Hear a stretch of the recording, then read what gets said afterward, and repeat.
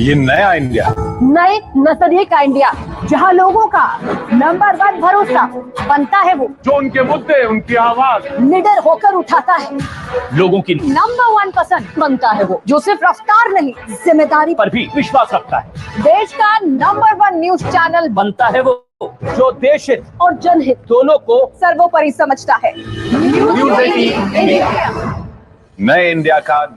For the biggest elections of the year, Where did the BJP trust only the best election team no compromise that brings domain expertise and diversity. Mamata Banerjee ने कोलकाता में rally. Do you see that? Demystifying news, आप क्यों परेशान हो the रहे हैं? hard facts, Will you stand up for Hindus? global perspective, China is trying to twist the narrative. the tough questions. क्या BJP इसको भारत में लोकतंत्र? India first, The country, its people. voice of the people. ये नेता भी बड़े गजब के होते. Count on News 18 live result hub to get you the fastest and most accurate election results. Elections equals News 18. CNBC TV 18, an unending pursuit for excellence. A pioneer, a leader, a visionary, building a lasting legacy of credibility, consistency, and trust. Giving unparalleled access to global thought leaders and powering conversations that are shaping the new world order. Setting the highest standards through exemplary leadership. 9 rupees. 9 rupees cannot even buy you a packet of chips, but it can absolutely save your career. You'll ask me how. That is by learning AI tools like ChatGPT and other AI advancements. Hi, my name is Aditya Gachhe and I am an alumni of IIT Kharagpur. In my 3 hours workshop, I'm going to teach you how you can integrate all these latest AI tools in your workflow in order to save at least 90% of your time on a daily basis while you are working. All these things just at ₹9. So click on the link below, register for the workshop. I'll see you inside the workshop.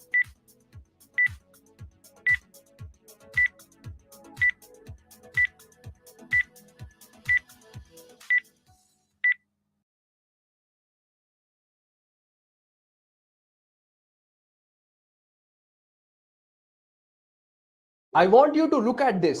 Ujesh placed in Google, Lavanya placed in Meta, Lakshmi placed at JP Morgan, and Dheeraj placed at Amazon. These are the stories of software engineers like you who made the right decision to upskill themselves with Boss Coder's well-structured curriculum that helped them secure positions at top product-based companies. So if you want a similar career growth, click on the link below and register yourself for a new journey.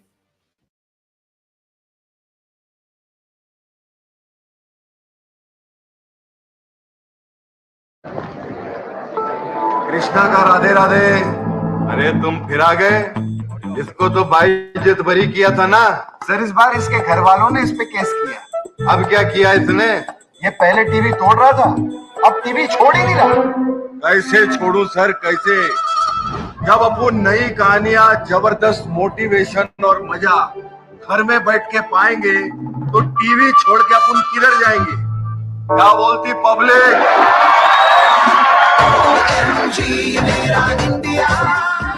Alto K10 OMG ये मेरा India का 10वां season को powered by policybazaar.com and paisabazaar.com हर सोमवार रात 8 बजे इस free TV 18 पर।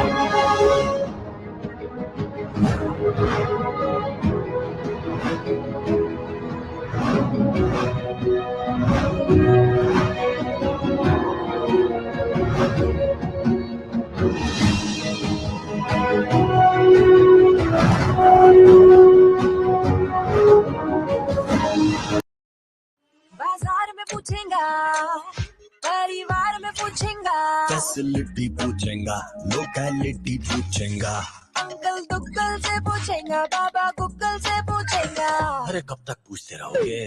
जब घर अपग्रेड हो करना 99 acres से ही पूछना।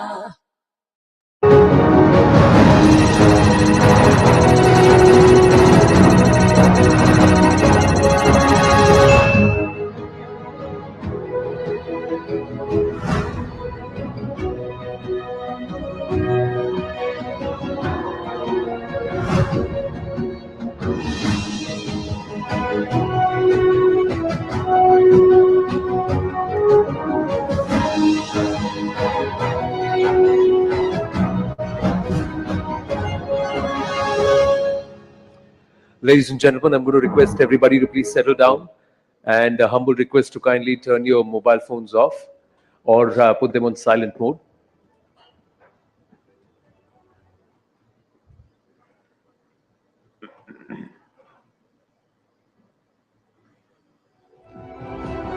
अगले सेशन की शुरुआत अगले 2 मिनट में हम करेंगे। भारत के गृह मंत्री और कोऑपरेशन मिनिस्टर श्री अमित शाह यहाँ राइजिंग भारत के पटल पर पहुंच चुके हैं और थोड़ी देर में हमारे साथ यहाँ पर होंगे एक वार्ता चर्चा के लिए। I know there are a lot of expectations, बहुत उम्मीदें हैं, बहुत सारे प्रश्न हैं उनसे पूछने के लिए। सबसे बड़ी बात यही है कि भारत कहाँ जाएगा आगे जाकर। 2047 का ये जो लक्ष्य है विकसित भारत का, इसको हम कैसे अचीव कर सकते हैं, इस तक कैसे पहुंच सकते हैं।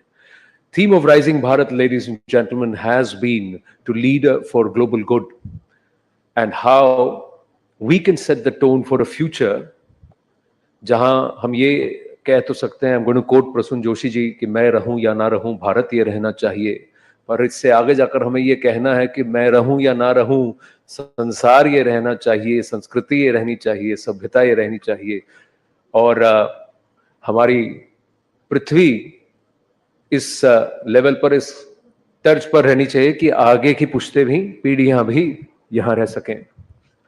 दोस्तों, भारतीय राजनीति की बिसात पर आज की तारीख में अगर किसी की साख है तो वो है श्री अमित शाह। उन्हें यूं ही चाणक्य की उपाधि नहीं मिली। प्रधानमंत्री नरेंद्र मोदी जी के विश्वसनीय और बेहद करीबी तो ये है ही दोस्तों। विश्व में, लोकतंत्र में इनके जैसे नेता बहुत कम है। नजरिया या दृष्टिकोण 3 फीट से हो या 30,000 फीट से, इनका फोकस हर लेवल पर क्लियर है। Furnishing your home will cost you lakhs. Not anymore. Subscribe to Unlimited by Falenco and furnish your entire home at one price with one subscription. Unlimited by Falenco. Subscribe now.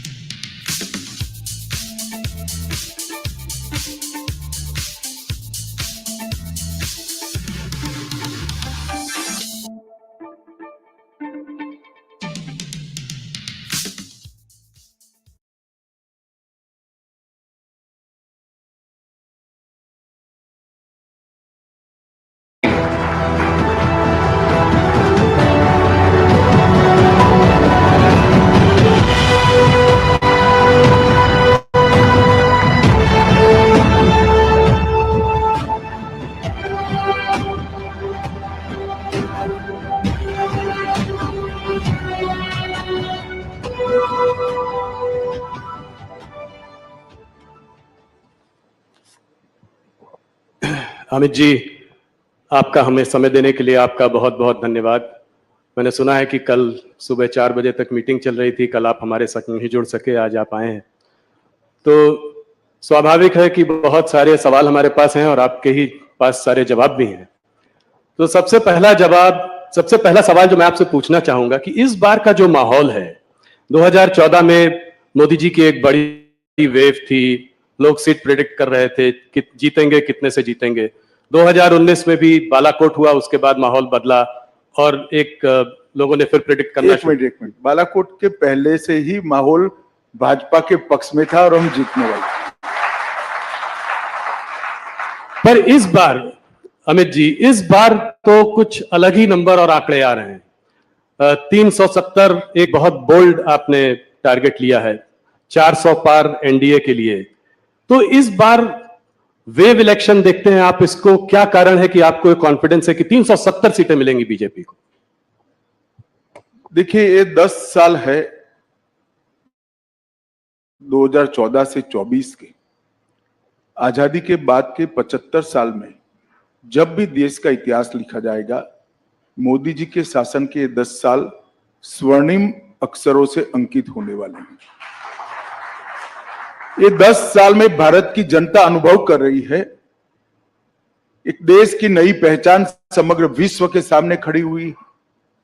देश का हर नागरिक सम्मान के साथ कहता है कि हाँ मैं भारतीय हूं, गर्व के साथ कहता है हाँ मैं भारतीय हूं, और दुनिया में जहां जहां भी भारतीय पासपोर्ट के साथ जो कोई भी जाता है, इसका बड़ा सम्मान होता है।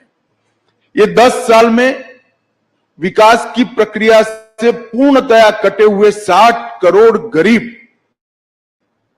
जिनको 70 साल की आजादी के बाद भी बैंक अकाउंट नसीब नहीं हुआ था, घर में टॉयलेट नहीं था, घर में गैस नहीं था, घर में बिजली नहीं मिली थी, नल से पानी नहीं मिला था, खाने के लिए बड़ी मशक्कत करनी पड़ती थी, स्वास्थ्य की सुविधाएं नहीं थी।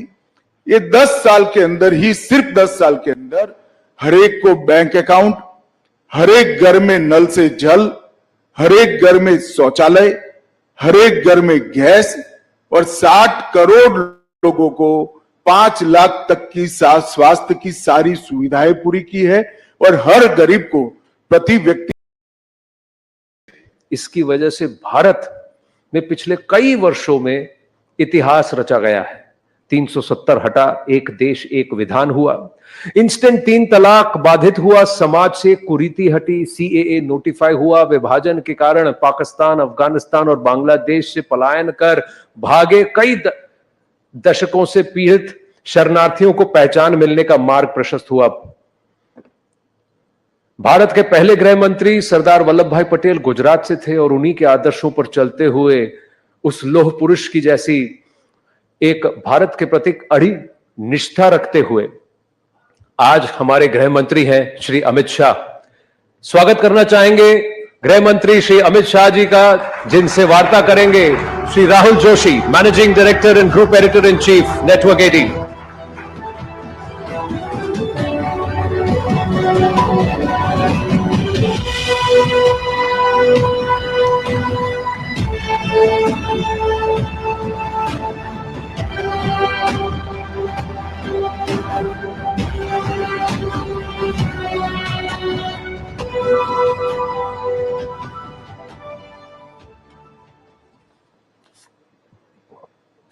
अमित जी, आपका हमें समय देने के लिए आपका बहुत बहुत धन्यवाद। मैंने सुना है कि कल सुबह 4 बजे तक मीटिंग चल रही थी, कल आप हमारे साथ नहीं जुड़ सके, आज आप आए हैं। तो स्वाभाविक है कि बहुत सारे सवाल हमारे पास हैं और आपके ही पास सारे जवाब भी हैं। तो सबसे पहला सवाल जो मैं आपसे पूछना चाहूंगा कि इस बार का जो माहौल है, 2014 में मोदी जी की एक बड़ी वेव थी, लोग सीट प्रेडिक्ट कर रहे थे कि जीतेंगे, कितने से जीतेंगे। 2019 में भी बालाकोट हुआ, उसके बाद माहौल बदला और लोगों ने फिर प्रेडिक्ट करना। एक मिनट, बालाकोट के पहले से ही माहौल भाजपा के पक्ष में था और हम जीतने वाले। पर इस बार अमित जी, इस बार तो कुछ अलग ही नंबर और आंकड़े आ रहे हैं। 370 एक बहुत बोल्ड आपने टारगेट लिया है, 400 पार एनडीए के लिए। तो इस बार वेव इलेक्शन देखते हैं आप, इसको क्या कारण है कि आपको कॉन्फिडेंस है कि 370 सीटें मिलेंगी बीजेपी को? देखिए, ये 10 साल है 2014 से 24 के। आजादी के बाद के 75 साल में जब भी देश का इतिहास लिखा जाएगा, मोदी जी के शासन के 10 साल स्वर्णिम अक्षरों से अंकित होने वाले हैं। ये 10 साल में भारत की जनता अनुभव कर रही है, एक देश की नई पहचान समग्र विश्व के सामने खड़ी हुई। देश का हर नागरिक सम्मान के साथ कहता है कि हां मैं भारतीय हूं, गर्व के साथ कहता है हां मैं भारतीय हूं, और दुनिया में जहां जहां भी भारतीय पासपोर्ट के साथ जो कोई भी जाता है, इसका बड़ा सम्मान होता है। ये 10 साल में विकास की प्रक्रिया से पूर्णतया कटे हुए 60 करोड़ गरीब, जिनको 70 साल की आजादी के बाद भी बैंक अकाउंट नसीब नहीं हुआ था, घर में टॉयलेट नहीं था, घर में गैस नहीं था, घर में बिजली नहीं मिली थी, नल से पानी नहीं मिला था, खाने के लिए बड़ी मशक्कत करनी पड़ती थी, स्वास्थ्य की सुविधाएं नहीं थी। ये 10 साल के अंदर ही, सिर्फ 10 साल के अंदर हर एक को बैंक अकाउंट, हर एक घर में नल से जल, हर एक घर में शौचालय, हर एक घर में गैस, और 60 करोड़ लोगों को 5 लाख तक की स्वास्थ्य की सारी सुविधाएं पूरी की है। और हर गरीब को प्रति व्यक्ति प्रति माह 5 किलो अनाज आज फ्री ऑफ कॉस्ट मिल रहा है। एक प्रकार से ये 60 करोड़ लोगों को भारत के अर्थतंत्र के साथ जोड़ने का काम नरेंद्र मोदी जी ने किया। ये 10 साल के अंदर ही देश जिसकी बड़े समय से राह देखता था कि भारत अपने अर्थतंत्र को दुनिया की तालिका में बहुत आगे पहुंचाए। अटल जी 11वें नंबर पर छोड़कर गए थे। अर्थशास्त्री मनमोहन सिंह जी ने 10 साल में 11वें का 11वां मेंटेन किया, और मोदी जी ने 10 साल में 11वें नंबर से 5वें नंबर पर पहुंचा। और मैं आज आपके कार्यक्रम के माध्यम से देश की जनता को कहने आया हूं, ये मोदी गारंटी है, तीसरे कार्यकाल का आशीर्वाद दे दीजिए। हम तीसरे नंबर की आर्थिक ताकत दुनिया की बन कर रहे हैं। ये 10 साल में भारत मैन्युफैक्चरिंग का हब बना है। ये 10 साल में डिजिटल क्रांति सब्जी वाली से लेकर बड़े बड़े कॉरपोरेट तक ट्रांसलेट कर गई है। ये 10 साल के अंदर भारत के स्टार्टअप दुनिया भर में धूम मचा रहे हैं।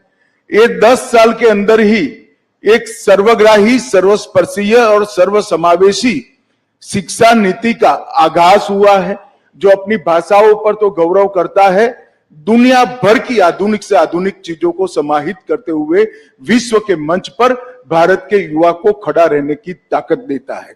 ये 10 साल के अंदर भारत सुरक्षित हुआ है। आए दिन बम धमाके कर जाने वाले पड़ोसियों को मैसेज दिया है, सर्जिकल स्ट्राइक और एयर स्ट्राइक कर घर में घुसकर आतंकवाद का सफाया करने का दम भारत में है।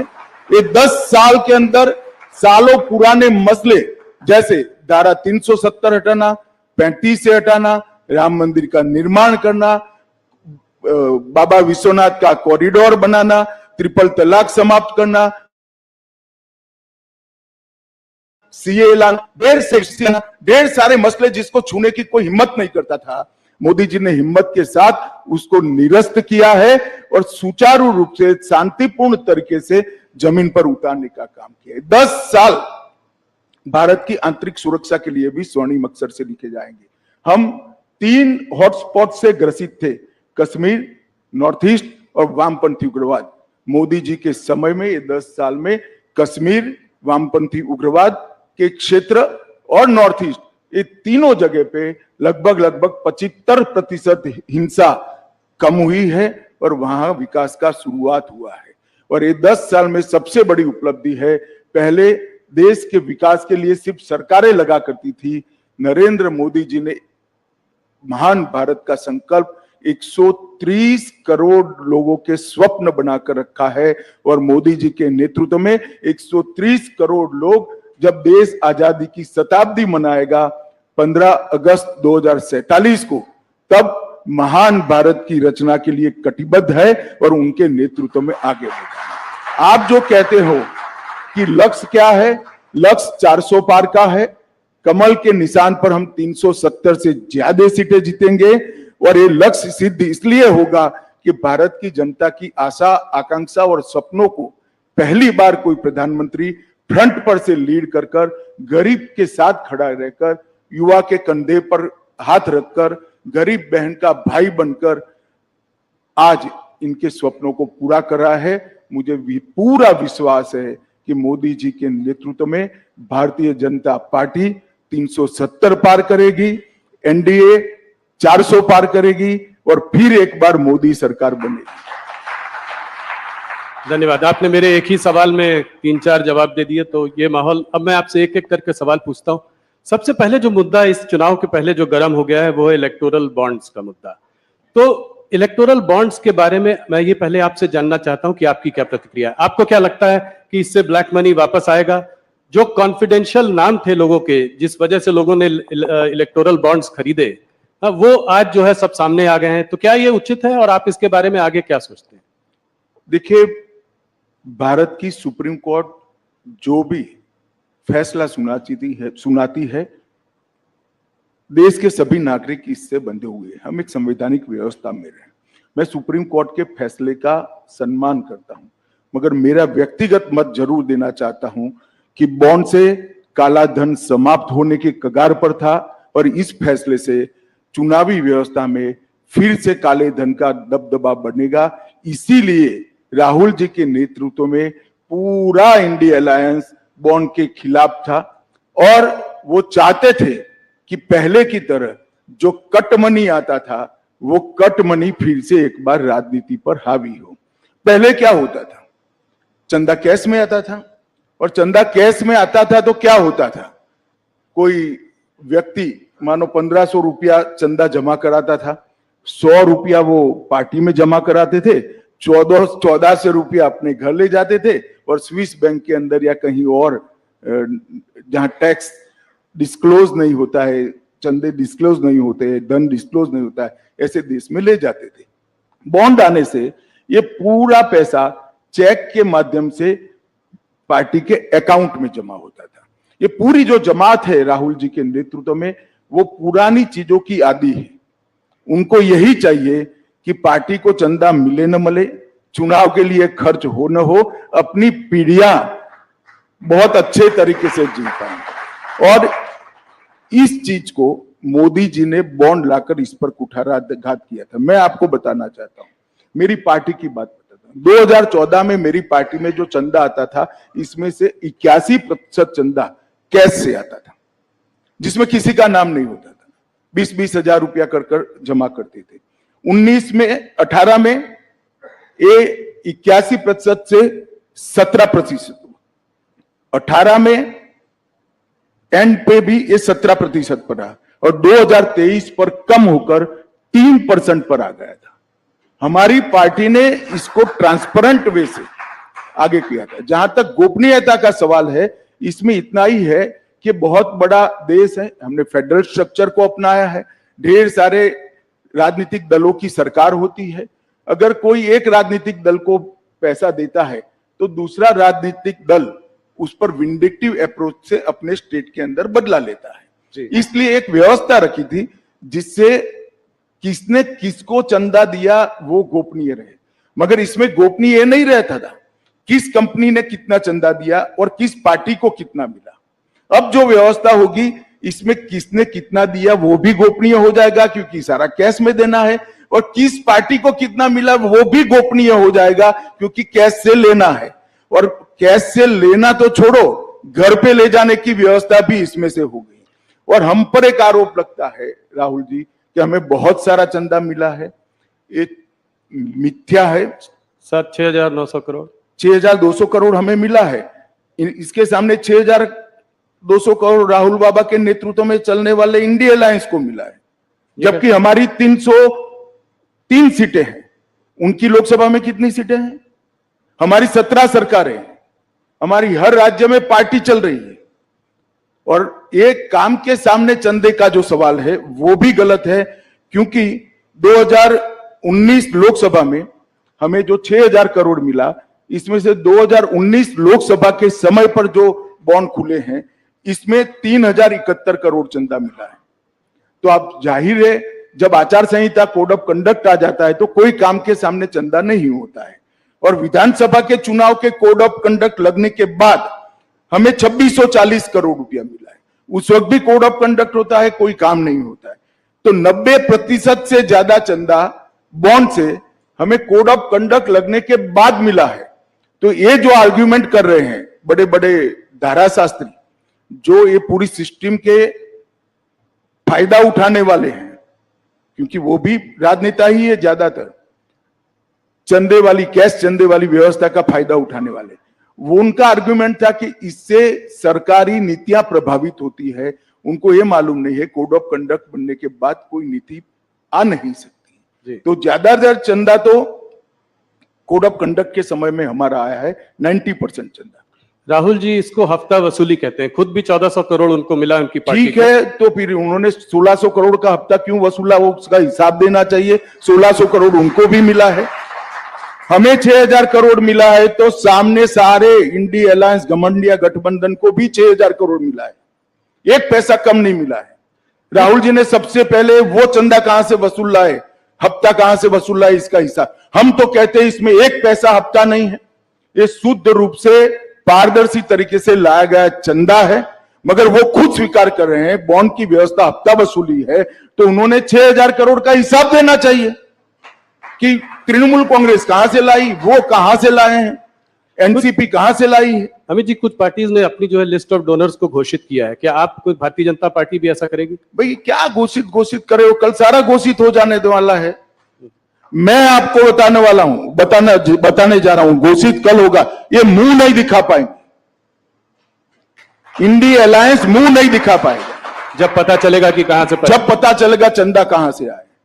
ये समझे बगैर कुछ लोगों के दिए हुए चिट पढ़कर भाषण करते हैं राहुल गांधी, उनको मालूम नहीं है कि उन्होंने अपने पैर पर कुल्हाड़ी मारी। एक चीज जो और इलेक्टोरल बॉन्ड्स के बारे में बोला जा रहा है वो ये कहा जा रहा है कि काफी सारा करीब 14 कंपनियों का पैसा जो है करीब 4,000 करोड़ वो इलेक्टोरल बॉन्ड्स उन्होंने तब खरीदे हैं जब उनके वहां कोई किसी प्रकार की इंटेलिजेंस एजेंसी की रेड हुई है, जैसे कि ईडी या सीबीआई। मैंने आपको बताया कि वो हो सकता है वो 6,000 करोड़ में हुआ हो जो घमंडिया गठबंधन को मिला है।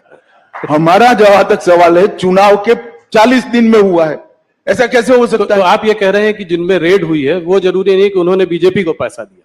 हाँ अभी आएगा ना, मैं कह रहा हूं। अच्छा कल आप कह रहे हैं जब आएगा कल तो सारा आएगा, दूध और पानी का पानी हो जाएगा। चलिए उसका इंतजार करेंगे, वापस आपसे फिर उससे सवाल करेंगे। एक इससे लगा हुआ सवाल है तो पूछकर इस मुद्दे से आगे बढ़ते हैं कि ऑपोजिशन का कहना है कि ईडी की रेड हो, इनकम टैक्स की रेड हो, सीबीआई की रेड हो, वो हर बार ऑपोजिशन लीडर्स पर ही क्यों पड़ती है? भारतीय जनता पार्टी के लीडर क्या सब साफ सुथरे? ये एकदम सफेद झूठ है। मैं देश की जनता के सामने कहना चाहता हूं, मोदी जी के प्रधानमंत्री बनने के बाद काले धन पर कठोर कार्यवाही हुई है। ईडी काले धन पर कार्यवाही कर रही है और ईडी ने जितनी भी संपत्तियां कुर्क की है उसमें से 5% ही राजनीतिक दलों से जुड़े हुए लोगों की है, 95% काले धन वाले की। ये भी काला ही धन है, मगर वो ऐसा चाहते हैं व्यवस्था जिसमें राजनेता पर कोई कार्यवाही ही न हो। मैं आपको स्पष्टता से बताना चाहता हूं कि 95% कार्यवाही ऐसे लोगों पर हुई है जो राजनीति से जुड़े हुए ही नहीं। और ये बिल्कुल सरासर आरोप। ममता जी के मंत्री के घर से 51 करोड़ रुपया मिलता है, कांग्रेस के सांसद के घर से 355 करोड़ मिलता है। 10 मशीन एसबीआई की गिनते गिनते थक जाती है, गर्म हो जाती है, और ये कहते हैं कार्यवाही ना हो। भैया कार्यवाही का सवाल मत उठाओ, तेरे सांसद के घर से 350 करोड़ कहां से आया वो सबसे बड़ा सवाल है। ममता के मिनिस्टर के घर से 55 करोड़ कहां से आया वो बड़ा सवाल है। क्या समझते हो, जनता कुछ देखती नहीं है? तो क्या नोटों की गड्डियां भरने के लिए मेटाडोर लाने पड़ते, एक मेटाडोर छोटा पड़ गया, दूसरा मेटाडोर रात को 4 बजे लाना पड़ा। ये कहां जाने वाला था पैसा? राहुल बाबा बता सकते हैं देश की जनता को?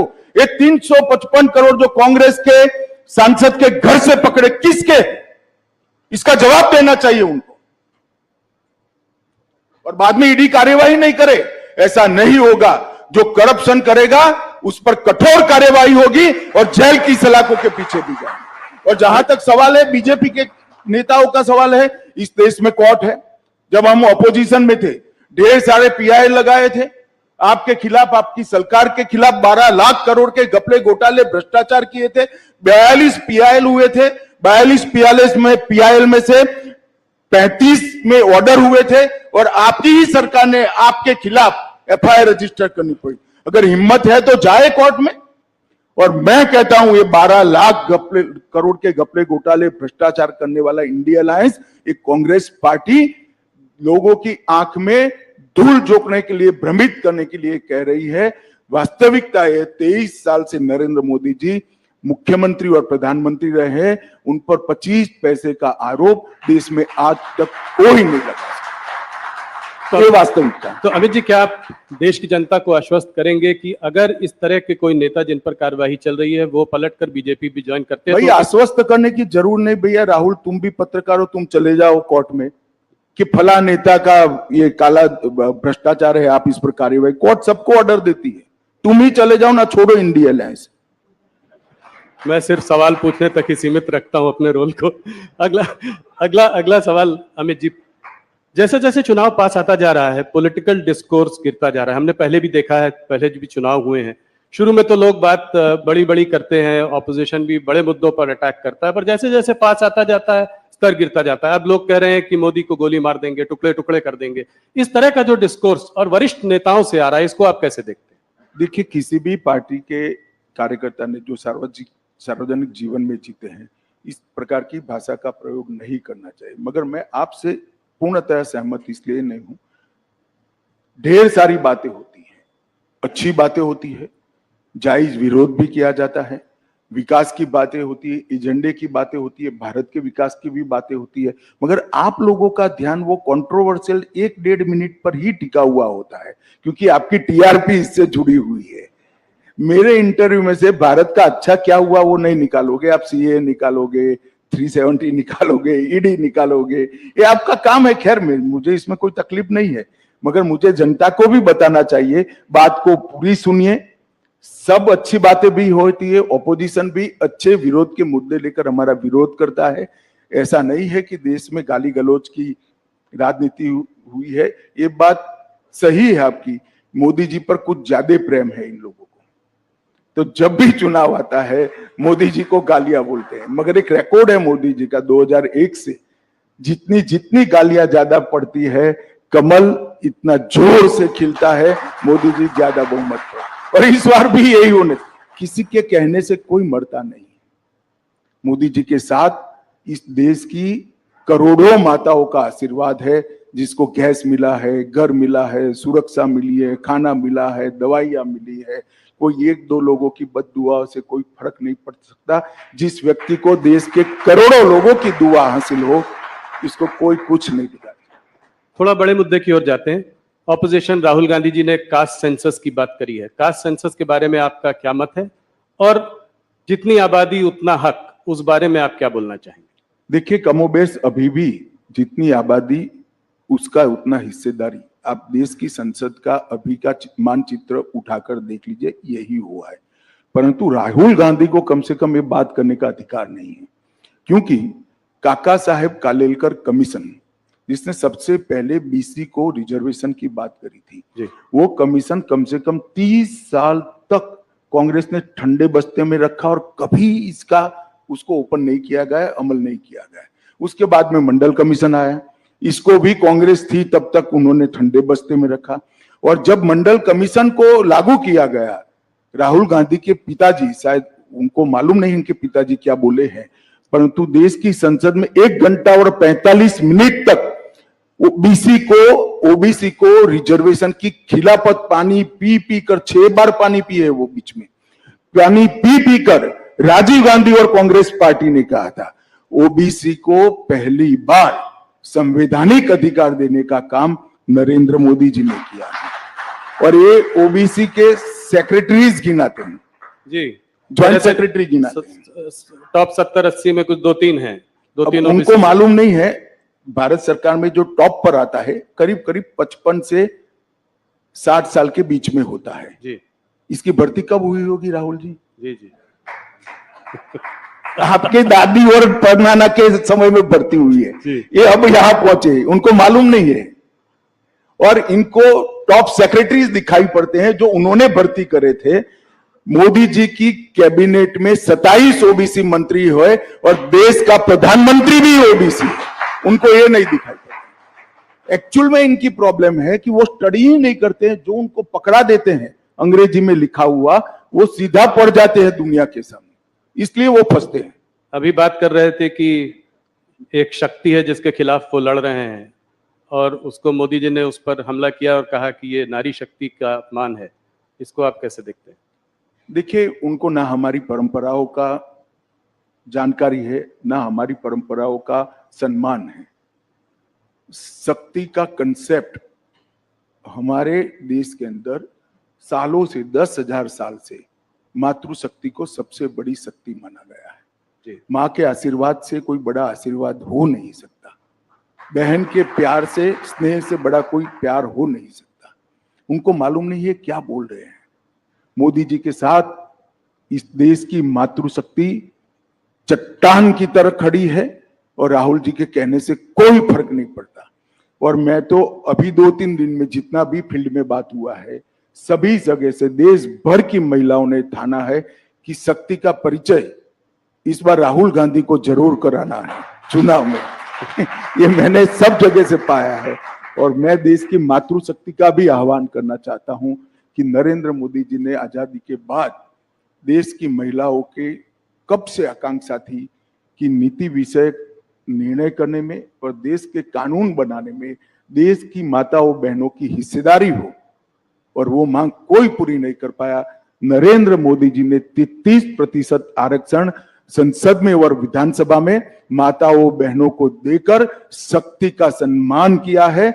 और इस संसद के बाद 20वीं संसद जब आएगी तब आप देखना 33% माताएं बहनें अंदर बैठी होगी, पूरी दुनिया देखेगी भारत की मातृशक्ति की शक्ति क्या है और उसका सम्मान कैसे हो सकता है। राहुल गांधी ये सारी चीजें नहीं समझ पाए। अमित जी, एक मुद्दा जो आपके भी काफी करीब है, सीएए का मुद्दा, आज कोर्ट ने भी स्टे देने से इनकार कर दिया सीएए के लिए, तो इसको आप कैसे देखते हैं? ये आपने जो है पारित बहुत पहले किया था, इसको जो है अभी आपने नोटिफाई इतने दिनों बाद क्यों किया, इतना गैप के बाद? क्या चुनाव आपके उसमें था? ऐसा नहीं था राहुल जी। सीएए पारित होने के बाद देश में एक बड़ी गलतफहमी फैलाई गई और इतने में कोविड आ गया।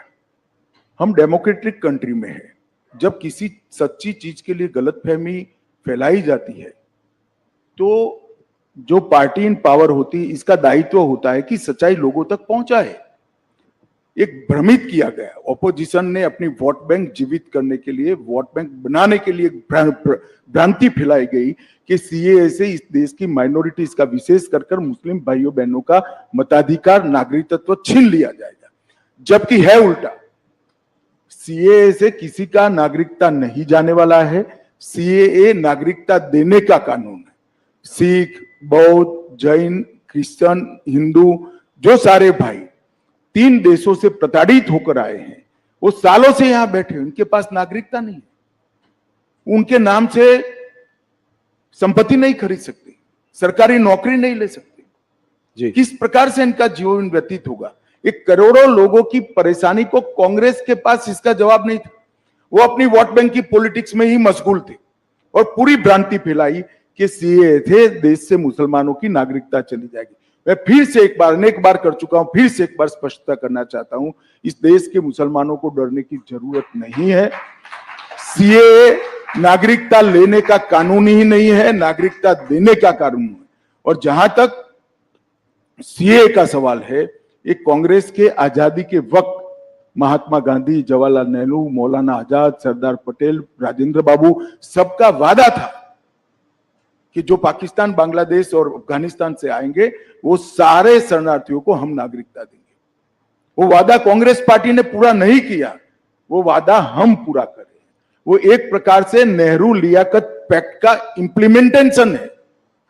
मगर राहुल जी का ये सारे ऐतिहासिक डॉक्यूमेंट से लेना देना ही नहीं है, वो चीट पढ़कर बोलने वाले नेता है। चीट में इतनी सारी बातें आती नहीं है।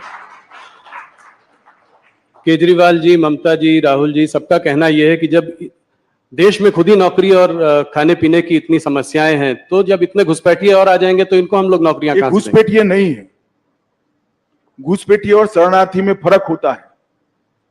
और मैं केजरीवाल जी, राहुल जी, ममता जी सबको कहता हूं, अगर देश के युवाओं की नौकरी की चिंता है तो आप बांग्लादेशी घुसपैठिए और रोहिंग्यास के लिए क्यों नहीं बोलते हैं?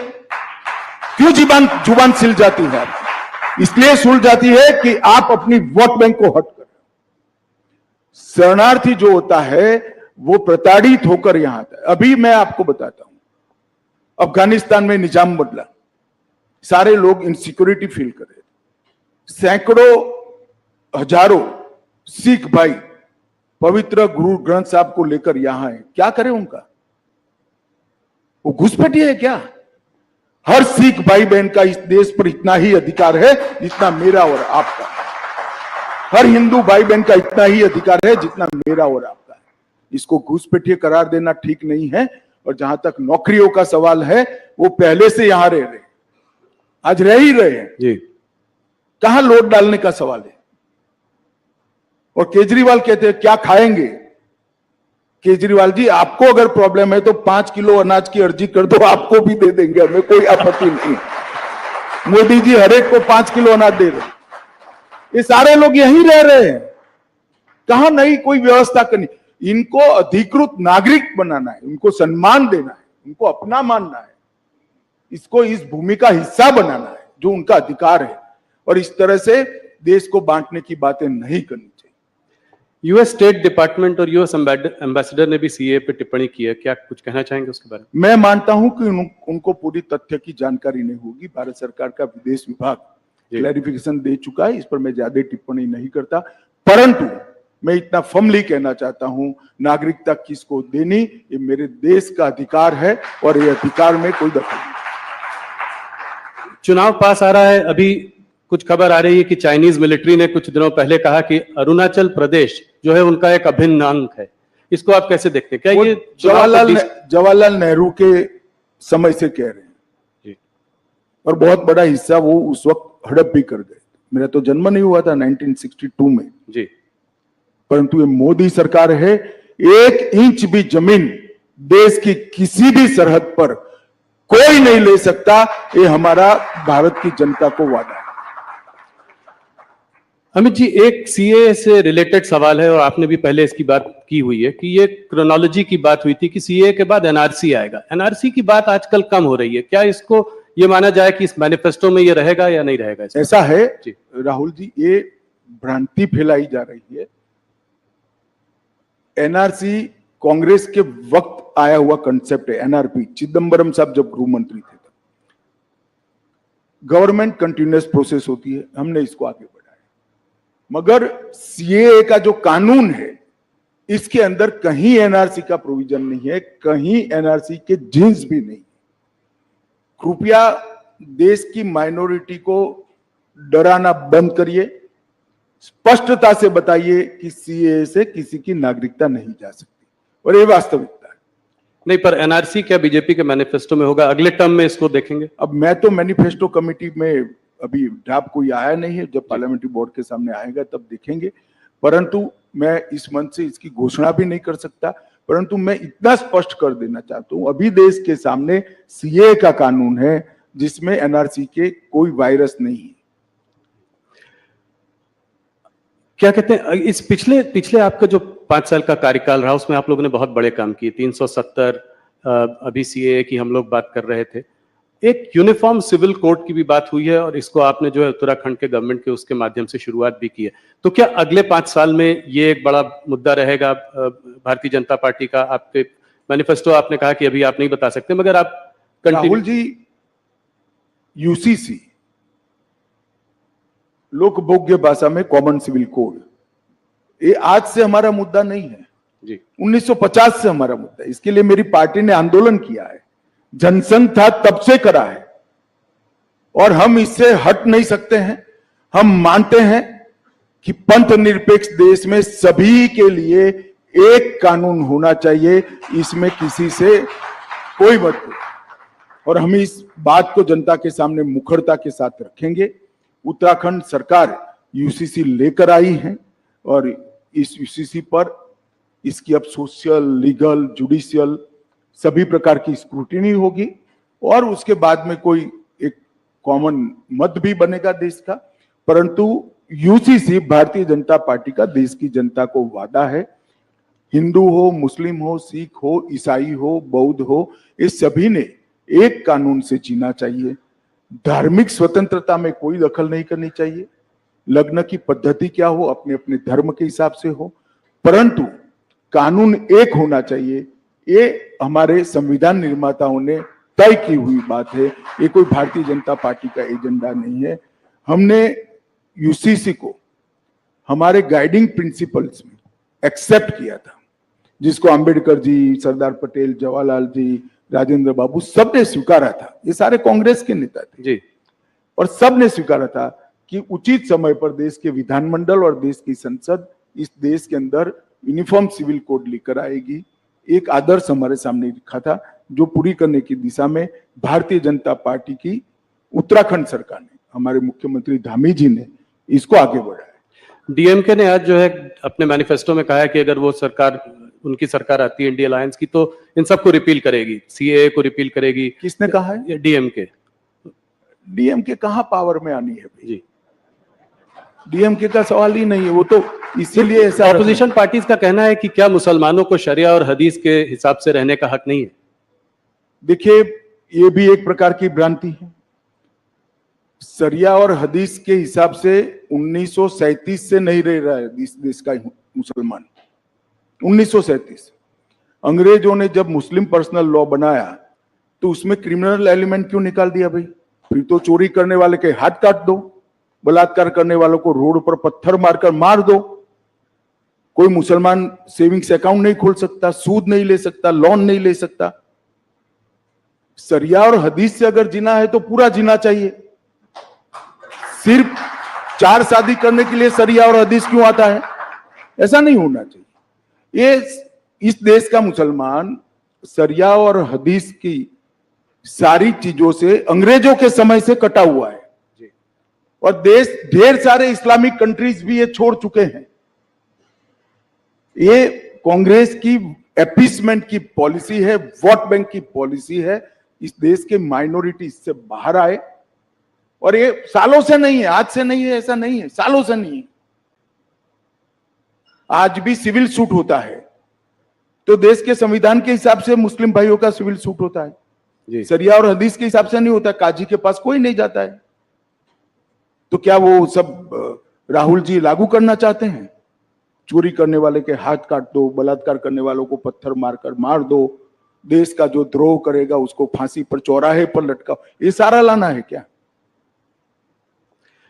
अमित जी, थोड़ी सी बात करते हैं साउथ इंडिया की, जहां पे कि मोदी जी का बहुत बड़ा फोकस रहा है। पिछले 2-3 महीनों से वहां बहुत बार गए हैं। आप लोगों को भी उम्मीद है कि इस बार साउथ इंडिया में भारतीय जनता पार्टी की परफॉर्मेंस बहुत अच्छी होगी। सबसे पहला सवाल तो यह है कि कांग्रेस के वरिष्ठ नेता, ये उनमें से मतलब वाकई एक बड़े वरिष्ठ नेता ने कहा कि साउथ इंडिया जो है दक्षिण भारत को एक अलग देश होना चाहिए। पहले तो मैं जानना चाहता हूं कि आप इसके बारे में क्या कहना चाहेंगे? देखिए, इसका जवाब तो सच अर्थ में राहुल जी को देना चाहिए। आज तक कांग्रेस ने उस नेता के बयान से कन्नी नहीं काटी। देश की जनता तो मान रही है, कांग्रेस का पॉलिसी है कि इस देश का 2 टुकड़ा होना चाहिए, साउथ इंडिया और नॉर्थ इंडिया जी। मगर राहुल बाबा, आप चिंता मत करो। अब भारतीय जनता पार्टी इतनी ताकतवर है, कांग्रेस दूसरी बार इस देश का विभाजन नहीं कर पाएगी। कभी ये देश के टुकड़े हम नहीं, ये नहीं हो सकता। क्या कर रहे हैं आप? चुनाव जीतने के लिए 2 देश बनाने की बात कर रहे हैं। और क्या होगा इस पार्टी को? इतनी पुरानी पार्टी, आजादी का आंदोलन करने वाली पार्टी, वो इस बयान से कन्नी नहीं काटती है, इनको नोटिस नहीं देती है और फिर से टिकट दे दिया। क्या कहना चाहते हैं आप? उसका जवाब तो कांग्रेस पार्टी ने देना पड़ेगा चुनाव में। आपसे एक सीधा सवाल पूछना चाहता हूं कि 130 लगभग जो सीटें हैं साउथ में, आपको कितनी उम्मीद है इस बार आएंगी? पिछली बार तो आपको कर्नाटक और तेलंगाना के बीच में 29 सीटें मिली थी। देखिए, तुम इधर उधर ईस्ट वेस्ट साउथ सेंटर मत गिनो भाई, 370 गिन लेना। नहीं 370 में नॉर्थ में तो बहुत सारे प्रदेशों में आपकी करीब करीब पूरी सीटें हैं। तो मैं कह रहा हूं कि एडिशनल 70 सीटें कहां से आएंगी? ऐसा है भाई, जब मैं 300 कहता था तब भी तुमने, राहुल जी, मुझे ये सवाल 2019 में पूछा था कि तुम लाओगे कहां से। मैंने कहा काउंटिंग के दिन दोपहर को बता दूंगा, और हमारी 300 पार हो गई। इस बार भी मैं कहता हूं काउंटिंग को 12 बजे मुस्कुराते हुए चेहरे पर कहना, मोदी का वादा पूरा हुआ, लक्ष्य पूरा हुआ, भाजपा 370 पार। मैं ये देखना चाह रहा हूं कि कहां से आप और उम्मीद देख रहे हैं। जैसे कर्नाटका में ढेर सारे स्पेस है जी। बंगाल में हम बढ़ सकते हैं, उड़ीसा में बढ़ सकते हैं, तेलंगाना में बढ़ सकते हैं, हम तमिलनाडु केरल में बढ़ सकते हैं, ढेर सारी जगह है, पंजाब में बढ़ सकते हैं। नीचे से शुरू करते हैं, केरला में अकाउंट खुलेगा इस बार? भाई मैं आपको कहता हूं, आप पिसमिल अकाउंट में मत जाओ राहुल बाबू। आप 370 गिन लेना, मैं उस दिन आपके शो पर आऊंगा और बताऊंगा कि हमने कहा था देश की जनता के आशीर्वाद से, और इसमें भाजपा का कोई पराक्रम नहीं है। इस देश की जनता का स्नेह नरेंद्र मोदी जी पर है, हमारे नेतृत्व पर है, हमारी पार्टी पर है। वो ही वोट में कन्वर्ट होगा, वो ही सीट में कन्वर्ट होगा और 370 पार हो जाए। तो आप ओडिशा के बारे में तो कुछ बताइए कि साथ में है या नहीं साथ में, अलग अलग लड़ रहे हैं कि साथ में लड़ेंगे? पांडियन जी यहाँ आए थे, उन्होंने कहा कि सब प्रधानमंत्री के हाथ में। अभी तय नहीं हुआ है, राष्ट्रीय अध्यक्ष जी हमारे तय करेंगे, परंतु इतना निश्चित है कि हम उड़ीसा में हमारी स्ट्रेंथ बहुत बड़ी करने जा रहे हैं। उड़ीसा की जनता का मोदी जी के प्रति जो प्यार है, वो हमारे कार्यकर्ता बिल्कुल उष्मा के साथ और विनम्रता के साथ उसका स्वीकार भी करते हैं, इसको फील भी करते हैं। सीटें बढ़ेंगी पिछली बार से लोकसभा चुनाव में, और विधानसभा में क्या होगा? निश्चित रूप से विधानसभा लोकसभा दोनों में बड़ी बढ़ोतरी होगी, और चुनावी पंडितों की गिनती से कई गुना ज्यादा सीटें भारतीय जनता पार्टी की। उड़ीसा में सरकार बनाने की हालत में हैं आप लोग? कुछ भी हो सकता है, पहले तय हो जाए कि हम साथ में जा रहे हैं या अकेले जा रहे हैं। साथ में जाएंगे तो बीजू बाबू नेता है, तो स्वाभाविक रूप से हम साथी के रूप में लड़ेंगे। अकेले जाएंगे तो हम सरकार बनाने के लिए ही लड़ेंगे। पांडियन जी ने एक अजीब सी बात कही। उन्होंने कहा कि देखिए, सेंटर में बीजेपी को बीजेडी की जरूरत नहीं है और स्टेट में बीजेडी को बीजेपी की जरूरत नहीं है। क्या इस बात से आप सहमत? देखिए, गठबंधन हमेशा जरूरियात के आधार पर नहीं होता। हमें ढेर सारी पार्टियों ने ये पूरे 5 साल में राष्ट्रीय हित के जो मुद्दे थे, इसमें इश्यू बेस्ड समर्थन पार्लियामेंट में दिया है। चाहे 370 हो, पहले चाहे जीएसटी करना था, चाहे बॉन्ड हो, बॉन्ड भी कांग्रेस ने विरोध नहीं किया था जी, उस वक्त नहीं किया था जी, मगर इश्यू बेस्ड समर्थन हमें ढेर सारी पार्टियों ने दिया है। और मैं मानता हूं कि ये लोकतंत्र की खूबसूरती है कि विरोध हर मुद्दे पर नहीं होता है। जो मुद्दा देश हित में होता है, इसका समर्थन इरिस्पेक्टिव ऑफ पार्टी पॉलिटिक्स करना चाहिए, सबने करना चाहिए। 2 प्रदेश जहां पे चुनाव इंटरेस्टिंग हो सकता है वो है बिहार और महाराष्ट्र। थोड़ा उस पर बात करूंगा। बिहार पे आपने फिर एक बार, पलटू राम जी तो पलटी मारते रहते हैं, इस बार आपने भी पलटी मारी और उनको आपने 16 सीटें दे दी। देखो भैया, हमने नहीं मारा है पलटी, नीतीश बाबू हमारे साथ ज्वाइन हुए। हम तो जहां थे वहां ही थे जी। हम गंगा किनारे पलट के वापस फिर हम गंगा किनारे ही थे, गंगा किनारे ही रहे, कोई हमारे साथ आकर मिला। पर 16 सीटें उनको दे दी आपने। नहीं, वो तो बिहार यूनिट का नेगोशिएशन का जो नतीजा है वो आपके सामने है। हम पहली बार नीतीश कुमार जी से ज्यादा सीटें लड़ रहे हैं जी। बड़े भाई की भूमिका में आए हैं, वो हमारे लिए बड़ी बात है। और मुझे विश्वास है कि हम बहुत अच्छी तरह से बिहार में विजयी। 5 सीट चिराग पासवान जी को दी, पर पशुपति पारस को आपने डंप कर दिया। कोई उनके संग भी समझौता हो सकता है? अभी उन्होंने रिजाइन भी कर दिया आपकी मंत्रालय मिनिस्ट्री। अब समझौते की गुंजाइश नहीं रही, कम रह गई है, लगभग नहीवत है। अच्छा था अगर परिवार पूरा साथ में आता, मगर ठीक है भाई। अभी आप बड़े भाई के रूप में यहाँ आए हैं, तो क्या विधानसभा में भी बड़े भाई के रूप में ही आएंगे और मुख्यमंत्री का चेहरा भारतीय जनता पार्टी का होगा? अभी कुछ नहीं तय नहीं। हमें लोकसभा का चुनाव है, 370 और 400 के लक्ष्य के लिए सब लोग लगे हैं। विजयी होने के बाद आगे का रणनीति हम बनाएंगे। इस बार देखा है बिहार में आपने और छोटी पार्टियों को भी साथ में ले लिया। यही रुख जो है महाराष्ट्र में भी देख रहे हैं। अगर महाराष्ट्र में देखें तो आप पहले आप शिंदे जी को लाए, उसके बाद अजीत पवार आए, आज कल आपसे राज ठाकरे भी मिलकर गए हैं। तो कितनी सीटों का आपको, पिछली बार 41 सीटें थी आपकी 48 में, क्या उससे ऊपर हम जा सकते हैं? 41 से ज्यादा सीटें महाराष्ट्र में जीतेंगे। और ये जो घमंडिया गठबंधन प्रचार कर रहा है, पार्टियां तोड़ी, पार्टियां हमने नहीं तोड़ी। शिवसेना तोड़ने का काम उद्धव ठाकरे के पुत्र प्रेम ने किया है। अगर वो एक नाथ शिंदे को उनका उचित सम्मान देते तो शिवसेना न टूटती। और एनसीपी तोड़ने का काम शरद पवार जी की पुत्री प्रेम ने किया है। अगर वो अजीत पवार को उनका उचित सम्मान देते तो आज वो उनके साथ ही होते, हमारे साथ थोड़ी ना आते। वो तो सरकार में थे सब।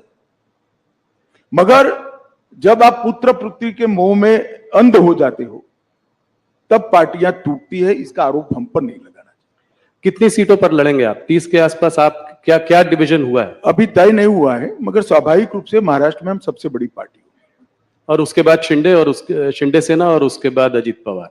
हाँ, कमोबेश यही हो गया। कह रहे हैं लोग नंबर ऑफ सीट अभी तय नहीं। पंजाब में क्या है? अकाली दल से कभी हाँ कभी ना बातचीत, कोई कहीं कोई एग्रीमेंट कुछ हुआ है? कैप्टन अमरिंदर सिंह और ये आप जिस तरह से सवाल पूछे, कभी हाँ कभी ना, कभी हाँ कभी ना है ही नहीं। अभी नेगोशिएशन चल रहा है। तो नेगोशिएशन में तो एक ऑफर होती है, हम काउंटर ऑफर देते हैं, वो काउंटर ऑफर देते हैं, हम ऑफर देते हैं। ये चलता है, इसको हाना में नहीं देखना चाहिए। तो उम्मीद है कि मुझे लगता है 2-3 दिन में स्थिति स्पष्ट हो जाएगी। पर आप लोग चाहते हैं कि साथ में लड़ें, ये स्वाभाविक। हम तो चाहते हैं कि हमारे एनडीए के सारे साथी हमारे साथ हो, फिर से एक बार सारा एनडीए संपूर्ण बने। परंतु भारतीय जनता पार्टी का उचित हिस्सा और हमारे कार्यकर्ताओं का सम्मान, वो भी हमारी चिंता का विषय होता है। तो हरियाणा में दुष्यंत चौटाला से बाद में फिर से समझौता हो सकता है? दरवाजे बंद नहीं है, एनडीए में रह सकते हैं। अभी तो आपने, बहुत जल्दी होगी। अभी तो वो हमसे अलग हुए हैं, उन्होंने अपनी सीटें लड़ने का ऐलान किया है। तो अब तो आमने सामने चुनाव लड़ेंगे और जब नतीजे आएंगे तब देखेंगे। मगर अभी तो हम आमने सामने ही चुनाव लड़ रहे हैं। 2-3 सवाल इन्हीं मुद्दों पर और प्रदेशों पर। और आंध्र प्रदेश और तेलंगाना में आप इस बार अपनी पोजीशन को कैसे देखते हैं? क्या पिछली बार से स्ट्रांग रहेंगे आप तेलंगाना में? निश्चित रूप से जिस प्रकार का स्वागत पलक पावड़े बिछाकर दक्षिण भारत की जनता मोदी जी का कर रही है, वो भारतीय जनता पार्टी के लिए उत्साहवर्धन करने वाली बात है। पहली बार भाजपा के किसी नेता को इतना सकारात्मक उत्साहजनक प्रतिसाद देश की जनता के, दक्षिण भारत की जनता से मिल रहा है। वो हमारे लिए बहुत आनंद का विषय है, उत्साह बढ़ाने वाला विषय है। मैं निश्चित रूप से मानता हूं कि दक्षिण के सभी 5 राज्यों में हमारी पोजीशन और कंसोलिडेट होगी, हम मजबूत होंगे और बढ़कर आएंगे। न केवल हम, हमारे साथी दल भी बढ़ेंगे। वेस्ट बंगाल की बात मैं थोड़ा सा करना चाहता हूं। वहां संदेशकाली के बाद आपकी स्थिति, पिछली बार 18 सीटें आई थी और लोग मान नहीं रहे थे कि आपने मुझसे इंटरव्यू में कहा था कि बहुत अच्छी स्थिति है। हम लोग सोच रहे थे कि 18 सीट नहीं, पर आप 18 सीट लेके आए। इस बार आपको क्या लगता है, इससे बढ़ेगी और इसका क्या कारण है? मैं बॉटम का आंकड़ा भी कह देता हूं जी, क्योंकि चुनाव काफी बाकी है, वहां 7 चरण में चुनाव होना है। बॉटम का आंकड़ा हमारा 25 है।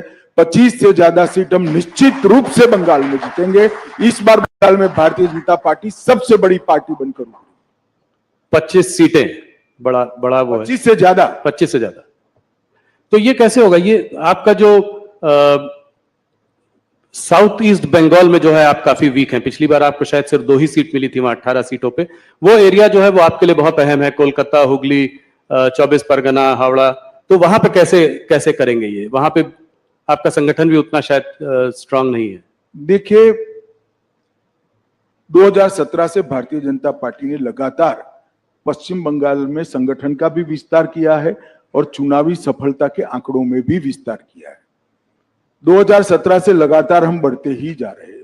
विगत विधानसभा चुनाव की मैं बात करूं, हम 2 लोग थे, 77 हो गए, बहुत बड़ी जंप है। Congress 0, communist party 0। आज prime opposition Bharatiya Janata party वहां बनी हुई है। हमारी 2 लोकसभा की सीटें थी, 14 में, 19 में 18 हुई, और इस बार हम 25 से काफी आगे निकलेंगे, ये मेरा विश्वास है। बंगाल की जनता 1 करोड़ों रुपया जो पकड़ा गया है, इसमें ईडी पर सवाल नहीं उठाती है, ममता जी पर सवाल उठाती कि रुपया कहां से आता है, रुपया किसका है। ये रुपया बंगाल की गरीब जनता का रुपया है। वहां पर मोदी जी की योजनाएं नीचे नहीं पहुंच रही है।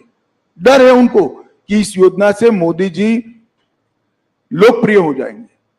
क्या दोष है बंगाल के गरीब लोगों का? क्यों 5 लाख तक का उनको स्वास्थ्य की सुविधाएं नहीं मिल रही? क्यों अनाज उनका कालाबाजारी में बेचा जा रहा है? क्यों नल से जल की योजना वहां ठीक से इंप्लीमेंट नहीं हो रही? क्यों अब तक सीए से इनको महरूम रखा गया? केवल और केवल वोट बैंक की पॉलिटिक्स के कारण और भ्रष्टाचार के कारण। भ्रष्टाचार उनका उजागर हो चुका है। बंगाल की जनता के सामने ममता जी एक्सपोज हो चुकी है। एक महिला मुख्यमंत्री के शासन में जिस तरह से संदेश खाली में सालों तक बहनों माताओं पर अत्याचार होते रहे और उनके पार्टी के नेताओं के द्वारा होते रहे, सुप्रीम कोर्ट और हाई कोर्ट को दखल करने पड़ते, तब जाकर अरेस्ट करते हैं। शर्म आनी चाहिए। ईडी पर भी हमला हुआ था। ईडी पर हमला तो छोड़ो भाई, अलग बात है। मैं जिन्होंने वोट दिए वो बंगाली माताओं बहनों की बात कर रहा हूं। उन पर आपके पार्टी के नेता अत्याचार करे, आप उनको अरेस्ट नहीं कर रहे हो और हाईकोर्ट ने ऑर्डर करने पड़ते हैं। बंगाल की जनता ये सब जानती है। मेरा तो बंगाल की माताओं बहनों से करबद्ध निवेदन है कि इस बार शक्ति का परिचय राहुल के साथ साथ ममता जी को भी करा दो। इस बार मोदी जी कश्मीर काफी दिनों बाद गए। आर्टिकल 370 रिपील होने के बाद उनकी बहुत बड़ी सभा हुई वहां पे। क्या आप लोगों को उम्मीद है कि वहां चुनाव में आप लोग अच्छा करेंगे? कश्मीर वैली में कोई अकाउंट खुलेगा? देखिए, कश्मीर वैली में भारतीय जनता पार्टी के अकाउंट खुलना न खुलना ये बड़ी बात नहीं है, परंतु 3 परिवारवादी पार्टियों ने, Congress party, NC national conference और पीडीपी, ये 3 परिवारवादी पार्टियों ने वहां पर लोकतंत्र को पनपने नहीं दिया। आजादी से अब तक वहां पंचायत चुनाव नहीं हुई। पहली बार हमने 30,000 पंच सरपंच को चुनाव करा, तहसील पंचायत बनी, जिला पंचायत बनी। पहले वो 3 पार्टी जिसका चिट फाड़ते थे वही नेता होते थे। मैं घाटी के मुसलमान भाइयों बहनों को कहने आया हूं कि आप कृपया अगर चाहते हैं कि जमहूरियत पाताल से नीचे तक चली जाए, लोकतंत्र पाताल से नीचे चली जाए, इसके मूल पाताल से नीचे जाना है, तो ये 3 परिवारवादी पार्टियों को साफ कर दो। जिसको वोट देना है ना इसको दो, परंतु कश्मीर में तभी जाकर लोकतंत्र आ रहा है। ये 370 का हवा बनाए थे भारतीय जनता पार्टी की सरकार ने, मोदी जी ने 370 को समाप्त कर दिया। आज हर कश्मीरी को 5 लाख से ज्यादा स्वास्थ्य को मिलता है, पानी मिल गया, चावल मिल रहा है, सारी स्वास्थ्य की सुविधाएं मिल गई है, बड़े बड़े इंस्टीट्यूशन आए हैं। 2 करोड़ से ज्यादा यात्री अब आज कश्मीर में जा रहे हैं। कश्मीर में 30 साल के बाद थिएटर खुले हैं। कश्मीर में 30 साल के बाद ताजिया का जुलूस निकल रहा है, मुहर्रम का जुलूस निकल रहा है। ये लोकतंत्र की बहाली के कारण हुआ है। जी, एक बार कश्मीर की जनता ने हिम्मत करना चाहिए। जिन लोगों ने 75 साल तक कश्मीर की जनता को लोकतंत्र से महरूम रखा, संवैधानिक अधिकारों से महरूम रखा और अपने केंद्र सरकार की स्कीमों से महरूम रखा, उनको दंड दीजिए, लोकतंत्र को मजबूत कर दिए। भारतीय जनता पार्टी को वोट दीजिए, जिसको देना है इसको दीजिए, परंतु घाटी में एक बार ये 3 परिवारवादी पार्टियों को सबक सिखाना चाहिए। कश्मीर में चुनाव कब होंगे? ये मैंने आपसे सवाल बहुत बार पहले भी पूछा है। इस बार बोला गया कि पैरामिलिट्री फोर्सेस की कुछ कमी है क्योंकि नेशनल इलेक्शंस हो रहे हैं तो नहीं हो पाए, तो इसका मतलब जल्दी होने चाहिए। सुप्रीम कोर्ट ने ऑर्डर ही किया है सितंबर तक कराने का। जी, तो उसके तो आउटर लिमिट है, सितंबर के पहले हो जाएंगे। एक सवाल जो कि बार बार होता है, आप लोगों का नारा था कि मंदिर वहीं बनाएंगे, वो आप लोगों ने बनवाया, प्राण प्रतिष्ठा हुई। एक और नारा है जो है अभी तो ये झांकी है, काशी मथुरा बाकी है, तो क्या ये अगले उसमें 5 साल में देखने को मिलेगा? देखिए, ये सारे मसले कोर्ट में लंबित है, इस पर मेरा अभी कुछ भी कहना उचित नहीं है, परंतु मैं एक बात जरूर कहना चाहता हूं। राम मंदिर में हमारा पालमपुर कार्यकारिणी का भारतीय जनता पार्टी का वादा था कि हम संवैधानिक रूप से प्रभु श्री राम का भव्य मंदिर अयोध्या में बनाएंगे। 500 साल से करोड़ों राम भक्त जिसकी राह देख रहे थे, वो काम मोदी जी ने 5 साल में भी कर दिया। सुप्रीम कोर्ट का फैसला भी आ गया, भूमि पूजन भी किया और 22 जनवरी को प्राण प्रतिष्ठा कर प्रभु श्री राम को अपने भव्य मंदिर में विराजित करने का काम भी नरेंद्र मोदी ने कर दिया।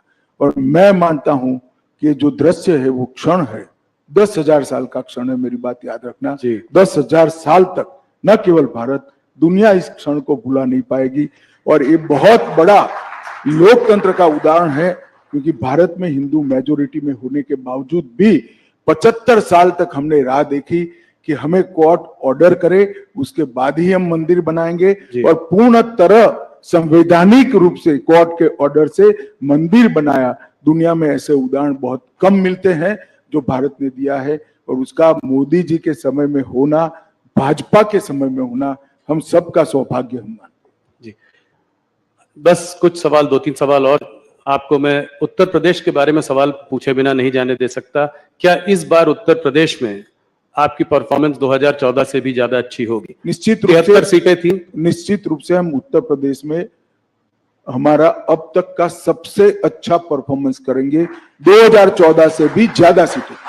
इसका मतलब रायबरेली में आप जीत सकते हैं, कन्नौज, मैनपुरी, आजमगढ़, इन सब में सीटों के नाम पे न पड़िए। पूरी उत्तर प्रदेश की जनता परिवारवाद से त्रस्त है।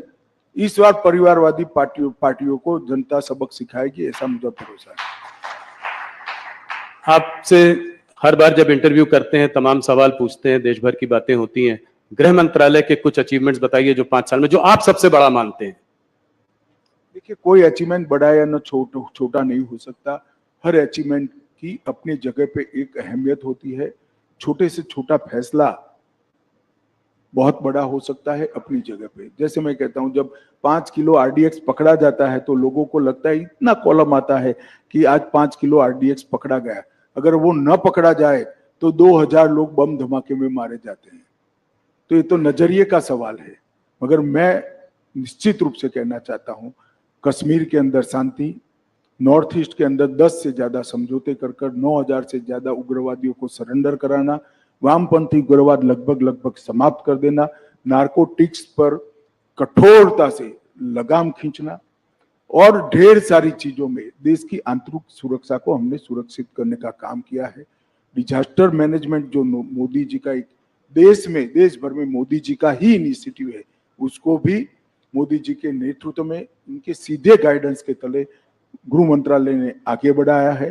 ढेर सारे काम हुए हैं, परंतु मैं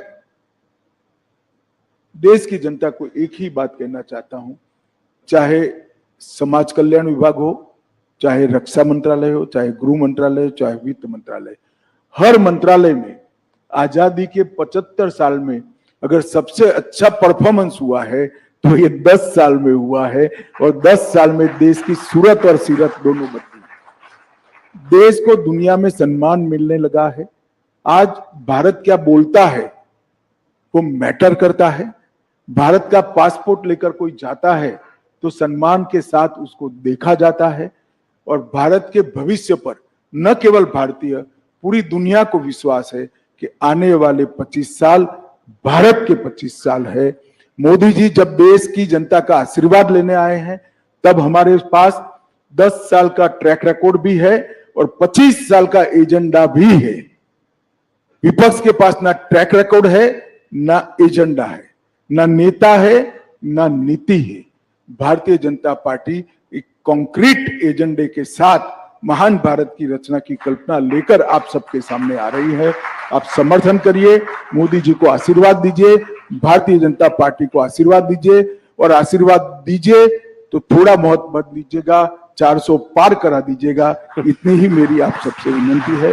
धन्यवाद। अमित जी, आप दिन रात काम करते हैं। हम लोग बात कर रहे थे, आजकल दिन में सुबह रात 3-4 बजे सुबह तक मीटिंग्स चलती रहती हैं।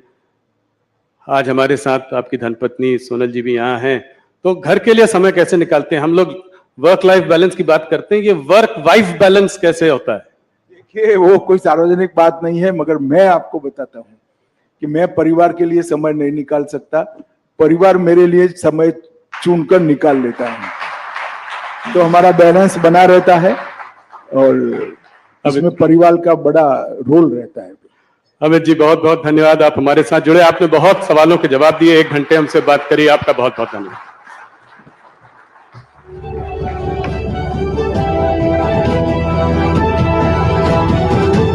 Thank you so much, Honorable Home Minister. Ladies and gentlemen, let's have a huge round of applause for our esteemed guest this afternoon. In fact, he took the time to dispel all rumors and dismissed all criticism around the contentious Citizenship Amendment Act, refuting allegations that this law is divisive or discriminatory as alleged by the opposition. The Home Minister also accusing the opposition of spreading lies and information. Ladies and gentlemen, kindly remain seated. There is a lot of security. I'd request each one of you to not leave your seats and please take your chairs for the next session. We're just about to begin. The Home Minister, in fact, made it very clear that the opposition is indulging in fear-mongering, and he is extremely confident, as you heard from himself, of surpassing the 400 mark, with the BJP winning and attaining a massive 370 seats. All right, ladies and gentlemen, please remain seated. The security will not allow you to leave the hall, so I'd request you to kindly remain seated for our next session. I can see a lot of you are already headed towards the exit, but I'd request you to kindly remain seated, please.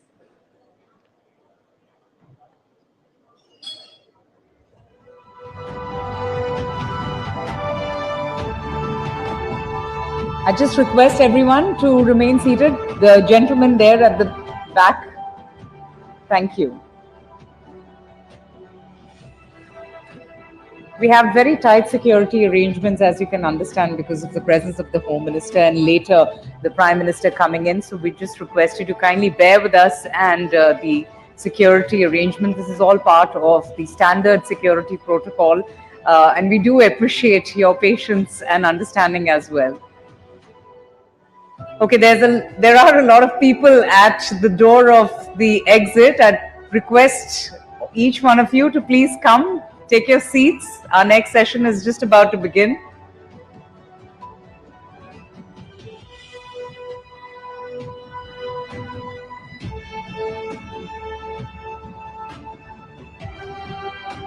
All right, we are ready to start our next session. Let's just shift our focus from politics to something that is very close to our identities. Ladies and gentlemen, let's talk about clothes, which is one of the most intimate and personal aspects of our lives. In fact, people tell their stories through the clothes that they wear and the finer nuances of fashion as well. Be it clothing, be it tailoring, be it garments, grooming. What are the new trends, the shades, falls, accessories, colors, and all of that. In fact, I mean, I was thinking about my clothes for the last 2 days, but that is the power of clothing. It often lies in the identity garments, which gives us the freedom that it brings. Our next session, ladies and gentlemen, is about India's rising sartorial sway on the world map. Please join me as I welcome celebrated and very respected fashion legend Rahul Mishra for a session on crafted cultures, India's global influence in conversation with News18's Sonal Malhotra Kapoor. Sonal, over to you.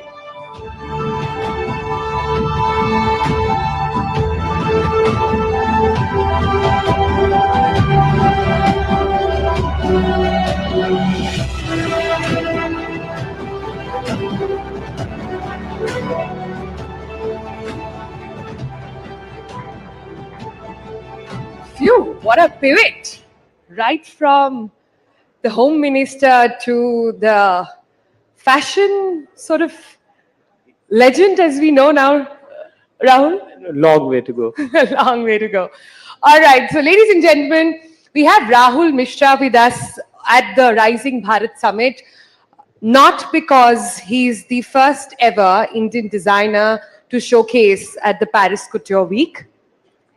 Not because he's the first Indian designer to have won the very prestigious Woolmark Prize in 2014 at the Milan Fashion Week. And dare I say, not because his willing connection was sold across the globe in stores all over. He's here with us today because he does something very unique to luxury fashion. He makes it mindful. So Rahul Mishra, take us through what and educate us mostly on what exactly is mindful luxury. So thank you, News 18. Thank you for amazing introduction. And definitely, I think last conversation with Honorable Home Minister had been, very inspiring. And at the same time, a lot of things which I've been realizing also became enablers, whatever he was quoting, in doing what we do right now. So as a fashion designer or as a designer, my first thing is I have to design something, do something. So what we do is we try to concentrate on a process which is slow. When process becomes slow, it becomes participatory, and the people can participate, that creates employment. That is something which becomes far more powerful as an idea. Because I always say, any product, whether we talk about garment or we look at clothing or anything, I think there are always 2 ways or 3 ways to designing it or manufacturing it. One is always go to the most sustainable and most beautiful way. So I think slowness, what we bring about creating anything, creates employment, brings our people back to the villages, and it allows them to stay there. And that is the most amazing thing. That is. So, when you see the celebrities, global celebrities across the world descend in India, it could be for a pre-wedding celebration in Jamnagar or it could be for NMACC. When they come here, you see them in really fabulous Rahul Mishra clothing. You see those pictures, as we have this conversation over here, from Mark Zuckerberg to Selena Gomez to Zendaya. We've seen all of them wear Rahul Mishra clothes. But Rahul, the interesting part and the connection of how do we go from that glam, that glitz, that really wow quotient from the ramp, and how do we translate that into roof over somebody's head, a karigar, a house and education for their kids? How does that spectrum happen? Put that into context. Rahul, for those of you who don't know, by the way, takes it all back to his roots in UP, to our hometown, Kanpur, by the way. So that's where it's all going. And those clothes that you see on international celebrities are being made there in UP. UP along with West Bengal and everywhere. So first thing what we did is because ultimately we have to get into product manufacturing. So what we did is we decentralized the processes. And very first time when I started working hand embroidery, I came to this Dharavi and Jijamata, all those areas, Mumbai. And we realized these working conditions or the way people are working are not really good. I'm talking 2012, 2013. How we can make sure that places are much better, people can have much better lives. Nobody should be living in those areas also. Working is a complete separate thing altogether. We have some pictures of before and after from there now. I think one of the most unfortunate thing which happened, I'm not going to get into politics of it, but I really feel is about like villages somehow in terms of employment, in terms of work, probably could not catch up to the cities. So a lot of population of villages started migrating to city. Even the drivers who we have at a home, first thing is if they can make a pakka house in the village to show to the society that they are doing well in life. And for this, they have to slog and live in a slum area, live in a area, no clean water to drink. They can't even take shower every day and all that kind of thing. And no nutritious food also at the same time. So what we started in 2012, and now because of, this, I should say Jan Dhan Yojana, and because of what is happening in the villages. Like I recently, 10 days back, I went to my village also. I was surprised to see actually all nulls over there and they all are working, which is amazing. So now villagers, they want to live over there. For us 10 years, we have been doing that. All these guys, they work from the villages and they all produce the pieces which probably Mark Zuckerberg is wearing, which probably... So you're saying Yeah. you're not bringing the karigar from UP, from West Bengal to Delhi and Mumbai. You're taking work to them. This is sort of work from home, is it? So actually, it's a bit like hybrid model because we have got 300 people who work with us at the studio in Noida.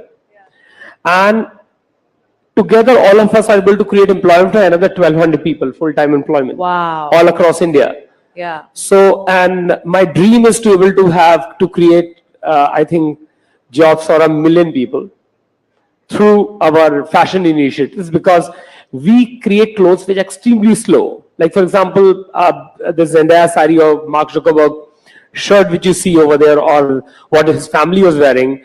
These clothes are good enough to get employment for 15 people for 15 days. Hold on. 15 people for 15 days worked on that one shirt. Not shirt. I'm talking about like both the couple. Both the couple on what Mark and his wife were Yeah, wearing. yeah. Wow. Wow. So I think the process of slowness becomes far more engaging, far more beautiful. And that is something which has been one of the highlight of our career. And also the reason, because I always say like how we can think about, so I often talk about this, that instead of seeing primary objective of fashion as consumption alone, we try to create a system that creates participation from people, participation from people. Because as a designer, it's very easy for me to think about a design digitally printed, it's going to be half an hour job. When you machine embroider, it's going to create 50 hours of job. But when you do hand embroidery on the same piece, it takes 5,000 human hours of work. So that is where fashion or a product become far more powerful. And I'm also sharing something like one of the key person, his name is Afzal Zariwala. He started working with me in 2012. Again, Karigar. Yeah, Karigar. Again, he was working, in West Bengal, leaving his village in in Mumbai, comes from West Bengal. 1984, he migrated in search of work, studying embroidery, was living in slum areas in Mumbai. And he had a beautiful house over there. Maybe some of the pictures are there. And what I've realized, when we started creating work over there, so they all migrated, all his people migrated back with him. And today, his daughter is studying in London. Oh, So wow. a guy who has probably That's the gentleman over not there. gone beyond. So this is a setup which he started in village. So every bicycles around, they all come around over there. They all have been part of Mumbai initially. And what was really powerful here is that, the kind of dreams which every day, this is his house, which was locked for almost 15, 20 years. He built it for his parents, could never live over there because who's going to get job over there. So this kind of engagement becomes very, very powerful for fashion. Indeed. To imagine that somebody who had to migrate in search of work, stay in the slums, and their kids now in London is indeed incredible. So congratulations, Rahul, for having done that. I want to sort of understand, this is India's moment in so many ways than one. It could be our financial market, it could be so many other things, it could be music, it could be art, and so is fashion. So many Indian designers we know are showcasing abroad, are being talked about, and we see more and more celebrities, global celebrities, don the Indian sari with a lot of pride. Yours, of course, has made waves as well. But particularly in France, is it true? Can I just go straight to that? Is it true that the French president, Macron, asked you to shift to the French countryside, that this is too much talent for India? We need him there in France. Is that true? Yeah, this is, I think 2000, this is obviously 6 months back I met him. 2018 was the first time he invited like all of us for like some French designers, some of the designers were from Japan, and they all are like hand-picked elite designers over there, showcased in Paris. So he said this in an address, like that all of you need to shift, make France your home. And then personally also, when I met him like 4 or 5 times, he had kept telling me, when you're starting up a business or atelier or something in Paris. So maybe it's also a good idea altogether when you look at France. Obviously, my base is going to be in India always. But yes, we are looking at like doing something in France as well right now. Not bad at all. So as we come to the close of this session, let me quickly get some spicy comments out of you, Rahul. So you have you have dressed up so many celebrities, India and abroad. Tell me the one who's been the toughest to sort of please, or which has been the most difficult brief to follow through. I think some of the most difficult briefs are now, which I got yesterday for some big movement. Oh, obviously God. can't share that. So it's very open-ended, very beautiful idea. And some of the easiest has been even for the Mark Zuckerberg's family. So when they got in touch with us, there's hardly any time. We have to fly one girl with 2 suitcases full. We did not tell her who she's going to meet. And we were wondering, what if she doesn't return back and joins Facebook? So, but it was quite a breeze, like when we were doing their clothes. You know, idea behind this, sometimes whenever, I do a lot of Western wear, but whenever these known people, when they get in touch with us, like President Macron, when we gift him something to it, we gift him a kurta. My dream is the way, I'm wearing jacket right now, we all are wearing Western clothes. They all came to India probably 100, 200 years back, and that's how we all are dressing up right now. Sari is such a beautiful piece. Maybe something sari inspired should become a staple for every nationality person, every person on the planet to wear. And they should have something. Similarly, a kurta, which is so comfortable, should be staple in every person's wardrobe on the planet. And this is one small little mission which I have to achieve. So that's why there was no brief. When Zendaya wanted to wear, she's one of the most stylish, most talked about global icon. When she was coming, first time we did one jacket for her. Second time I said, you have to wear a sari. Yeah. There's nothing else. But give me a name, now, Rahul. Come on, give us a name. Tell us the most fondest memory. So recently, I must say, when Rihanna was coming to India, sometimes unachievable targets are given. So I could not do that because we decided to do something. But then within 2 days, there was a fittings in Milan. Impossible for hand embroidery. Most of the times, because we only work with hand, most of the times it's the only problem is that we cannot turn around things really fast when we work with slow idea. Right. All right, with that, we're going to wrap up this session. But Rahul Mishra, you've made Mark Zuckerberg, who wears only grays and black, wear the Bengal tiger with pride. You've made Della, you've made Selena Gomez, who wear the most chicest clothes, get a bit of India in them. So congratulations on that. And congratulations on everything you're doing. And please do not move to the French countryside. We need you here, don't we, guys? No, I'm very much here. And thank you so much. Thank you, everyone, for hearing. Thank you. Thank you. Rahul Mishra, everyone. Thank you so much, Rahul. Thank you for coming and thank you for speaking to News 18. That was Rahul Mishra, luxury fashion designer. He's, of course, creating waves through his weaves, and he's also really famously known for his contribution to the Indian handlooms.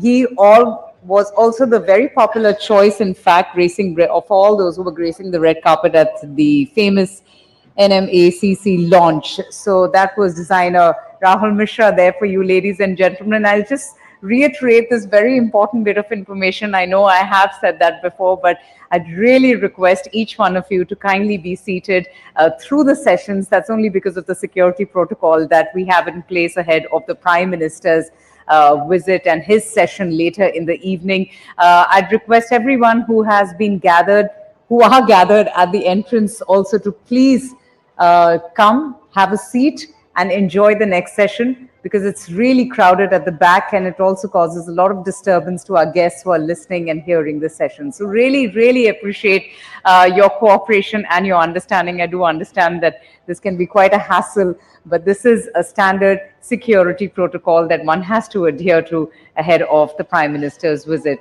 I hope each and every one of you are enjoying the sessions thus far. We have a lot more coming up next. This is going to be our session that we have for you, and then we'll break into lunch so you can take a break. It has been an action-packed morning. I can understand each one of you being a bit exhausted, but trust me, the lunch is going to energize you, and we have some great sessions and stimulating talks ahead. So let's not waste time. Without further ado, the risk-reward matrix, ladies and gentlemen, in entrepreneurship is a well-defined trade-off. In fact, if more and more people, particularly the youth, they are willing to set off on their own, it is a clear sign of the maturing of our society on the entrepreneurship ecosystem scale. In the modern era, the success of entrepreneurship is just more than a function of markets and products. The brightest, the most promising enterprise ideas comes from the capability to spot problems, but most importantly, find solutions at scale. As Peter Thiel, who founded PayPal, says, tomorrow's champions will not win by competing ruthlessly in today's marketplace. They will escape competition altogether because their businesses will be unique. We are absolutely delighted, ladies and gentlemen, to have amidst us 4 such people who have been there and done that. Please put your hands together as I welcome on stage Harsh Jain, CEO and co-founder Dream 11 and Dream Sports, Ritesh Agarwal, CEO Oyo Rooms, Virendra Gupta, founder and CEO Daily Hunt, and Upasana Thakur, the CEO for MobiQuick, for a quick session on India's Techade, a catalyst for Viksit Bharat. And joining us is News18's Chandra R. Shrikant. Chandra, thank you so much. Over to you. Kindly welcome the guests and begin the session.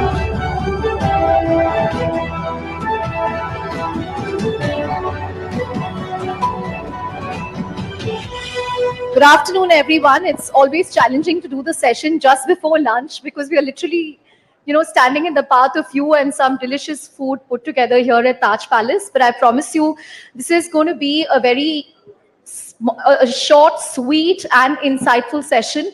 It has some of India's most exciting startups and entrepreneurs. In fact, we heard Home Minister Amit Shah as well make a mention of startups. He said startups dhoom macha rahe pichle 10 saal mein. And PM Modi was at Startup Mahakumbh this morning, where he said there are 19-year-olds running businesses worth tens of thousands of crores. Ritesh, I don't know if he was talking about you. If you're still 19 or 21, I don't know.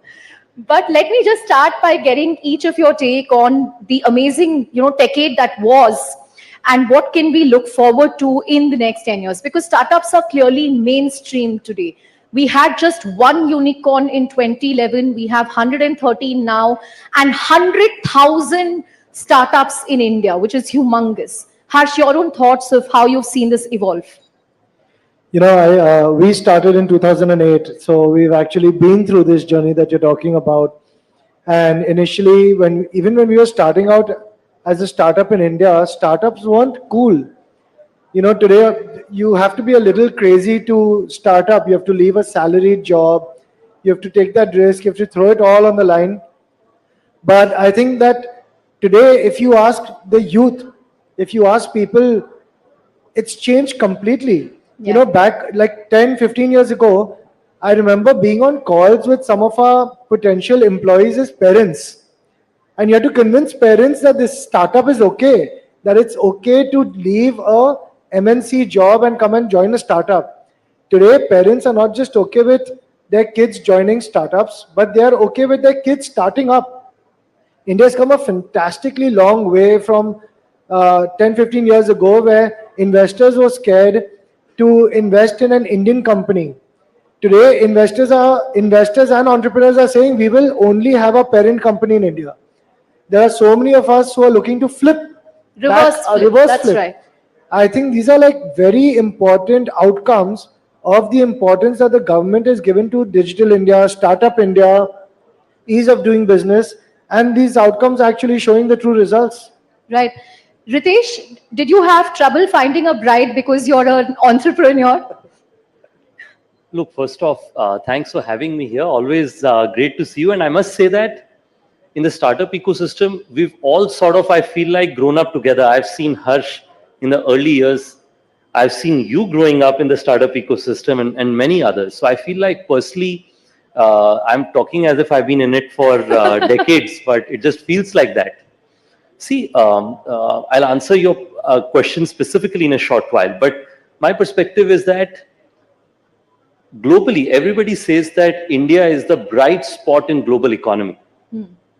I think India is the brightest spot in global startup economy. Because We are now what's what, happening, the third largest startup ecosystem in the world. yeah, and in my view, not just the third largest, it's probably the fastest growing, which means that we are not far away from staking claim on the second very quickly and eventually, hopefully, go for the big one. So I think before India becomes among the top 3 economies, I believe that India will also become probably the top 2 startup capitals in the world, which is a big transformation that we are trying to see and shows how India's economic rise is deeply connected to the India's startup rise as well, and in similar perspective. And look, I think I started in 2013 and 2014. And Startup India started in 2016. That is when the first big Startup India event happened. And Mom looked at television, on national television, for the first time, Honorable Prime Minister talking about startups and so on. Before that, she used to think I was in, like Hindi mein kehte hain ki tum galat sangat mein pad gaye ho. She used to say, ye startup wale tumhe galat sangat mein le gaye. It's the wrong group of people. You should not surround yourself with them. You should go and meet your other friends who are going to university. But that way she felt that if the Prime Minister is talking about startups, then must be something good that's happening here. So I told doing something right. I told her that your threshold is so high that you need to see this. But look, the question to your point on bride, look, I and Geet know each other for over 10 years now, so that was not that much of a trouble. But I heard from my friend Anupam at Shadi that nowadays entrepreneurs are a pretty premium sort list in the wedding matrimonial websites. They are what IT employees used to be before in the marriage market. I hope that also demonstrates more interest among just generally every ecosystem, because I believe that if you see countries like that of Japan, US was civil war driven, and Europe used to be the most dominant economy in the world. But entrepreneurs such as Vanderbilt, Henry Ford, people like those are the ones who built America into becoming a world leader today. So I believe the entrepreneurs that are growing up today, who are the 19-year-olds today, will be the ones leading the Indian economy in the future. So I'm excited about that. Right. Virendra, one thing that's often said about India is we are great in terms of the number of users. I mean, we have 800 million internet users now. WhatsApp itself has 400 to 500 million users. So we are great in terms of user count, but we are still far behind when it comes to monetization. It's very hard to make money in India. Do you see that changing as an internet entrepreneur? So I think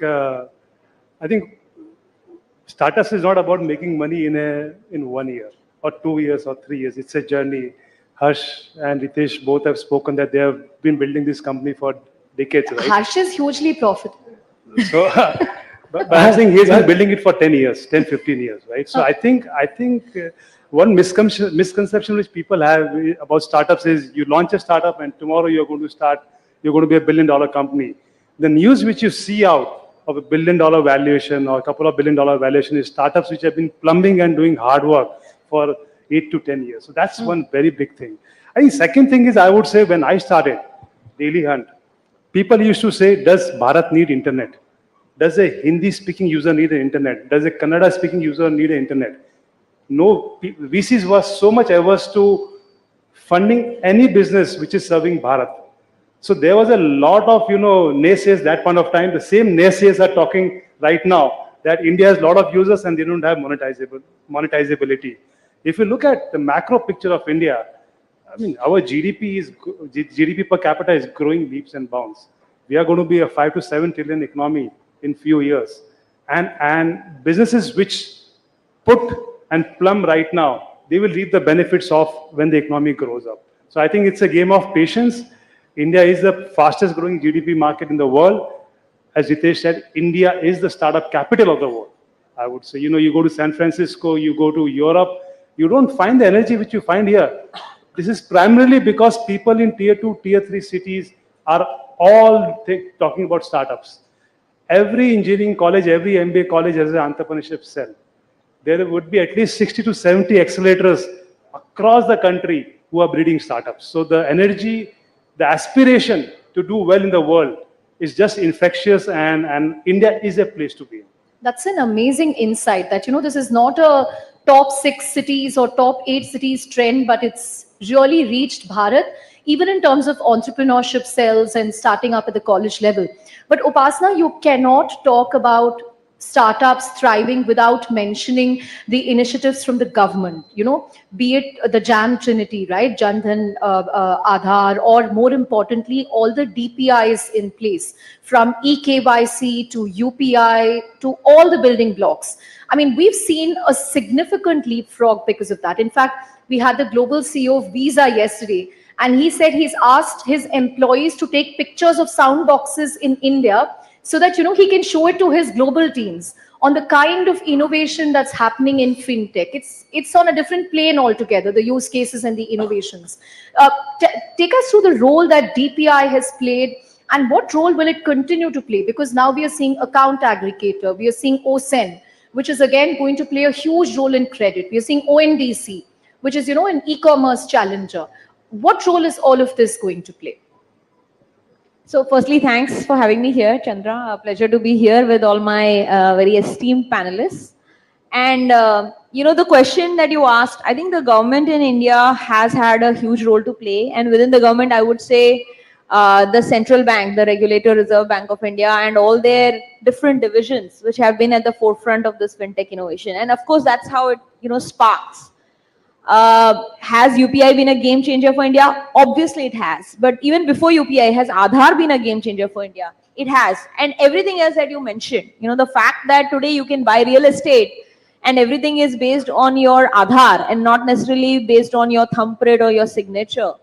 I think as a country, loans are being given, investments are being made completely digitally, right? Forget about the fact that we move money at the speed of a few milliseconds, which was not the case in the most developed markets. So absolutely, I mean, having been a participant of the fintech industry for the last 14 years, before the word fintech was coined is when we got started. And much like my co-panelists were saying, have done, answered all of that questions, that does India need digitization in payments and then other financial products?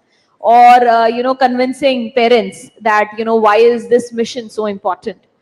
So I think what I would like to say is that today, while India has about 800 million internet users, from a fintech perspective, the transacting base is still around 450 million.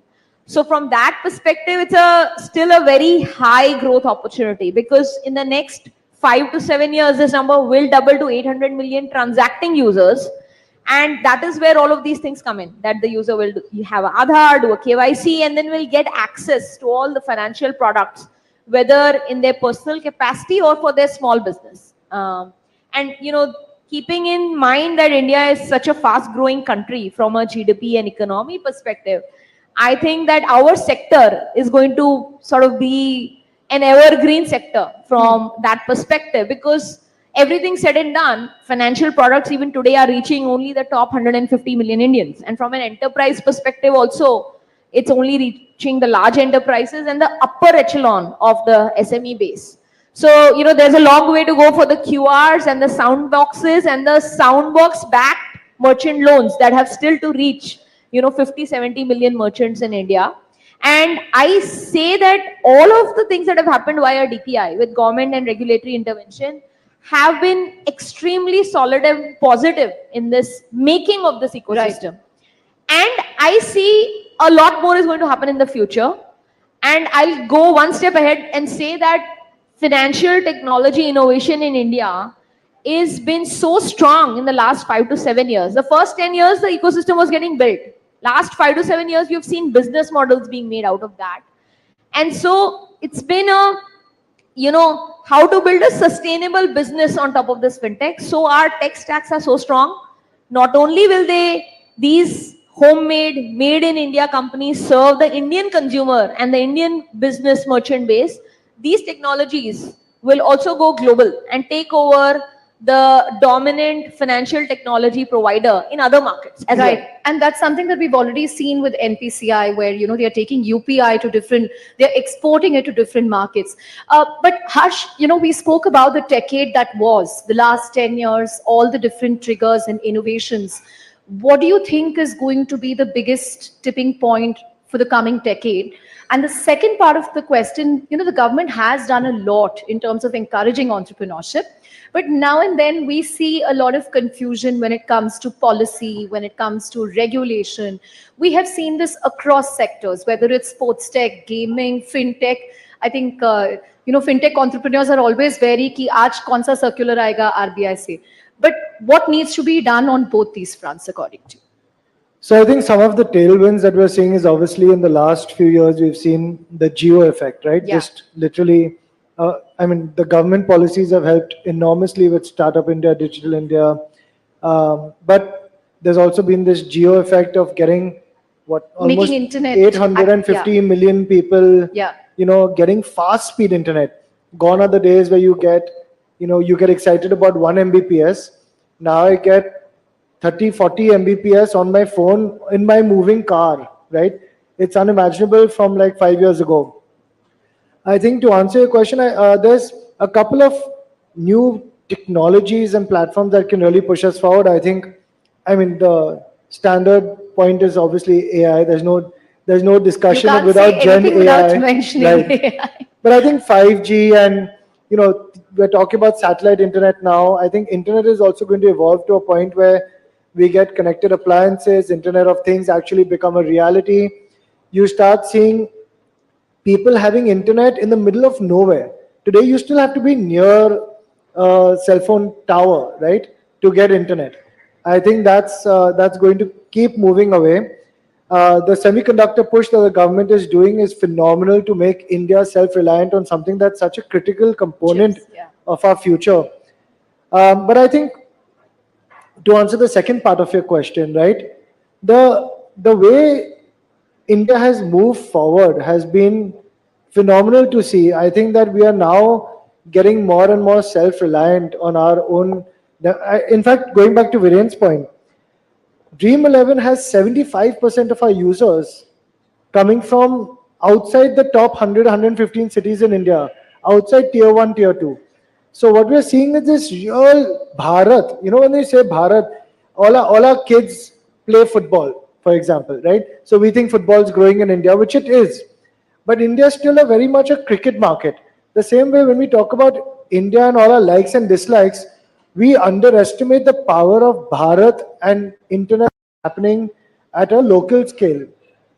We're also seeing this entire, from all the regulations that have come in, to answer your question. Yes, of course, regulations have come in, and many times regulations hit us in the short run. We've been having that as well. But I think that every disruption in every industry, in every continent, in every geography, this is not an India story. In every country, disruptors will come and disrupt industries. As they grow, they are allowed to continue growing.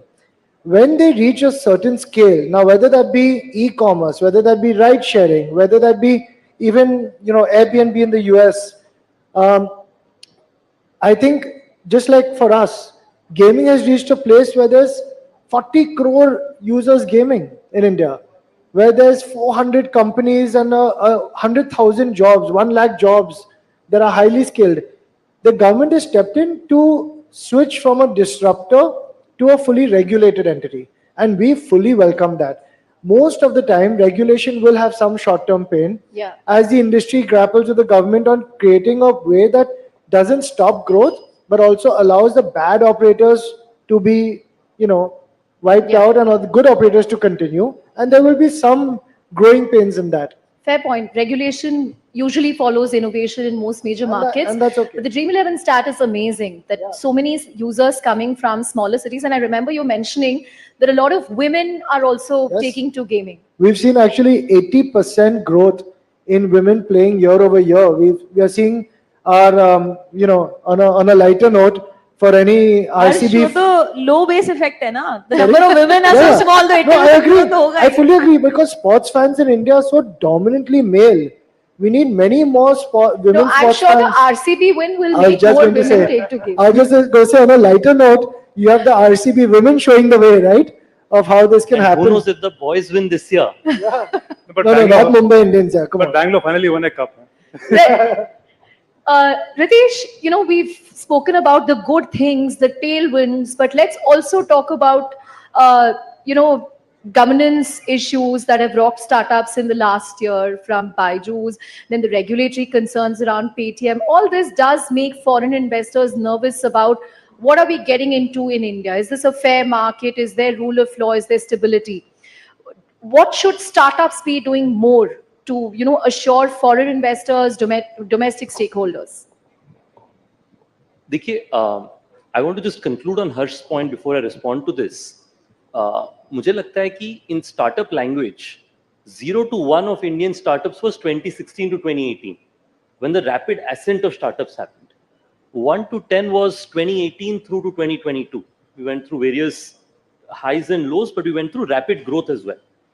I think what got us here will not get us to the next from 10 to 100. So Uspe, this morning I was, of course, like many other entrepreneurs, very intently listening to Honorable Prime Minister's speech at Startup Mahakumbh. And he mentioned Bharat AI में दुनिया का नेतृत्व करेगा. Yeah. So मुझे लगता है कि the AI, and I'm trying to make an acronym because you're talking about sports. I think in AI it is Advantage India, for sure, because we have engineers, we have the product managers, we have implementation. So infrastructure ability we have good is proven by the JAM Trinity, and Harsh was mentioning that earlier. I think implementation is now the big opportunity, that how many developers from India are writing code and creating the best implementation of AI. And I feel that India offers a huge market domestically, whether you pick it like in our industry, right? You pick spiritual tourism, you have probably the world's biggest spiritual tourism market here. You want holiday destinations, you have the biggest holiday destinations here. You want urban cities, that's also here. That will allow us to do India for the world opportunities, which I think will create Indian leaders for the globe in times to come. To your point on governance, look, I think it's a part of growing up, coming back to the 10 to 100 story. Today, most of our companies have majority, if not all, independent directors. We are driving our business with decisions being made by people who are serious and have driven multinational companies historically. My view is that more startups are willing to be accountable, not just to regulators, but also to their own stakeholders. I think their ability to make a positive impact will only get better. So my view is that it's a growing pain, but you will see companies, Indian startups, be probably in next 5-10 years learning from the pains as among the best governed, is my hope in times to come. Right. Interesting point on AI. Hopefully the AI mission will also mean we get those GPUs which are in demand globally. We're out of time, but I want to get just closing thoughts from Viru and Upasna. Do we also need to do more to ring fence Indian startups like what China has done? This particularly came up during, the Google billing road. Just closing thoughts from both of you. I think our firm belief is that we should have a fair and playing field. It should be fair both to the local companies as well as to the international companies. Second thing is, when you frame a fair law, you need to be aware and have a context of the ecosystem of India particularly. Why do you need startups? You need startups to drive innovation, and you need and you need competition to give best service to consumers. The Indian context is very, very important, and I think we should not be ashamed of framing rules which are around Indian context, Indian context, because we have huge diversity of population, which have different level of incomes, and we need to serve multitude needs of culture and needs of people. I'm going to let you have the last word, Upasna. Yeah, I think it's a double-edged sword. It's one of the fastest growing economies in the world. Of course, it's going to attract dollars, both from investors as well as big tech and large global players, right? We have Amazon here, we have Google here, we have Meta here, we have everybody from tech over here. And of course, they'll be interested. I think my thoughts are that we don't have a Google of India, right? We don't have a WhatsApp of India. WhatsApp has come from San Francisco to us here, and we are a large market for them. So I think it will be the case that we will use global products. And so to the extent that we want to have Indian product companies also serving not just India, but the global markets, we have to give them a chance to compete. So to that extent, I do believe, and Harsh and I are both on the IMAI Governing Council, I think we do believe that Indian orgs coming together and working with the government and regulatory bodies to say that should we have the right antitrust or anti-competitive laws in place, which are fair, which enable global players also to make a play, but they also allow Indian companies to thrive. Because before we have reached that 100x scale, if you have a 100-pound gorilla and trying to clean out the market, that's not going to really serve the purpose of Indian startups. So therefore, it's a heavy question, and it's a very tightrope of balance that one needs to frame. And I want to just say 10 seconds more to the question that you were asking.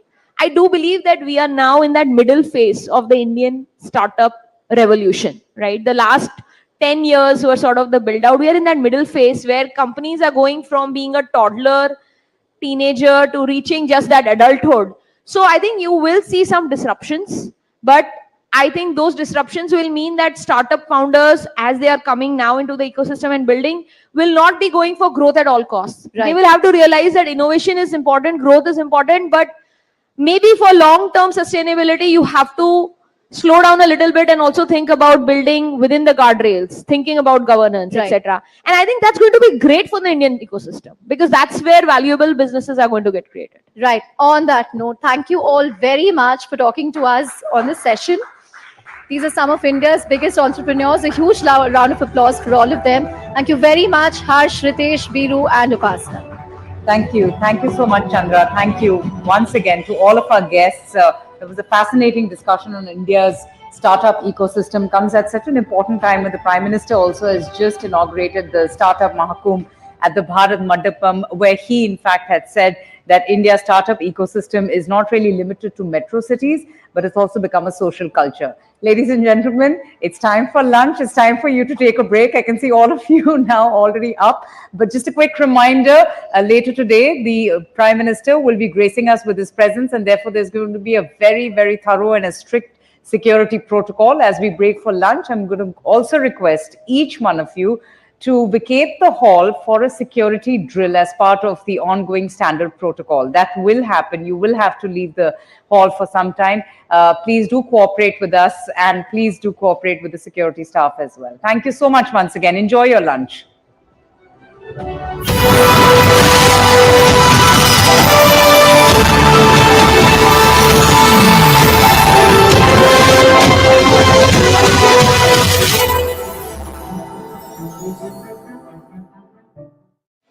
Ladies and gentlemen, let's hear it from the man who has been shepherding all of this with such elan and grace. Please join me as I welcome Dr. S. Jaishankar, Minister of External Affairs, for a session that's titled India's Moment in Conversation with News18's Zaka Jacob.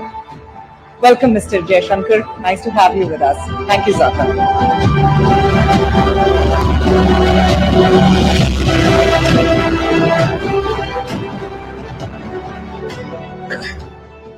Dr. Jaishankar, thank you very much for joining us here at Rising Bharat.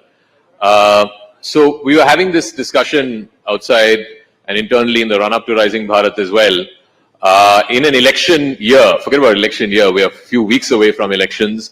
What do we ask the Foreign Minister? Is foreign policy top of mind of people during elections? You would think that more tangible things like homes and toilets, etc., are the things that people are more concerned about during election time. But funnily enough, Minister, in the News18 opinion poll that we had last week, one of the things that people said, one of the reasons why they will vote for Modi is because Modi ne desh ka naam roshan kiya hai. Modi has elevated the image of India substantially. Why do you think something that is not necessarily tangible, like foreign policy and foreign policy gains, has suddenly become a vote-determining issue? Well, first of all, let me say what a pleasure it is to be here with all of you. Look, to be honest, that answer doesn't surprise me. It doesn't surprise me because in the last 5 years, traveling around the country, I've seen this sentiment grow. And I attribute it to 2-3 factors. One, that there is a greater sense of pride in the nation about itself, and also as people's basic necessities are being met, they are also looking at many more things, so they know today, for example, that the water connection will come, the electricity will come, the road will come, the health will happen, because they have seen that grow. So there's a kind of I would say, a new middle class thinking which is pervading through the society. The second is that a lot of people today go out to work, go out on travel. They are tourists of various kinds. Something abroad in some way affects their livelihood. So the connection between being treated well abroad, being looked at well abroad, and their existence is also stronger. I would say the third factor would be, to me, the G20. G20. G20 actually ended up our initial concern, and Amitabh is here. Initial concern was how do we get it out of Delhi? But we actually ended up with the entire country owning the G20. That in very small towns, people you would not think would have an interest in foreign policy, leave alone something as specific as G20. Actually, people had that sense with our G20, it's a time to show our country to the world, people are coming. So I think G20's had a great sense of connection. And finally, in a very peculiar way, COVID. That what COVID did was, at different times, it's made us aware, after all the COVID came from outside. We sent vaccines outside. At a critical moment, we got oxygen from outside. So somewhere that connect with the world, it's made people more aware.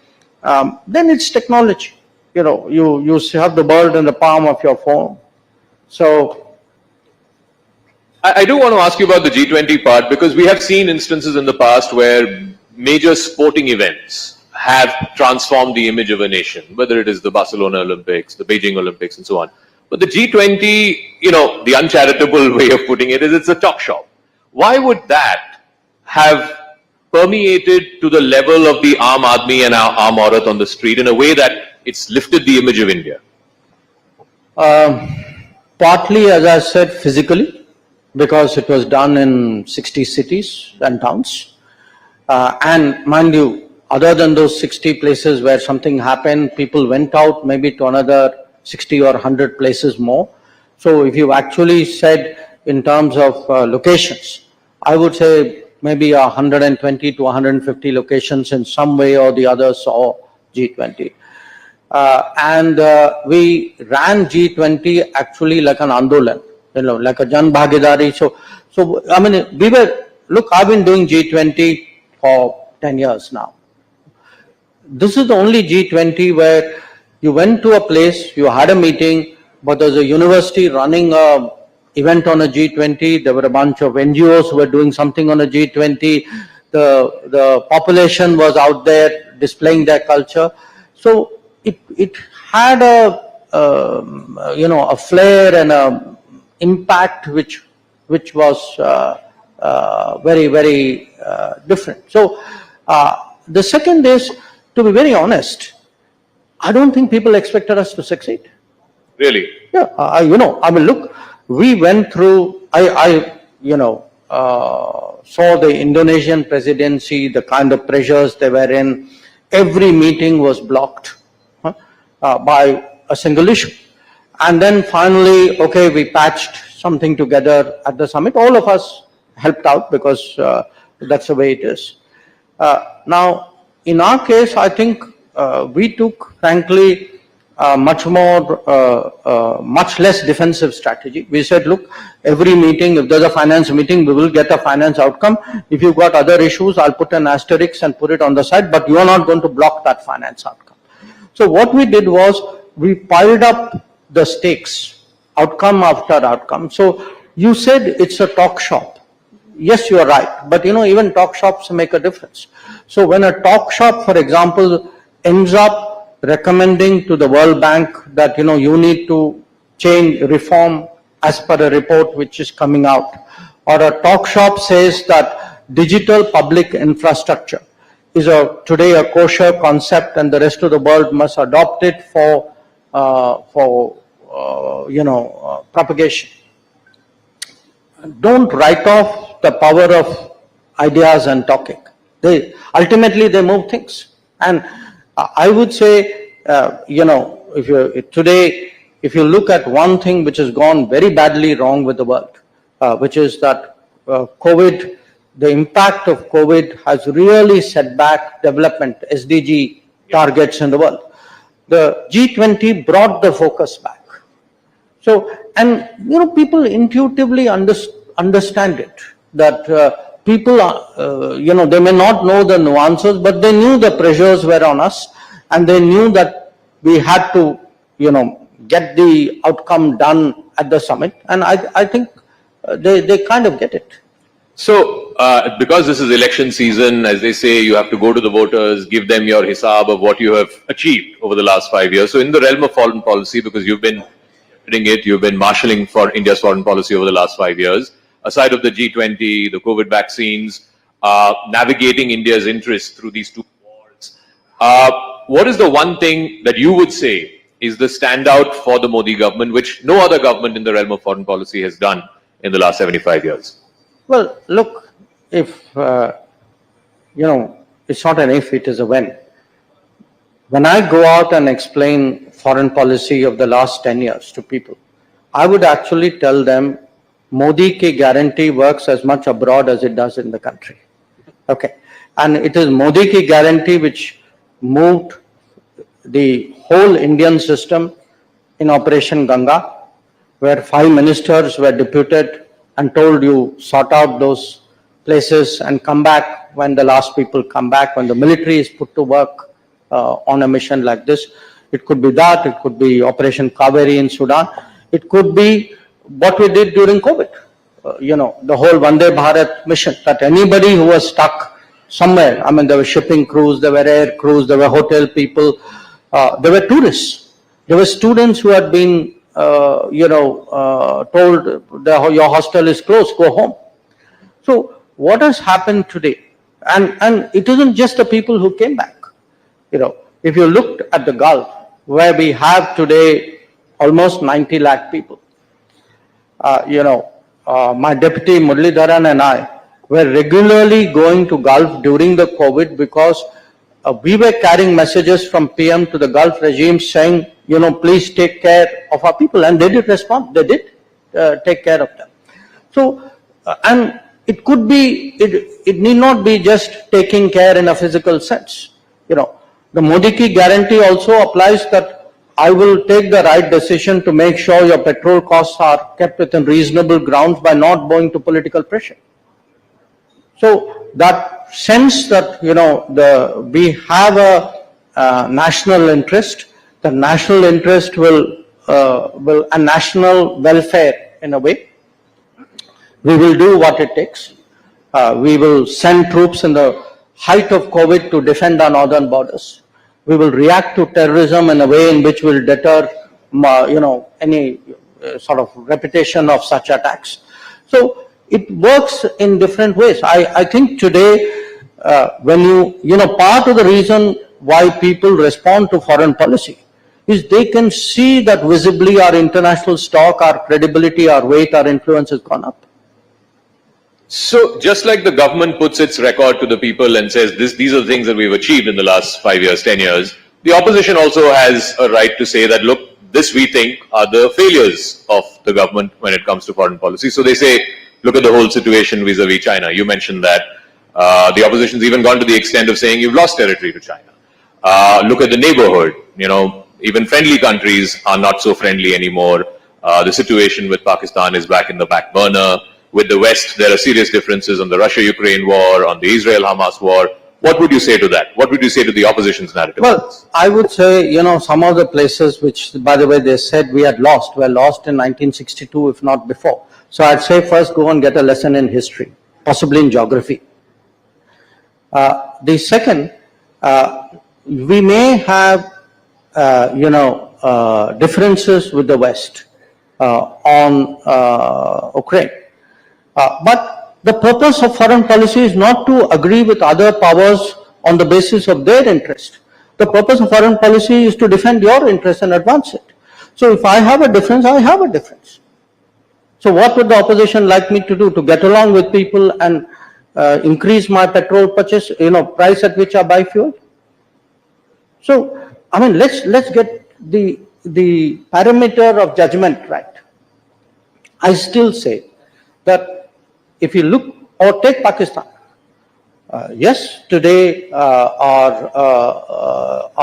relations are very, at a formal level, are very minimal. But why has it happened? It has happened for two reasons. One, because we have put terrorism fair square at the center of the relationship. And number two, the Pakistanis reacted to our in my view, a long awaited, something which should have been done much earlier, decision on 370. So what would the opposition want us to do? Not do 370 because it will upset Pakistan? Or talk to Pakistan ignoring that they do terrorism? Actually, that's what the opposition was doing. So if you ask me, look, foreign policy is not run as a global popularity exercise. It is run if you have an appeasement mentality at home, you will take it outside. So one of the points you mentioned, and again, this is the latest sort of criticism against your government, points of difference, if you will, with the West, is on the CAA, the Citizenship Amendment Act. The US State Department has reacted to it. I think the MEA has also put out a formal statement against it. When you speak to your Western counterparts, how do you tell them that this is not a discriminatory law, that people are not being discriminated basis their religion? Well, actually it isn't when you speak. I have spoken. When CAA was passed, I did speak.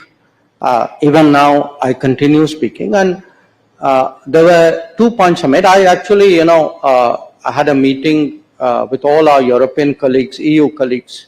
I'd gone to Brussels at that time. And I asked each one of them to look at the citizenship pathways which they have in their respective countries. And can you tell me that there is no criteria by which you will fast track a certain category? Every one of them has something. It could be religion, it could be historical, it could be language, it could be ethnicity. The fact is, and in the US, I'm on record as giving multiple examples of that. So look, do understand, this is an issue of correcting a certain situation of our history. And it is a question of being just, of being fair to those people who were caught on the wrong side of history at the time when partition happened. And who at that time, whose welfare people worried about even then. So, and as I said, this is not unique. If you go around the world, in different parts of the world, history has stranded people in different situations. Now, you can either be completely heartless and utterly calculating and say, well, it doesn't matter, who cares what happens. But if you look at the predicament of these people, these are stateless people who are stateless because of no fault of theirs, because political leaders of a certain era got it wrong. Somebody is righting a wrong. They're not wronging anybody. They are actually righting a situation where a wrong has been done to many people. You mentioned, not in a direct way, but in a tangential way about this in your book as well, Why Bharat Matters, as to why you believe, and you've made a case for it, it's for up to people to agree or disagree with it, that because of that mentality that you referred to in the first few decades after independence, there were missed foreign policy opportunities, particularly vis-a-vis Pakistan and vis-a-vis China. And vis-a-vis the US. And vis-a-vis the US as well. So, but some would say, you know, now you have the benefit of hindsight to make that argument, to make that case. Perhaps in the 50s and 60s, that case would have been looked down upon or may not have been entertained. So, how do you then make the case that, you know, these were missed goals or missed opportunities because there was a certain political bent of mind? You know, I saw that argument coming and therefore I had anticipated it. So, a good batsman. So let me tell you. I mean, first of all, I just want you to think of this one very simple fact. You got Pakistan wrong, you got China wrong, you got US right, and we had a great foreign policy. So put that aside. I am not saying today, benefit of 2024, that, oh, let's look back at 1954 or 1950. I'm saying somebody in 1948, 49, 50, 51, 52, as you were taking those decisions, stood up. I'm saying somebody in 1948, 49, 50, 51, 52, as you were taking those decisions, stood up. I'm saying somebody in 1948, 49, 50, 51, 52, as you were taking those decisions, stood up. I'm saying somebody in 1948, 49, 50, 51, 52, as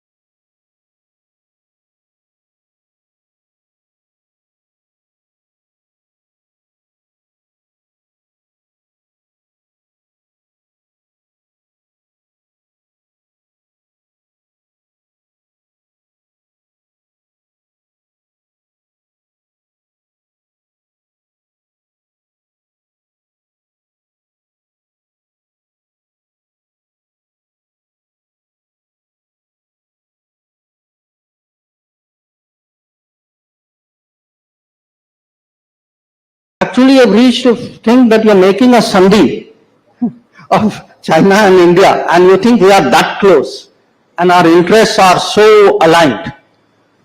And this is a different world. So I would put to you, if you go back, you know, especially I would say to me, 1950s, it was latent.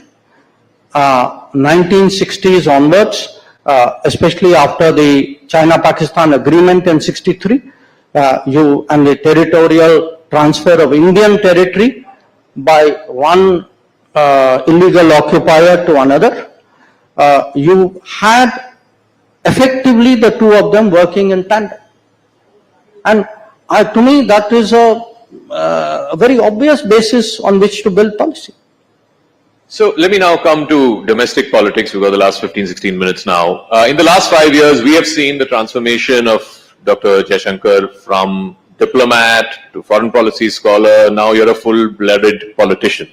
So tell us, why is the Prime Minister spending so much time in southern India? Every day, every other day, he's in South India.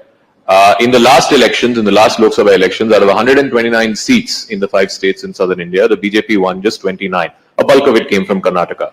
Why do you in the BJP believe this time the South will be your new frontier and you'll be able to conquer the new frontier? Well, you know, if I applied that logic, I could apply it to the rest of the country. There was a time, there were many states where there were no BJP MPs.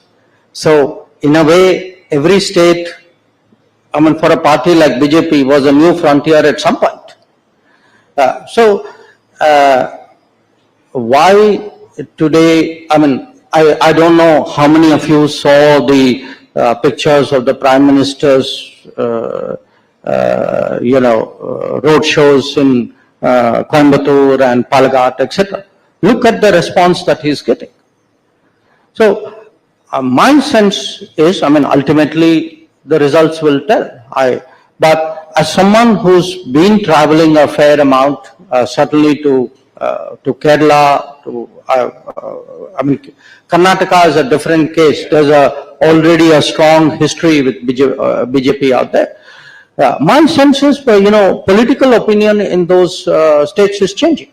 That people today contrast, they've seen the benefits of good governance, that many of the changes of the last decade, as you say, the Anna Yojana, the food support, the Mudra scheme, the Awas Yojana for the housing,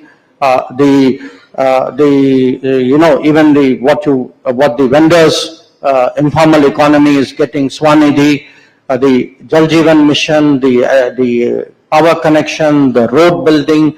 So when the Kisan Samman Nidhi so if you put all this together, they today realize, and particularly if you add to this health and insurance, they today realize that, look, because you are getting good governance out of the center, and these schemes have been pushed by the center, they have benefited literally tens of crores of people. They are looking, at a very, very different way, both at the center and at the BJP. The second, I would say, our sense of ourselves as a nation and society is also changing. There is today, I mean, you refer to it in a very different way, saying, why are people taking an interest in foreign policy? I would argue one of the reasons they are taking an interest in foreign policy is they have a stronger sense of what this nation is about. And the South is, as deeply, if not more so, that sentiment as the rest of the country. And I think the combination of all these things is actually, it's certainly, anybody objective would tell you something is changing out there. You can see that, you can feel that. Now, we'll have to see how it goes, but I can tell you there's a fair degree of confidence about how this will work out electorally. You mentioned about the sense of identity, sense of pride. No doubt it's gone up in the last 5-10 years, but in the South, there's also regional identity. And one of the narratives, you can call it a trope if you want, particularly from the Southern parties, is that your party is anti-South India, you're a North Indian party, you're a Hindi imposition party. As somebody who is a Delhi boy, but your family is from the southern part of this country, how would you counter that narrative? Well, look, I think by now Prime Minister Modi has put that kind of propaganda to rest. He's contested it very, very effectively. But you've not had a Prime Minister of this country who has so visibly associated anything national with what you would call regional issues. I mean, it could be, the fact that we've taken foreign policy out there, the fact, I mean, even the parliament, the single issue, the fact he did Kashi Tamil Sangamam, or in fact also, a Tamil Saurashtra. So he's taken enormous pains to actually counter that kind of propaganda which has vitiated our politics for many, many decades. And my sense is today you're getting that traction. My next question is in two parts. First part I know you'll dodge, but I'm still going to ask. But the second part is a little more weighty. The first part is, are you contesting the upcoming Lok Sabha election? Second part? The second part is, does it make a difference in your, practicing of foreign policy if you're an elected politician as opposed to one who is nominated to the Rajya Sabha?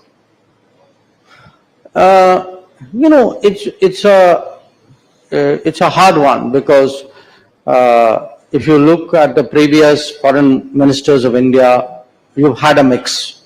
Many, my immediate predecessor, Sushma Ji, was from Lok Sabha, and many of her predecessors. So it's a mixed issue.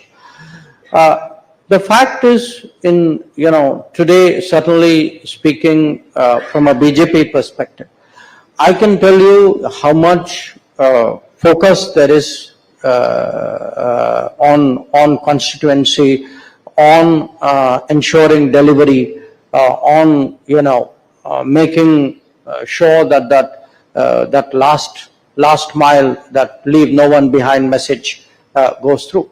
So when I look at my, I'm a parliamentarian of 5 years juniority. So I'm still a relatively new person, and therefore I'm very curious how does that peer group work. And I look at especially the effort which Lok Sabha MPs put in, and it's staggering.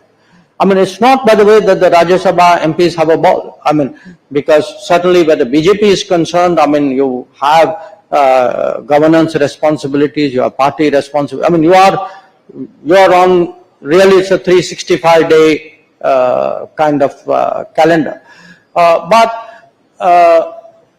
there's always that balancing your focus and attention with what are foreign policy issues, with other responsibilities that you may have. It may be Lok Sabha, it may be something else as well. You've had ministers who were not Lok Sabha members, but who as foreign ministers had many other responsibilities to do. So you're not answering the first part? No. No. No, but since you said that the BJP gave so much attention to constituencies, is there a preferred constituency that you would like to fight from if the party asks you to? No, I think when I said I wasn't answering the first part, bowling a googly still doesn't mean the ball is going to be played. Okay, let's run you through the last 5 minutes of questions. It's a bit of a rapid fire, if you will. One foreign policy person that you have been inspired by in your career, both as a diplomat and now as a politician? Well, look, what happens if you pick somebody, I have some, if I look at the peer group of ministers, there would be there are people for whom you have genuine respect. The problem when you get into names is you name somebody and you don't name many others. But over a period of time, I would say, there have been people who, from their sort of respective perspectives, who were great authorities, who kind of dominated the scene. In many cases, it helped that they had longevity. In some cases, they may not have had that kind of time, but still, so it's safer in a way for me also to go back a little bit and pick. When I first entered the foreign ministry, I started my career in Moscow, and Andrei Gromyko was the foreign minister.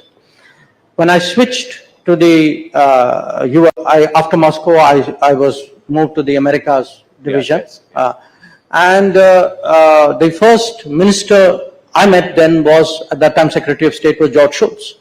Now I saw these people really from the eyes of someone who's really starting the business. But when you kind of read about them and analyzed them with a passage of time, so even in our own setup, I would say, the foreign minister when I joined the foreign ministry in India was Atal Bihari Vajpayee.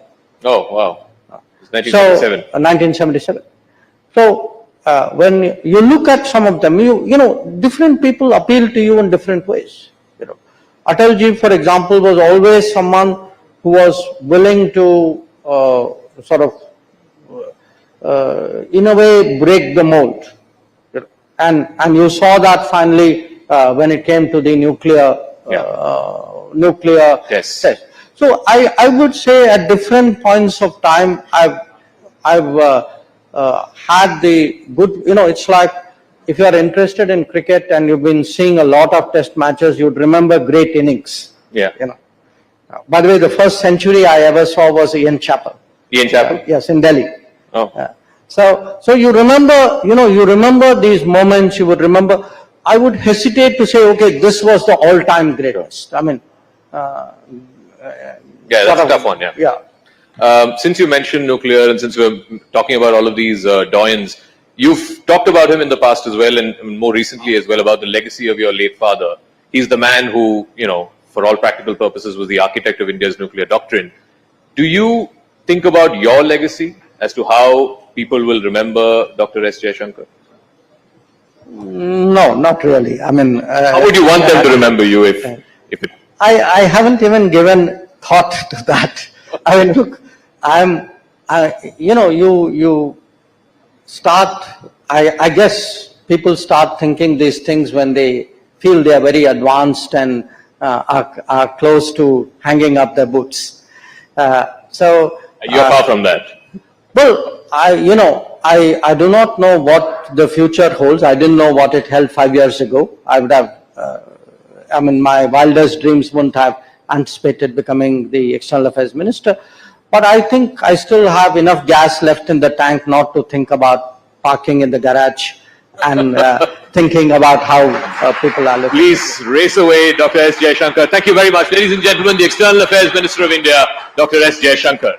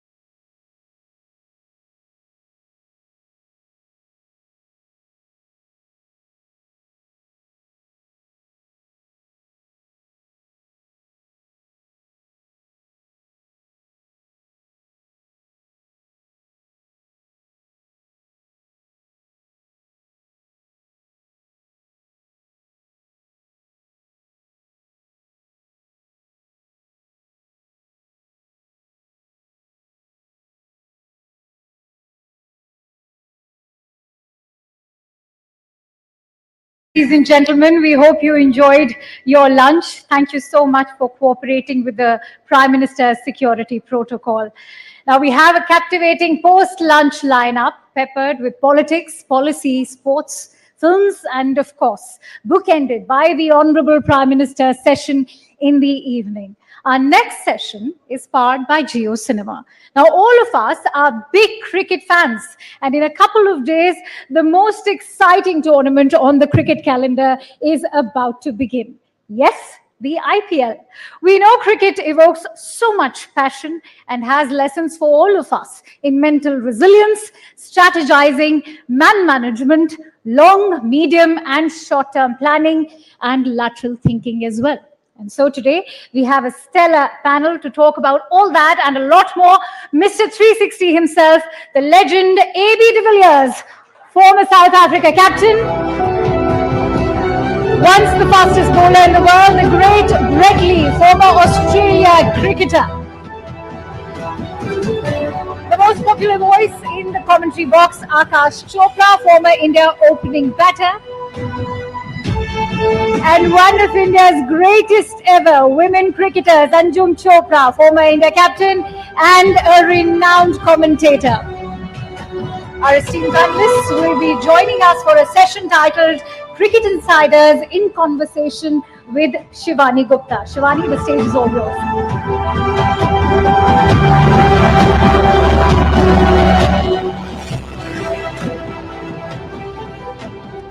Thank you, ladies and gentlemen. I know we've just restarted after a lunch break, but can we please have a big round of applause for our four panelists here? You know them as well as anybody else, and I'm very privileged that I don't have to do any introductions because everybody knows you all in India very, very well. So all I'll say is, welcome to India, AB, Brett, and of course, Akash and Anjum are our pride here. Let me begin with AB. The IPL is 2 days to go. You've experienced it and how for 11 years as a player. But this time around, you're going to be commentating on the IPL. But begin by telling me, in the world, is it truly the centerpiece of cricket as we think it is in India? Good afternoon, everyone. It's great to be here, and thanks for the introduction. It certainly is. It's grown from strength to strength over the years. It's most definitely, it's not only the biggest cricket league in the world, I think it's one of the biggest sports leagues in the world, which is quite something to have been achieved over not a long period of time. We've seen it really explode over the last few years. The performances the players put in really make them household names. And some of the foreigners coming over here get to understand a bit more about the Indian culture and also become household names over here. So it's truly remarkable. It's a great opportunity for all players and not only players, but administrators and everyone to get involved. And I think the fans of cricket have really enjoyed it over the years. Let me ask you, at the very top, is it harder to be Mr. 360 or is it going to be harder to be a commentator and please the fans inside the commentating box? Well, over there at Geo Cinema, we've got a fantastic team, so I really feel at home. It's not an individual sport, which helps a lot. It's nice to have teammates around you, and we have a lot of fun, and that's also part of our strength over there. We are still cricket players. I still feel like I just played the other day, so that's the way we commentate as well. We really give the fans and the audience a bit of a insight of what it feels like to go through those moments, the pressure moments, what it feels like in the change room, what it feels like to lose and also to win. And I think that's what makes it really special. But are you nervous about commentating more than when you were going out to pad up? I don't think so, to be honest. It's a lot less pressure. You just sit there and you watch the players make the mistakes instead of yourself. It was very nerve-wracking to walk out there to bat. Luckily, when I had my bat in hand, I started relaxing a bit, but the build-up was always really terrifying. Do one thing, take your bat in the commentary box as well. I should, sitting next to Brett Lee. Yes. Brett, I was going to come to you. How has that journey been for you? What are the adjustments you had to make as a player to a commentator?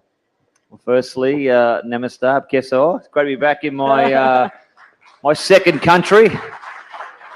The adjustments, look, it's obviously different going from being a player than going up in the commentary box and working on the game. But the thing is, we're very lucky that we all have played, the game and now get to talk about the game, which we love. So it's so humbling as a former player to get out there and, as AB said, to watch other players and see what they do, the mistakes that they make and how they can fix the game. But for us, it's a lot of fun. We're sitting with mates that we've played against, mates that we've played with, and it's still like you actually get the feeling like you're still there playing, but we're not warming up and we're not doing the stretches. If he's Mr. 360, which he is, I think I might call myself Mr. 160.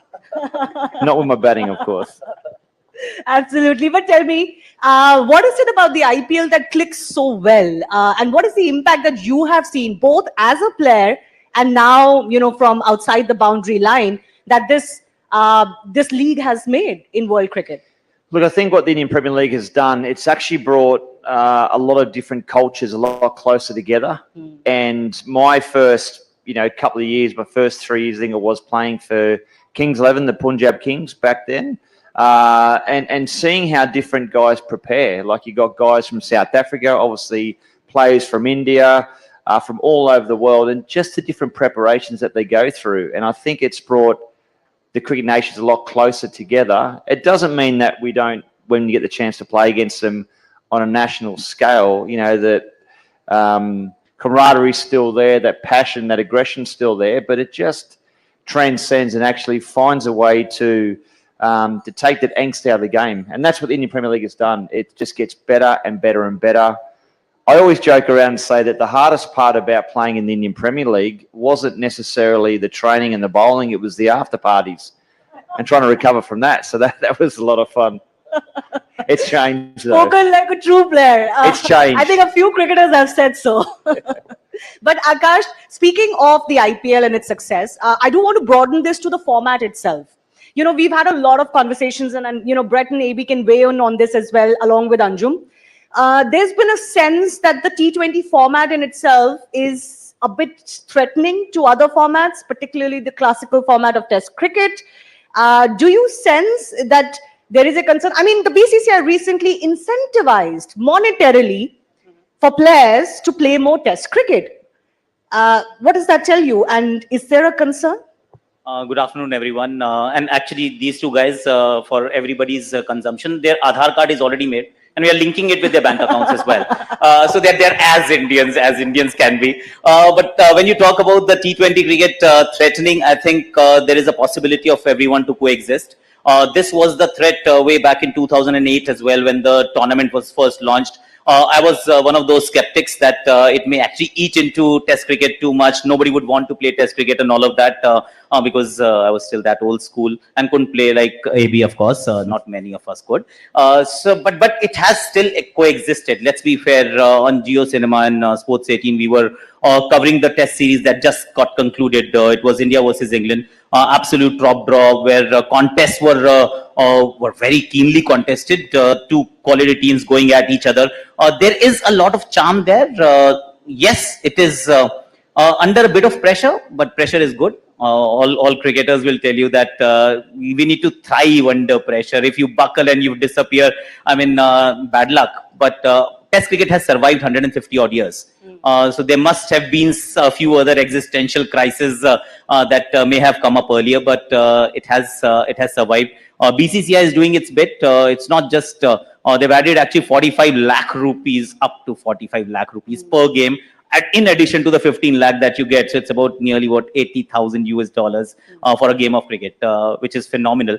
See, India will continue to do its bit. Australia is again very keen to play Test cricket. South Africa is facing their own set of challenges, and we don't mean to look down upon anyone because all of us are very different. We have our own challenges. But I do feel when you talk about Test cricket, like we are doing at the IPL, and you will see it on Geo Cinema throughout, we celebrate this festival of cricket for the next 2 years. But we take Test cricket equally seriously. And that's how we did for the last 5 weeks when England were here. And it will thrive only if the three big boys at this point in time, India, England, and Australia, sorry, AB, they keep investing in it, and they keep actually funding the T20 money should start funding Test cricket. At some stage, it will happen. It is already now visible in Indian cricket when you talk about those $80,000 per game. So that might just be the road ahead, because anybody who's played the game, anybody worth its salt will tell you that Test cricket is actually the pinnacle of your skill set or skill set being challenged. So I'm sure it'll stay in maybe in a slightly different form and shape, but it'll be there. Anjum, lots of responsibility on respective boards to do their bit, because as we all accept, there is a bit of threat, and we need to do a little bit more. Do you sense that all boards will put their thinking caps on and put their hands together? Yeah, good afternoon, everyone. If I didn't say it, then I would have been singled out. So I rather say good afternoon to everyone. So I think, look, for the women cricketers, it's welcoming sign if we can continue to play Test cricket. And since India has won, the good part is that India beat Australia and England at home. So the fillip of hosting more Test matches has come about. We will be hosting South Africa in a couple of months down, just after the IPL. So that's important. But I do feel that Test cricket cannot die. So it's like what Akash said, when T20 came in, no one will play Test cricket. But, it's like a wheel, like this Rising India wheel that we're all a part of at this point of time. It will come around. And I think it's obviously the English cricket board, Australian, Indian, South African, New Zealand, all these cricket boards will need to do their bit. They will all come around. It's all about investing at the right time, at the right place. But AB, certainly the modern cricketer, do you sense faces a different dilemma when it comes to choosing their career path, which is why we're having to incentivize a little bit for them? Different choices that they have to make vis-a-vis what you had to make in your days? Yeah, I'm quite thankful I never had to make the decision. I was always motivated just to play for my country, and whatever comes after that is a bonus. If there are any other leagues, which happened during my career. For youngsters these days, it's really not an easy decision, but it should be made easy for them, and that's where I'm coming from. I feel cricket is like music, and Test cricket is like classical music. It almost becomes part of you. It's an art. Where T20 is probably more like rock music. It's more entertaining and exciting, but there's room for all genres to exist within music. But it comes from the administrators, the boards, and they really need to take these decisions out of their hands, or at least make it easy for them and say, you know what, it can be entertaining, it can be good for you to go and commit for Test cricket. If you want to play T20s, no problem, there's your route. So I think that's the way forward. But what would you tell modern day cricketer today when it comes to these dilemmas? Well, firstly, have fun. That's the reason why we play cricket. And I'm with AB. I started playing cricket professionally 96, 97, I think it was, a long, long time ago. And the choice and options weren't there. And my dream was to play for Australia, to wear the baggy green cap. So we want to make sure that any kid, any young boy or girl that wants to get the chance to play Test cricket can have that opportunity. I think across the board, though, what would have to happen in order to make it work is to make sure that the players get paid the same amount of money, whichever country that they're playing for. And if we can do that and bring different nations up to speed that aren't getting paid as well as they would in a T20 format, whereas it's the IPL or whatever format it might be, that might encourage the young boys and girls then to go back to play, I guess, more cricket. So maybe, it's up to the boards to get more funding in order to look after their players coming through. I'll just add one small bit, and that's where I think broadcaster can and has played a role. Of course, we've spoken about the players. How can they be incentivized? But this is what we actually did it. Make it accessible to everyone to watch it for free. There are countries where it is not on terrestrial TV, and then you don't get to see it at all. If you don't see it, you're not going to be encouraged to play it. So the last Test series, I keep referring to that event, India-England, wonderful Test series, but it was also available on everyone's mobile. Go wherever you watch. Bring people into the stadium. Don't charge them a penny. Just bring them in.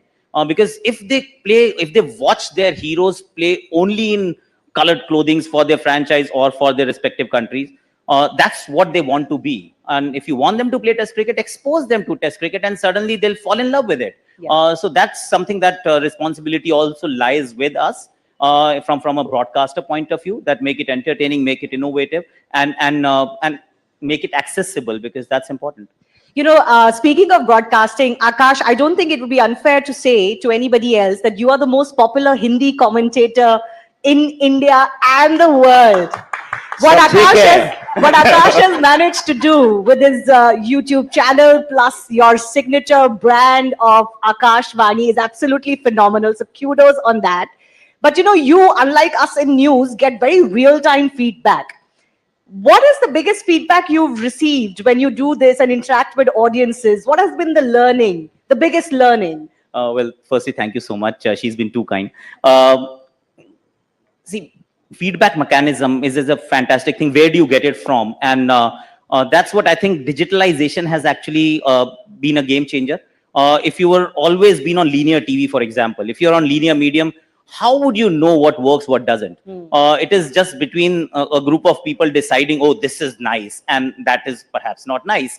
But when you are on a digital medium, I think feedback is almost instant. You get to know if people are tuning in, going out, when they actually tend to drop.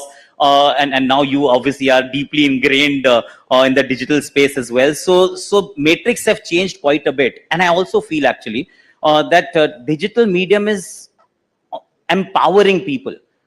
Previously, you didn't have a choice. Now, when you consume any sort of content on digital medium, you have the choice. You're not sitting in a group of people and watching something on linear TV with a remote control being with somebody else. You're not forced to do anything. If it's on your mobile phone, you decide what you want to watch. And if the person who is watching is empowered, then it's our duty to engage him and engage him or her for a significant period of time. Because if we are failing to do so, then there is no hope. And that's where now when we talk about the IPL and what we did at JioCinema, it can only happen in a digital space where you got 17 feed with 12 languages and only at a click that you decide. So do you modify what you're doing immediately, almost realizing, okay, you know, we need to do something different? You do actually. You take feedback if it's available, if it's there, you watch it and you say, okay, fine, this is clicking, this may not be clicking. Pop culture references, the new age Gen Z things I may or may not relate to personally because of the age, but my kids do.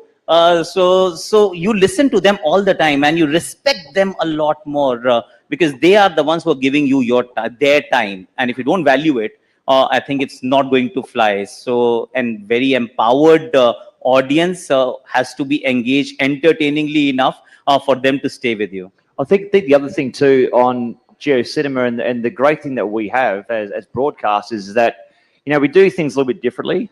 You know, when you look at other different channels and stuff, everyone can see the cricket, you know, they can see the ball going to the boundary, they can see the reason why it's gone the boundary, but what we bring is a different insight from past players, different education, you know, the reasons behind playing that shot, the thought process that goes behind playing that shot. And we've got more time to explain it, I think, between balls. And that's, I've done both. I've done, you know, the live feed where we've done things, and I've done stuff last year with JioCinema. It's very, very entertaining because we, you know, bring a different style of broadcasting to the team. And yeah, it's been heaps of fun.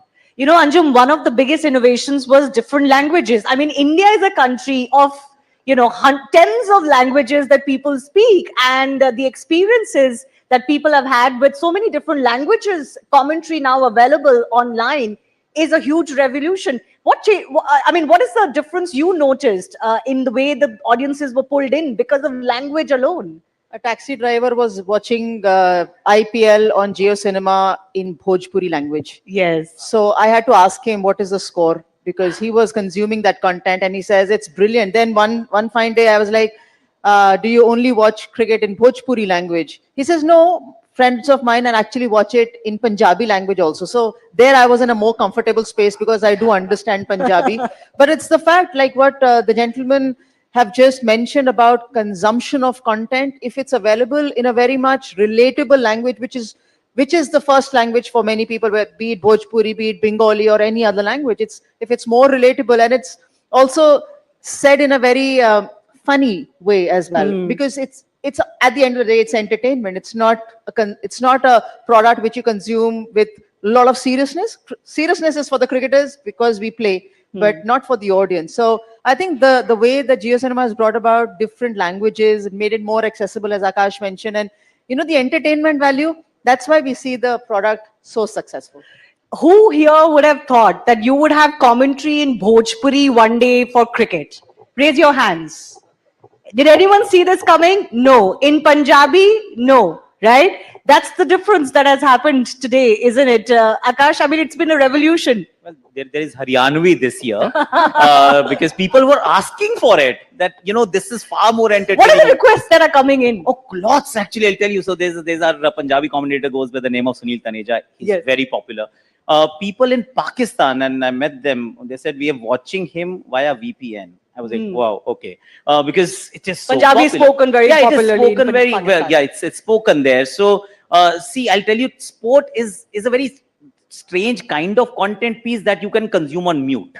Let's be fair, if it's there, you don't even have to switch on the audio to know what is happening. The audio is based only on your preference. If it is entertaining enough, I want to listen to it. I've got a teammate, he comes from Khurja. So I asked him, अच्छा तुम्हारे गांव में क्या होता है? तुम क्या commentary सुनते हो? ऐसा म्यूट पे सुनते थे. हम तो क्रिकेट ही म्यूट पे देखते हैं. We don't watch it with commentary because it's English. They don't understand it. See, there's no disrespect, but if it is the language that I don't relate to, I don't understand, I might as well watch on mute. But the moment I give you the language preference, the language that you speak in, the world opens up. It's far more entertaining and engaging in the end. Yeah, and AB, it's not just about languages, it's also about capturing audiences that maybe were, I wouldn't say neglected, but felt neglected. I mean, you have a YouTube, a YouTube show of your own, and you were seen on a show with Mrs. De Villiers one day. So it's also about getting people involved, people generally that you wouldn't have spoken cricket with, isn't it? Yeah, with the YouTube show, I learned from the best over there. It's not so easy, but I do enjoy it. It's nice to stay in touch with the cricket audience, and that's the idea behind the YouTube show, is to keep sharing what's on my mind about the cricketing world and some other stuff as well. But yes, once again, with our JioCinema feed, we have the Hangout feed, which is quite different. And I was on that show with my wife, and I also got educated in that show, to be honest. She told me that, no, there's one time when KKR played RCB, and I'm obviously a RCB player, she actually supported KKR. And I was like, excuse me, what's that all about? She said, no, Shah Rukh Khan is one of my favorite guys. I said, so I also learned some stuff on there. But I think the audience really relate to that. It's something different. It's something about my personal life and everyone's personal lives. And we get some of the players on there as well. I think Virat's been on, a few of the younger guys get on the show, and we just talk about different things, not only cricket. And yes, there are diehard cricketing fans out there, but there are also fans that want to know a bit more and not just cricketing stuff. So I think from that point of view, I think JioCinema has done incredibly well. There's also Brett 4K, there are hero cams, there's so much technological innovation that is going on. Does that boggle your mind sometimes to see so many different And that's just feeds? up in the commentary box. On the field, it's good as well. Nah, look, it's it's to see cricket in a different light, where it's so close and so realistic now, and the camera angles and the clarity that you can watch with now is fantastic.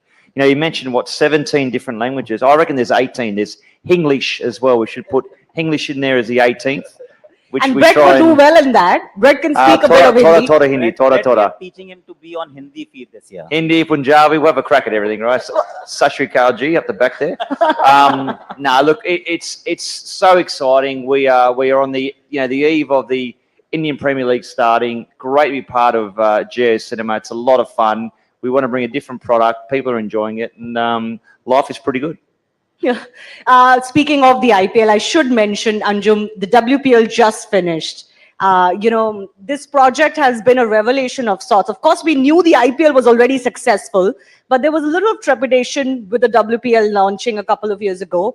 Are you surprised at all with how well loved this product has already become?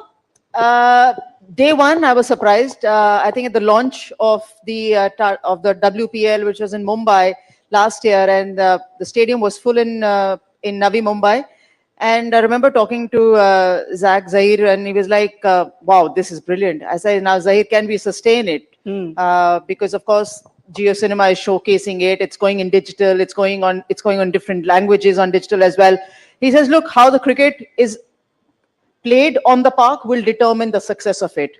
Of course, rest is history. Cricket was entertaining. And I was surprised looking at the numbers even after season 1 and now after season 2, that some of the best cricket played at the global level, we have surpassed those numbers, which means the content is consumed by more than 10 million people. I'm not comparing it to any of the World Cups right now, but then if our Indian product can deliver a hit like this, then I think we've done really well. And that's exactly what we wanted. We wanted the WPL to succeed. We wanted cricket to be showcased, brought to them as easily accessible as it was and is, and women's cricket to be right in front of them. So I think for me, it's perfect because WPL just supersedes or precedes IPL. And if Bangalore team wins it, it's entertaining like this. No, why not? I was going to come to AB. AB, the girls have finally done it. When are the boys going to do it? I think it's destiny. It's honestly like, I mean, the girls did it now, and in a relationship, the guys got to come to the party now. It's just how it is. I do think the shackles are broken. I think this is the year. It's meant to be for the guys. I don't mean to pull your leg, but every season we say this is going to be RCB season. You've heard it before, right? We've heard it before. Maybe the change of name, though. The change of Bengaluru. name, They've become the Bengaluru. change of colours on the shirt colour. Maybe this is the year. But just to come back to the WPL quickly, what I really enjoyed is we know the final was in Delhi. Yes. And we saw the footage of the streets of Bengaluru going absolutely crazy, fans filling the streets, and it just shows you how far the WPL has come. You know? At the toss, you couldn't hear anything what the captain was coming back to you with. So it was that kind of fan following. And then for us also, for all the broadcasters, for us also, it was an eye-opening because those RCB fans are everywhere. And it's such a nice thing to see the stadium being full. No, I feel for the RCB fans, and I think it's good to have them this win. But do you really genuinely feel, AB, this could be RCB's year? I know you will be a little bit biased, but who looks like a good title contender? I really do believe we can win it. We will win it this year. Look, you got to be patient. Sport is a funny thing. Cricket is not predictable. Otherwise, it would have been boring. So maybe once the shackles are broken, and I really think the women, sometimes things just happen in a weird way. I think the women have broken the shackles, and once the RCB men's team get one win, I think there's going to be quite a few back to back. So hopefully we go from strength to strength this season. Brett, do you agree? I was actually going through the list of teams, the 10 franchises, and I, not because he's sitting next to me, but I actually think RCB have got a very good chance this year. Yeah, I would not back against them.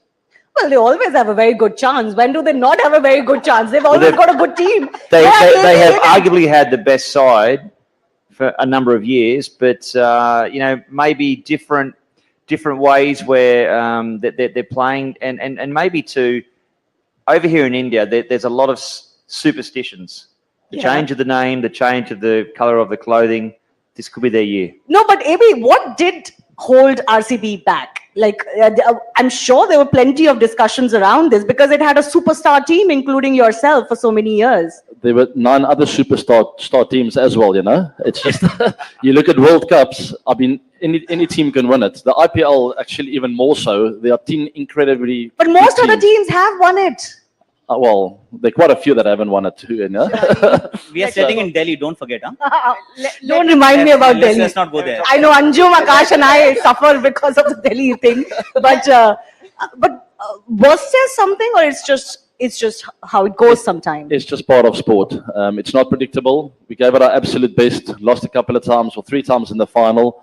We had our chances here and there, so we got ourselves to blame. But hopefully, and I mentioned it to you before, hopefully the legacy over the last few years that the senior players or the guys who have left already have left behind will carry the team across the line in the years to come. Akash, what is the Akash Tippani and the Akash Vani on this season's title contenders? See, I think firstly Smriti will go to the men's dressing room and give them a pep talk. That's what should happen. They gave her a beautiful guard of honor yesterday. I was seeing, and it was beautiful. On a serious note, I do feel all teams are fairly good, and I agree with AB. There's just a lot more to it. than having a good team which results in lifting the trophy. When I just put all teams together, Mumbai Indians is standing out.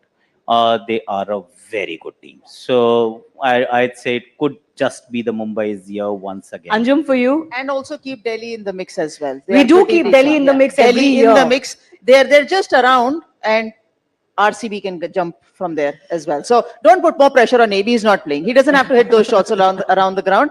But I'm sure as long as IPL is entertaining and we can see all that entertainment in different languages on Jio Cinema, why not? AB, will you go to the dressing room maybe? Catch up with the old guys and, I don't know, talk to them? Listen, you're asking me a lot of questions now. She's putting me under big pressure. I would love to. I have been in touch with some of the players. They have a new coach in Andy Flower. Some things have changed over there, so maybe a bit of a fresh start for them. So I've decided just to sit back and wait. If I hear from someone, I would very much be open to have a conversation with the guys and give them whatever knowledge I have. But I do feel there's so many world-class players in that team for this season. They're going to be just fine. All right. So, you know, we have on the panel members of the cricket world who've done what they did with the bat and ball. And then, you know, they have other talents. We all know about Brett Lee's musical talent that has been flourishing all through his cricket career, but also especially post that. We know about your love affair with India as well. We've got YouTube content creators in AB and Akash and commentators par excellence. But you are here, Brett. I do want to ask you. You want to hum something nice in Hindi for us? Hindi? Hame tumhara hun tumhare hi rahunga.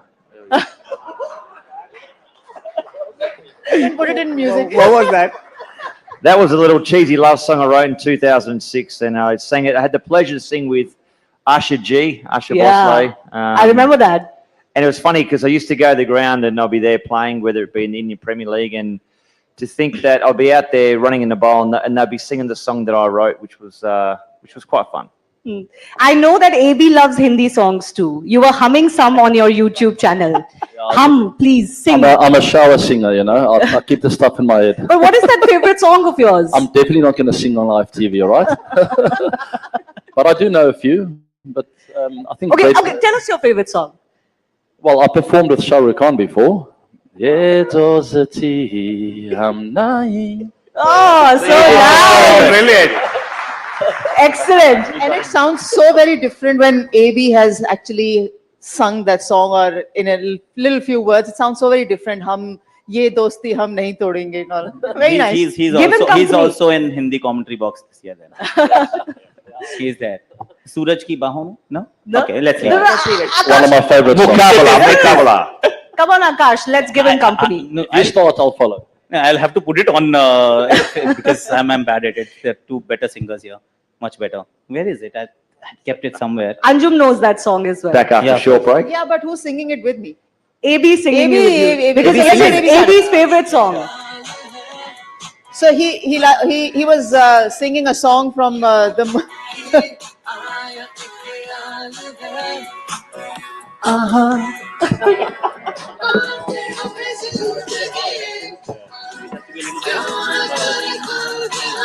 Who knows the lyrics? That is a nice song.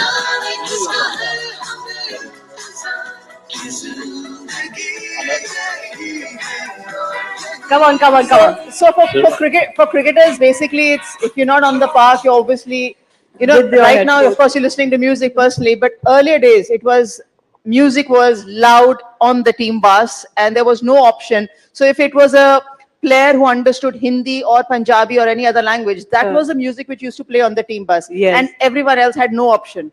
So whether it was a Walkman or whether it was a CD or now with the AirPods or whatever you might call it, nowadays you do have options. Earlier you didn't. So it was one of those, so Zindagi Na Milegi Dobara. Walkman. I've not heard Walkman for about 20 years. That's brilliant. Exactly. There was no option. You had whoever was seated next to the driver, the cassette or the CD or whatever. You have to just get it. The good old days. Yeah. Final 15 seconds, Akash. The IPL season starting in 2 days. If you were to set it up for the audiences in Hindi, how would you do it? And we'll end with that. बहुत सारे records बनेंगे, बहुत सारे टूटेंगे, बहुत सारा बहेगा पसीना और होगा बहुत सारा पेन. पर यही तो सिखाया था ना कि नो पेन नो गेन. 17 का खतरा इस बार होने वाला है, because this is season number 17 और मंच तैयार है। अब देखना ये होगा कि सरपंच कौन बनेगा। 5 बार जीता है चेन्नई, 5 बार जीता है Mumbai. Will we have a new winner in Bangalore? We shall find out. All right. On that note, a big round of applause for our cricketers on the panel. Thank you so much, ADG, Berkeley, Akash, and Anjum. Thanks a lot.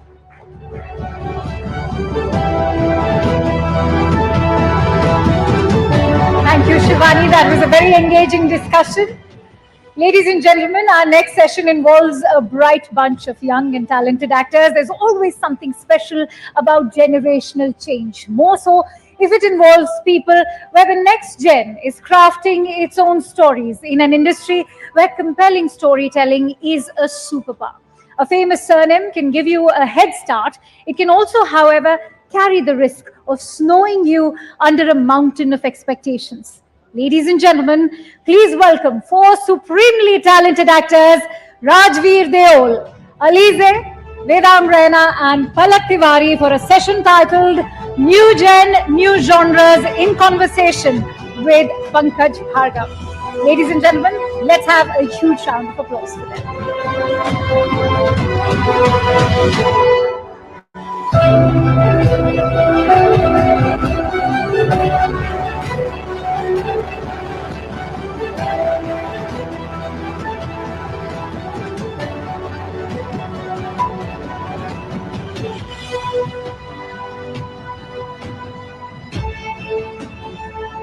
Ladies and gentleman, जोरदार तालियों से हमारी जो young generation है film industry की, इनका जबरदस्त तरीके से स्वागत होना चाहिए आपके बीच में। बहुत बहुत स्वागत आप चारों का। एलिजे, मैं शुरुआत करना चाहूंगा आपसे। देखिए, जब आप एक ऐसी फिल्म इंडस्ट्री में एक ऐसी फैमिली से आते हैं जहां इतने बड़े बड़े सुपरस्टार्स हों, सबसे बड़े सुपरस्टार हों, तो बहुत मुश्किल होता है कि कैसे शुरुआत करें। मैंने आपके बारे में तो ये सुना है कि आपका इरादा नहीं था फिल्म इंडस्ट्री ज्वाइन करने का, तो फिर कैसे आपको लगा कि मुझे फिल्म करनी है, फिल्मों में आना है? एक्चुअली ये सच नहीं है। मुझे पता नहीं था अगर मुझे एक्टिंग करनी थी या मुझे फिल्म में काम करनी थी। I was not sure which path I wanted to take, but I knew I wanted to work in film and I knew I wanted to do something creative. और ऐसे कुछ, you know, I never like to say I had any pressure. मुझे अच्छा नहीं लगता है बोलने के लिए, because it's been actually a very blessed and amazing journey for me, with my family support, with the support of the people that support my family. So it's been great, and I'm really grateful to be a part of this panel and to be here representing that. So thank you. तो राजवीर, ये सवाल तो मेरा आपसे भी है। देखिए, जब दादा जो हैं वो सुपरस्टार हों फिल्म इंडस्ट्री के, और पिता आपके वो 2.5 किलो का जो मुक्का है, और बॉबी देओल हों, अभय देओल हों, ऐसी फैमिली से जब आप आते हैं तो कितना प्रेशर आपके पास था। और फिर आप तो भाई भी हैं, तो क्या लगा आपको कि मुझे भी इसी चीज को करना है, फिल्म इंडस्ट्री में ही अपने पैर जमाने हैं, कदम जमाने? कितना आपके लिए आसान था और कितना मुश्किल था? I don't think you can escape it when it surrounds you so much. No matter how many other jobs I wanted to do, other careers I wanted to take, in the end, acting was always there. And for your other thing, for pressure, yeah, there's a lot of pressure. You can't escape that shadow. So you try to really, carve your own path, and you just keep trying and trying and trying. Otherwise, you just be eclipsed in their shadows forever. नहीं, तो फिल्मों में जब आप आए हैं तो आप दादा को ज्यादा सोच के आए दिमाग में कि दादा जैसा बनना है, उनकी जैसी एक्टिंग करनी है, या आपके घर में सनी देओल जो हैं आपके पिता हैं, उनके जैसा बनना है, बॉबी देओल जैसा बनना है? क्या था आपके जहन में जब आप आए फिल्म इंडस्ट्री में, या अपनी एक अलग आइडेंटिटी बनानी? I just wanted my own identity. I can't do what they do, no matter how much I try. बिल्कुल। देखिए, जाहिर बात है आपके लिए थोड़ी डगर बहुत मुश्किल है। वेदांग, आपके बारे में हमने सुना है कि भाई अगर लुक्स की बात होती है, दिखने की बात होती है, तो सिर्फ एक नाम है, वो है वेदांग। तो ये जो पॉपुलैरिटी है आपकी, पहली फिल्म जो आपने की, उसके बाद से ये चीजें तो आपको सुनने को मिल रही थी। तो जो पहली फिल्म का अनुभव था, और वो भी डायरेक्टर अगर मैं कहूं तो उनकी कितनी सुपरहिट फिल्म थी जो पहली फिल्म उन्होंने बनाई थी, how was the experience? Sir, बहुत ही अच्छा एक्सपीरियंस था। मेरे लिए बहुत नया था ये सब, क्योंकि ऐसे बचपन से प्लान नहीं था कि मैं फिल्मों में काम करूंगा, एक्टर बनूंगा। ये कॉलेज में ऐसे एक आई वुड से चस्का चढ़ा फर्स्ट ईयर कॉलेज में कि मॉडलिंग में ट्राई करता हूँ। और मैं उससे पहले एक सिंगर था, तो मैं म्यूजिक बनाता था, गिटार बजाता हूँ. So it started like that, and then eventually I started auditioning क्योंकि मेरी एजेंसी ने बोला आप थोड़े ऑडिशंस दो, एंड धीरे धीरे ऑडिशन देते देते एक ऑडिशन लैंड हुआ. और तो मतलब I just consider myself lucky. ऐसे कुछ प्लान नहीं था लेकिन ये हो गया, and I am very grateful for it. और एक्सपेक्टेशंस तो कुछ थे ही नहीं क्योंकि कुछ मतलब I never expected to be in that position. So yeah whatever is happening right now it's all bonus. बिल्कुल. तो लेडीज एंड जेंटलमैन, आप चाहेंगे, चूंकि गाने का जिक्र किया है, अभी तो नहीं लेकिन थोड़ा सा आगे आप कहेंगे, आपका गला खराब है मुझे मालूम है, वो आप जरूर कहेंगे, लेकिन आप सुनना चाहेंगे जरूर कि ये क्या गाते हैं, कैसा गाते हैं, आप देखना चाहेंगे, सुनना चाहेंगे. एक बार जरा बोल दीजिए आप. ऐसा होगा तो देखिए, अब आपके ऊपर, आपको सोचने का हमने टाइम दिया. जब तक मैं पलक से बात करता हूं, मैं वापस आपके पास आऊंगा. पलक, जरा आप बताएं, आपकी जो पहली फिल्म थी उसमें एक बड़े स्टार आपके साथ थे और दूसरी फिल्म में तो इतने बड़े स्टार थे, तो वो दोनों फिल्मों का जो आपका शुरुआत हुई वो अलग अलग एक्सपीरियंस रहे होंगे. तो कैसा एक्सपीरियंस था पहली पिक्चर का और फिर जो दूसरी आपने इतने करोड़ की फिल्म कर डाली? सर, वही मैं बहुत सौभाग्य की बात मानती हूँ कि मेरी पहली फिल्म इतने करोड़ों की थी, पर उसमें आपको पता है ये हो गया कि एक कलाकार के लिए सबसे कठिन चीज होती है बॉक्स ऑफिस, और वो हमारा जो सरदर्द था वो सलमान सर ने ले लिया, तो वो एक टेंशन मेरे शोल्डर से कम हो गई. तो उसमें आई थिंक ये एक्सपीरियंस पूरा हंसी मजाक का हो गया, मजे का हो गया, क्योंकि मैंने अपनी जो पहली फिल्म थी, मैं इतने बड़े लोगों के साथ काम करी थी कि मुझे लगा मैं सिर्फ सीख लेती हूँ, मैं यहाँ पे कुछ दे तो नहीं पाऊंगी, पर मैं सीख लेती हूँ. और वहां पे मैंने सिर्फ सब कुछ निचोड़ा है. मैंने आसपास देखा है, मैं अच्छा ऐसे करते हैं, अच्छा ऐसे करते हैं, मैंने सब सीख लिया वहां से. और वो थी मेरी पहली फिल्म. और जो मेरी दूसरी फिल्म है वो अभी तक आई नहीं है, पर वो संजय दत्त सर के साथ है, वो उसमें है. उतना नहीं जितना सलमान सर थे, किसी का भाई किसी की जान में, पर संजय सर प्रोड्यूसर भी हैं, तो इसमें थोड़ी ज्यादा हैवी लोडिंग है. तो ये मुझे लगता है कि ये पार्ट 2 है. पार्ट 2 में, पार्ट 1 में सीखो एक बड़े स्टार से, पार्ट 2 में दूसरे बड़े स्टार के सामने जाके, ये मुझे पता है, हाँ इतना मुझे आता है. तो ये थोड़ी प्रिपेयर होगी मैं सलमान सर की वजह से, तो बस वही लकी होगी. अच्छा, वो इतने बड़े स्टार हैं, वो आपको बिल्कुल फील नहीं होने दिया होगा उन्होंने, जब आप फिल्म बन रही थी, जब वो शूटिंग चल रही थी, ऐसा तो फील नहीं होने दिया आपको? आई थिंक वो कभी कभी खुद भूल जाते हैं कि वो बहुत बड़े स्टार हैं. उनको बहुत अच्छा लगता है सबको एक जैसा रखने, कि सबको एक जैसा रखें. उनको बहुत, स्पेशली अगर कोई उनको लगता है ना बच्चा है, उनको बहुत प्यार से रखते हैं, बहुत हमेशा सिखाना उनको बहुत पसंद है. उनको नहीं लगता कि हमारी उम्र में कोई गलती कर सकता है. उनको लगता है ठीक है, कोई बात नहीं, अच्छे से करो, ये नहीं ऐसे करो. कोई भी चीज बड़ी या छोटी नहीं होती. तो उनसे मैंने बहुत कुछ सीखा है. बिल्कुल, बहुत कुछ सीखा है. एलिजे, देखिए, इतने बड़े क्रिटिक अगर घर में ही हो, जब आप फिल्म कर रही थी तो क्या उनकी कुछ गाइडेंस मिलती रहती थी या पूरा छोड़ा हुआ था उन्होंने कि आप अपना बेस्ट दो, और बाद में जब वो फिल्म लगी, जब उन्होंने देखी, तो वो कॉम्प्लीमेंट या जो भी उन्होंने कुछ कहा, जरा वो शेयर करें हमारे दर्शकों के साथ? आई थिंक सबसे बड़ी चीज जो थी वाज दैट कि उन्होंने मुझ पर इतनी यकीन की that he was okay to support a film with a female protagonist like पर्रे, and it was the best thing we could have asked for. क्योंकि आई थिंक एडवाइस तो बहुत लोग देते हैं, but to actually do something for someone physically to make a movie happen, to find investors, to get the script, to get the director, इतना commitment देने के लिए it's very I'm really grateful कि उन्होंने मुझे इतना support किया. and more than advice, I think it's that वो जो silent presence रहता है, एक guardian angel जैसा, कि हम देख रहे हैं, हम involved नहीं हो रहे, you should be independent, you should live your life, लेकिन दूर दूर से वो देखते रहते थे, कि I'm here for you and I'm there. ऐसे कुछ स्पेसिफिक उन्होंने अच्छा, ये बताइए कि वो लाड और डांट का मिक्स होता है उनके साथ, या बहुत ज्यादा लाड करते हैं? डांटा कभी किसी बात के लिए उन्होंने? कभी भी नहीं, कभी भी नहीं. और हमेशा प्यार से ही बात करते हैं. जब फिल्म देखी तो पहली बार क्या कहा फिल्म देखने के बाद? एक्चुअली उन्होंने कुछ बोला नहीं. I think that was good. He was very happy with it and he said yeah कि बहुत अच्छी है, and I think we should go theatrical, क्योंकि प्लान था कि हम ओटीटी पे रिलीज करेंगे पहले, फिर उसके बाद फिल्म देखने के बाद हमें लगा कि शायद थिएटर्स में एक चांस होगी. And I think that was the biggest compliment we receive from him, कि ही सेड कि we should do a theatrical release for Farre. So I think that was the best thing. बिल्कुल, और ऐसे छोटे छोटे बच्चे जब हैं, जब इतना अपनी मेहनत से काम करते हैं, भले ही वो ऐसी फैमिली से आते हैं जो पहले फिल्म इंडस्ट्री में, लेकिन इनके लिए बहुत मुश्किल होता है अपने लिए अलग से जगह बना पाना। वेदांग, अगर मैं आपकी बात करूं, आपकी जो पहली फिल्म थी उसमें स्टार किड्स थे, शाहरुख खान की बेटी थी, खुशी थी उसमें, अगस्त्य नंदा थे, तो क्या उनके बीच में आप वो फिल्म कर रहे थे, आपके लिए थोड़ा ज्यादा मुश्किल था या बहुत आसान था? किस तरह का वो अनुभव रहा शूटिंग के वक्त का? नहीं, मुझे ऐसे कभी फील नहीं हुआ और फील कराया भी नहीं गया, to be honest.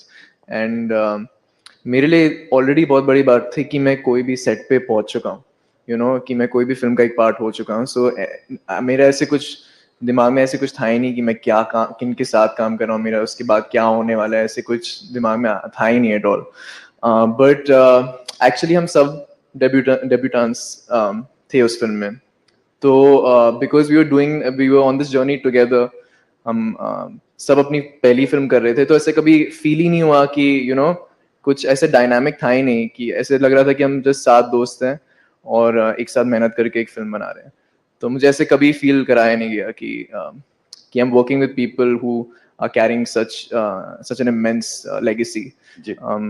I felt at home. बिल्कुल। और राजवीर, देखिए, हमारे जो दर्शक हैं जो हमें अभी इस वक्त देख रहे हैं, यहाँ पर इस हॉल में जितने भी लोग हैं, वो ये जानना चाहेंगे। देखिए, हमने वेदांग से कह दिया, उन्होंने प्रॉमिस भी कर दिया है, साइलेंस उनका जो है वो कह रहा है कि वो गाएंगे जरूर, भले ही वो 2 लाइन गाएं, लेकिन हम आपसे चाहेंगे, इतने पॉपुलर डायलॉग्स हैं आपके दादा धर्मेंद्र जी के, सनी देओल जो आपके पिता हैं उनके तो डायलॉग्स, तो हम चाहेंगे चूंकि आप एक्टर हैं तो कुछ तो हो जाए उनका, ताकि हमें लगे कि हाँ, उनकी जो अभी वो यहाँ नहीं है तो हमें लगे उनकी प्रेजेंस यहाँ फेल्ट हो। आप बताएं कुछ करके उनका कोई dialogue famous. Good thing about movies is you can rewind it and play it anytime. So their dialogues as well. You don't want to paint the Mona Lisa again. So out of respect for my father, grandfather, my chacha, I will not say the dialogue. अच्छा, पलक आप ये बताएं, अब जो music albums हैं वो भी चल रही हैं फिल्म के साथ साथ, व्हाट डू यू एंजॉय मोर? और आपके लिए भी दिक्कत यह है कि माँ इतनी बड़ी स्टार हैं और आपके लिए भी अपनी जमीन तलाशना, अपनी जगह बनाना उतना आसान नहीं होता, बल्कि आपके लिए शायद ज्यादा मुश्किल हो जाता है जब एक पैमाना सेट किया हो आपके पेरेंट्स ने और फिर लोग उनके साथ कंपैरिजन करते हैं, तो होता ही है। तो किस तरह से लेती हैं उसको? सच बताओ, मेरी जो शुरुआत थी वो थोड़ी अलग थी। मेरा डेब्यू सच कहूँ तो बिजली ही था। तो मेरे डेब्यूटेंट डायरेक्टर थे अरविंदर सर और मेरा डेब्यू हीरो था हार्डी, और उसकी वजह से मैं आज जहाँ पे भी हूँ मैं उसी की वजह से हूँ। तो उस म्यूजिक एल्बम ने मुझे बहुत कुछ दिया है और उसके बाद मैंने एक और की, पर फिर उसके बाद मुझे लगा कि गाने में और नाचने में मजा है, पर यहाँ पे मेरा दिल इतना खुश नहीं है। मेरा दिल ज्यादा एक्टिंग में है, हमेशा से एक्टिंग में था। और अगर मैं मम्मी की बात करूं तो, और मम्मी से जो कंपैरिजन होता है उसकी बात करूं तो, मुझे कभी वो एक प्रॉब्लम लगा ही नहीं, क्योंकि मुझे लगा कि क्या ही बोलेंगे कि तुम अपनी मम्मी जितनी सुंदर नहीं हो। हाँ ठीक है, नहीं हूँ, मुझे पता है। मुझे लगता है मेरी मम्मी से ज्यादा सुंदर कोई है ही नहीं। मैं आपसे बड़ी फैन हूँ मेरी मम्मी की, तो आप मुझे क्या ही बोलोगे। फिर क्या बोलोगे, तुम अपनी मम्मी जितनी अच्छी एक्टर नहीं हो। हाँ, तो मुझे 2 साल हुए हैं, मुझे टाइम तो दो थोड़ा, फिर बाद में बात करेंगे। पर मुझे लगता है कि जो भी है वो इतना बुरा नहीं है। मैं बहुत खुश हूँ कि मुझे मेरी मम्मी से सब कुछ सीखने मिलता है। और मैं एक्टिंग की बात नहीं कर रही हूँ, वो जिंदगी में इतनी सुलझी हुई औरत है ना, मुझे बस उनसे एक औरत बनना सीखना है। क्रिटिक भी हैं, घर में बताती हैं कि ये ठीक किया तुमने, ये ठीक नहीं किया, ऐसा कुछ सुनने को मिलता है उनसे? क्रिटिक ही है सर, क्रिटिक ही है। एक पूरी की पूरी देसी माँ है, ये गलत किया, ये गंदा किया, ये हो किया। पर जैसे अलीजे ने कहा, अगर कुछ अच्छा हो जाता है तो एकदम मुंह बंद। तब मुझे लगता है हाँ, आज कुछ नहीं बोला, आज कुछ अच्छा हुआ होगा। पर वो मुझे ही सोचना पड़ता है कि कुछ क्या अच्छा हुआ है। अच्छा एलिजे, देखिए, आप ये बताएंगी क्योंकि सलमान साहब को आपसे बेहतर कौन जानता है। आपके तो 3 अगर मैं कहूँ मामू हैं, तो वो उनमें सबसे फेवरेट आपके कौन है, ये मैं पूछूं तो इसका जवाब आपका होगा कि तीनों हैं, या फिर कुछ ऐसा है कि एक सबसे ज्यादा फेवरेट है? ऐसे नहीं है, अलग चीज के लिए मैं अलग मामू के पास में जाती हूँ। जैसे अगर मुझे हंसना है तो आई गो टू सोहेल मामू, बहुत जोक्स करते रहते हैं। अगर सीरियस सिचुएशन है, नहीं, जैसे वो जोक क्या होते हैं? वो सिचुएशनल होते हैं जोक। तो वो है। और फिर अरबाज मामू एडवाइस देने में बहुत अच्छे हैं, he is very well spoken, बहुत आर्टिकुलेट है। तो वो जब भी कुछ किसी चीज में मुझे एडवाइस चाहिए तो मुझे पूछना भी नहीं पड़ता है, खुद कॉल आ जाता है उनसे। एंड सलमान मामू वो it's good to be around him क्योंकि वो याद दिलवाते हैं कि you need to be young at heart and just like Palak had said कि वो बच्चे ही है अभी तक। तो sometimes उनके साथ रह के I feel like कि मैं और young हो गई हूँ। तो that's why when I go to him। तो अलग अलग चीजें हैं। अच्छा, पहली फिल्म तो हो गई और वो जाहिर बात है उसमें पूरी ताकत लगी थी, पूरे लोग उसमें इन्वॉल्व थे, लेकिन अब वो फिल्म हो गई है। जी अब इसके बाद का जो सफर है वो डगर जो है इतनी आसान नहीं है, जी क्योंकि आप लोगों के ऊपर एक वो अलग सा प्रेशर रहता है, दबाव रहता है, जी उससे निकलना है। तो अब जो नेक्स्ट आपका प्रोजेक्ट है, अभी क्या बातचीत चल रही है, नई फिल्म पे काम हो रहा है या वो क्या प्रोजेक्ट है, कुछ अगर आप हमें बताना चाहें। बता तो नहीं सकती हूँ बट चीजें हो रहे हैं। Farrey was received very well, critically बहुत अक्लेम थी। तो आ रहे धीरे धीरे, अभी देखते। अच्छा, वो जो बेस्ट फीमेल डेब्यू जो आपका हुआ था, वो अवार्ड जब आपको मिला था, तो वो पल याद है आपको? वो कैसा अनुभव, वो कैसे एक्सपीरियंस? एक्चुअली उस मोमेंट में मैं बहुत नर्वस थी एंड बहुत डिफिकल्ट था क्योंकि अहमदाबाद में, गांधीनगर में sorry, I think 30,000 people were there on stage. So I got a bit nervous. तो वो पहला जो था वो याद नहीं है, पहला जो अवार्ड था, but I remember the second time मैं ज़्यादा prepared थी, I was more patient, I took the moment in. तो yeah, but वो अनुभव बहुत ही, first time was a bit scary. धीरे धीरे धीरे आदत लग रही है। बिल्कुल। और वेदांग रैना, आप कश्मीर से हैं, इतनी खूबसूरत जगह से है, कश्मीर के बारे में आप सुनते पढ़ते, आप गए तो नहीं हैं, मुंबई में रहे हैं सारे वक्त में, ऐसा सच है? ये ठीक बात है? हाँ जी, हाँ जी। तो मन होता है कश्मीर जाने का, कश्मीर के बारे में आज कल आप काफी कुछ सुन रहे होंगे, पढ़ रहे होंगे, देख रहे होंगे, इतना कुछ वहां पर हो रहा है, अच्छी अच्छी चीजें सुनने को मिल रही है कश्मीर से, तो मन कर रहा है आपको वहां जाने का? कुछ हाँ जी, कुछ वो जो सुनते हैं आप कश्मीर के बारे में, कुछ कहना चाहें अगर? ऑफ कोर्स, मेरे माता पिता तो कश्मीर में, वो दिल्ली से हैं एक्चुअली, लेकिन माय ग्रैंड पेरेंट्स, उनके एक्सपीरियंसेस मैं सुनता रहता हूँ कश्मीर के। तो मेरा बचपन से बहुत ही मन है जाने का, अपॉर्चुनिटी कभी मिला नहीं अनफॉर्चुनेटली, लेकिन इस साल एक्चुअली प्लान बन रहा था कि some time may be April में you know the whole family will go, but I always hear the best things about it. और हम कश्मीरी लोग काफी पैशनेट है अपने जगह के बारे में, हमारे कल्चर के बारे में, तो आई कीप हियरिंग स्टोरीज। भाषा आती है आपको? बहुत थोड़ी, कुछ एक अंश उसका अगर सुना पाए, ताकि वो जो कश्मीर में बैठे लोग आपको सुने कि हाँ, हमारा लड़का जो है वो इतना शानदार काम कर रहा है फिल्मों में। कैशुकरन, Kyachukaran is how you doing or what are you doing, and Myon Navch Vedang, that's my name is Vedang, and Orzu Dorkut, whoever knows that. तो वाजवान पसंद है आपको खूब? हाँ जी, of course, biggest fan of Kashmiri foods are Kashmiris. Rajveer, मैं आपसे ये जानना चाहूंगा, देखिए धर्मेंद्र साहब का एक बर्थडे था, तो मैंने उनको बड़ा लंबा चौड़ा उनके साथ इंटरव्यू किया था, तो वो जब होते हैं मंच पे तो एक माहौल सा बनता है, इतना लंबा उनका काम रहा है, इतना बेहतरीन उन्होंने काम किया है, इतना प्यार उनको लोगों से मिलता है और उनका एक अंदाज है। लेकिन अगर मैं सनी जी की बात करूं तो बहुत शाय हैं वो, आपके ब्रदर को भी मैंने देखा है और अब आपको भी देख रहा हूं। बॉबी की अगर हम बात करें तो वो आपके चाचू हैं, उनका वो पिता से मिलता मिलता है सब कुछ, लेकिन ये आप तीनों जो हैं वो बिल्कुल अलग लगते हैं दोनों से, इसका क्या कारण है? I think we have to talk to a therapist about that. I don't have a proper. I have no clue. We just shy people. तो जब आप दादू के साथ होते हैं अपने, तो वो तो आपको कहते होंगे कि थोड़ा कुछ बोला करो, थोड़ा हंसा करो, थोड़ा सा वो जो उनका अंदाज है, कुछ बोलते हैं, छेड़ते हैं आपको? He likes when I crack jokes, make him laugh. That's about it. पलक, अब आगे क्या होने जा रहा है? अब नियर फ्यूचर में क्या करने वाली हैं अभी आप? आगे सर मैं बहुत ही ज़्यादा एक्साइटेड हूँ कि जो मेरी फिल्म आ रही है कि वो लोग देखें, क्योंकि मैं चाहती हूँ कि लोगों को देखने मिले कि एक ऐसी चीज़ जिसको लेके मैं बहुत प्राउड हूँ, जिसको लेके मैं जानती हूँ कि हाँ, इसमें मुझे लगता है कि मैंने अच्छा काम किया है, जो मैं अपने बारे में बहुत ज़्यादा बोलती नहीं हूँ, पर हाँ, तो मैं चाहती हूँ कि लोग उसको देखें, मुझे पता चले कि लोग इसके बारे में क्या सोचते हैं।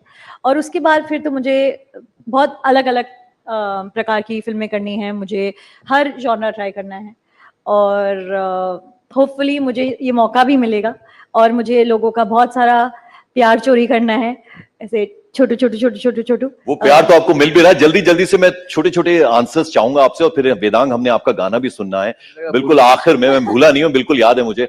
आप ये बताइए कि अगर आप एक्ट्रेस ना बनती या ना होती आप एक्ट्रेस, तो क्या बनती इसके अलावा? हाँ, डायरेक्टर बनती। तो ये है तमन्ना दिल में कि एक दिन मैं कोई फिल्म डायरेक्ट करूंगी, हीरो सलमान खान होंगे उसमें? जी बिल्कुल। वेदांग? हाँ जी, सिंगर होते आपने तो बता ही दिया। या सिंगर, बिकॉज मेरा I wouldn't say my career, but school और कॉलेज में मैंने बहुत गाना गाया है। हाँ। और गिटार बजाया है। ठीक, हम सुनेंगे आपसे। राजवीर आप बताइए, आप तो खैर पूरी फैमिली एक्टिंग में है, तो क्या अगर एक्टर ना बनते कुछ और शौक है आपको, कुछ और भी बन सकते थे आप? Something in the gaming industry, probably. Gaming development or something. पलक आप? मैं सच बोल रही हूँ, इसके आगे पूछना मत, क्योंकि आपने छोटा बोला। कुछ नहीं, मैं कुछ नहीं कर पाती, मैं बोल रही हूँ मुझे और कुछ नहीं आता, हो गया। तो बिल्कुल मतलब एक्ट्रेस बस, और कुछ नहीं आता। चलिए, अब आखिर में आप चाहेंगे कि वेदांग हमारे लिए कुछ 2 लाइन गा दें? मतलब एक बार जरा जोरदार ताली बजा दीजिए ताकि वो माहौल बने, वो गा दें। वेदांग प्लीज, देखिए अब तो आपको गाना होगा। प्रेशर का माहौल बना दिया आप। हाँ, तो चलिए गाइए। अच्छा ठीक है, 2 लाइनें गाऊंगा। I will try. मैंने कुछ, हाँ चलो ठीक है। एक गाना है लाल इश्क। तुझे संग बैर लगाया ऐसा, रहा ना मैं फिर अपने जैसा। बस। बहुत ही शानदार, जोरदार तालियां आप सबकी एलिजे, वेदांग, राजवीर, पलक, बहुत बहुत सारी शुभकामनाएं आपके ब्राइट फ्यूचर के लिए। आप बहुत अच्छा करें, नाम करें, अपने जो परिवार के लोग हैं उनका खूब नाम बढ़ाएं। बहुत बहुत शुक्रिया यहां हमारे साथ मंच में आने के लिए। Thank you so much. Thank you so much. Very engaging and heartwarming conversation. Ladies and gentlemen, and with that, let's now shift focus to Bharat's economy. There's always something special about generational change. Now, with that, we've of course ended this session, but let's talk about the economy. If sustained economic growth is India's ambition, inclusive growth is Bharat's purpose. Welfare economics, education, health, employability will all have to sink in to cast the net growth to the widest possible range.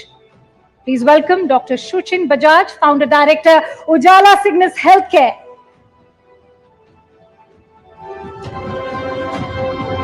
Vineet Rai, Founder and Chairman, Avishkar Group. Ashish Dhawan, Founder Trustee, Ashoka University.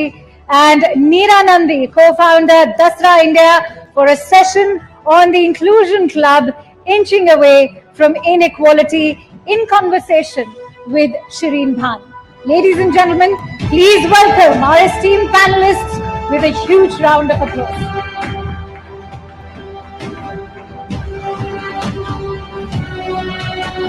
Thank you very much. Good afternoon, ladies and gentlemen. And the pressures on this panel now to outdo what we just saw, those star performers enthralling the audience here with what they intend to do. But since we are talking about the future, we're going to talk about an inclusive future for India. So much of the conversation over yesterday and today has been about the growth of India, the rise of the Indian economy. But all of this is meaningless unless growth is inclusive, unless growth is equitable. And my panel here today is going to discuss exactly that, what the roadmap ahead looks like in terms of being able to bridge some of the major inequalities that we continue to see in the country, whether we talk about the gaps in healthcare, we talk about the gaps in education. All of those are gaps that require innovative solutions, innovative thinking. Is there a road for private capital and for private enterprise to bridge some of these inequities? Let's just put some numbers on the table before I get my panel to comment. And Neera Nandi is here representing Dasra. Dasra has just put out a report, as it does every year, to talk about what is happening with corporate social responsibility spends. Remember, it is mandatory for companies to allocate 2% of their profit towards corporate social responsibility. So DASRA tracks what's happening on that front and also tracks what's happening as far as the use of philanthropic capital is concerned. But the bulk of the spending on the social sector continues to be done by the government. So if you take a look at the data, approximately 23 lakh crores, that's about 8.3% of GDP, is what the government is spending as far as the social sector is concerned, but it is still well below the asking rate. The Niti Aayog believes that the gap still is almost 5% between where we need to be and where we are today in terms of social sector spending. So what role can the private sector play? Neera, let me come to you with that. You've just put out the DASRA report, and while there has been progress, both in terms of being able to raise philanthropic capital as well as CSR spending, FY23, the number stands at what? CSR 23,000 crores. What more needs to be done? What's the positive change that we've seen, but what you believe needs to be done going forward?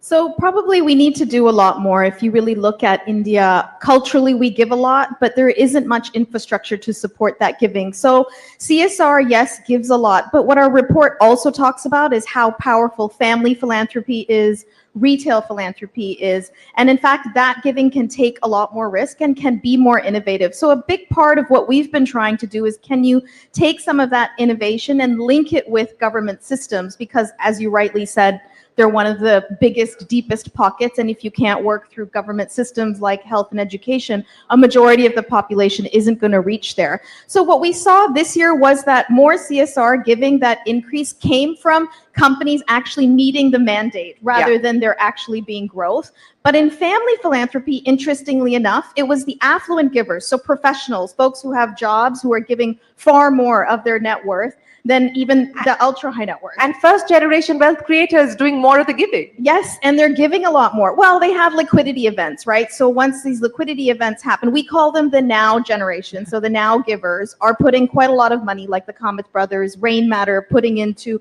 or even having Ashish here, really putting money into foundations in climate and other kinds of issues that aren't always the traditional health, but more at an intersection. So you're seeing these now generation givers, you're seeing intergenerational, kind of like the panel we had before, next generation is actually wanting to do a lot more in philanthropy and thinking about how they can be more strategic.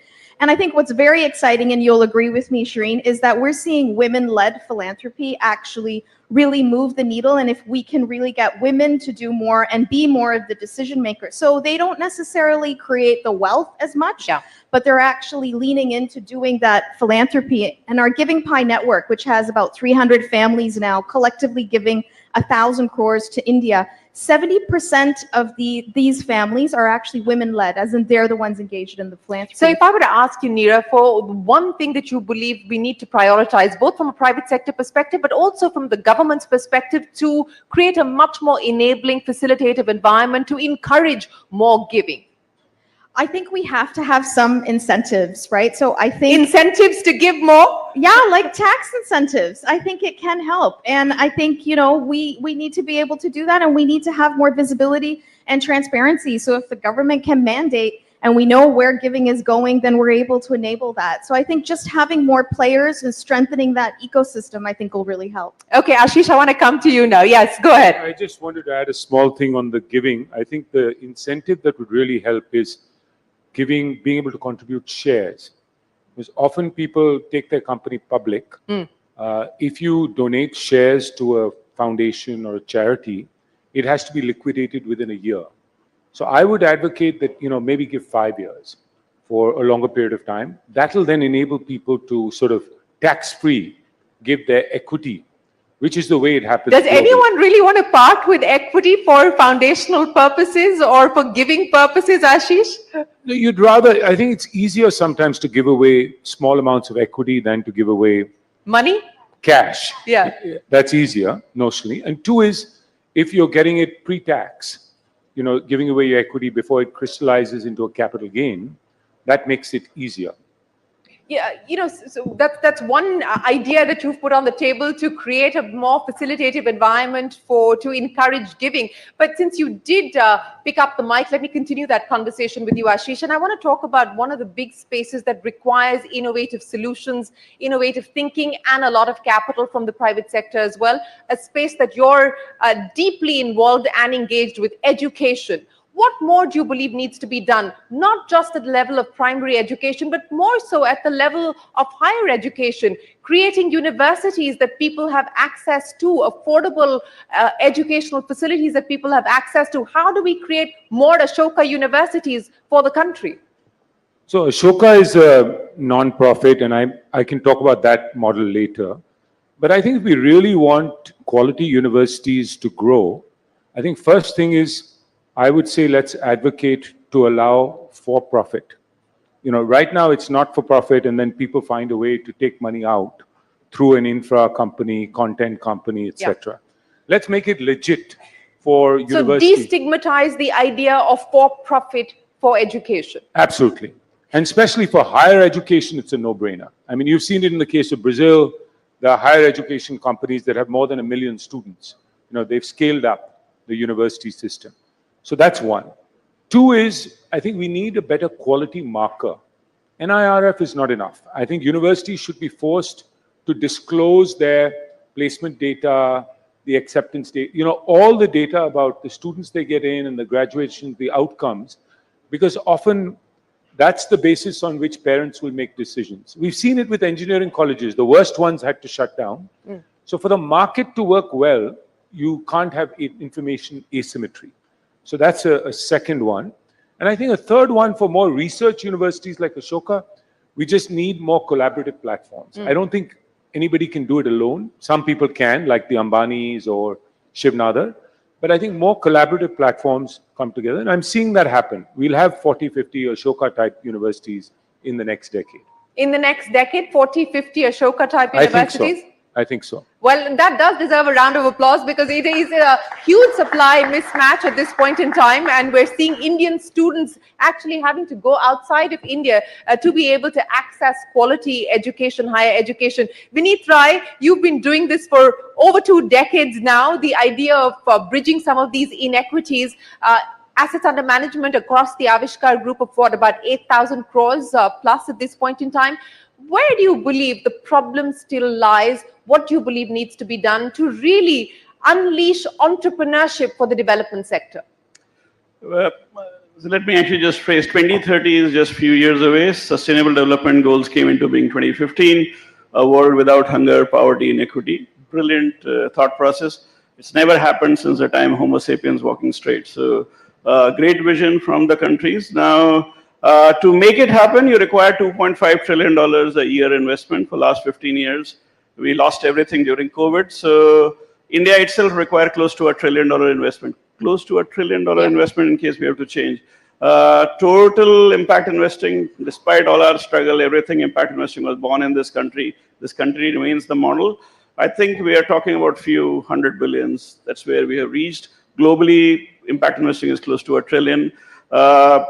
I think what we have done very well in impact investing is we have convinced at least the foreigners that there is something called impact investing, and they have started allocating large amounts of capital.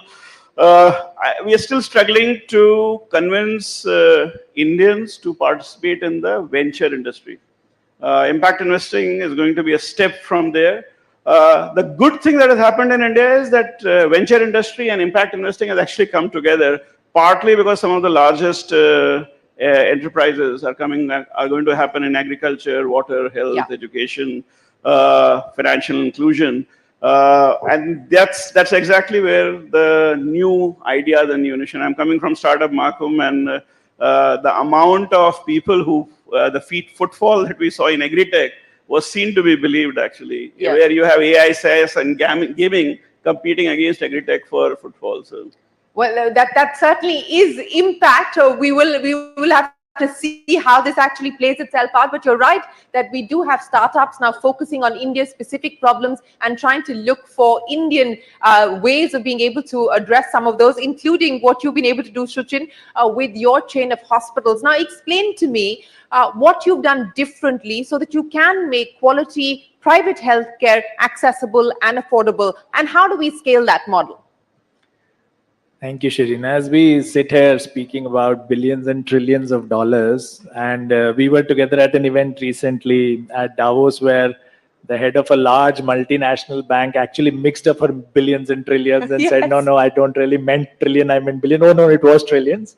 So when we sit here speaking of that, a silent majority seems to slip through all safety nets. In India, we are speaking about more than 500 million people who have no access to emergency, tertiary, quality healthcare.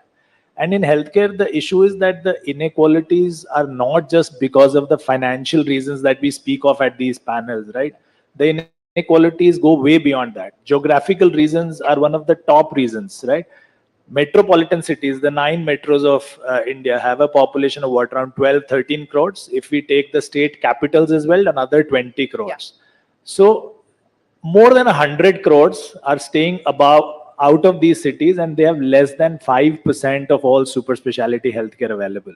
So even if you are a 100 crore net worth individual in a small town like Sitarganj where we work, if you have a heart attack and we were not there at that moment of time, there's no saving you. Those 100 crores cannot save you. So we understand that the real need is in these small towns, but also poor physical outcomes are just a small part of the outcomes in all. Poor financial outcomes are real, and they are there for everybody to see. More than 40% of all Indians, and it is difficult to understand sitting in this hall, more than 40% of all Indians have to either borrow or sell some asset just to be every able to fund. hospitalization. Every time they're hospitalized, they will borrow. And more than 25% of them slip below the poverty line at each hospitalization. That is more than 6 crore people every year. So providing low-cost, high-quality healthcare is something that we have excelled in. We have now 22 of these hospitals. The setup costs are low. We apply the Pareto principle ruthlessly. We understand that at 20% cost, we can deliver 80% of the infrastructure, 80% of the outcomes, 80% of whatever is needed in that healthcare region. So this is what we've been doing. And I think it is real. I think it's very doable. We've proved it to the world. We've proven the model. Yes, 22 hospitals up and running across India, across North India. At this point in time, Ashish said 40 to 50 Ashoka universities over the next 10 decades. How many hospitals are you going to be setting up over the next decade? We shouldn't be less than Ashish. So 50 is the number we should go with as well. But you know, we're talking about safety nets. And Neera, I want to get you to come in on that as well. But just a quick point from you, Suchin, before I get Neera back in. Since we're talking about safety nets and we are talking about what the government can do, Ayushman Bharat, for instance, marquee scheme of the government, it is up for review. Vinod Paul committee has been set up by the government to review the Ayushman Bharat scheme. What do you believe needs to be done to recalibrate it, if at all, today? You know, people question the reimbursement rates, for instance. What do you think can be done to make it more robust? Shireen, you know, we've been the champions of Ayushman Bharat ever since it was launched. We did the first cardiac procedure in the country under Ayushman. The first angioplasty was done at our hospitals. Out of the first 10 hospitals recognized and rewarded by the government, 4 were ours. Unfortunately, the issue still remains, as in all PPP partnerships. This is a PPP partnership, right? The government is always wary and suspicious of the private healthcare or the private providers. The private providers are always wary that the government does it really mean what it's saying on the big diocese. Payments are delayed due to those suspicions only. There's lots of issues between the rates that the private healthcare expects and the rates that the government wants to give. Even if we are ready to work at these rates, it's a very low margin, high volume business. So, but if you're earning less than 10% margins on those low rates, if the payments come in a year later, then you cannot, hope to earn any money out of it. And that is why hospitals stop these services off and on. So like, for example, in Haryana, all private hospitals stopped Ayushman services for a couple of days because their payments had been due for more than 1.5, 2 years. So if they can, they've announced the green channel, but if they can implement it on the ground, Neera, just on the point of PPP and models that have worked, but as Suchin was also pointing out, execution gaps remain. And to Ashish's point about collaboration, of the 23,000 in FY23 of CSR money and that available pool of capital, everyone wants to do a little bit of education, everyone wants to do a little bit of healthcare, but how do you get education or healthcare at scale using that capital through the power of collaboration? So in fact, in our report, we talk quite a lot about we're seeing an increase in collaboration and having more pooled funds alongside with government could accelerate a little bit more innovation. But the challenge, Shireen, is not about is it education or is it health? For example, 12 years we've been running a collaborative for adolescent girls. You can't just chop her into pieces and be like, here's education, here's health. You have to work on sort of outcomes that might be keeping her in school, making sure she's not getting pregnant, not getting married, and is employability, which brings me to, we can have as many hospitals and education and even businesses, but our biggest challenge is actually smoothing this income for a bulk of the country, right? Income is just so choppy that if there's some way to smooth that with policies, with schemes, with additional support, because then you're going to get really that engine for our economic growth. And the biggest challenge, honestly, that we've seen is for girls and women and the most vulnerable. So they often get invisible. They often don't get reached out to. And that's where philanthropy plays a role. And that's where collaboratives with philanthropy and pooled capital needs to go to the aspirational districts. It needs to go to the most vulnerable because they need products and services to be subsidized ultimately. Yeah, Ashish, the Niti Aayog and Amitabh Kant set up that 100 aspirational districts with a clear focus of being able to try and address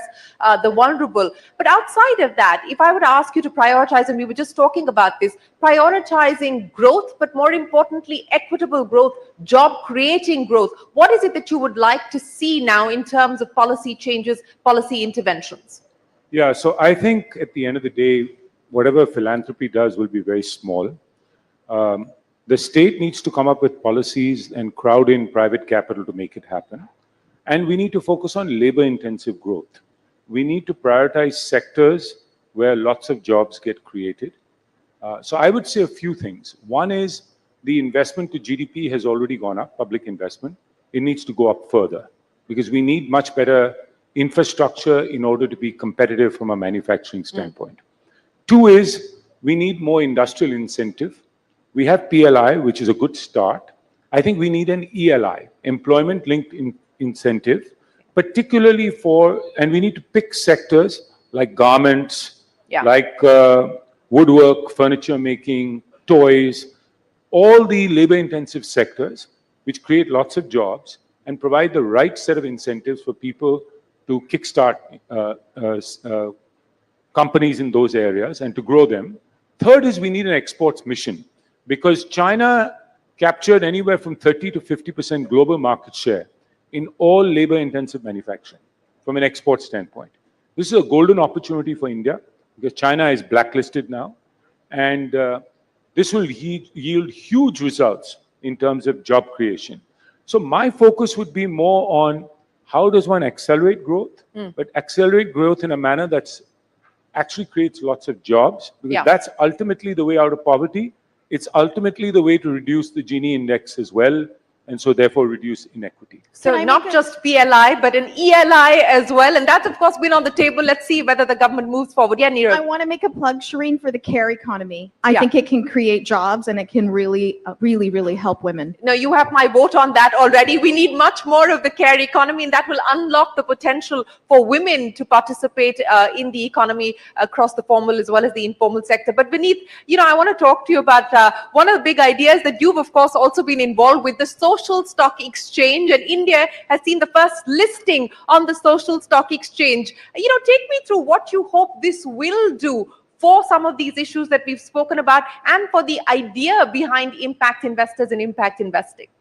So I think social stock exchange is more on the philanthropy side. So while I was one of the architects, but it's actually worked more for Neera than for me.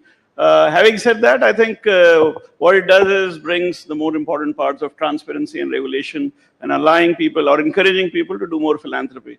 I think for social stock exchange, while CSR and other things are already there, maybe we should actually allow temples to invest. And I know there is actually the amount of money that is lying in the temples is actually worthy to go through social stock exchange into the projects that's listed. So Neera, for you, please do look at it. I am very sure the current government is actually thinking on that line, so do not forget that. Thinking of being able to monetize what's lying with temples? Yeah, and it's actually global. I have actually gone to Vatican and tried to take money out of them. I realize they don't have much money, but so I've tried everything.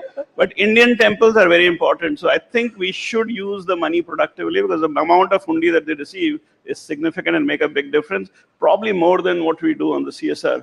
But if you have to look on the equalization side, on the commercial side, then like carbon credits, where you are pretty much actually trading the arbitrage for growing trees, I think we need to evolve an impact coin. This is actually to address Suchin's.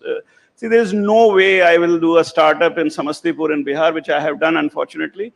I will generate a 25% dollar IRR and compete with Rajan Anandan of Peak 15. It's not going to happen. Unfortunately, whatever I do, as an impact investor, I'll do all stupid things. But when I go to the LP, they ask the same returns. Yeah. Now, you don't need to be a rocket scientist to understand Samastipur will always be far behind an IIT graduate in Delhi. Or gaming, a guy in gaming will actually win against a warehousing company. So an impact coin could actually work for Sachin, work for me, to push capital to generate returns and then get compensated. And that can come from the government. So impact coin is actually the way for the government to think about in creating an equalization for those places where there is going to be a struggle to create value. Well, we've got 3 concrete ideas. Ashish, Vineet, and Neera putting 3 concrete ideas for the next government to consider. Sachin, what are you putting down on that list for the next government to consider? I think I agree that we need to add another P to the PPP. So it's public-private philanthropy partnerships that we need to make instead of just the public-private partnerships. I think for healthcare and education both, I think it's naive for us to think that the government can just step back and allow the private industry to... No, it cannot, because it continues to do the bulk of this heavy lifting. Absolutely. And the government needs to play a very active part. We've been hearing promises of increased GDP spend on healthcare. We need to see that in action now. I think for the next 5 years, we need to make very sure. We need to incentivize doctors and providers to go into these aspirational districts, go out of the cosmopolitan cities to set up healthcare facilities. And we need to make sure that we stress on urbanization enough. See, because just having the hospital there does not really cut it. The doctor has reached the super specialist stage. He's a cardiologist because he studied all his life. He did very well in school. So she needs a good school to be there for her children to study. She needs a level of urbanization to relax after work. So all of that has to be pushed across all of these districts to make sure that healthcare goes there as well. You know, Ashish, I'm going to start by asking each one of you for your wrap-up comments, and I'll start with you, Ashish. You know, the one thing that gives you the most hope at this point in time in being able to address and bridge some of these inequities over the next 10, 20, 30 years, and the one thing that you individually, through the various things that you're doing, through Central Square, through Ashoka, and so on and so forth, the one thing that excites you the most? Yeah, I would say what excites me from a country standpoint is that we are on a very solid growth trajectory the next 25 years. I think the real question is, how do we create more jobs? So how do we make sure it's labor-intensive growth? Because that will reduce equity while we accelerate growth. How do we get more investment? How does India's share of export in the world go up dramatically? And how do we move up the value chain? Now, in terms of me personally, my passion really is to build more institutions that really work on these issues alongside government, on policy and policy implementation as well. But what's been the biggest learning? Institution building is hard work, Ashish. What has been the biggest learning on this journey that you would like to share with us and anyone else who's considering institution building? I think the biggest learning has been, one is partner with others. Neera was also referring to it. It's much better to do it with others than just doing it alone. And 2 is government is the main actor. And so one has to work with government. And 3 is just be innovative. There are new solutions, there are new ways of working. So being innovative, being outcome-oriented is something that we bring from the private sector. Vineet, so, you know, what's the thing that you're most excited about? And what's the future as far as the Avishkar Group is concerned? What's driving you today? So we are at around 14,000 crores, hopefully to 1 lakh crores by 2030. I actually didn't take into my calculation the COVID. I went from 5,000 rupees to 100 crores in first 10 years, 150 million, so roughly 1,000 crores in the first 10 years, 1,000 to around 9,000 in the second 10 years. And we said, okay, we'll continue on the same growth, so 1 lakh crore. Then COVID came, so we have slowed down quite. But I think from a I'm very excited about government thinking differently. I'm very excited about they actually talking about fund of funds. That's a good idea for them to have less control, yet have control, and allow 1,000 other people to more efficiently deploy their capital. So I think I would want to see if the new government comes in, whichever government comes in, to actually announce different kinds of funds of fund, which are 1 lakh crores and not 10,000 crores. I am fairly famous as a beggar both in Europe and US. I do not mind becoming famous here for fundraising. But till 2017, I raised zero in India. In last 5-7 years, I've raised significant amount of capital in India. I think what has been surprising is the global fund of fund capital now is thinking about raising money in India, which is a big surprise. So that means there is a lot of capital here, which is curious and wants to participate.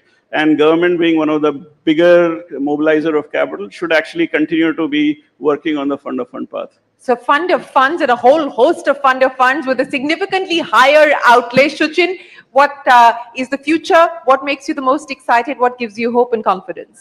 I truly believe this is India's century, and with the government's focus on healthcare, I think it's organizations like us that are at the really sweet spot, right? The focus on medical colleges, nursing colleges ensures that the supply side of healthcare will be adequately addressed for us. We will have enough doctors coming out to make sure that they don't just stay in the big cities, they come out to the smaller towns. And the focus on insurance, on making sure that out-of-pocket funds reduce, because we have to realize that in India, healthcare is not just under-accessed, it is underserved as well, right? The Lancet Commission for Global Surgery said that an LMIC country like ours should have about 5,000 surgeries per 100,000 population per year. And this number can go as high as 23,000 in countries where out-of-pocket spend is negligible and awareness is very high, like the Scandinavian countries. But if you see in India, how many surgeries happened last year is just about 2.5 crores. So that's just 2,000 per 100,000 population. Where are the rest of the 3,000 people? They're not getting the surgery at all because they don't have enough money or they are not aware. That is why all these Guinness Book of Records come out of India, right? The doctor is standing with the poor girl and they're both very happy. Oh, we removed this 20-kilo tumor. Look at this. This is so nice. But that tumor should have been removed 20 years ago when it was like a 500-gram tumor, right? So this is increasing access and we are getting more patients coming into the hospital. So I think organizations like us are at the real sweet spot and it will be a good time for everyone. Neera, I promised you the first and the last word. So we're going to end with you. What gives you hope and what keeps you excited today? Really special by being able to give the last word, because I actually believe, and we'll all agree, that it is our young people that give us hope, right? Their aspirations and how they really want to see a transformed India. I think we have a collective responsibility to have them achieve those dreams and aspirations, and I think we can in our country. I think our biggest challenge, honestly, is patriarchy. If we could actually break this patriarchy. Yes, that does deserve a round of applause. But we're also collectively responsible for perpetuating this. But one of our biggest initiatives right now is investing in and really trying to transform women in leadership. And it's women in leadership in business, philanthropy, development, across the board. But we all have to come on in this together. We all have to come on this together, and each of you have very carefully articulated what the road ahead looks like. It requires all stakeholders to be at the table, and it requires all of us to collectively put our hands together to ensure that we bridge some of these very crucial gaps and inequities. Ladies and gentlemen, a big round of applause to this panel talking about creating an equitable future for India. Appreciate your time and appreciate your insights. Thank you very much for joining us today.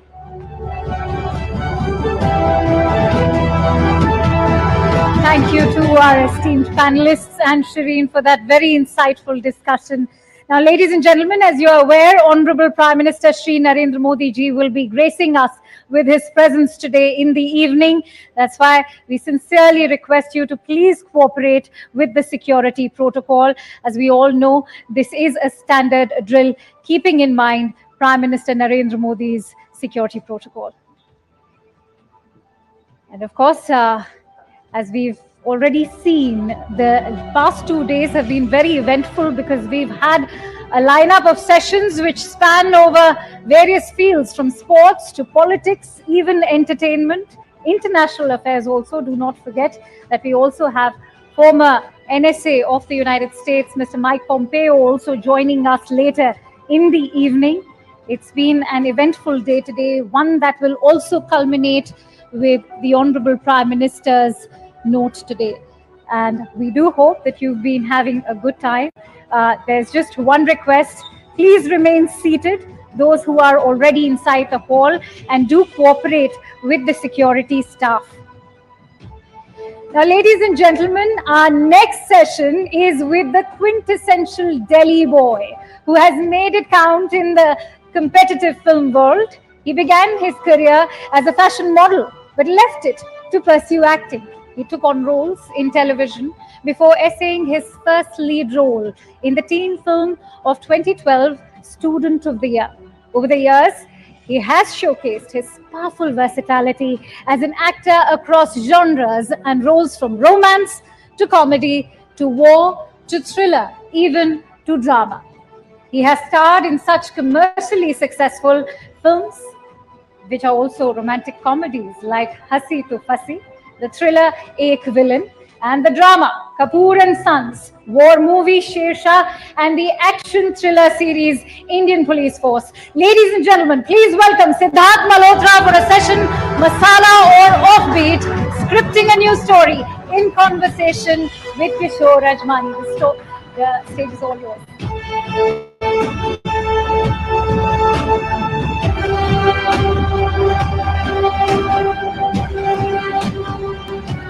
Ladies and gentlemen, please welcome the very handsome, very talented Siddharth Malhotra.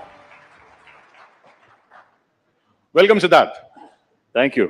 आपको जब very handsome बोलते हैं तो अच्छा लगता है या लगता है कि और भी आपने talented बोल दिया तो फिर अच्छा लगता है. हाँ. But I think it's बिल्कुल it's not bad to be easy on the eyes जब आप पर्दे पे होते हैं. हमने भी जब बचपन से सारे एक्टर्स देखे हैं तो हम उनको एक खूबसूरत अंदाज में, लार्जर देन लाइफ अंदाज में देखते हैं. तो आई थिंक बचपन से ही चीज, दिल्ली का हर लड़का पहले तो ये होता है ना कि हमारे यहाँ पे यार ए हीरो इधर आ, ए हीरो उधर आ. तो आई थिंक मेरे केस में वो लकीली सच हो गया कि वो दिल्ली का लड़का, दिल्ली का लौंडा, जो कि हम अभी अपने रिसेंट शो में कहते हैं, वो हीरो बन गया. तो आप ये दिल्ली दिल्ली की बात करते हैं, कौन सी वाली दिल्ली? दिल्ली में बहुत सारी दिल्लियां हैं, आप कौन सी दिल्ली के हैं? जी, मैं साउथ दिल्ली से हूँ. अच्छा, हाँ, तो वो तो आप तो फिर वो थोड़ी नहीं, ऐसा बिल्कुल नहीं है. मेरे दादू इंडियन आर्मी में से थे, तो हम लोग उस फोर्सेस बैकग्राउंड से ही पले बड़े वहाँ पे. तभी आजकल आप ये सब कर रहे हैं, गन फाइटिंग वगैरह. जी, आई थिंक यूनिफॉर्म की अगर आप बात करें तो वो मेरे लिए एक पर्सनल अटैचमेंट भी हो, या I think in recent time जैसे शेरशाह पिक्चर आई थी, उसमें जो किरदार निभाने का मुझे मौका मिला, उससे पर्सनली काफी अटैच था मैं. I think A for sure that मेरे जो दादू थे उन्होंने इंडियन आर्मी में सर्व किया. मेरे काफी जो रिश्तेदार भी हैं वो हालांकि तो अभी रिटायर्ड हो गए, पर वो भी सर्विस में थे. हम नहीं जा पाए, तो इट इज जो अपनी मन की इच्छा थी, जो घर की इच्छा थी, वो हम पूरी कर रहे हैं रियल लाइफ हीरोज की कहानियां वहां दर्शा के. तो आई थिंक ये भी एक छोटा सा योगदान है, because as any ordinary citizen शायद हमें रोज पता नहीं होता कि यार इस वक्त भी, जैसा कि उन्होंने अभी सिक्योरिटी की बात करी, या आप सरहद पे हो या आप देश के बाहर भी हो, 24 घंटे लोग काम कर रहे हैं आपको सुरक्षित रखने के लिए. तो अगर हम उस पे, अगर उन पे एक मीडियम बन जाए आपको दिखाने के लिए कि वो कितनी खूबसूरती से या कितनी बहादुरी से वो अपना काम करते हैं, तो आई थिंक वो एक हमारा एक योगदान है, क्योंकि वो भी बताना बहुत जरूरी है.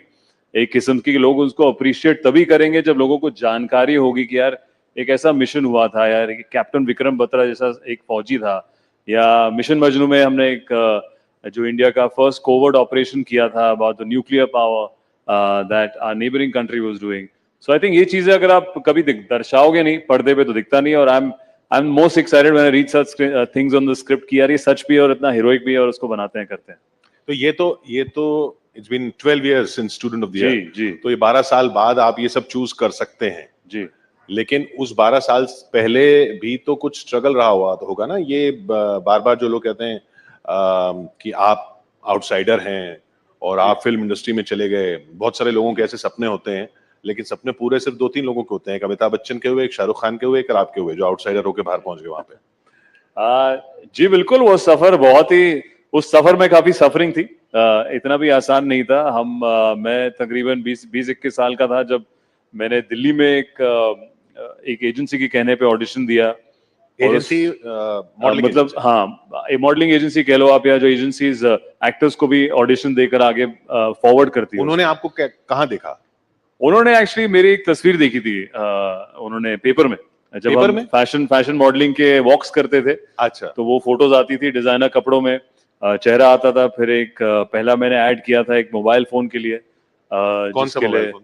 वो एक्चुअली सैमसंग के एक कैंपेन चल रहा था उस टाइम पे। अच्छा। और उनको एक लड़का और एक लड़की चाहिए थे एक्सप्रेशन के लिए। वो मेरा पहला पे चेक था, सम आई थिंक 2,500-3,000 रुपीज। उसमें तो वो मोबाइल फोन भी नहीं आता होगा। हाँ, उसमें वो भी नहीं आता था, करेक्ट। हमारा उस वक्त हमारा वक्त सिर्फ इतना ही उसकी कीमत थी। तो उस सफर से लेके आज, अब तो काफी साल हो गए, वो तब मैं 18-19 एजेंसी ने फोटो देखी जी, and then the agency contacted you. जी, तो वहां से एजेंसी के बाद जब एक प्रोड्यूसर साहब थे, एक डायरेक्टर साहब थे जिनको पसंद आई वहां पे, अनुभव सिन्हा जी, जिन्होंने काफी इंटरेस्टिंग काम भी किया है, पिक्चरें बना चुके हैं। उस वक्त एड लैब्स के साथ कोशिश कर रहे थे कि वो नए लड़कों को लॉन्च करें। अब इत्तेफाकन है कि वहां पे आप ऑडिशन देते हो, या हर किसी फील्ड में भी आप जब प्रेप करते हो किसी चीज के लिए, हमने 1 साल लगाया वहां पे। मैं मुंबई गया। 1 साल? जी जी।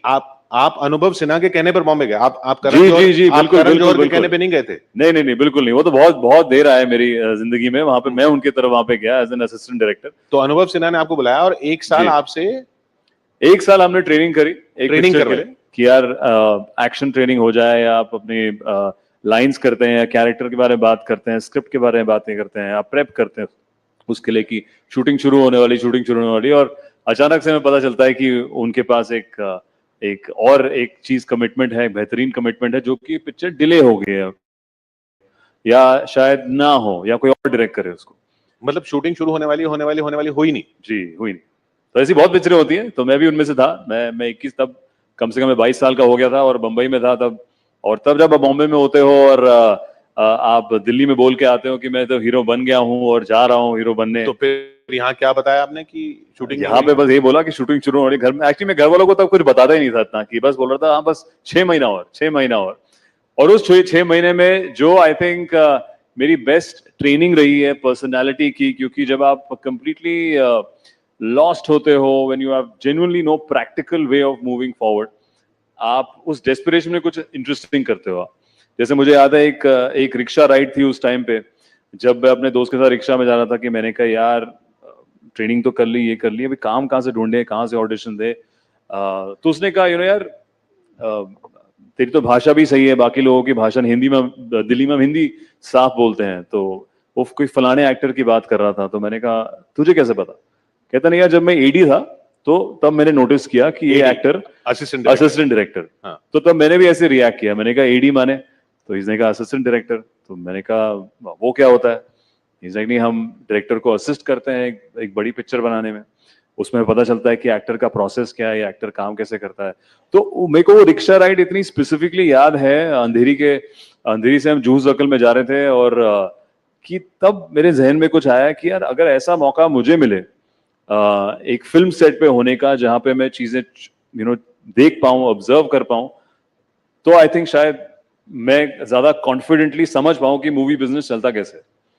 तो उस महीने से, उसी हफ्ते से मैं स्ट्रेट गया सेम प्रोडक्शन हाउसेस, एजेंसी सबके पास, ना कि बतौर एज एन एक्टर, बट बतौर as an assistant director, trying to be an intern. आपने एक्टर वाली ऑडिशंस नहीं दी? नहीं, फिर उस वक्त से मैंने शिफ्ट कर दिया। वो जो मैंने 3 महीना बिताए, I think that was destined for me to take this path, because उस वक्त मैं मिला ऐसे असिस्टेंट डायरेक्टर्स की टीम से जो कि बड़ी बड़ी पिक्चरें कर रहे हैं, और वहां पे भी ऐसे लोग थे कि अगर 5 एडीज होते हैं तो एक 5वां जो होता है वो इंटर्न होता है, मीनिंग की डजंट पे वेल, डजंट पे एट ऑल एक्चुअली। सो मैं उसके लिए जॉब के लिए वाउच कर रहा था। मतलब एडीज के भी आप इंटर्न हो गए? जी बिल्कुल, मतलब एडीज होते हैं, पैसा कुछ नहीं होता, पहली पिक्चर में नहीं होता है। तो कौन सी पिक्चर थी? फिर मैंने गाना किया था एक पिक्चर का, फिर जो पूरी फुल फ्लेजेड पिक्चर हमने करी वो मुझे तब एंट्री मिली धर्मा प्रोडक्शंस के ऑफिस में, माय नेम इज खान करके। माय नेम इज खान में आप असिस्टेंट डायरेक्टर थे? जी बिल्कुल। मतलब वो बहुत सारी भीड़ जो होती है उसमें से एक थे? जी हम लोग नहीं, बहुत बड़ी पिक्चर थी, हम 8 असिस्टेंट डायरेक्टर्स थे और 8 में से मैं था, तब मेरी गिनती बीच में आ रही थी। उसमें तो वरुण धवन भी असिस्टेंट डायरेक्टर? उसमें वरुण धवन भी। तो आप दोनों जो असिस्टेंट डायरेक्टर थे वो स्टूडेंट ऑफ द ईयर में ले लिए? वो इत्तेफाकन है, तब नहीं पता था, तब नहीं पता था मेरे को। कम से कम उस पिक्चर को मैं प्री प्रोडक्शन में भी था, जो कि पिक्चर से पहले प्रेप होती है। वरुण आए, वरुण शूटिंग में भी आए, और वरुण पोस्ट प्रोडक्शन में नहीं था, तो मैं वहां तब भी रुका, बिकॉज मेरे लिए वो सबसे कीमती एक्सपीरियंस था कि मुझे यार it felt like the best film school. एक दिल्ली बॉय को जिसको एक्टर बनना है, इतने बड़े सेट पे शाहरुख और काजोल डायलॉग्स बोल रहे हैं यार, आपको उनकी डायलॉग्स पढ़ने का मौका मिल रहा है, पहले उनका प्रोसेस देखने का मौका मिल रहा है।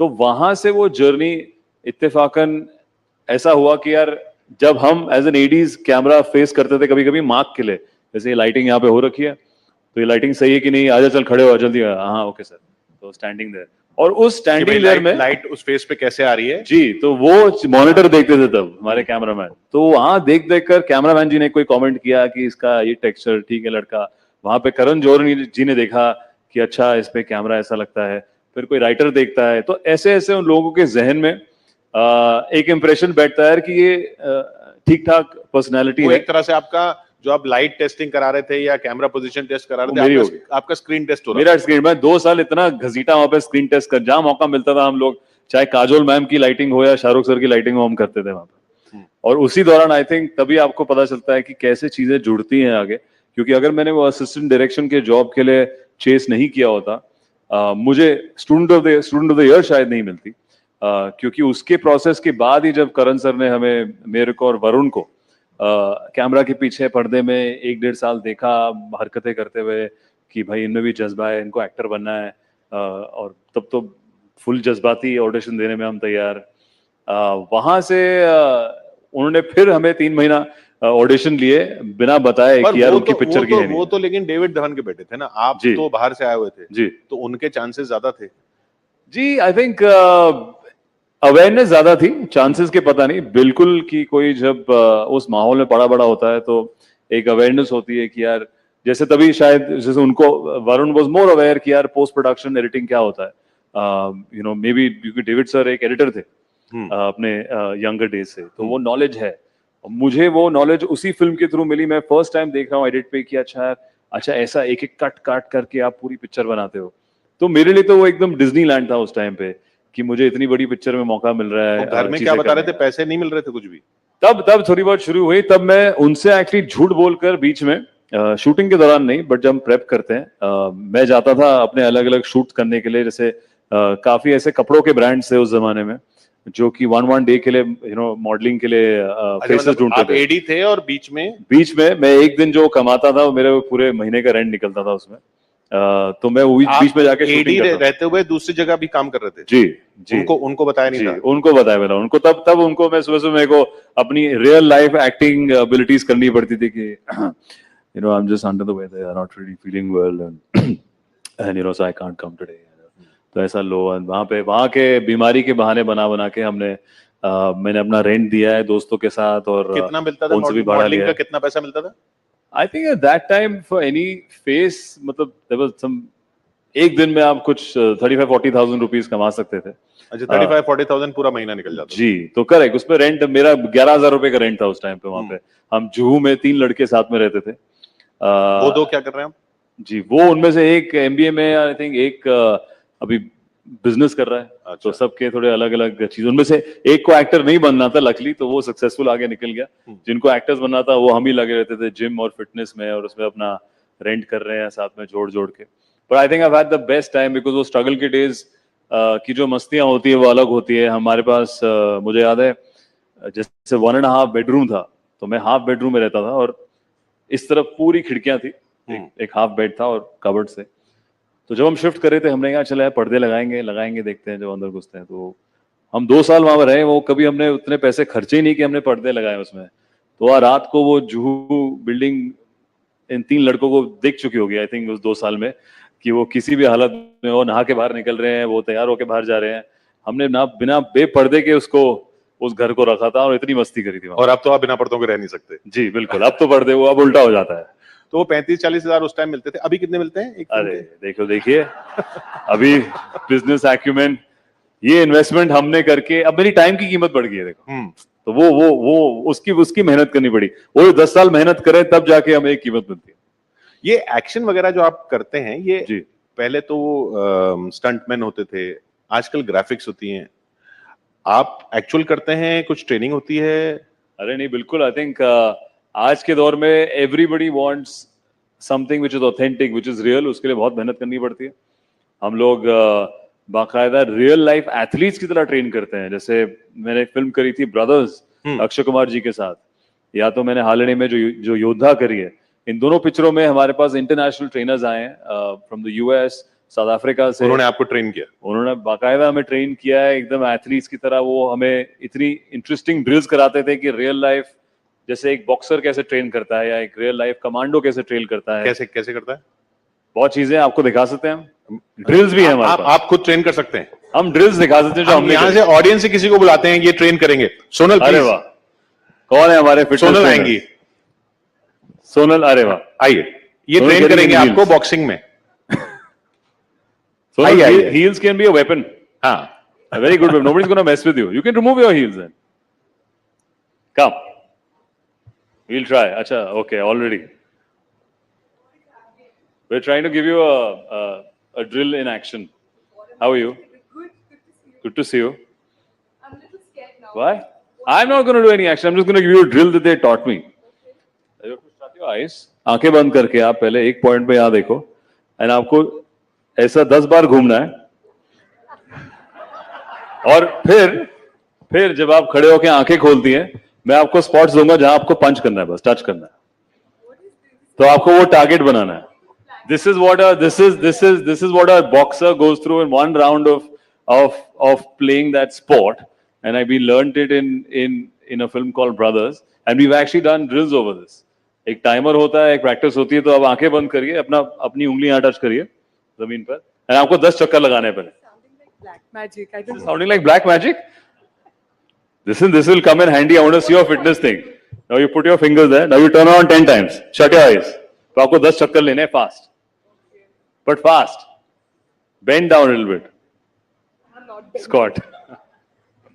Squat down. Okay. Acha, go one more. One more time. 10 times. 1, 2, 3. Faster. Keep going. 4. Right. Shut your eyes. Okay. And now 2 more. Okay, if I fall. Okay, now you have to punch here. Come on, quickly. Oh, punch there. Now you have to make the target sound, and you have to keep moving forward. Okay. But you're not dizzy at all. You're not done it properly. I am. I'm just good at it. You're too good at it. Now she's the actual yodha here, and she's fit, guys. These are drills that हम लोग नहीं कर पाए थे first time पे जब हमें उन्होंने घुमा के खड़ा किया था. And you have to punch. Okay, now you're a bit dizzy. Okay, so then this is the trick. But you performed really well. मेरा हाथ अभी भी दुख रहा है. चलिए, थैंक यू सोनल। तो मतलब ये एक्चुअल जो आपको ट्रेनिंग करनी पड़ती है जी, ये आप यूनिफॉर्म की आपने बात की, आपको इस तरह की इमेज बना रहे हैं जैसे 60s 70s में मनोज कुमार ने भारत कुमार की बनाई थी। अरे वाह। अब आप यहाँ राइजिंग भारत में बता दीजिए कि आपकी 21st सेंचुरी भारत कुमार आप बन रहे हैं। नहीं, मैं नया भारत की इमेज बना रहा हूँ, which is जो फुर्तीला है, फास्ट है। I think this is also Bharat जो मैंने 10 सालों में चेंज देखा है। अच्छा। जेन्युइनली कि जब हम लोग बचपन में जब बाहर किसी देश में जाते थे तो हमेशा लगता था कि वाह यार क्या जिंदगी है, क्या सोसाइटी है, क्या चीजें हैं, क्या सड़कें हैं, क्या बिल्डिंग्स हैं। और अब जब मैं देखता हूँ तो I think we have gone far more inwards and we have so much to be proud of, and we have every technology, every facility जो बाहर है।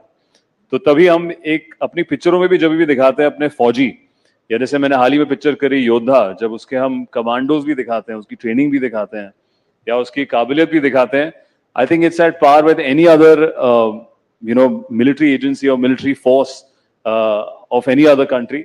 आई थिंक हमारे जितना मैंने भी देखा है शेरशाह मूवी के दौरान, जो ट्रेनिंग होती है, जो उनकी वेपनरी है, वो पिछले 10 सालों में जो बढ़ोतरी हुई है, वो खुद फौजी बोलते हैं यार कि सर आज we're at par with anybody else in the country, anywhere else in the world. And I think वो चीज हमारी कोशिश रहती है कि नया भारत, एक यंगर भारत, एक फुर्तीला भारत, एक थोड़ा शार्प और खूबसूरत भारत दिखाने की कोशिश रहती है। ये आप अपने आप को डिस्क्राइब कर रहे थे या भारत को डिस्क्राइब कर नहीं, रहे थे? भारत को भी। मैं और भारत साथ में चल रहे हैं। सिद्धार्थ, फाइनली ये बताइए कि अब ये ओटीटी की लोग बातें करते हैं कि अब ये ओटीटी स्टार हैं, ये सुपरस्टार हैं। आपके जमाने में भी आपने भी जब फिल्में देखी होंगी तो शाहरुख खान के नाम पे लोग आते थे जी, उससे पहले अमिताभ बच्चन के नाम पे लोग आते थे। ऐसी इच्छा होती है कि आपका पोस्टर लगे और बस भीड़ लग जाए? अरे वाह, आई थिंक आज का दौर बदल गया है। हमारे पास टेक्नोलॉजी के हिसाब से इतनी सारी ऑप्शंस है एंटरटेन होने के लिए। आज लोग हमें भी इधर इस स्टेज पे नहीं, कोई कहीं और अपने मोबाइल फोन पे देख रहा है, कोई अपने टीवी पे देख रहा है, कोई अपने दूसरे ऐप से देख रहा है। अंडरस्टैंडिंग बढ़ी है पूरे मीडियम की इन 12 साल? एब्सोल्युटली, आई थिंक हमने जब हम लोग आए थे अपनी पहली पिक्चर पे तब सोशल मीडिया नहीं था ऐसा जो कि आज है। पिछले 6-7 सालों में लोगों के पास बहुत ऑप्शन है एंटरटेन होने के लिए। मूवी तभी हम, जैसे इंडियन पुलिस फोर्स हमने शो किया था अमेजोन के साथ, मैंने और मिस्टर रोहित शेट्टी जी ने, उसका इंटेंट वही था कि हम वो ऑडियंस को भी लेकर आए जो कि आजकल ओटीटी पे है, घर बैठ के शो देखना चाहता है। हम थिएटर में भी आ रहे हैं कि वो ऑडियंस को भी एंटरटेन करे। कल अगर कोई और नया मीडियम शुरू होगा तो हम एक्टर्स वहां भी पहुंच जाएंगे। आई थिंक एक्टर को सिर्फ एक्टर से मतलब है, एक्टिंग से मतलब है कि हम हर मीडियम में ऑडियंस से कनेक्ट करें, अलग अलग कहानियां दर्शाएं। मुझे पर्सनली रियल लाइफ स्टोरीज बहुत पसंद आती है, इसीलिए मैं भारत की कहानियां चुनता हूं जहां पे यार मुझे पता है कि असली में हुआ है और इससे हम रियल लाइफ हीरोज को इंस्पिरेशन तरीके से दर्शा सकते हैं। चाहे वो ओटीटी मीडियम हो, चाहे वो थिएट्रिकल हो, या चाहे कोई नया मीडियम कल आ जाए, पता नहीं। But the attempt is to keep entertaining and showcasing India's brave stories, and hopefully apart from this also be a part of some interesting campaigns that we are planning very soon. Personally also as a citizen would want to contribute to many causes, but बहुत जल्द उसका कुछ announcement करेंगे और plan करेंगे। तो finally आप अपने जैसे और जो सिद्धार्थ मल्होत्रा बनना चाह रहे हो जी, उनको कैसे इंस्पायर करेंगे? क्या एक लाइन बोलेंगे कि ये जरूर ध्यान रखना? आई थिंक उसके लिए एक योद्धा एटीट्यूड जो कि मैं अपनी पिक्चर में बात कर रहा था होना बहुत जरूरी है। हमें कभी भी सफलता या सक्सेस आपको पहले वर्ड गो से नहीं मिलती, और अगर आप मिल जाती है शायद आप उसकी कदर नहीं करेंगे, स्पेशली भी किसी क्रिएटिव फील्ड में। तो एक योद्धा एटीट्यूड होना बहुत जरूरी है जहाँ पे आप रिजिलियंट रहे, अपने सेल्फ कॉन्फिडेंस को ना खोएं। दुनिया चाहे आपको जो भी उस बोले पर दुनिया चाहे उस वक्त आपके टैलेंट को ना देखें, पर वक्त जरूर आएगा और उस कॉन्फिडेंस से डटे रहें। कीप द योद्धा एटीट्यूड ऑन। और वक्त आता है जैसा सिद्धार्थ मल्होत्रा का आ चुका है। बहुत बहुत शुक्रिया सिद्धार्थ हमारे साथ यहाँ जुड़ने के लिए राइजिंग भारत में। Thank you Siddharth Malhotra. Thank you, Siddharth and Kishore, for a very entertaining discussion. Thank you to Sonal also for being a true sport over there. That was also very entertaining to see you give it a shot. All right, so as we've been talking about how diverse our panel discussions have been, it's not just entertainment, sports, or even politics. As we all know, Prime Minister Shri Narendra Modi ji will also be gracing the event in the evening, which will be the grand culmination of a 2-day Rising Bharat Summit. But having said that, let's now shift focus also over to international affairs, because we told you we have a very special guest all the way from United States. What is common between the United States and India this year? Well, we are both headed into general election. While there's talk about who will be India's next Prime Minister, there's talk about who will be the United States' next president. Will it be Joe Biden or will it be Donald Trump? On that note, our next speaker is a person who has spearheaded some of the US government's most significant foreign policy breakthroughs. As the only 4-year national security member of President Donald Trump's cabinet, he worked to impose crushing pressure on the Islamic Republic of Iran, avert a nuclear crisis with North Korea, even deliver unmatched support for Israel and bring peace to the Middle East. His efforts to promote religious freedom around the world were unequaled in American diplomatic history. He even helped the Trump administration craft the America First approach that appended Washington's wisdom and made him America's enemy's worst nightmare. Please welcome Mr. Mike Pompeo, former United States Secretary of State, for a session Never Give an Inch, in conversation with Bodhisattva Ganguly and Zaka Jacob. Ladies and gentlemen, let's have a huge round of applause for these gentlemen.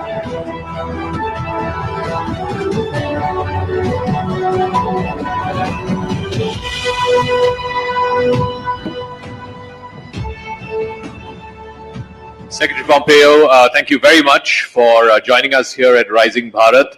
I just want to tell our audiences he's flown in all the way from San Francisco. He's here just for our session here, and then he flies right back. So first of all, how does that feel?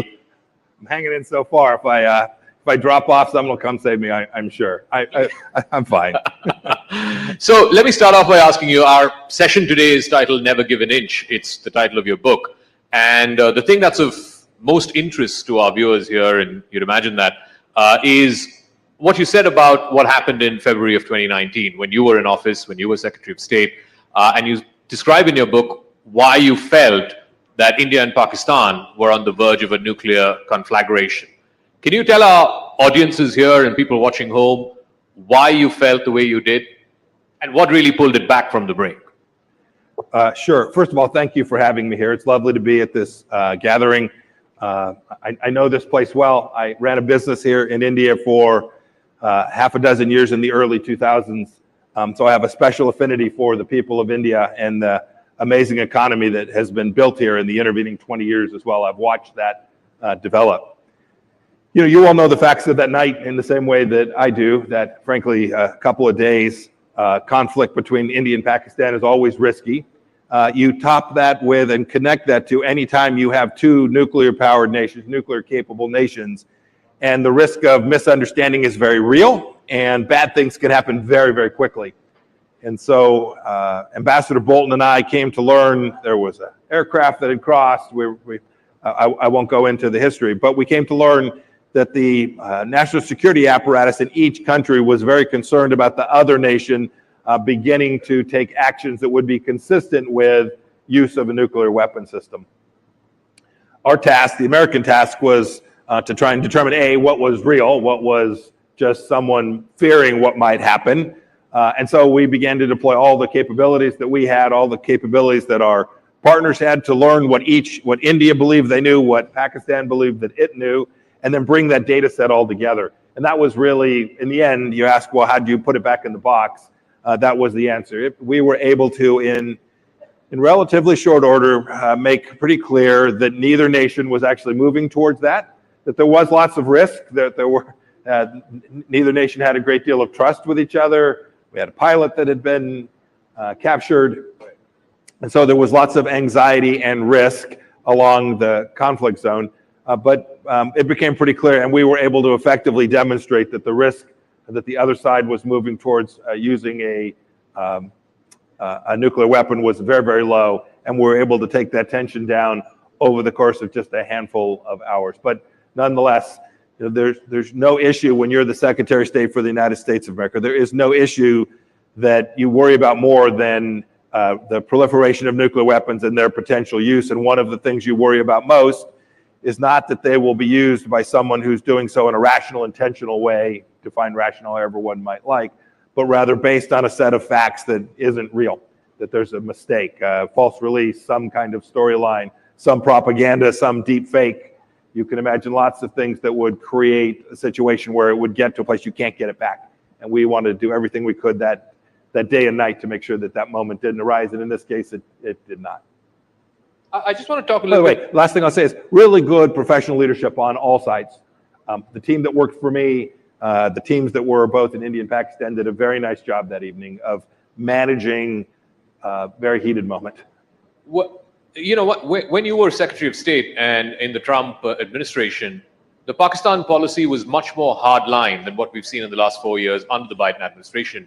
If you were, and now we all have the benefit of hindsight, if you were to assess the changes that's been made in the Biden policy towards Pakistan, how would you assess it? Because there's been significant changes. The military deals have come back. Some of the aid has come back. Maybe not so much the importance, but it seems like Pakistan's not in the doghouse anymore. Without adopting that analogy,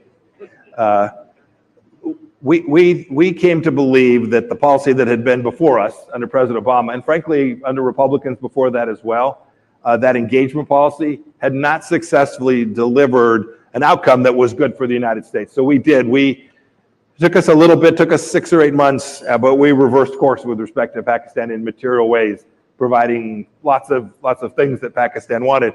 Not in an effort to punish, but rather in an effort to convince the Pakistanis that they needed to be part of a model that looked more like ours than the Chinese Communist Party's model. And I think, unfortunately, and I don't mean this politically, I don't do politics on national security.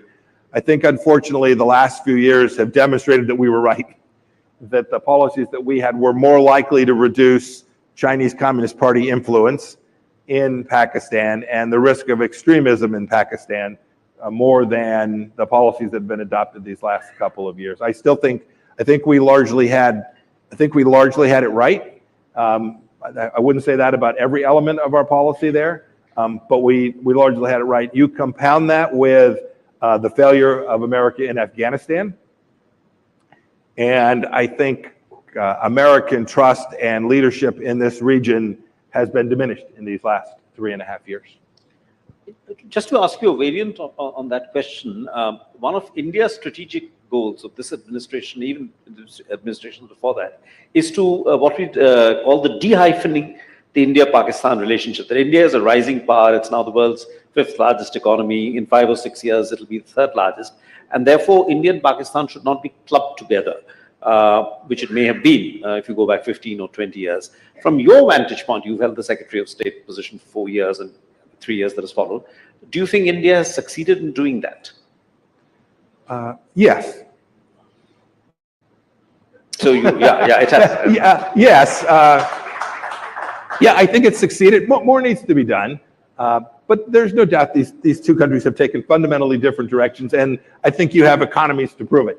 I think you can fundamentally see the difference in the growth trajectory of the two economies, and frankly, their place of leadership in the world. I think it is unambiguous that now you describe it, declubbing the separation. I think it is unambiguous and clear. I always root, just so you know, I root for every nation to be free and have opportunity for their people. I wish no one ill will. That includes the Chinese people of China. That's why I talk about the Chinese Communist Party, not about China. I'm rooting for their good luck and success as well. But it takes government leadership models that aren't desirous of doing that on the backs of others. India has done this by building out its own nation in a fundamentally creative, innovative way, and I think has benefited, and the world can see that as differentiated from Pakistan in the way you describe. And India has obviously benefited from the China, what is described as the China Plus model, as you know, MNCs seek to diversify their supply chains. You have now iPhones being made in substantial numbers in India, and so on. I'm asking you a hypothetical here, but if President Trump were to return to power in November this year, January 2025, what could India expect from a second Trump administration in terms of economic policy? I mean, there were friction points in the first Trump administration. Yes, yes, I remember them vividly. Yes. Yes. No, there's always going to be trade friction between the United States and India. You write it down. It's natural that nations want to protect things that are theirs, including we want to do the same thing. So that piece is untroubling. You know, I think the best way, we're talking about something that may or may not happen. The best way to think about what a second Trump administration would look like is to go back to the facts and data about the first one. By the time you get to be my age, right, things don't change. Your worldviews are pretty set. And so when I think about the work that we did alongside India in the national security space, in the economic space, on the global stage as well, I suspect that the second Trump administration would adopt a set of policies that aren't dissimilar from that.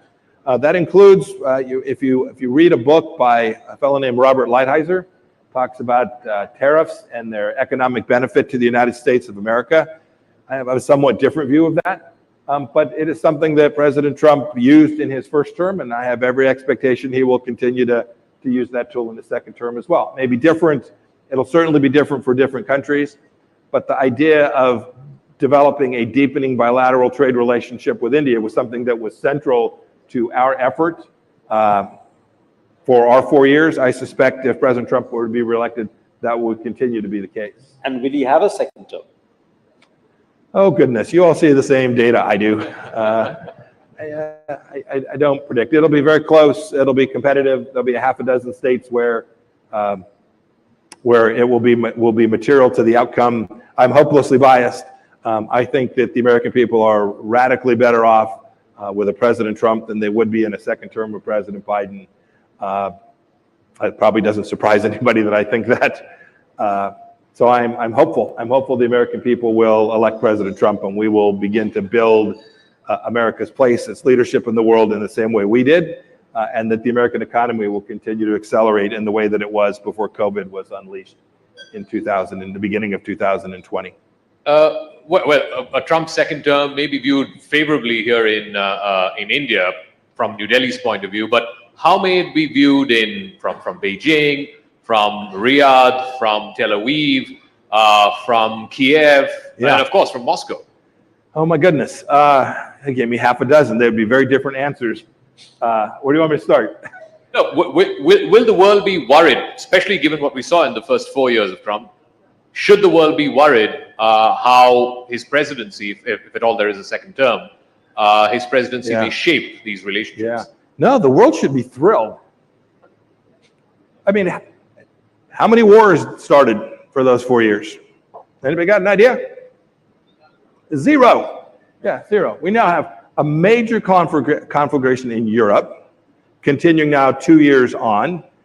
We have the most horrific act that I have seen in my adult lifetime. What Hamas did, what the Iranian leadership did to those women on October 7th in the southern part of the Negev desert is unlike anything I've ever seen. And I've seen, as CI director, I've seen an awful lot. This didn't happen under President Trump's watch.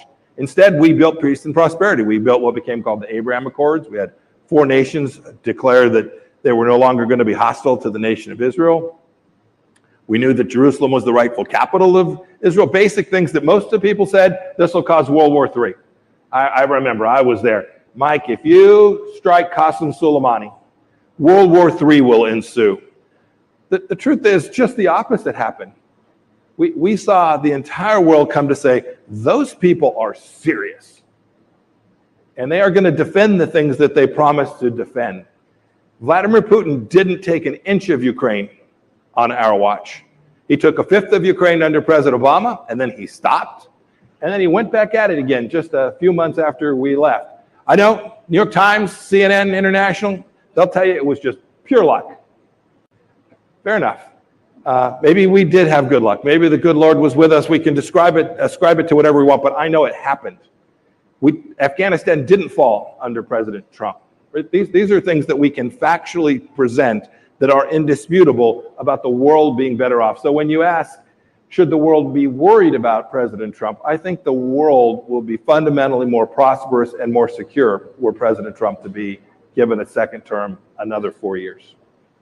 But how would, obviously the world he would inherit if he were to become president again is a very different world from when he demitted office. What I was just talking about. How would he, because the onus is going to be on how he's going to end these 2 wars. How would President Trump end the Russia-Ukraine war or the Israel-Hamas war? I don't do predictions. I don't do predictions. I do factual, I do principle-based analysis of what's likely to take place and what happened, what I can prove happened. There are folks who say, gosh, these things, these are counterfactuals, right? Here's what I can say with certainty. Vladimir Putin had a fundamentally different perception of America when President Trump was in office. He just did. You can argue about why. Mean tweets, you just describe it however you choose to describe it. But the reality was that the missiles that saved Kyiv, the very Javelin missiles that were fired that saved Kyiv the night that they almost lost it, does anybody in this room know who provided those missiles to the Ukrainian people? Which president? It wasn't President Obama. He refused to do it. Had President Obama or his successor been elected in 2016, there would have been no Ukrainian defense that night from Javelin missiles. President Trump allowed those missiles to be delivered, saving Ukraine, giving them the very opportunity that they face today. I would tell you that in the Middle East, the Iranians understood that we were serious about defending things. We were serious about being partners with the Gulf states, the Emiratis, the Omanis, certainly the Kingdom of Saudi Arabia and Riyadh. We were serious about supporting these partners in a way that allowed them to move towards a different model in the Middle East. We wanted good things for the people that live in Judea and Samaria, that live in the West Bank. We wanted good things for them too. But we weren't about to let the terrorists that are under the thumbprint of Iran, whether it's Hezbollah or the Palestinian Authority or Hamas or the Houthis in Yemen, we weren't about to let them upset the opportunity for prosperity in the Middle East and for America, because it was about America first. We wanted to make sure our young men and women didn't have to go fight and risk their lives in those places as well, as they had done so many times over the last 25 years. I'm a former soldier. My mission set at the State Department was to deliver a model in the Middle East which no one ever asked for the 82nd Airborne or Marine Brigade. And we had built that. And so I would suggest to you that were President Trump to get another chance, he would begin to rebuild that model. And this is how, in the end, these conflicts will end. The only way you convince evil, bad guys, to stop is power. You have to deter them. And the United States and the world, not just the United States, Europe, Middle Eastern countries, lost deterrence. And this is now what has to be returned. And I'm confident that it can be done. But regardless of what happens in November, will Ukraine be able to, will Ukraine be able to stave off a possible Russian offensive in the summer, given the deadlock in the US Congress in terms of supply of weapons? They'll get what they need. Sorry? They'll get what they need. They'll get. So you think it'll go through eventually? It will go through. The Ukrainians will get what they need. I'm convinced that they will get the tools that they need.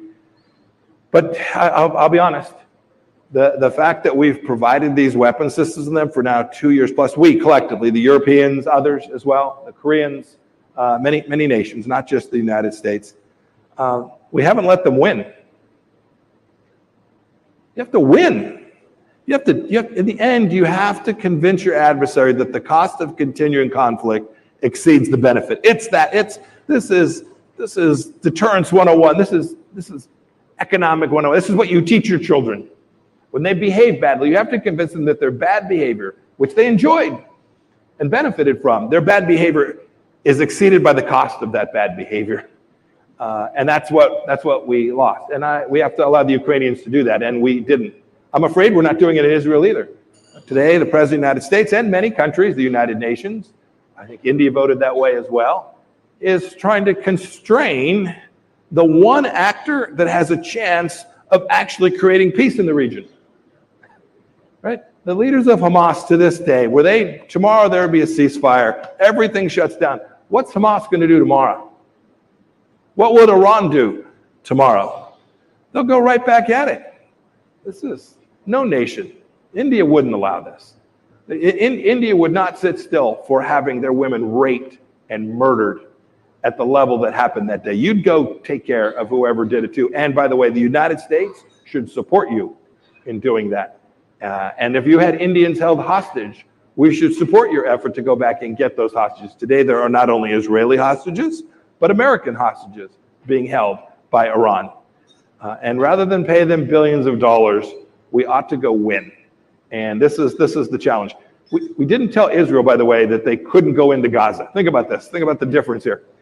Israel is invaded by marauders, has hundreds of their people taken and held hostage, human shields being used to protect them. And we didn't tell Israel, no, you can't go get them. We told the Ukrainians, you can't do that. We told the Ukrainians, you can't go hold anything Russian at risk.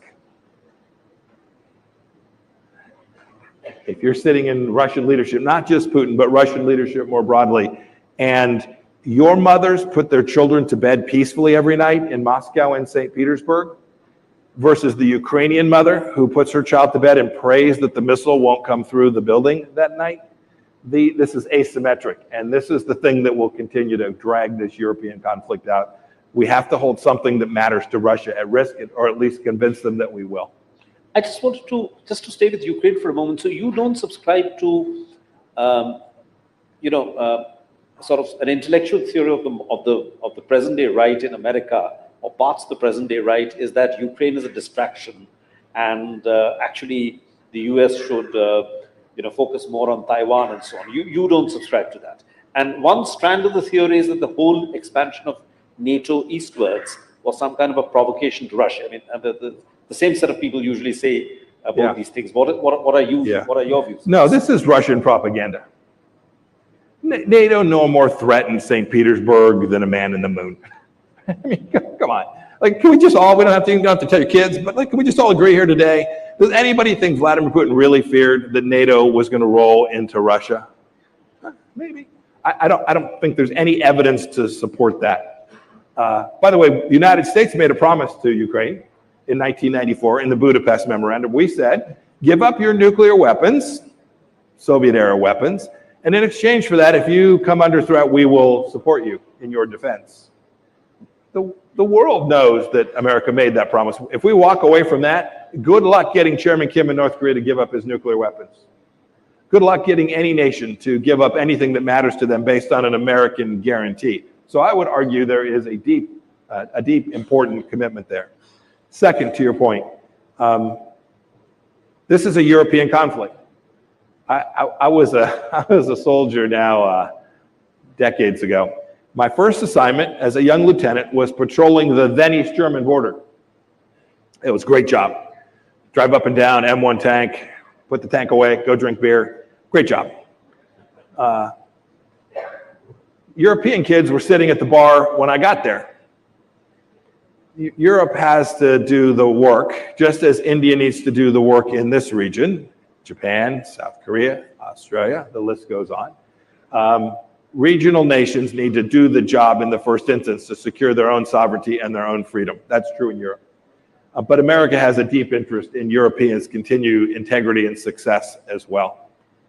Yes, the bigger challenge is from the Chinese Communist Party. The long-term threat, the chance that my son, and if we are blessed, our grandchildren, will live in an America that is very different than the one we live in today, comes largely from Xi Jinping and his like in the Chinese Communist Party, not from Russia. That much is true.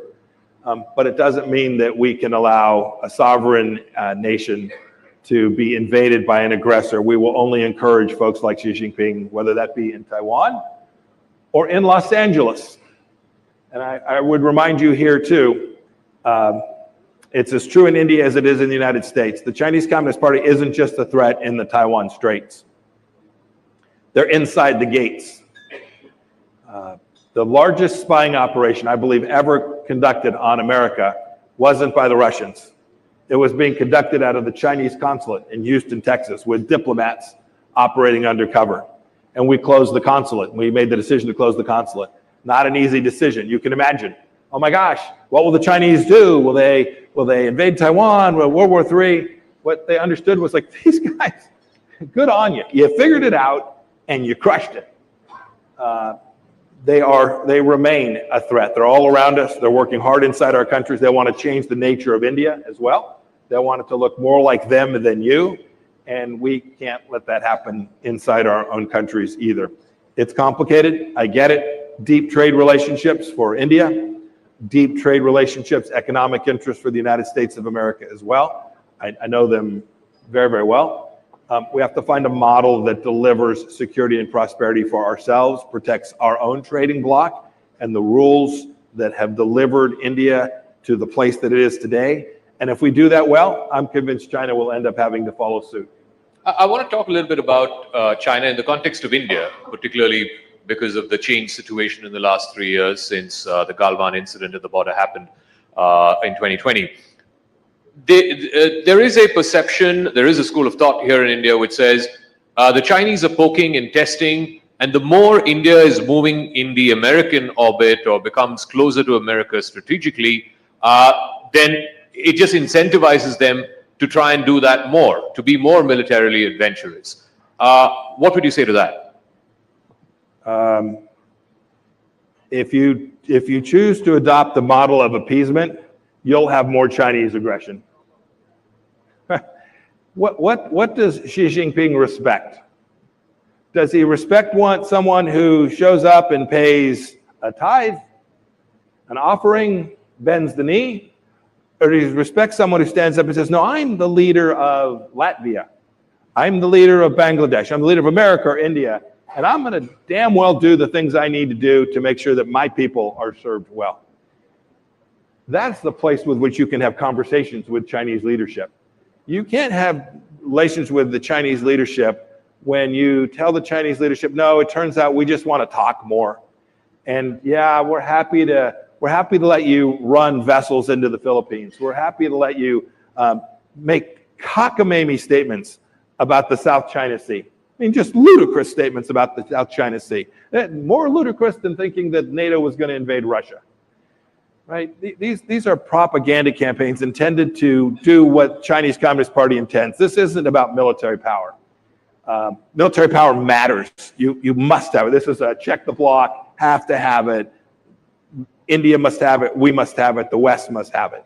But this is about, this is a larger hegemonic play by Chinese Communist Party. This is about corrupting trading systems, make sure that the currencies that are used are no longer the traditional currencies, to make sure that energy flows work the way that every international organization is run by the Chinese Communist Party. I would laugh at my team when they would come in and talk to me about these climate change summits. I want to debate climate change here today. We've just got a few minutes left. But does anybody think for a moment that a Chinese signature on the Paris Climate Accords is worth a damn? Does anybody think, how many coal-fired power plants have the Chinese shut down since they've signed that agreement? Let's all just deal in reality, not fantasy. This would be my first ask in dealing with China. Observe what they do, not what they tell you in the China Daily Times or the China Global News. Observe what they do. They are the most polluting nation in the world. They have no capacity to generate enough energy for themselves. They are using the Belt and Road Initiative to achieve political influence around the world. And we should acknowledge that they have the world's second largest economy, albeit troubled, a huge population, although declining soon. And we should recognize that the Chinese people deserve better. And if we can keep those thoughts in our head, there is a model where we, Europe, South Korea, Japan, Australia, I'm sure I'll leave somebody out, India, Singapore, the United States, Canada, we can build at a model for the world that gives us another 75 years where we get to live our lives in the way that we so choose. But I just want to take off from what Bodhi was asking you a moment ago. But if you are Xi Jinping and you're in Beijing and you're looking at these two wars, the Russia-Ukraine war and the Israel-Hamas war, in a sense, it also has tested or shown to the world the limits of American power and American persuasion. So if you're Xi Jinping and you're looking at these wars and you're saying, America, the most preeminent power in the world, is not able to get the outcomes in this war. It's not able to help Ukraine in a way that Ukraine can win this war. It's not able to stop Israel from, causing all these mass civilian casualties. What then stops Xi Jinping from saying, okay, let me try and see if I can take Taiwan back? Good partners and friends and American leadership. That's what's failed. I spoke about this already. This is the deterrence that failed. I agree. Xi Jinping observes that not just America, don't put this just on America. It's not fair. It's also dangerous, more importantly than not being fair. All of us have a responsibility to say, no, we have to go win these things. The world needs to perceive. Everybody loves, right? The Middle Eastern idea is the idea of the strong horse. Everybody follows the strong horse. We need to be that. We collectively need to be the strong horse. We're totally capable of doing this. Everybody has angst, like this is hard. We know precisely how to do this. I think in the 4 years we were there, we demonstrated that. Not perfectly. We could have done more in Hong Kong. I don't know that we could have stopped the collapse of Hong Kong as we knew it. But we could have done better. We could have done more. I'm entirely self-critical as well when appropriate. But yes, no, I think you're right. If you ask, by the way, what stops Xi Jinping today, I think he figures his generals are lying to him just like Putin's generals lied to him as well. So I'm guessing he's double checking what everyone's telling him. It's also the case that, you know, the cocktail party talk is about an invasion of Taiwan. Why would you invade Taiwan? That's nasty. You blow up TSMC, and so nobody benefits from this. No, the way to take Taiwan is to do what you did in Hong Kong, is to apply pressure and convince the world that that in fact Xi Jinping, that the Chinese Communist Party is the strong horse. You undermine it via all the soft power tools and back it up with a very capable, not only Navy and Army, but a powerful nuclear weapons program, a powerful space program. China has each of those. So you have the hard power tools, but your modus vivendi to achieve your objective, which is political control, not just in Taiwan, but in the entire region, Pacific Islands included. I think the model isn't to send a fleet, might do that if he has to, but the model is way more dangerous than that.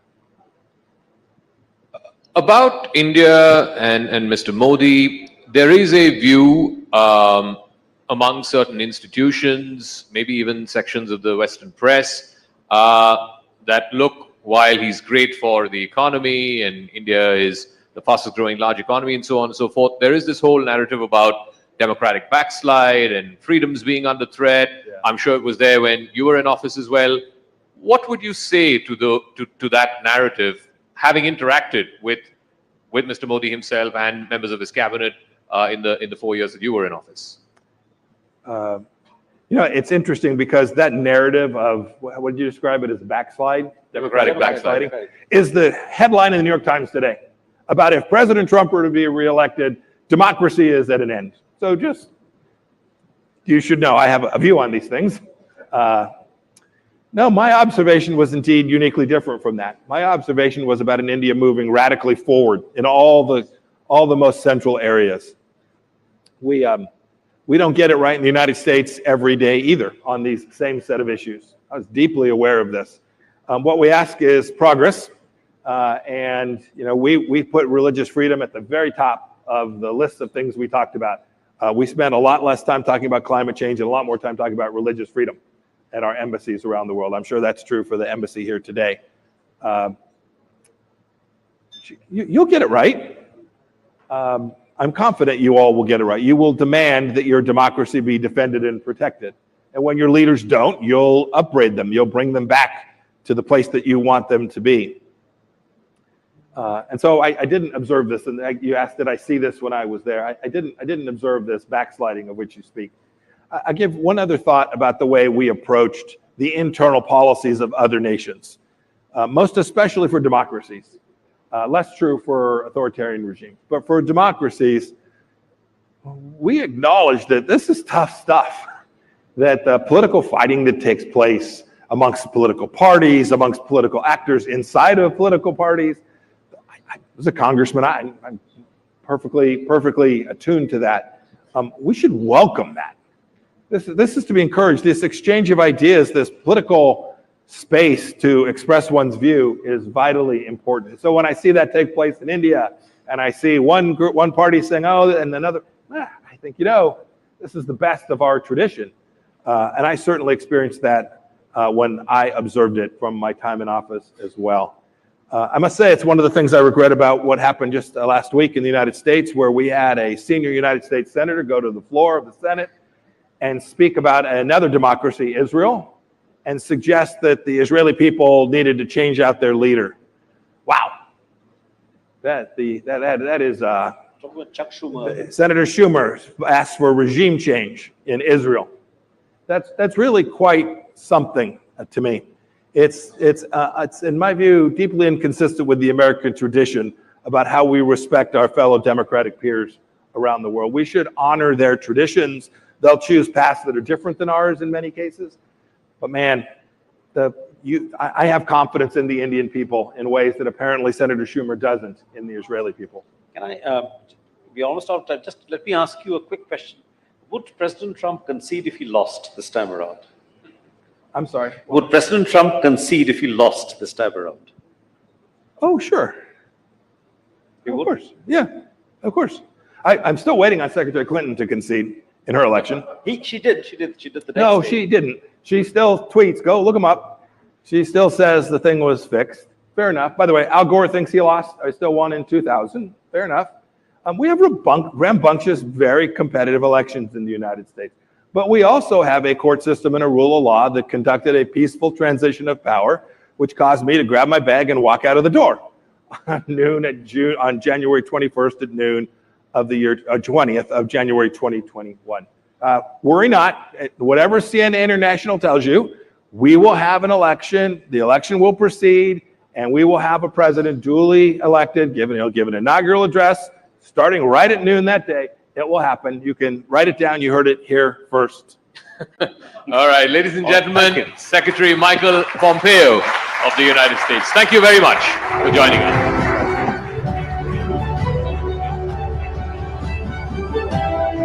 Thank you, Secretary Pompeo, Zaka and Bodhi, for that very engaging conversation, one that provided us with a window to changing geopolitics of the world.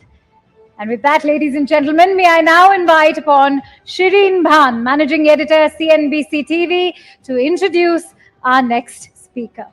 Shireen, please come. Thank you very much, Akanksha. Ladies and gentlemen, it is my privilege to introduce our next speaker here at the Rising Bharat Summit. The bullishness about India that you've all been witness to over the past 2 days is showing up in our capital markets as well. The Bombay Stock Exchange market capitalization has risen. It's crossed $4 trillion recently, a nearly 4 times climb from the levels of 1.6 trillion that we saw a decade ago in 2014. The BSE Sensex has nearly tripled from 27,500 in 2014 to 72,000 now. Global funds are looking at India with an increasing appetite, and there's more money flowing from the Indian households to the Indian equity markets too. The value of shares and debentures held by households has jumped over 1,000% in the past decade. Mutual funds assets under management have also vaulted 500% in this decade. The Indian equity market has added 31 million investors in 2023. Digitization of financial systems and deeper bank penetration is transforming people's savings behavior, mirroring preference towards more return-yielding financial assets. To talk to us here on the Rising Bharat platform about the phenomenal transformation and democratization of the Indian capital markets, it is my absolute pleasure and privilege to welcome here on the stage Madhavi Puri Butt, Chairperson of the Securities Exchange Board of India, the Chairperson of our market regulator, SEBI.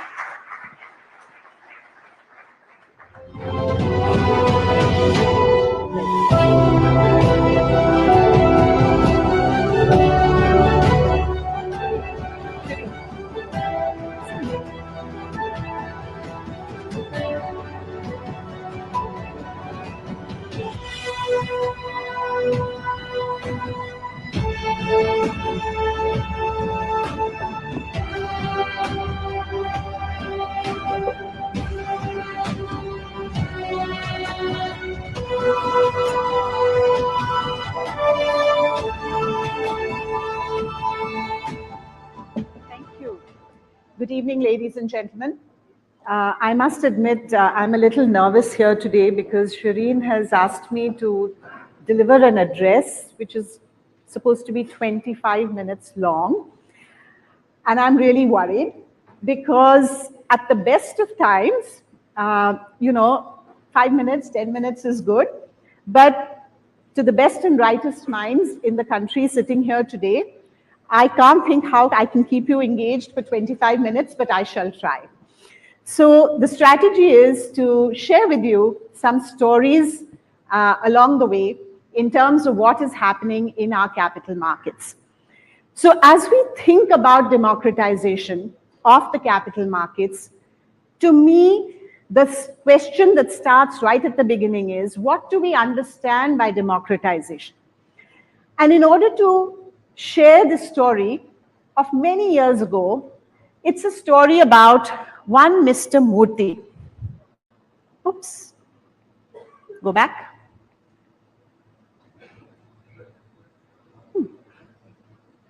Okay, here's Mr. Murthy.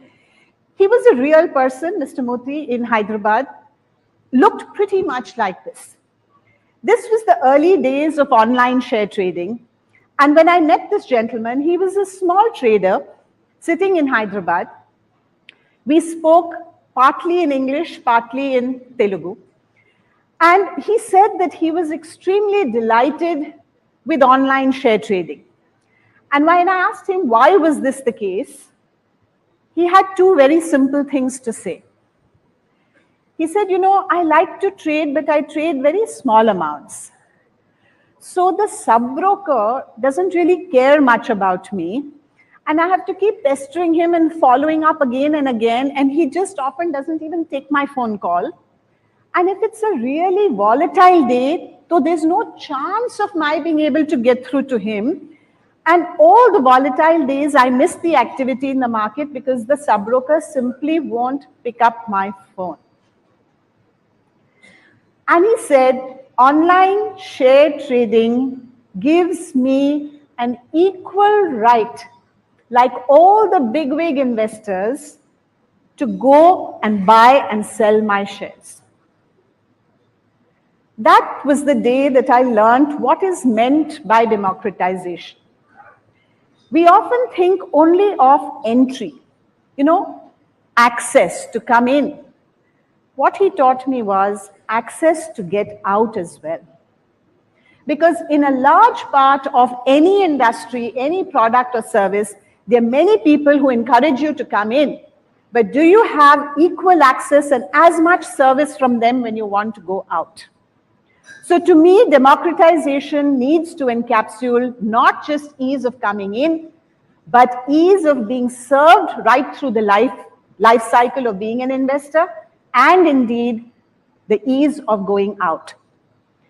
So what is it that has really happened in our markets?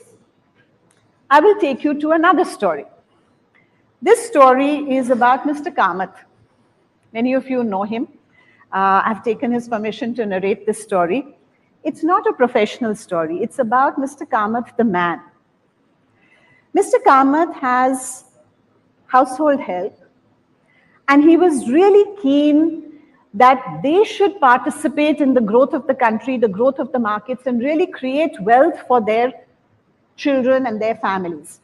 So he wanted to pay them bonuses and part of their salary, invest on their behalf, but he always worried. He said, I'll make the investment on their behalf.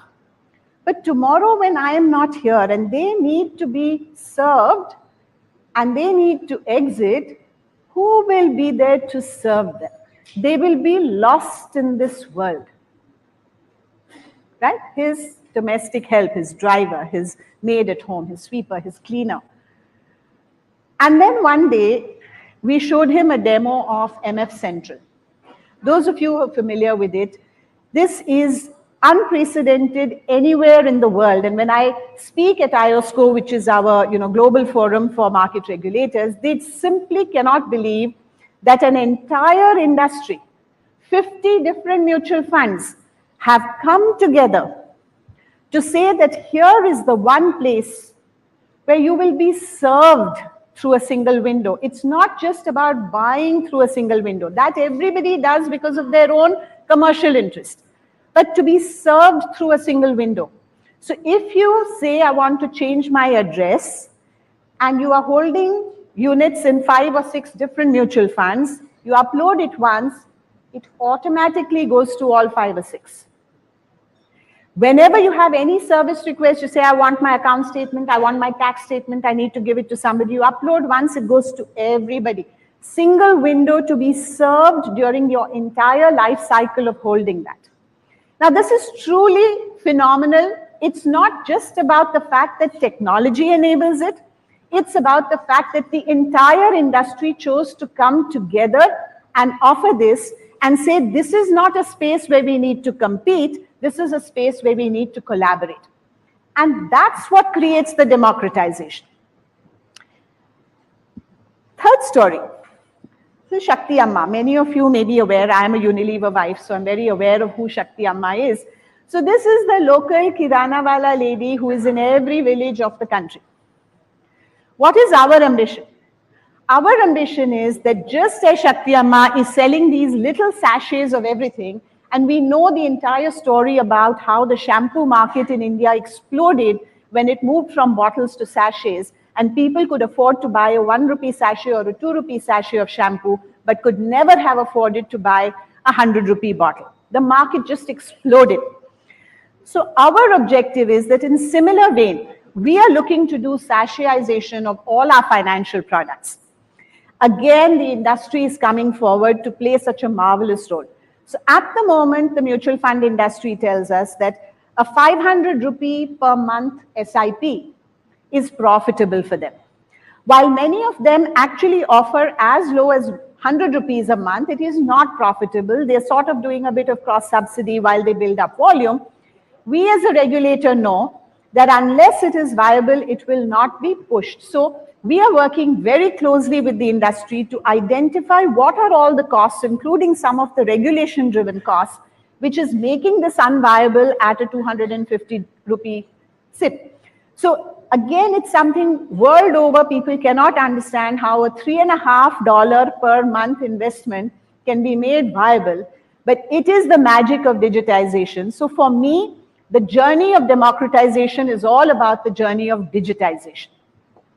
So hopefully very soon we will have Shakti Amma having little sachets of mutual fund units over there, 250 rupees a month top up. The next story is about the red, green and yellow. As I said, for us, democratization, not just to enter. Sometimes there are disputes. Sometimes consumers have grievances. If you don't have inclusion and democratization of that, you are again letting down your investor. So when we think of democratization, there must be democratization of this as well. At SEBI, we are about to launch on April 1st. I told them don't do April 1st, it's April Fool's Day.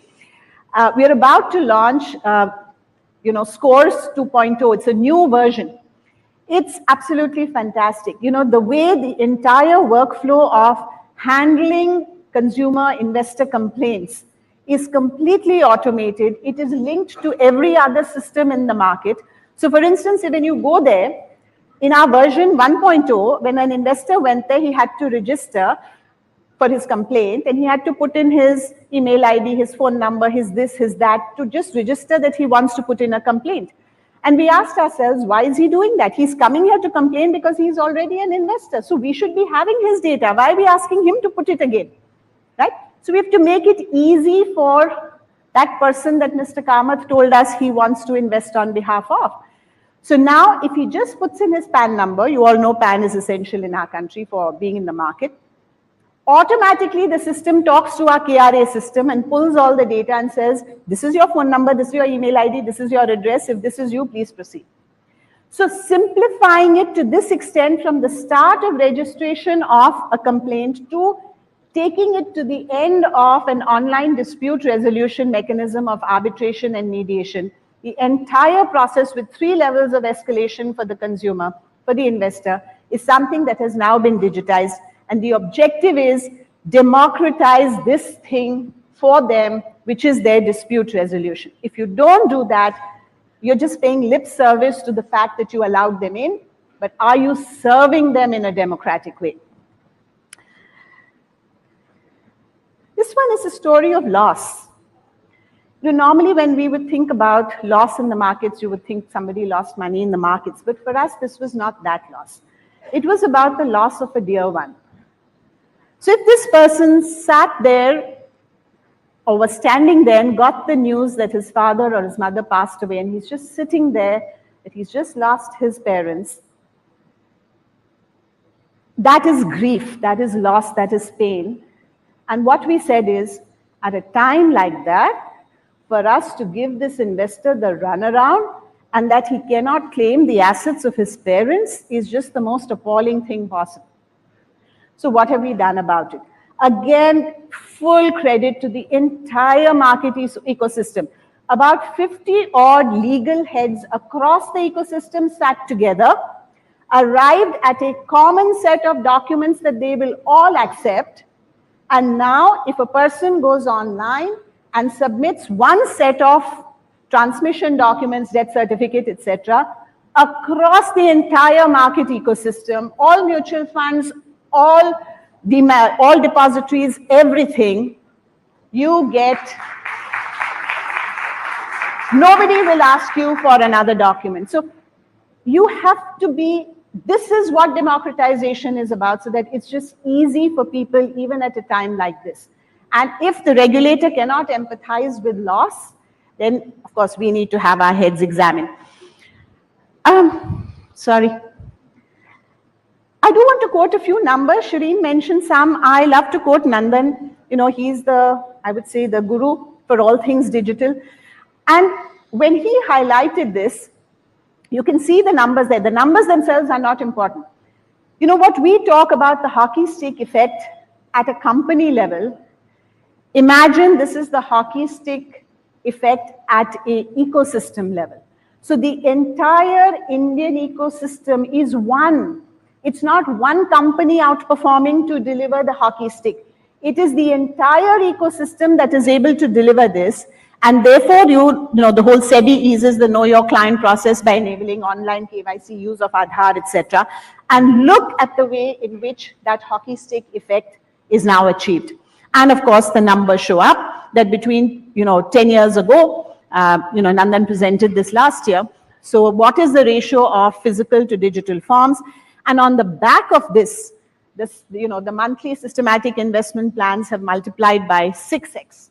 This number has gone up further since then. So it just shows that the hockey stick effect, when you really bring together the spirit of democratization, you can achieve it at an ecosystem level, not just as a company level. Mutual fund story is well known, and this is our favorite product for financial inclusion. So if you see the blue line, which is number of unique mutual fund investors, so deduped for PANs. So 10 years ago, we started with 1 crore. We're now at 4.4 crore. And the actual asset under management was 8 lakh crore, and we're now at 55 lakh crore. So it's just been a huge amount of growth again on the back of this whole democratization. This is my favorite slide. I use it quite often. When we think of the markets, invariably, we all think of the share bazaar, let us say. But we have actually a very vibrant bond market. Now, people do not know this. People do not know this. So, two things I would like to say. Number one, some statistics. While the secondary market in bonds is not very active, and we're doing a bunch of stuff to try and improve that, in terms of the primary market issuance, okay, if you look at the total bonds outstanding today and compare it to the total banking loans to the corporate sector, it amounts to 60%, which means for every 100 rupees that the banking system gives to corporate India, the bond market gives 60 rupees. Most people are not aware of how large that number is. Now, specifically in this slide, what I like to talk about is we are expecting this to grow much more. Because with the inclusion of the Government of India securities in the global indices, right, that's already happened, JP Morgan, Bloomberg indices, we can expect to see a large amount of foreign interest in our Government of India securities. And once the Government of India yield curve is established, investors automatically tend to come into our corporate bonds as well, because then it's you just benchmark off the Government of India yield and add the credit spread. So until you have that yield, people don't have that much interest in corporate bonds. So we should see a good amount of inflow in the corporate bond market. And that's when, as people tell me, now you won't need to have an Indian hero there. So I said, we'll definitely put Akshay Kumar there in the same natty suit. So that's our bond market. Some of the things that we are doing, and this is really important again from a democratization point of view, one of the things that people used to worry about every time the markets were dislocated, the bond markets, they would say liquidity dries up. And people are stuck. Now, remember what I said about democratizing not just entry, but also exit. Something absolutely sparkling that this government has done, and it's gone relatively unnoticed, I feel sad about it, is something called the backstop facility, which the government has put in place with sovereign guarantee. Think about it. The government has said 30,000 crores of asset purchase program guaranteed by the Government of India in the event that there is a stress in the market and the mutual funds, the debt mutual funds are stuck and they don't want to sell at distressed prices in a dislocated market, they have actually sanctioned that guarantee. And what that means is that the fear that some people have, that because the markets are not so liquid, tomorrow if there's a crisis and the market freezes up, what will happen? Well, the government has stepped forward and actually said, well, we will stand behind the bond market. So this was a very, very important step taken by the government to really facilitate the growth of the bond market and to protect the investors. The second thing which SEBI did was to create a very specialized institution called the repo, Corporate Bond Repo Clearing Corporation. The reason this was important and what the slide is meant to demonstrate is the product was always there in the market. It was not getting used.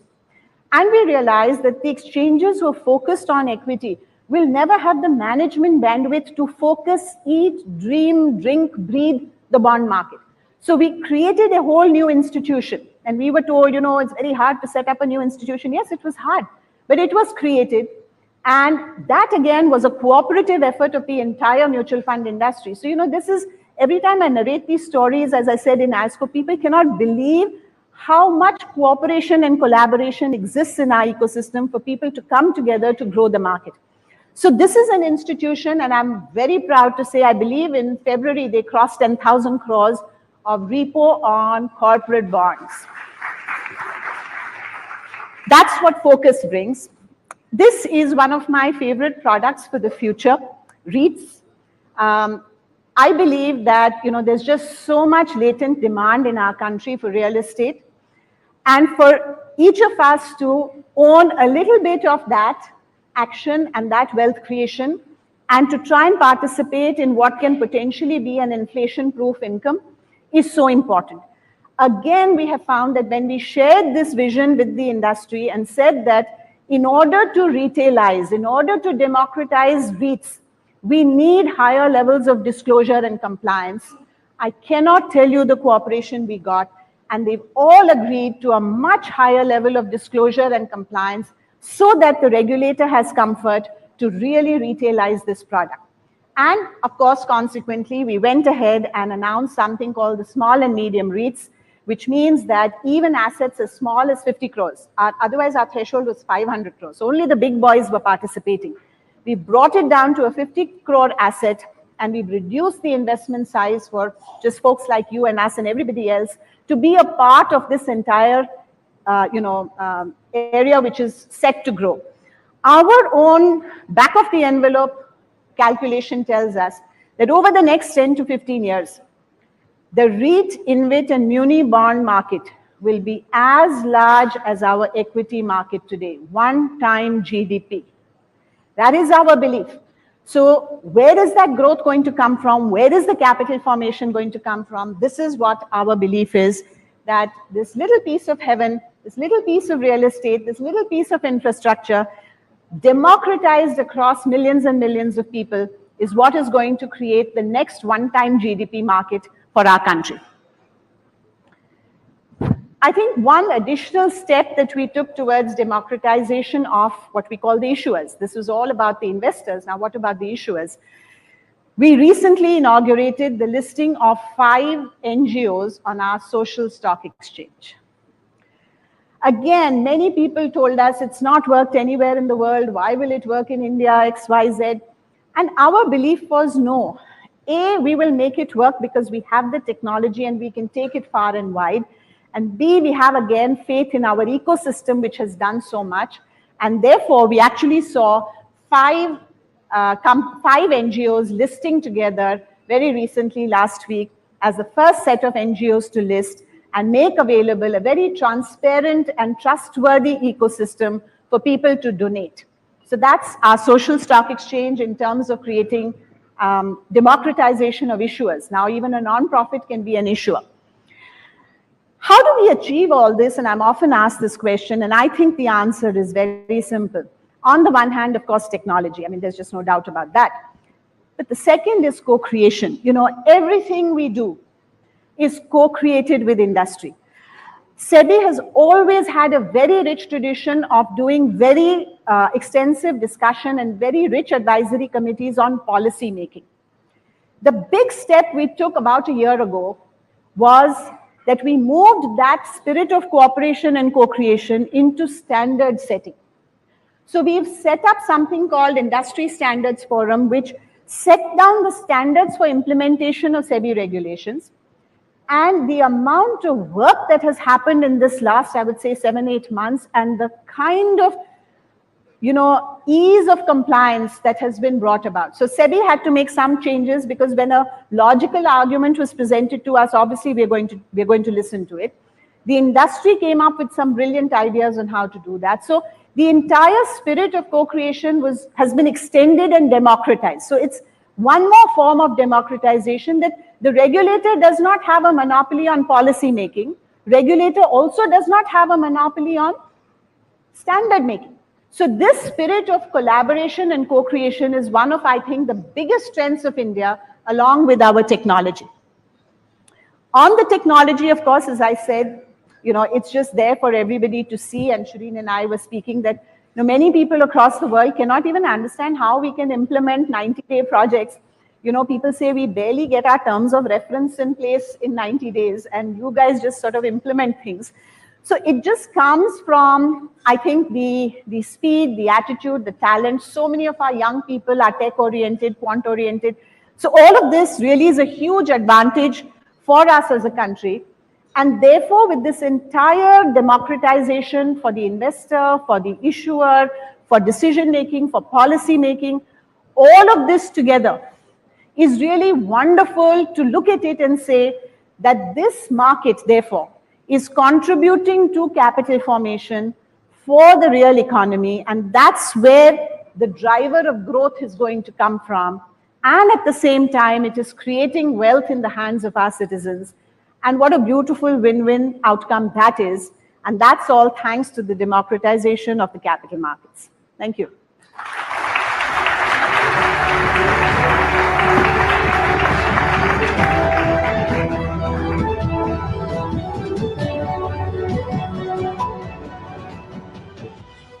Thank you, Madhviji. Fantastic as ever.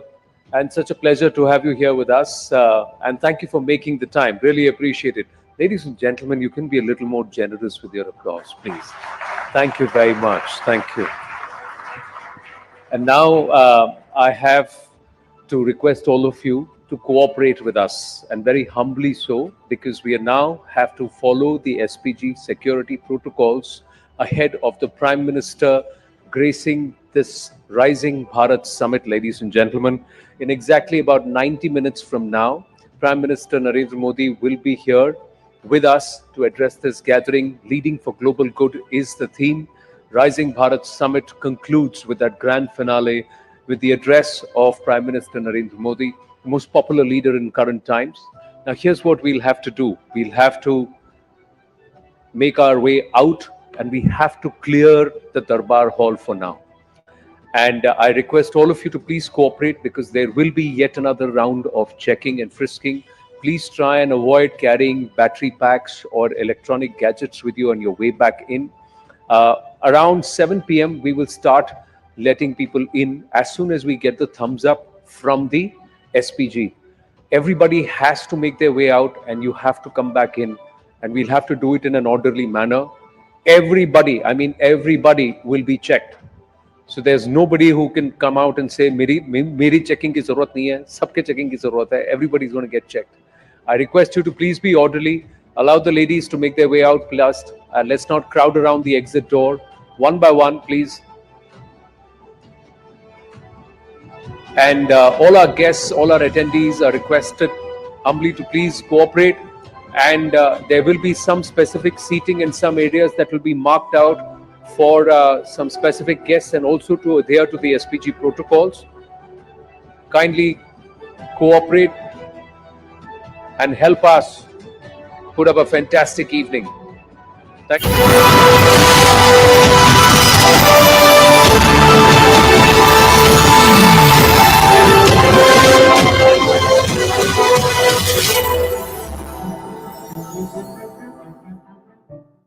Bharat के पहले गृह मंत्री सरदार वल्लभ भाई पटेल गुजरात से थे और उन्हीं के आदर्शों पर चलते हुए उस लौह पुरुष की जैसी एक भारत के प्रति अड़ी निष्ठा रखते हुए आज हमारे गृह मंत्री हैं श्री अमित शाह। स्वागत करना चाहेंगे गृह मंत्री श्री अमित शाह जी का, जिनसे वार्ता करेंगे Shri Rahul Joshi, managing director and group editor in chief, network 18।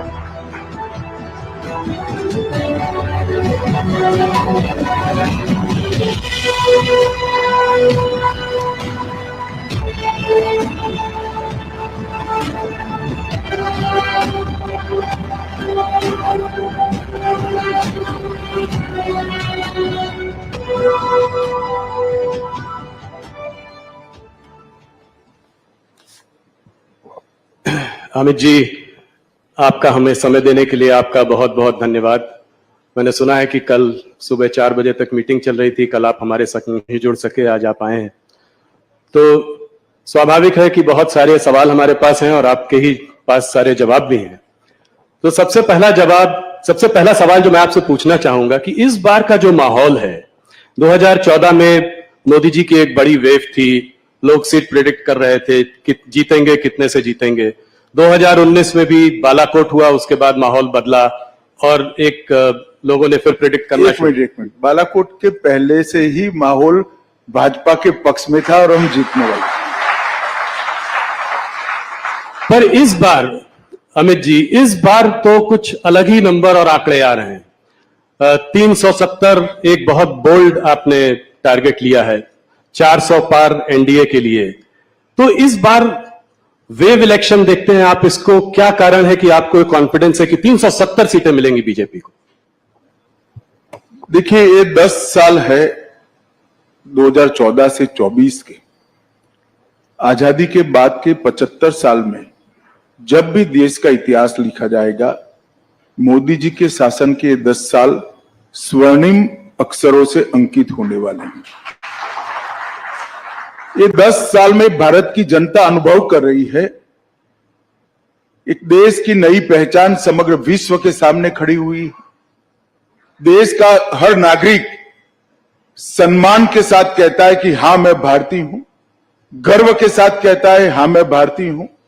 और दुनिया में जहां जहां भी भारतीय पासपोर्ट के साथ कोई भी जाता है, इसका बड़ा सम्मान होता है। ये 10 साल में विकास की प्रक्रिया से पूर्णतया कटे हुए 60 करोड़ गरीब, जिनको 70 साल की आजादी के बाद भी बैंक अकाउंट नसीब नहीं हुआ था, घर में टॉयलेट नहीं था, घर में गैस नहीं था, घर में बिजली नहीं मिली थी, नल से पानी नहीं मिला था, खाने के लिए बड़ी मशक्कत करनी पड़ती थी, स्वास्थ्य की सुविधाएं नहीं थी। ये 10 साल के अंदर ही, सिर्फ 10 साल के अंदर हर एक को बैंक अकाउंट, हर एक घर में नल से जल, हर एक घर में शौचालय, हर एक घर में गैस और 60 करोड़ लोगों को 5 लाख तक की स्वास्थ्य की सारी सुविधाएं पूरी की है। और हर गरीब को प्रति व्यक्ति प्रति माह 5 किलो अनाज आज फ्री ऑफ कॉस्ट मिल रहा है। एक प्रकार से ये 60 करोड़ लोगों को भारत के अर्थतंत्र के साथ जोड़ने का काम नरेंद्र मोदी जी ने किया। ये 10 साल के अंदर ही देश जिसकी बड़े समय से राह देखता था कि भारत अपने अर्थतंत्र को दुनिया की तालिका में बहुत आगे पहुंचा है। अटल जी 11वें नंबर पर छोड़कर गए थे। अर्थशास्त्री मनमोहन सिंह जी ने 10 साल में 11वें का 11वां मेंटेन किया और मोदी जी ने 10 साल में 11वें नंबर से 5वें नंबर पर पहुंचा।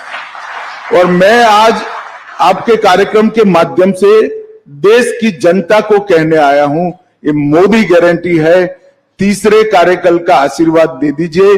हम तीसरे नंबर की आर्थिक ताकत दुनिया की बन कर रहे हैं। ये 10 साल में भारत मैन्युफैक्चरिंग का हब बना है। ये 10 साल में डिजिटल क्रांति सब्जी वाली से लेकर बड़े बड़े कॉरपोरेट तक ट्रांसलेट कर गई है। ये 10 साल के अंदर भारत के स्टार्टअप दुनिया भर में धूम मचा रहे हैं।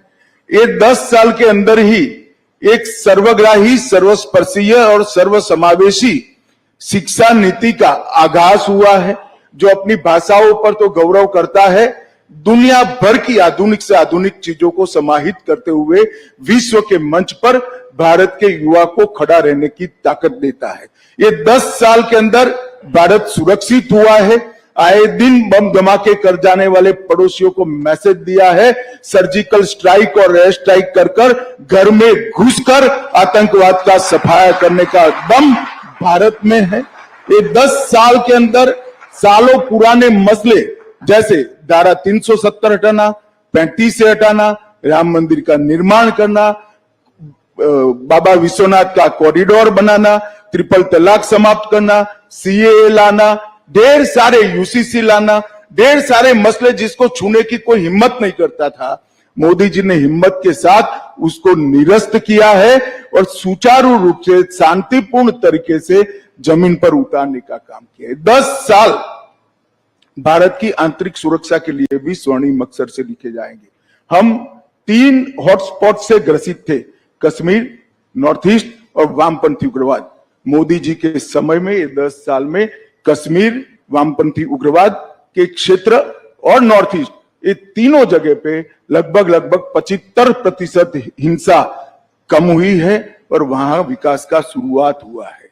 और ये 10 साल में सबसे बड़ी उपलब्धि है, पहले देश के विकास के लिए सिर्फ सरकारें लगा करती थी, नरेंद्र मोदी जी ने महान भारत का संकल्प 130 करोड़ लोगों के स्वप्न बनाकर रखा है और मोदी जी के नेतृत्व में 130 करोड़ लोग जब देश आजादी की शताब्दी मनाएगा 15 अगस्त 2047 को, तब महान भारत की रचना के लिए कटिबद्ध है और उनके नेतृत्व में आगे बढ़ेगा। आप जो कहते हो कि लक्ष्य क्या है, लक्ष्य 400 पार का है। कमल के निशान पर हम 370 से ज्यादा सीटें जीतेंगे और ये लक्ष्य सिद्ध इसलिए होगा कि भारत की जनता की आशा, आकांक्षा और सपनों को पहली बार कोई प्रधानमंत्री फ्रंट पर से लीड कर गरीब के साथ खड़ा रहकर, युवा के कंधे पर हाथ रखकर, गरीब बहन का भाई बनकर आज इनके स्वप्नों को पूरा कर रहा है। मुझे भी पूरा विश्वास है कि मोदी जी के नेतृत्व में भारतीय जनता पार्टी 370 पार करेगी, एनडीए 400 पार करेगी और फिर एक बार मोदी सरकार बनेगी। धन्यवाद। आपने मेरे एक ही सवाल में 3-4 जवाब दे दिए, तो ये माहौल, अब मैं आपसे एक एक करके सवाल पूछता हूं। सबसे पहले जो मुद्दा इस चुनाव के पहले जो गर्म हो गया है वो है इलेक्टोरल बॉन्ड्स का मुद्दा। तो इलेक्टोरल बॉन्ड्स के बारे में मैं ये पहले आपसे जानना चाहता हूं कि आपकी क्या प्रतिक्रिया है। आपको क्या लगता है कि इससे ब्लैक मनी वापस आएगा? जो कॉन्फिडेंशियल नाम थे लोगों के, जिस वजह से लोगों ने इलेक्टोरल बॉन्ड्स खरीदे, वो आज जो है सब सामने आ गए हैं। तो क्या ये उचित है और आप इसके बारे में आगे क्या सोचते हैं? देखिए, भारत की सुप्रीम कोर्ट जो भी फैसला सुनाती है, देश के सभी नागरिक इससे बंधे हुए हैं। हम एक संवैधानिक व्यवस्था में रहे। मैं सुप्रीम कोर्ट के फैसले का सम्मान करता हूं, मगर मेरा व्यक्तिगत मत जरूर देना चाहता हूं कि बॉन्ड से काला धन समाप्त होने के कगार पर था और इस फैसले से चुनावी व्यवस्था में फिर से काले धन का दबदबा बढ़ेगा। इसीलिए राहुल जी के नेतृत्व में पूरा इंडिया अलायंस बॉन्ड के खिलाफ था और वो चाहते थे कि पहले की तरह जो कट मनी आता था, वो कट मनी फिर से एक बार राजनीति पर हावी हो। पहले क्या होता था, चंदा कैश में आता था और चंदा कैश में आता था तो क्या होता था, कोई व्यक्ति मानो 1500 रुपया चंदा जमा कराता था, 100 रुपया वो पार्टी में जमा कराते थे, 1400 रुपया अपने घर ले जाते थे और स्विस बैंक के अंदर या कहीं और जहां टैक्स डिस्क्लोज नहीं होता है, चंदे डिस्क्लोज नहीं होते हैं, धन डिस्क्लोज नहीं होता है, ऐसे देश में ले जाते थे। बॉन्ड आने से ये पूरा पैसा चेक के माध्यम से पार्टी के अकाउंट में जमा होता था। ये पूरी जो जमात है राहुल जी के नेतृत्व में, वो पुरानी चीजों की आदी है। उनको यही चाहिए कि पार्टी को चंदा मिले न मिले, चुनाव के लिए खर्च हो न हो, अपनी पीढ़ियां बहुत अच्छे तरीके से जी पाए। और इस चीज को मोदी जी ने बॉन्ड लाकर इस पर कुठाराघात किया था। मैं आपको बताना चाहता हूं, मेरी पार्टी की बात बताता हूं। 2014 में मेरी पार्टी में जो चंदा आता था, इसमें से 81% चंदा कैश से आता था, जिसमें किसी का नाम नहीं होता था। 20-20 हजार रुपया कर जमा करते थे। 18 में ये 81% से 17% हुआ। 18 में एंड पे भी ये 17% पर रहा और 2023 पर कम होकर 3% पर आ गया था। हमारी पार्टी ने इसको ट्रांसपेरेंट वे से आगे किया था। जहां तक गोपनीयता का सवाल है, इसमें इतना ही है कि बहुत बड़ा देश है, हमने फेडरल स्ट्रक्चर को अपनाया है, ढेर सारे राजनीतिक दलों की सरकार होती है। अगर कोई एक राजनीतिक दल को पैसा देता है तो दूसरा राजनीतिक दल उस पर विंडिक्टिव अप्रोच से अपने स्टेट के अंदर बदला लेता है। इसलिए एक व्यवस्था रखी थी जिससे किसने किसको चंदा दिया वो गोपनीय रहे, मगर इसमें गोपनीय नहीं रहता था किस कंपनी ने कितना चंदा दिया और किस पार्टी को कितना मिला। अब जो व्यवस्था होगी इसमें किसने कितना दिया वो भी गोपनीय हो जाएगा, क्योंकि सारा कैश में देना है, और किस पार्टी को कितना मिला वो भी गोपनीय हो जाएगा, क्योंकि कैश से लेना है। और कैश से लेना तो छोड़ो, घर पे ले जाने की व्यवस्था भी इसमें से हो गई। और हम पर एक आरोप लगता है राहुल जी कि हमें बहुत सारा चंदा मिला है, ये मिथ्या है। सर 6,900 करोड़ 6,200 करोड़ हमें मिला है। इसके सामने 6,200 करोड़ राहुल बाबा के नेतृत्व में चलने वाले इंडिया अलायंस को मिला है, जबकि हमारी 303 सीटें हैं। उनकी लोकसभा में कितनी सीटें हैं? हमारी 17 सरकारें, हमारी हर राज्य में पार्टी चल रही है। और एक काम के सामने चंदे का जो सवाल है वो भी गलत है, क्योंकि 2019 लोकसभा में हमें जो 6,000 करोड़ मिला, इसमें से 2019 लोकसभा के समय पर जो बॉन्ड खुले हैं इसमें 3,071 करोड़ चंदा मिला है। तो अब जाहिर है जब आचार संहिता कोड ऑफ कंडक्ट आ जाता है तो कोई काम के सामने चंदा नहीं होता है। और विधानसभा के चुनाव के कोड ऑफ कंडक्ट लगने के बाद हमें 2640 करोड़ रुपया मिला है। उस वक्त भी कोड ऑफ कंडक्ट होता है, कोई काम नहीं होता है। तो 90% से ज्यादा चंदा बॉन्ड से हमें कोड ऑफ कंडक्ट लगने के बाद मिला है। तो ये जो आर्ग्यूमेंट कर रहे हैं बड़े बड़े धाराशास्त्री, जो ये पूरी सिस्टम के फायदा उठाने वाले हैं, क्योंकि वो भी राजनेता ही है ज्यादातर, चंदे वाली कैश चंदे वाली व्यवस्था का फायदा उठाने वाले, वो उनका आर्गुमेंट था कि इससे सरकारी नीतियां प्रभावित होती है। उनको ये मालूम नहीं है कोड ऑफ कंडक्ट बनने के बाद कोई नीति आ नहीं सकती। तो ज्यादातर चंदा तो कोड ऑफ कंडक्ट के समय में हमारा आया है, 90% चंदा। राहुल जी, इसको हफ्ता वसूली कहते हैं, खुद भी 1,400 करोड़ उनको मिला उनकी पार्टी। ठीक है, तो फिर उन्होंने 1,600 करोड़ का हफ्ता क्यों वसूला, वो उसका हिसाब देना चाहिए। 1,600 करोड़ उनको भी मिला है, हमें 6,000 करोड़ मिला है, तो सामने सारे इंडिया अलायंस घमंडिया गठबंधन को भी 6,000 करोड़ मिला है, एक पैसा कम नहीं मिला है। राहुल जी ने सबसे पहले वो चंदा कहां से वसूल लाए, हफ्ता कहां से वसूल लाए, इसका हिसाब। हम तो कहते हैं इसमें एक पैसा हफ्ता नहीं है, ये शुद्ध रूप से पारदर्शी तरीके से लाया गया चंदा है। मगर वो खुद स्वीकार कर रहे हैं बॉन्ड की व्यवस्था हफ्ता वसूली है, तो उन्होंने 6,000 करोड़ का हिसाब देना चाहिए कि तृणमूल कांग्रेस कहां से लाई, वो कहां से लाए हैं, एनसीपी कहां से लाई है। अमित जी, कुछ पार्टीज ने अपनी जो है लिस्ट ऑफ डोनर्स को घोषित किया है, क्या आप कोई भारतीय जनता पार्टी भी ऐसा करेगी? भाई क्या घोषित करे, कल सारा घोषित हो जाने वाला है। मैं आपको बताने वाला हूं, बताने जा रहा हूं, घोषित कल होगा। ये मुंह नहीं दिखा पाएंगे, इंडिया अलायंस मुंह नहीं दिखा पाएगा। जब पता चलेगा कि कहां से, जब पता चलेगा चंदा कहां से आए, ये समझे बगैर कुछ लोगों के दिए हुए चिट पढ़कर भाषण करते हैं राहुल गांधी।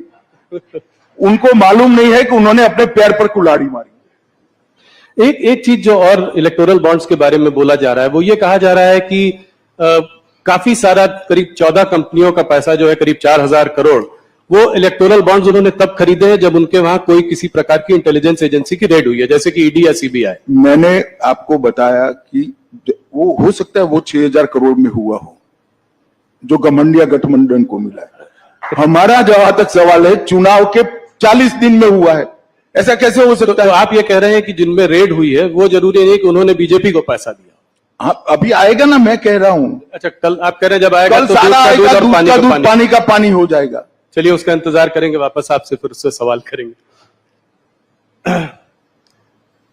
एक इससे लगा हुआ सवाल है तो पूछकर इस मुद्दे से आगे बढ़ते हैं कि ऑपोजिशन का कहना है कि ईडी की रेड हो, इनकम टैक्स की रेड हो, सीबीआई की रेड हो, वो हर बार ऑपोजिशन लीडर्स पर ही क्यों पड़ती है? भारतीय जनता पार्टी के लीडर क्या सब साफ सुथरे? ये एकदम सफेद झूठ है। मैं देश की जनता के सामने कहना चाहता हूं, मोदी जी के प्रधानमंत्री बनने के बाद काले धन पर कठोर कार्यवाही हुई है।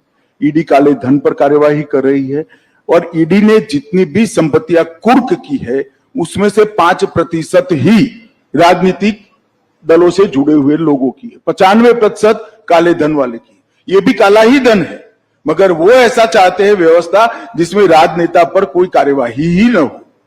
मैं आपको स्पष्टता से बताना चाहता हूं कि 95% कार्यवाही ऐसे लोगों पर हुई है जो राजनीति से जुड़े हुए ही नहीं, और ये बिल्कुल सरासर। और ममता जी के मंत्री के घर से 51 करोड़ रुपया मिलता है, कांग्रेस के सांसद के घर से 355 करोड़ मिलता है। 10 मशीन एसबीआई की गिनते गिनते थक जाती है, गर्म हो जाती है, और ये कहते हैं कार्यवाही ना हो। भैया, कार्यवाही का सवाल मत उठाओ। तेरे सांसद के घर से 350 करोड़ कहां से आया, वो सबसे बड़ा सवाल है। ममता के मिनिस्टर के घर से 55 करोड़ कहां से आया, वो बड़ा सवाल है। क्या समझते हो, जनता कुछ देखती नहीं है? तो क्या नोटों की गड्डियां भरने के लिए मेटाडोर लाने पड़ते, एक मेटाडोर छोटा पड़ गया, दूसरा मेटाडोर रात को 4 बजे लाना पड़ा। ये कहां जाने वाला था पैसा? राहुल बाबा बता सकते हैं देश की जनता को? ये 355 करोड़ जो कांग्रेस के सांसद के घर से पकड़े, किसके? इसका जवाब देना चाहिए उनको। और बाद में ईडी कार्यवाही नहीं करे, ऐसा नहीं होगा। जो करप्शन करेगा उस पर कठोर कार्यवाही होगी और जेल की सलाखों के पीछे भी जाएंगे। और जहां तक सवाल है बीजेपी के नेताओं का सवाल है, इस देश में कोर्ट है। जब हम ऑपोजिशन में थे, ढेर सारे पीआई लगाए थे आपके खिलाफ, आपकी सरकार के खिलाफ। 12 लाख करोड़ के घपले, घोटाले, भ्रष्टाचार किए थे। 42 पीआईएल हुए थे। 42 पीआईएल में से 35 में ऑर्डर हुए थे, और आपकी ही सरकार ने आपके खिलाफ एफआईआर रजिस्टर करनी पड़ी। अगर हिम्मत है तो जाए कोर्ट में। और मैं कहता हूं, ये 12 लाख करोड़ के घपले, घोटाले, भ्रष्टाचार करने वाला इंडिया अलायंस, एक कांग्रेस पार्टी लोगों की आंख में धूल झोंकने के लिए, भ्रमित करने के लिए कह रही है। वास्तविकता है 23 साल से नरेंद्र मोदी जी मुख्यमंत्री और प्रधानमंत्री रहे हैं, उन पर 25 पैसे का आरोप देश में आज तक कोई नहीं लगा सकता। वास्तविकता। तो अमित जी, क्या आप देश की जनता को आश्वस्त करेंगे कि अगर इस तरह के कोई नेता जिन पर कार्यवाही चल रही है वो पलटकर बीजेपी भी ज्वाइन करते हैं? भाई, आश्वस्त करने की जरूर नहीं भैया। राहुल, तुम भी पत्रकार हो, तुम चले जाओ कोर्ट में कि फला नेता का ये काला भ्रष्टाचार है, आप इस पर कार्यवाही। कोर्ट सबको ऑर्डर देती है, तुम ही चले जाओ ना, छोड़ो इंडिया अलायंस। मैं सिर्फ सवाल पूछने तक ही सीमित रखता हूं अपने रोल को। अगला सवाल अमित जी, जैसे जैसे चुनाव पास आता जा रहा है, पॉलिटिकल डिस्कोर्स गिरता जा रहा है। हमने पहले भी देखा है, पहले भी चुनाव हुए हैं।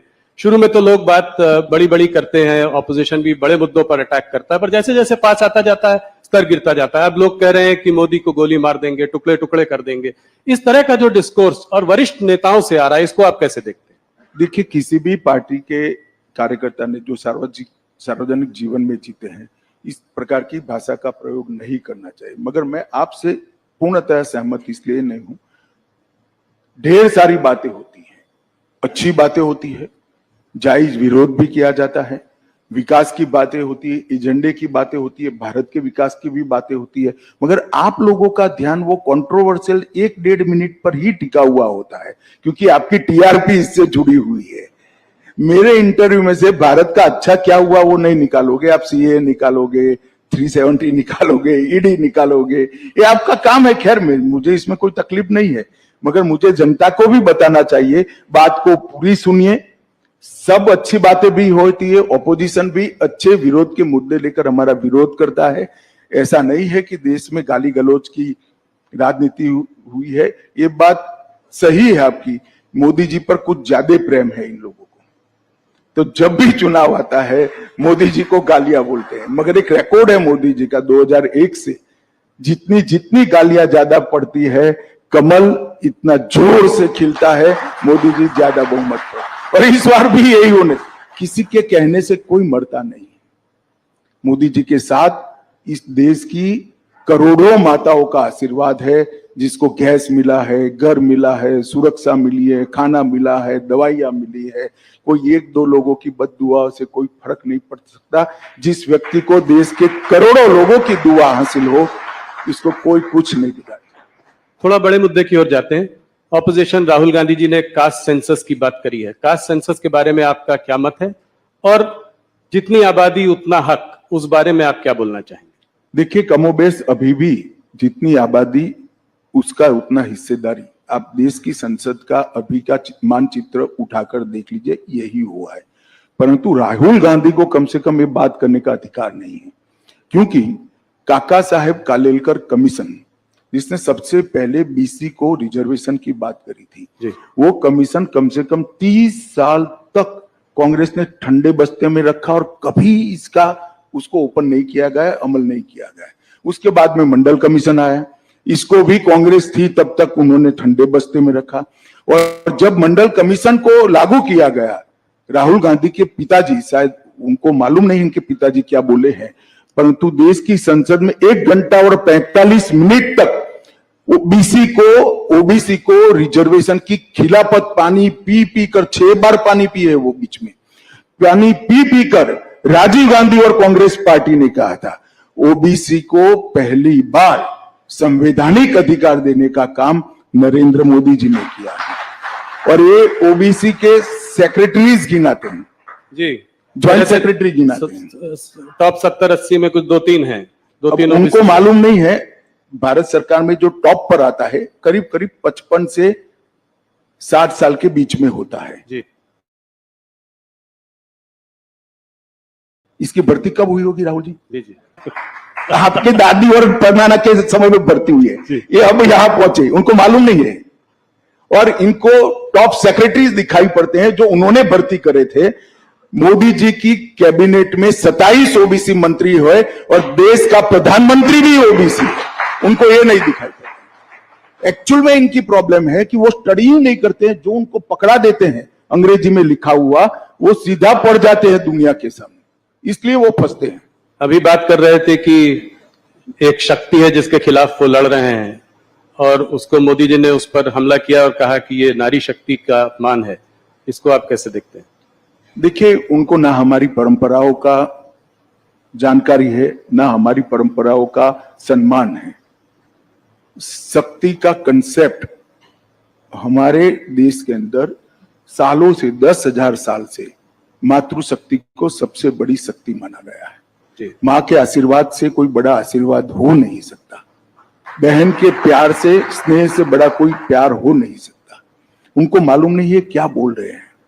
मोदी जी के साथ इस देश की मातृशक्ति चट्टान की तरह खड़ी है और राहुल जी के कहने से कोई फर्क नहीं पड़ता। और मैं तो अभी 2-3 दिन में जितना भी फील्ड में बात हुआ है, सभी जगह से देश भर की महिलाओं ने ठाना है कि शक्ति का परिचय इस बार राहुल गांधी को जरूर कराना है चुनाव में। ये मैंने सब जगह से पाया है। और मैं देश की मातृशक्ति का भी आह्वान करना चाहता हूं कि नरेंद्र मोदी जी ने आजादी के बाद देश की महिलाओं के कब से आकांक्षा थी कि नीति विषय निर्णय करने में और देश के कानून बनाने में देश की माताओं बहनों की हिस्सेदारी हो, और वो मांग कोई पूरी नहीं कर पाया। नरेंद्र मोदी जी ने 33% आरक्षण संसद में और विधानसभा में माताओं बहनों को देकर शक्ति का सम्मान किया है। और इस संसद के बाद 20वीं संसद जब आएगी तब आप देखना 33% माताएं बहनें अंदर बैठी होगी। पूरी दुनिया देखेगी भारत की मातृशक्ति की शक्ति क्या है और उसका सम्मान कैसे हो सकता है। राहुल गांधी ये सारी चीजें नहीं समझ पाए। अमित जी, एक मुद्दा जो आपके भी काफी करीब है, सीएए का मुद्दा। आज कोर्ट ने भी स्टे देने से इनकार कर दिया सीएए के लिए, तो इसको आप कैसे देखते हैं? ये आपने जो है पारित बहुत पहले किया था, इसको जो है अभी आपने नोटिफाई इतने दिनों बाद क्यों किया, इतना गैप के बाद? क्या चुनाव आपके उसमें था? ऐसा नहीं था राहुल जी। सीएए पारित होने के बाद देश में एक बड़ी गलतफहमी फैलाई गई और इतने में कोविड आ गया। हम डेमोक्रेटिक कंट्री में है, जब किसी सच्ची चीज के लिए गलतफहमी फैलाई जाती है तो जो पार्टी इन पावर होती है इसका दायित्व होता है कि सच्चाई लोगों तक पहुंचाए।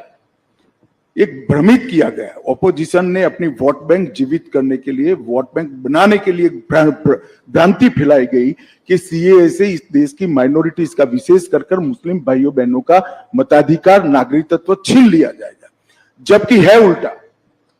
सीएए से किसी का नागरिकता नहीं जाने वाला है। सीएए नागरिकता देने का कानून है।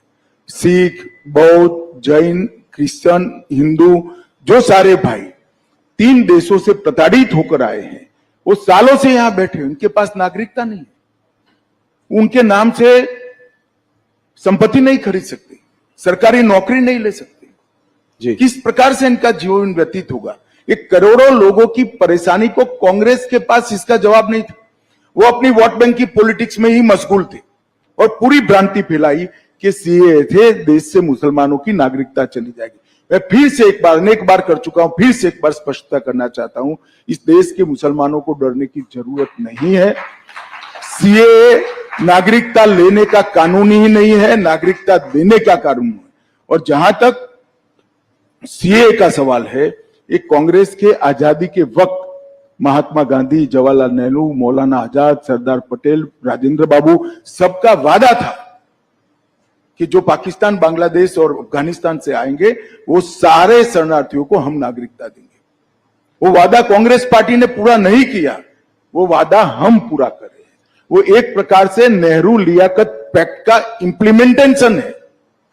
मगर राहुल जी का ये सारे ऐतिहासिक डॉक्यूमेंट से लेना देना ही नहीं है। वो चीट पढ़कर बोलने वाले नेता है, चीट में इतनी सारी बातें आती नहीं है। केजरीवाल जी, ममता जी, राहुल जी, सबका कहना यह है कि जब देश में खुद ही नौकरी और खाने पीने की इतनी समस्याएं हैं, तो जब इतने घुसपैठिए और आ जाएंगे तो इनको हम लोग नौकरियां कहां से देंगे? घुसपैठिए नहीं है। घुसपैठिए और शरणार्थी में फर्क होता है। और मैं केजरीवाल जी, राहुल जी, ममता जी सबको कहता हूं, अगर देश के युवाओं की नौकरी की चिंता है तो आप बांग्लादेशी घुसपैठिए और रोहिंग्यास के लिए क्यों नहीं बोलते हैं? क्यों जुबान सिल जाती है? इसलिए सुल जाती है कि आप अपनी वोट बैंक को हट करें। शरणार्थी जो होता है वो प्रताड़ित होकर यहां आता है। अभी मैं आपको बताता हूं, अफगानिस्तान में निजाम बदला, सारे लोग इनसिक्योरिटी फील कर रहे थे। सैकड़ों, हजारों सिख भाई पवित्र गुरु ग्रंथ साहब को लेकर यहां है। क्या करें उनका?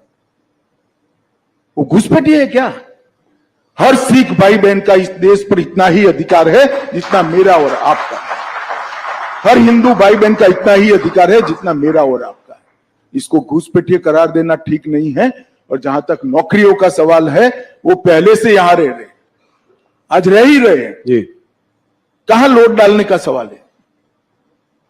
और केजरीवाल कहते हैं क्या खाएंगे? केजरीवाल जी, आपको अगर प्रॉब्लम है तो 5 किलो अनाज की अर्जी कर दो, आपको भी दे देंगे, हमें कोई आपत्ति नहीं। मोदी जी हर एक को 5 किलो अनाज दे रहे। ये सारे लोग यहीं रह रहे हैं, कहां नहीं कोई व्यवस्था करनी। इनको अधिकृत नागरिक बनाना है, उनको सम्मान देना है, उनको अपना मानना है, इसको इस भूमि का हिस्सा बनाना है जो उनका अधिकार है। और इस तरह से देश को बांटने की बातें नहीं करनी। यूएस स्टेट डिपार्टमेंट और यूएस एम्बेसडर ने भी सीए पे टिप्पणी की है, क्या कुछ कहना चाहेंगे उसके बारे में? मैं मानता हूं कि उनको पूरी तथ्य की जानकारी नहीं होगी। भारत सरकार का विदेश विभाग क्लैरिफिकेशन दे चुका है, इस पर मैं ज्यादा टिप्पणी नहीं करता। परंतु मैं इतना फर्मली कहना चाहता हूं, नागरिकता किसको देनी ये मेरे देश का अधिकार है और ये अधिकार में कोई दखल नहीं। चुनाव पास आ रहा है, अभी कुछ खबर आ रही है कि चाइनीज मिलिट्री ने कुछ दिनों पहले कहा कि अरुणाचल प्रदेश जो है उनका एक अभिन्न अंग है। इसको आप कैसे देखते हैं? क्या ये जवाहरलाल नेहरू के समय से कह रहे हैं जी। और बहुत बड़ा हिस्सा वो उस वक्त हड़प ही कर गए। मेरा तो जन्म नहीं हुआ था 1962 में जी। परंतु ये मोदी सरकार है, 1 इंच भी जमीन देश की किसी भी सरहद पर कोई नहीं ले सकता। ये हमारा भारत की जनता को वादा है। अमित जी, एक सीए से रिलेटेड सवाल है और आपने भी पहले इसकी बात की हुई है कि ये क्रोनोलॉजी की बात हुई थी कि सीए के बाद एनआरसी आएगा। एनआरसी की बात आजकल कम हो रही है, क्या इसको ये माना जाए कि इस मैनिफेस्टो में ये रहेगा या नहीं रहेगा? ऐसा है राहुल जी, ये भ्रांति फैलाई जा रही है। एनआरसी कांग्रेस के वक्त आया हुआ कंसेप्ट है। एनआरपी चिदम्बरम साहब जब गृह मंत्री थे तब। गवर्नमेंट कंटिन्यूअस प्रोसेस होती है, हमने इसको आगे बढ़ाया। मगर सीएए का जो कानून है इसके अंदर कहीं एनआरसी का प्रोविजन नहीं है, कहीं एनआरसी के जिन्स भी नहीं। कृपया देश की माइनॉरिटी को डराना बंद करिए, स्पष्टता से बताइए कि सीएए से किसी की नागरिकता नहीं जा सकती, और ये वास्तविकता है। नहीं, पर एनआरसी क्या बीजेपी के मैनिफेस्टो में होगा? अगले टर्म में इसको देखेंगे। अब मैं तो मैनिफेस्टो कमेटी में अभी ड्राफ्ट कोई आया नहीं है, जब पार्लियामेंट्री बोर्ड के सामने आएगा तब देखेंगे। परंतु मैं इस मंच से इसकी घोषणा भी नहीं कर सकता, परंतु मैं इतना स्पष्ट कर देना चाहता हूं, अभी देश के सामने सीए का कानून है जिसमें एनआरसी के कोई वायरस नहीं है। क्या कहते हैं, इस पिछले आपका जो 5 साल का कार्यकाल रहा उसमें आप लोगों ने बहुत बड़े काम किए। 370 अभी सीएए की हम लोग बात कर रहे थे, एक यूनिफॉर्म सिविल कोड की भी बात हुई है, और इसको आपने जो है उत्तराखंड के गवर्नमेंट के उसके माध्यम से शुरुआत भी की है। तो क्या अगले 5 साल में ये एक बड़ा मुद्दा रहेगा भारतीय जनता पार्टी का? आपके मैनिफेस्टो आपने कहा कि अभी आप नहीं बता सकते, मगर आप राहुल जी, यूसीसी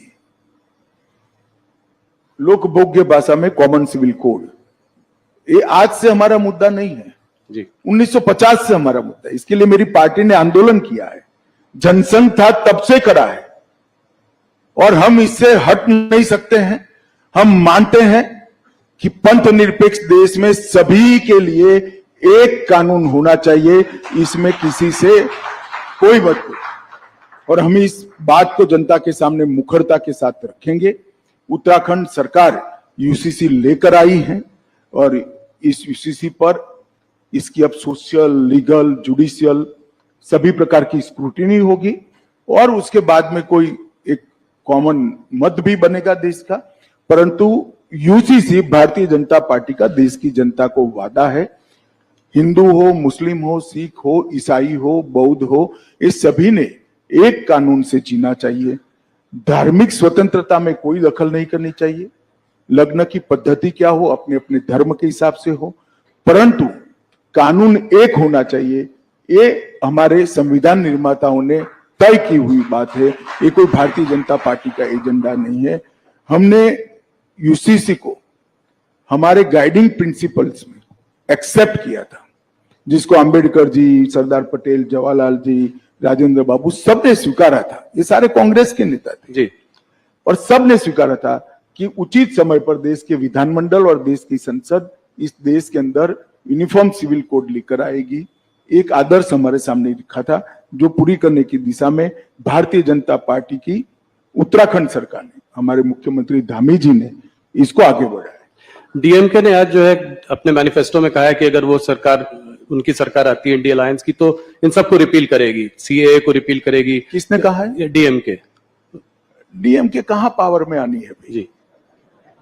डीएमके का सवाल ही नहीं है, वो तो इसीलिए ऐसा। ऑपोजिशन पार्टीज का कहना है कि क्या मुसलमानों को शरिया और हदीस के हिसाब से रहने का हक नहीं है? देखिए, ये भी एक प्रकार की भ्रांति है। शरिया और हदीस के हिसाब से 1937 से नहीं रह रहा है इस देश का मुसलमान। 1937 अंग्रेजों ने जब मुस्लिम पर्सनल लॉ बनाया तो उसमें क्रिमिनल एलिमेंट क्यों निकाल दिया भाई? फिर तो चोरी करने वाले के हाथ काट दो, बलात्कार करने वालों को रोड पर पत्थर मारकर मार दो। कोई मुसलमान सेविंग्स अकाउंट नहीं खोल सकता, सूद नहीं ले सकता, लोन नहीं ले सकता। शरिया और हदीस से अगर जीना है तो पूरा जीना चाहिए। सिर्फ 4 शादी करने के लिए शरिया और हदीस क्यों आता है? ऐसा नहीं होना चाहिए। ये इस देश का मुसलमान शरिया और हदीस की सारी चीजों से अंग्रेजों के समय से कटा हुआ है जी। और देश ढेर सारे इस्लामिक कंट्रीज भी ये छोड़ चुके हैं। ये कांग्रेस की एपीसमेंट की पॉलिसी है, वोट बैंक की पॉलिसी है। इस देश के माइनॉरिटी इससे बाहर आए, और ये सालों से नहीं है, आज से नहीं है, ऐसा नहीं है, सालों से नहीं है। आज भी सिविल सूट होता है, तो देश के संविधान के हिसाब से मुस्लिम भाइयों का सिविल सूट होता है, सरिया और हदीस के हिसाब से नहीं होता। काजी के पास कोई नहीं जाता है। तो क्या वो सब राहुल जी लागू करना चाहते हैं? चोरी करने वाले के हाथ काट दो, बलात्कार करने वालों को पत्थर मारकर मार दो, देश का जो द्रोह करेगा उसको फांसी पर चौराहे पर लटकाओ, ये सारा लाना है क्या? अमित जी, थोड़ी सी बात करते हैं साउथ इंडिया की, जहां पे कि मोदी जी का बहुत बड़ा फोकस रहा है। पिछले 2-3 महीनों से वहां बहुत बार गए हैं। आप लोगों को भी उम्मीद है कि इस बार साउथ इंडिया में भारतीय जनता पार्टी की परफॉर्मेंस बहुत अच्छी होगी। सबसे पहला सवाल तो यह है कि कांग्रेस के वरिष्ठ नेता, ये उनमें से मतलब वाकई एक बड़े वरिष्ठ नेता ने कहा कि साउथ इंडिया जो है दक्षिण भारत को एक अलग देश होना चाहिए। पहले तो मैं जानना चाहता हूं कि आप इसके बारे में क्या कहना चाहेंगे? देखिए, इसका जवाब तो सच अर्थ में राहुल जी को देना चाहिए। आज तक कांग्रेस ने उस नेता के बयान से कन्नी नहीं काटी। देश की जनता तो मान रही है, कांग्रेस का पॉलिसी है कि इस देश का 2 टुकड़ा होना चाहिए, साउथ इंडिया और नॉर्थ इंडिया। जी, मगर राहुल बाबा आप चिंता मत करो, अब भारतीय जनता पार्टी इतनी ताकतवर है, कांग्रेस दूसरी बार इस देश का विभाजन नहीं कर पाएगी। कभी ये देश के टुकड़े हम नहीं, ये नहीं हो सकता। क्या कर रहे हैं आप? चुनाव जीतने के लिए 2 देश बनाने की बात कर रहे हैं। और क्या होगा इस पार्टी को? इतनी पुरानी पार्टी, आजादी का आंदोलन करने वाली पार्टी, वो इस बयान से कन्नी नहीं काटती है, इनको नोटिस नहीं देती है और फिर से टिकट दे दिया। क्या कहना चाहते हैं आप? उसका जवाब तो कांग्रेस पार्टी ने देना पड़ेगा चुनाव में। आपसे एक सीधा सवाल पूछना चाहता हूं कि 130 लगभग जो सीटें हैं साउथ में, आपको कितनी उम्मीद है इस बार आएंगी? पिछली बार तो आपको कर्नाटका और तेलंगाना के बीच में 29 सीटें मिली थी। देखिए, तुम इधर उधर ईस्ट वेस्ट साउथ सेंटर मत गिनो भाई, 370 गिन लेना। नहीं, 370 में नॉर्थ में तो बहुत सारे प्रदेशों में आपकी करीब करीब पूरी सीटें हैं। तो मैं कह रहा हूं कि एडिशनल 70 सीटें कहां से आएंगी? ऐसा है भाई, जब मैं 300 कहता था तब भी तुमने, राहुल जी, मुझे ये सवाल 2019 में पूछा था कि तुम लाओगे कहां से। मैंने कहा काउंटिंग के दिन दोपहर को बता दूंगा, और हमारी 300 पार हो गई। इस बार भी मैं कहता हूं, काउंटिंग को 12 बजे मुस्कुराते हुए चेहरे पर कहना, मोदी का वादा पूरा हुआ, लक्ष्य पूरा हुआ, भाजपा 370 पार।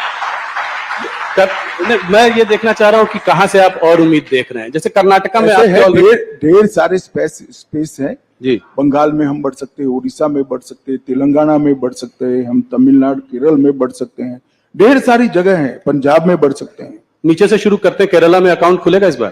भाई मैं आपको कहता हूं, आप पिसमिल अकाउंट में मत जाओ राहुल बाबू, आप 370 गिन लेना। मैं उस दिन आपके शो पर आऊंगा और बताऊंगा कि हमने कहा था देश की जनता के आशीर्वाद से, और इसमें भाजपा का कोई पराक्रम नहीं है। इस देश की जनता का स्नेह नरेंद्र मोदी जी पर है, हमारे नेतृत्व पर है, हमारी पार्टी पर है। वो ही वोट में कन्वर्ट होगा, वो ही सीट में कन्वर्ट होगा और 370 पार हो जाए। तो आप ओडिशा के बारे में तो कुछ बताइए कि साथ में है या नहीं साथ में, अलग अलग लड़ रहे हैं कि साथ में लड़ेंगे? पांडियन जी यहाँ आए थे, उन्होंने कहा कि सब प्रधानमंत्री के हाथ में है। अभी तय नहीं हुआ है, राष्ट्रीय अध्यक्ष जी हमारे तय करेंगे, परंतु इतना निश्चित है कि हम ओडिशा में हमारी स्ट्रेंथ बहुत बड़ी करने जा रहे हैं। ओडिशा की जनता का मोदी जी के प्रति जो प्यार है, वो हमारे कार्यकर्ता बिल्कुल उष्मा के साथ और विनम्रता के साथ उसका स्वीकार भी करते हैं, इसको फील भी करते हैं। सीटें बढ़ेंगी पिछली बार से लोकसभा चुनाव में, और विधानसभा में क्या होगा? निश्चित रूप से विधानसभा लोकसभा दोनों में बड़ी बढ़ोतरी होगी, और चुनावी पंडितों की गिनती से कई गुना ज्यादा सीटें भारतीय जनता पार्टी की। उड़ीसा में सरकार बनाने की हालत में है आप लोग? कुछ भी हो सकता है, पहले तय हो जाए कि हम साथ में जा रहे हैं या अकेले जा रहे हैं। साथ में जाएंगे तो बीजू बाबू नेता है, तो स्वाभाविक रूप से हम साथी के रूप में लड़ेंगे। अकेले जाएंगे तो हम सरकार बनाने के लिए ही लड़ेंगे।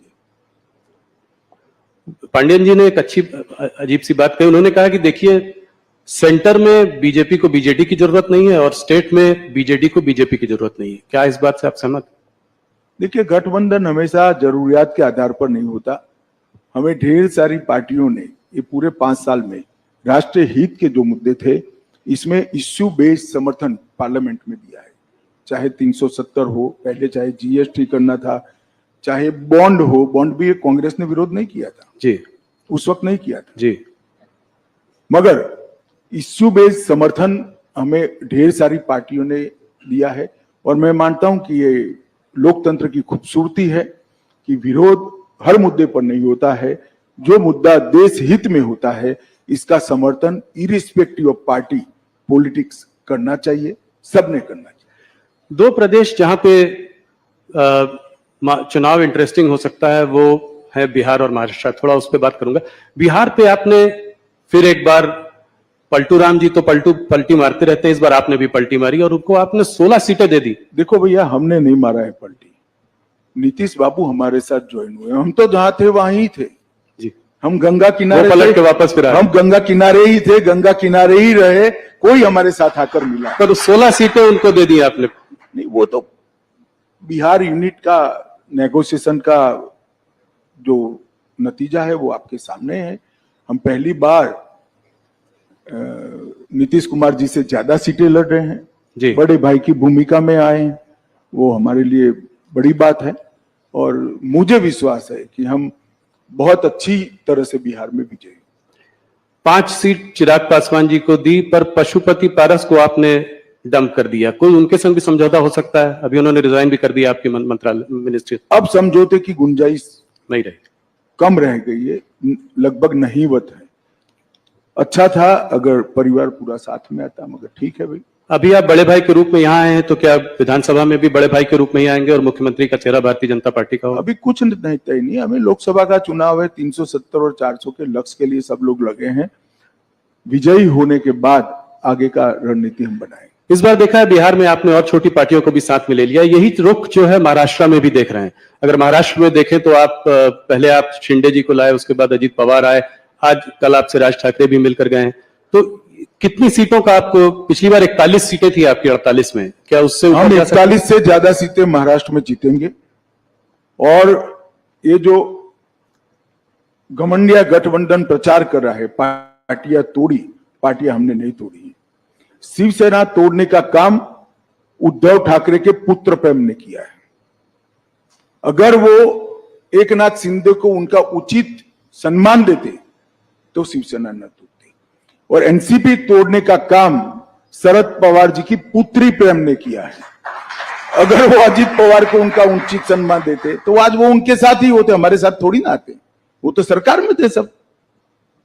मगर जब आप पुत्र पुत्री के मोह में अंध हो जाते हो तब पार्टियां टूटती है, इसका आरोप हम पर नहीं लगाना चाहिए। कितनी सीटों पर लड़ेंगे आप? 30 के आसपास आप, क्या क्या डिवीजन हुआ है? अभी तय नहीं हुआ है, मगर स्वाभाविक रूप से महाराष्ट्र में हम सबसे बड़ी पार्टी और उसके बाद शिंदे और उसके शिंदे सेना और उसके बाद अजीत पवार।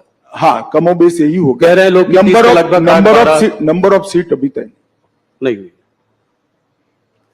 पंजाब में क्या है? अकाली दल से कभी हाँ कभी ना बातचीत, कोई कहीं कोई एग्रीमेंट कुछ हुआ है? कैप्टन अमरिंदर सिंह और ये आप जिस तरह से सवाल पूछे, कभी हाँ कभी ना, कभी हाँ कभी ना है ही नहीं। अभी नेगोशिएशन चल रहा है, तो नेगोशिएशन में तो एक ऑफर होती है, हम काउंटर ऑफर देते हैं, वो काउंटर ऑफर देते हैं, हम ऑफर देते हैं, ये चलता है। इसको हाना में नहीं देखना चाहिए। तो उम्मीद है कि मुझे लगता है 2-3 दिन में स्थिति स्पष्ट हो जाएगी।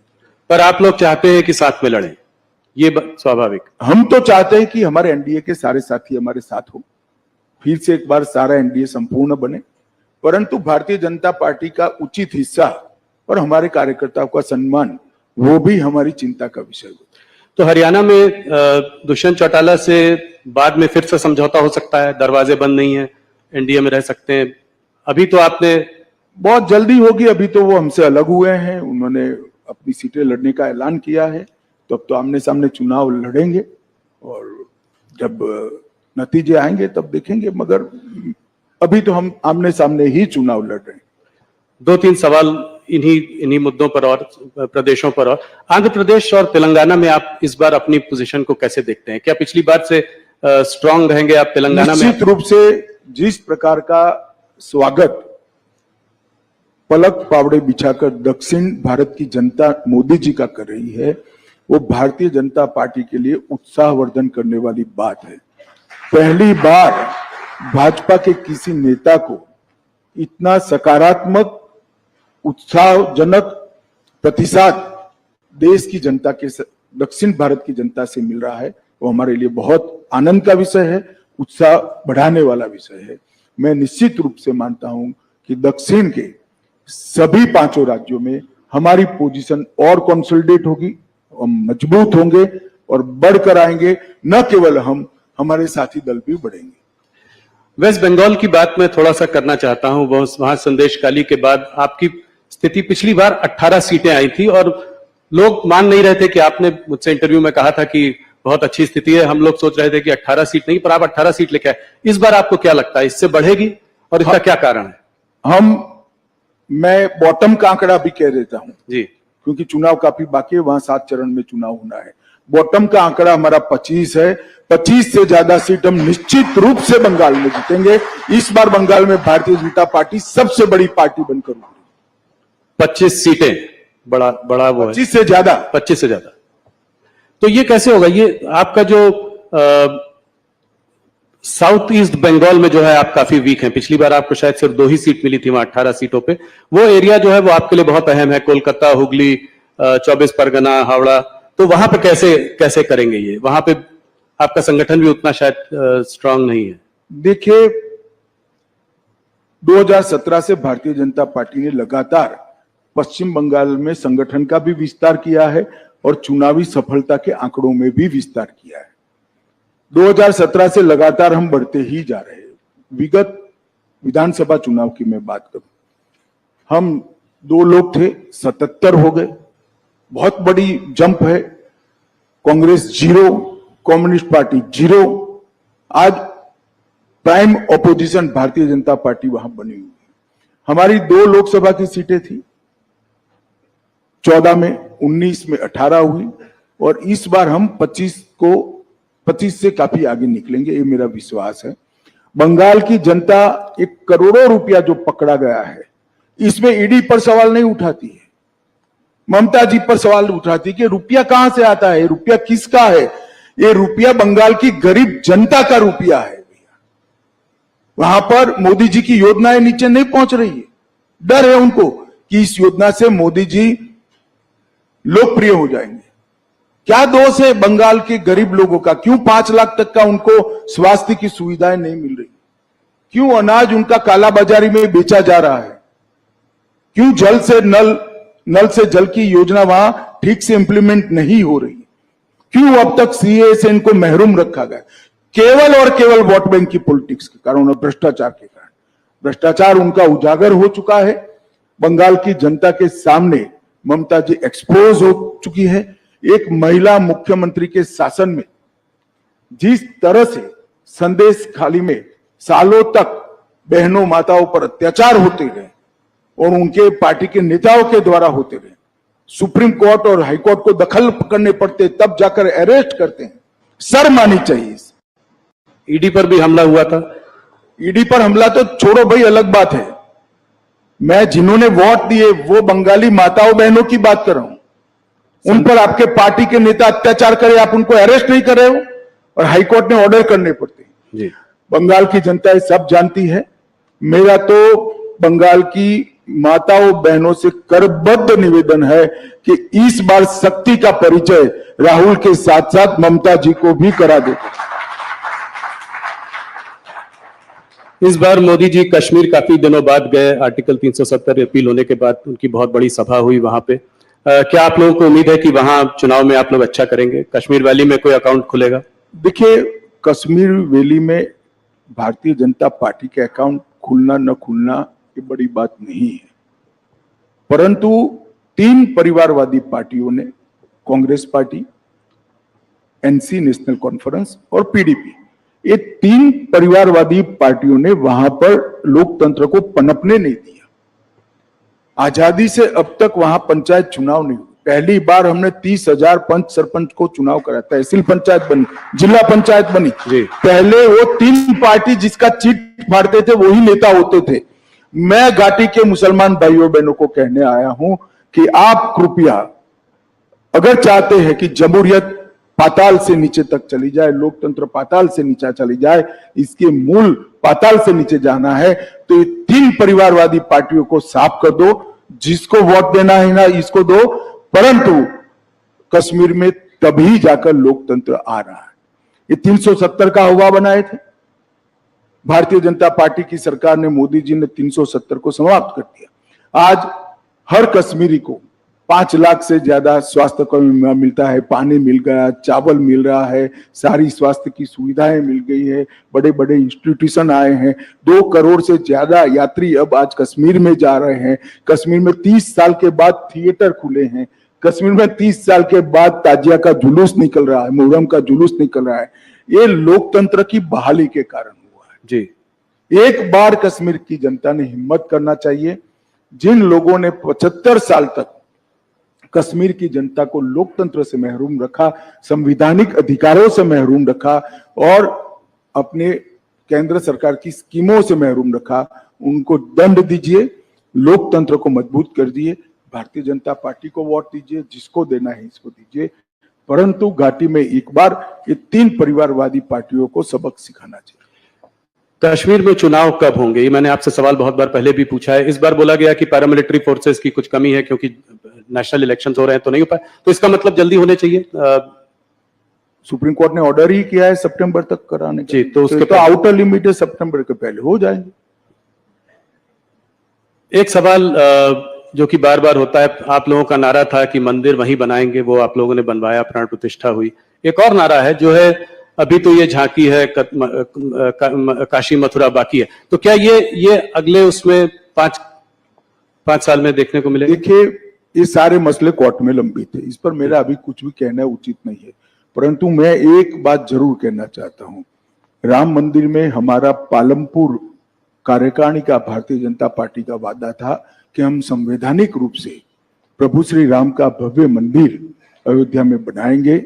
500 साल से करोड़ों राम भक्त जिसकी राह देख रहे थे, वो काम मोदी जी ने 5 साल में भी कर दिया। सुप्रीम कोर्ट का फैसला भी आ गया, भूमि पूजन भी किया और 22 जनवरी को प्राण प्रतिष्ठा कर प्रभु श्री राम को अपने भव्य मंदिर में विराजित करने का काम भी नरेंद्र मोदी ने कर दिया। और मैं मानता हूं कि जो दृश्य है वो क्षण है, 10,000 साल का क्षण है, मेरी बात याद रखना। 10,000 साल तक न केवल भारत, दुनिया इस क्षण को भुला नहीं पाएगी।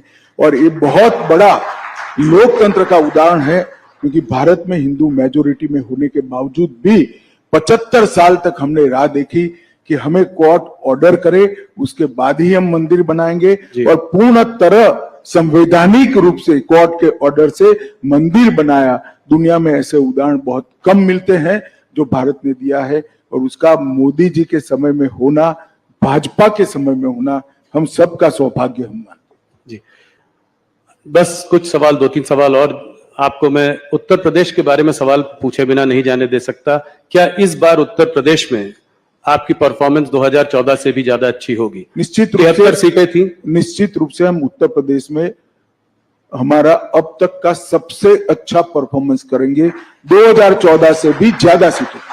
इसका मतलब रायबरेली में आप जीत सकते हैं, कन्नौज, मैनपुरी, आजमगढ़, इन सब में सीटों के नाम पे न पड़िए।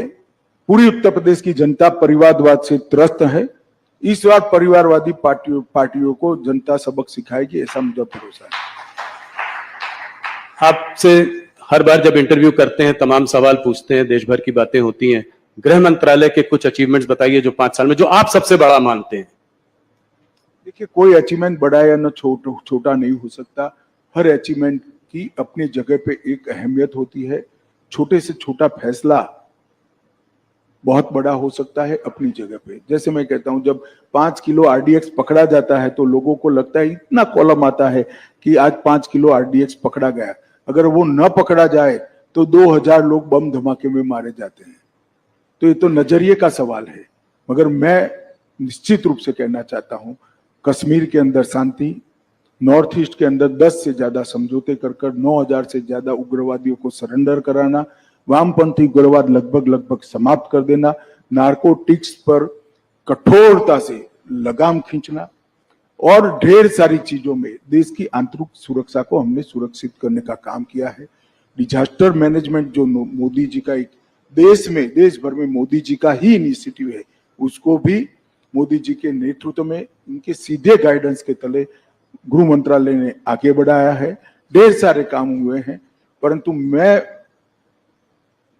देश की जनता को एक ही बात कहना चाहता हूं, चाहे समाज कल्याण विभाग हो, चाहे रक्षा मंत्रालय हो, चाहे गृह मंत्रालय हो, चाहे वित्त मंत्रालय, हर मंत्रालय में आजादी के 75 साल में अगर सबसे अच्छा परफॉर्मेंस हुआ है तो ये 10 साल में हुआ है, और 10 साल में देश की सूरत और सीरत दोनों बदली। देश को दुनिया में सम्मान मिलने लगा है। आज भारत क्या बोलता है वो मैटर करता है। भारत का पासपोर्ट लेकर कोई जाता है तो सम्मान के साथ उसको देखा जाता है, और भारत के भविष्य पर न केवल भारतीय, पूरी दुनिया को विश्वास है कि आने वाले 25 साल भारत के 25 साल है। मोदी जी जब देश की जनता का आशीर्वाद लेने आए हैं तब हमारे पास 10 साल का ट्रैक रिकॉर्ड भी है और 25 साल का एजेंडा भी है। विपक्ष के पास ना ट्रैक रिकॉर्ड है, ना एजेंडा है, ना नेता है, ना नीति है। भारतीय जनता पार्टी एक कॉन्क्रीट एजेंडे के साथ महान भारत की रचना की कल्पना लेकर आप सबके सामने आ रही है। आप समर्थन करिए, मोदी जी को आशीर्वाद दीजिए, भारतीय जनता पार्टी को आशीर्वाद दीजिए, और आशीर्वाद दीजिए तो थोड़ा बहुत मत दीजिएगा, 400 पार करा दीजिएगा। इतनी ही मेरी आप सबसे विनती है। धन्यवाद। अमित जी, आप दिन रात काम करते हैं, हम लोग बात कर रहे थे आजकल दिन में सुबह रात 3-4 बजे सुबह तक मीटिंग्स चलती रहती हैं। आज हमारे साथ आपकी धर्मपत्नी सोनल जी भी यहाँ हैं, तो घर के लिए समय कैसे निकालते हैं? हम लोग वर्क लाइफ बैलेंस की बात करते हैं, ये वर्क वाइफ बैलेंस कैसे होता है? देखिए, वो कोई सार्वजनिक बात नहीं है, मगर मैं आपको बताता हूं कि मैं परिवार के लिए समय नहीं निकाल सकता। परिवार मेरे लिए समय चुनकर निकाल लेता है, तो हमारा बैलेंस बना रहता है और इसमें परिवार का बड़ा रोल रहता है। अमित जी, बहुत बहुत धन्यवाद, आप हमारे साथ जुड़े, आपने बहुत सवालों के जवाब दिए, 1 घंटे हमसे बात करी, आपका बहुत बहुत धन्यवाद।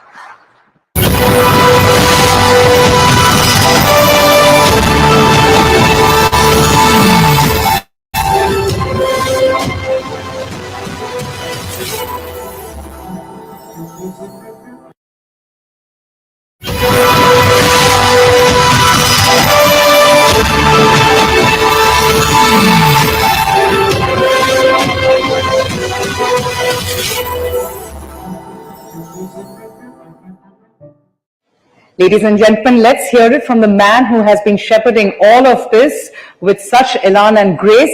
Please join me as I welcome Dr. S. Jaishankar, Minister of External Affairs, for a session that's titled India's Moment in Conversation with News18's Zaka Jacob.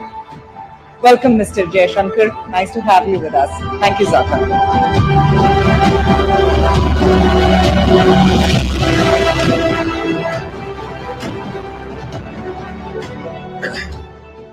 Dr. Jaishankar, thank you very much for joining us here at Rising Bharat. So we were having this discussion outside and internally in the run-up to Rising Bharat as well. In an election year, forget about election year, we are a few weeks away from elections.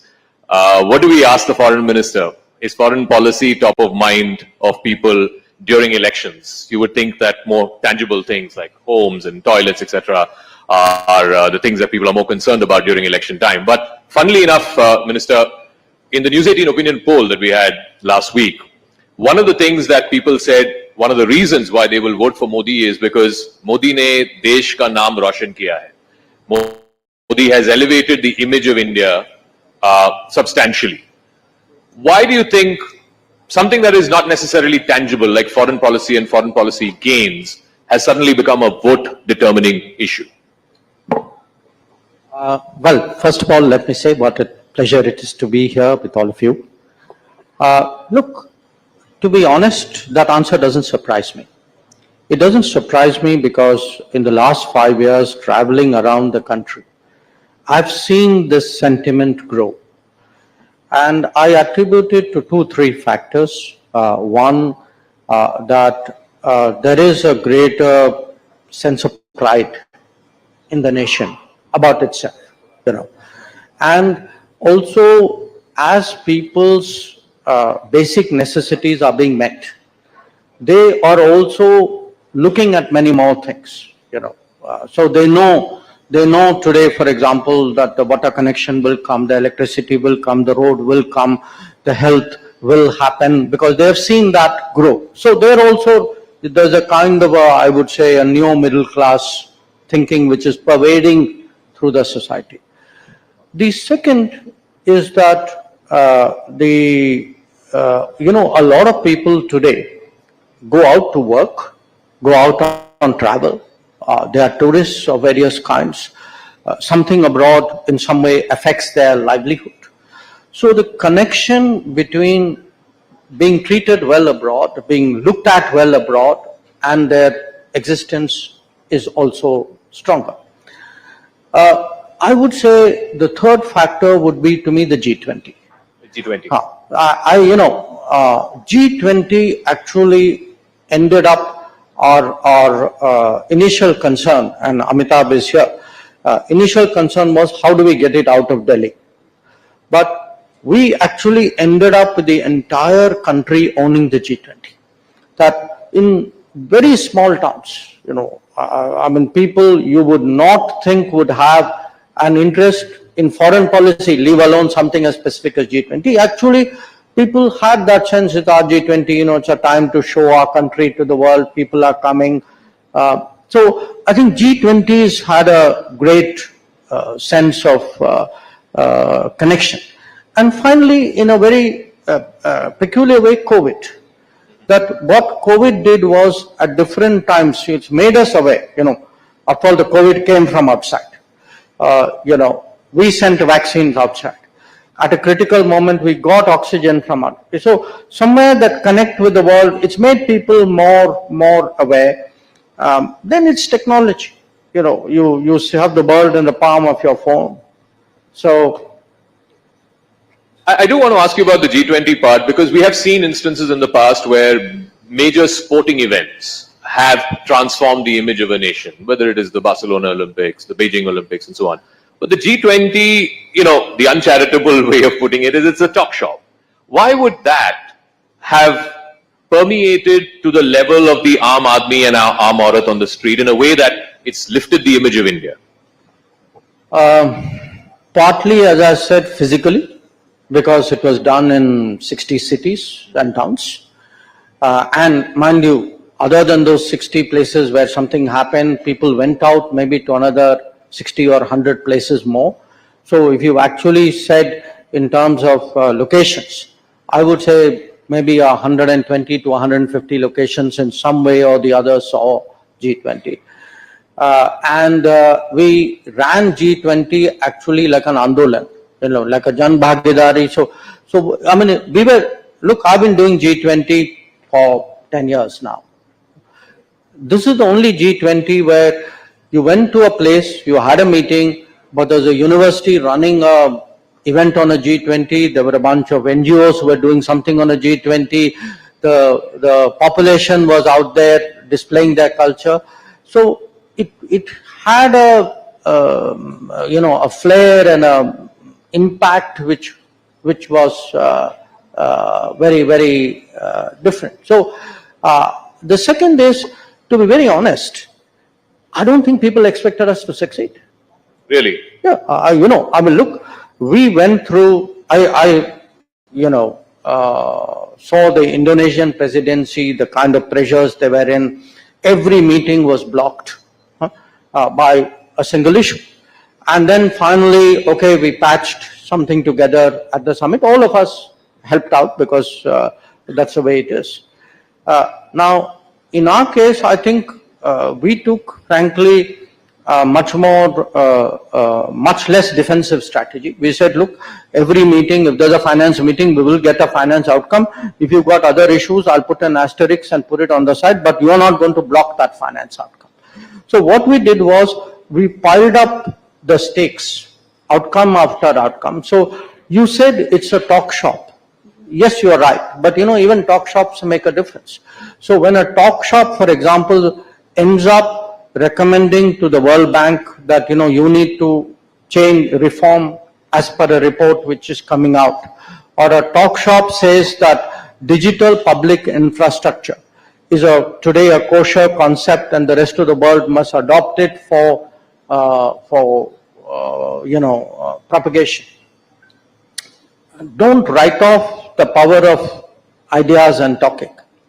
Ultimately they move things. And I would say, if you look at one thing which has gone very badly wrong with the world, which is that COVID, the impact of COVID has really set back development, SDG targets in the world. The G20 brought the focus back. So, and people intuitively understand it, that people are, they may not know the nuances, but they knew the pressures were on us, and they knew that we had to, get the outcome done at the summit, and I think they kind of get it. So, because this is election season, as they say, you have to go to the voters, give them your hisab of what you have achieved over the last 5 years. So, in the realm of foreign policy, because you've been you've been marshalling for India's foreign policy over the last 5 years, aside of the G20, the COVID vaccines, navigating India's interests through these two wars, what is the one thing that you would say is the standout for the Modi government, which no other government in the realm of foreign policy has done in the last 75 years? Well, look, if, it's not an if, it is a when. When I go out and explain foreign policy of the last 10 years to people, I would actually tell them Modi ki guarantee works as much abroad as it does in the country. Okay. And it is Modi ki guarantee which moved the whole Indian system in Operation Ganga, where 5 ministers were deputed and told you sort out those places and come back when the last people come back, when the military is put to work on a mission like this. It could be that, it could be Operation Kaveri in Sudan, it could be what we did during COVID. The whole Vande Bharat mission, that anybody who was stuck somewhere, I mean, there were shipping crews, there were air crews, there were hotel people, there were tourists, there were students who had been told your hostel is closed, go home. So what has happened today? And it isn't just the people who came back. If you looked at the Gulf, where we have today almost 90 lakh people, my deputy Muralidharan and I were regularly going to Gulf during the COVID because we were carrying messages from PM to the Gulf regime saying, please take care of our people. And they did respond. They did take care of them. So, and it could be, it need not be just taking care in a physical sense. The Modi ki guarantee also applies that I will take the right decision to make sure your petrol costs are kept within reasonable grounds by not going to political pressure. So that sense that, we have a national interest, the national interest will a national welfare in a way. We will do what it takes. We will send troops in the height of COVID to defend our northern borders. We will react to terrorism in a way in which will deter, any sort of repetition of such attacks. So it works in different ways. I think today, when part of the reason why people respond to foreign policy is they can see that visibly our international stock, our credibility, our weight, our influence has gone up. So just like the government puts its record to the people and says these are the things that we've achieved in the last 5 years, 10 years, the opposition also has a right to say that, look, this we think are the failures of the government when it comes to foreign policy. So they say, look at the whole situation vis-a-vis China. You mentioned that. The opposition's even gone to the extent of saying you've lost territory to China. Look at the neighborhood. Even friendly countries are not so friendly anymore. The situation with Pakistan is back in the back burner. With the West, there are serious differences on the Russia-Ukraine war, on the Israel-Hamas war. What would you say to that? What would you say to the opposition's narrative? Well, I would say, some of the places which, by the way, they said we had lost, were lost in 1962, if not before. So I'd say first go and get a lesson in history, possibly in geography. The second, we may have, differences with the West on Ukraine. But the purpose of foreign policy is not to agree with other powers on the basis of their interest. The purpose of foreign policy is to defend your interest and advance it. So if I have a difference, I have a difference. So what would the opposition like me to do? To get along with people and increase my petrol purchase, price at which I buy fuel? So, I mean, let's get the parameter of judgment right. I still say that if you look or take Pakistan, yes, today our relations are very, at a formal level, are very minimal. But why has it happened? It has happened for two reasons. One, because we have put terrorism fair square at the center of the relationship. And number two, the Pakistanis reacted to our in my view, a long awaited, something which should have been done much earlier, decision on 370. So what would the opposition want us to do? Not do 370 because it will upset Pakistan? Or talk to Pakistan ignoring that they do terrorism? Actually, that's what the opposition was doing. So if you ask me, look, foreign policy is not run as a global popularity exercise.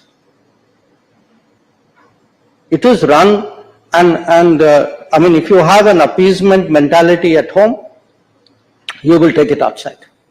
So one of the points you mentioned, and again, this is the latest sort of criticism against your government, points of difference, if you will, with the West, is on the CAA, the Citizenship Amendment Act. The US State Department has reacted to it. I think the MEA has also put out a formal statement against it.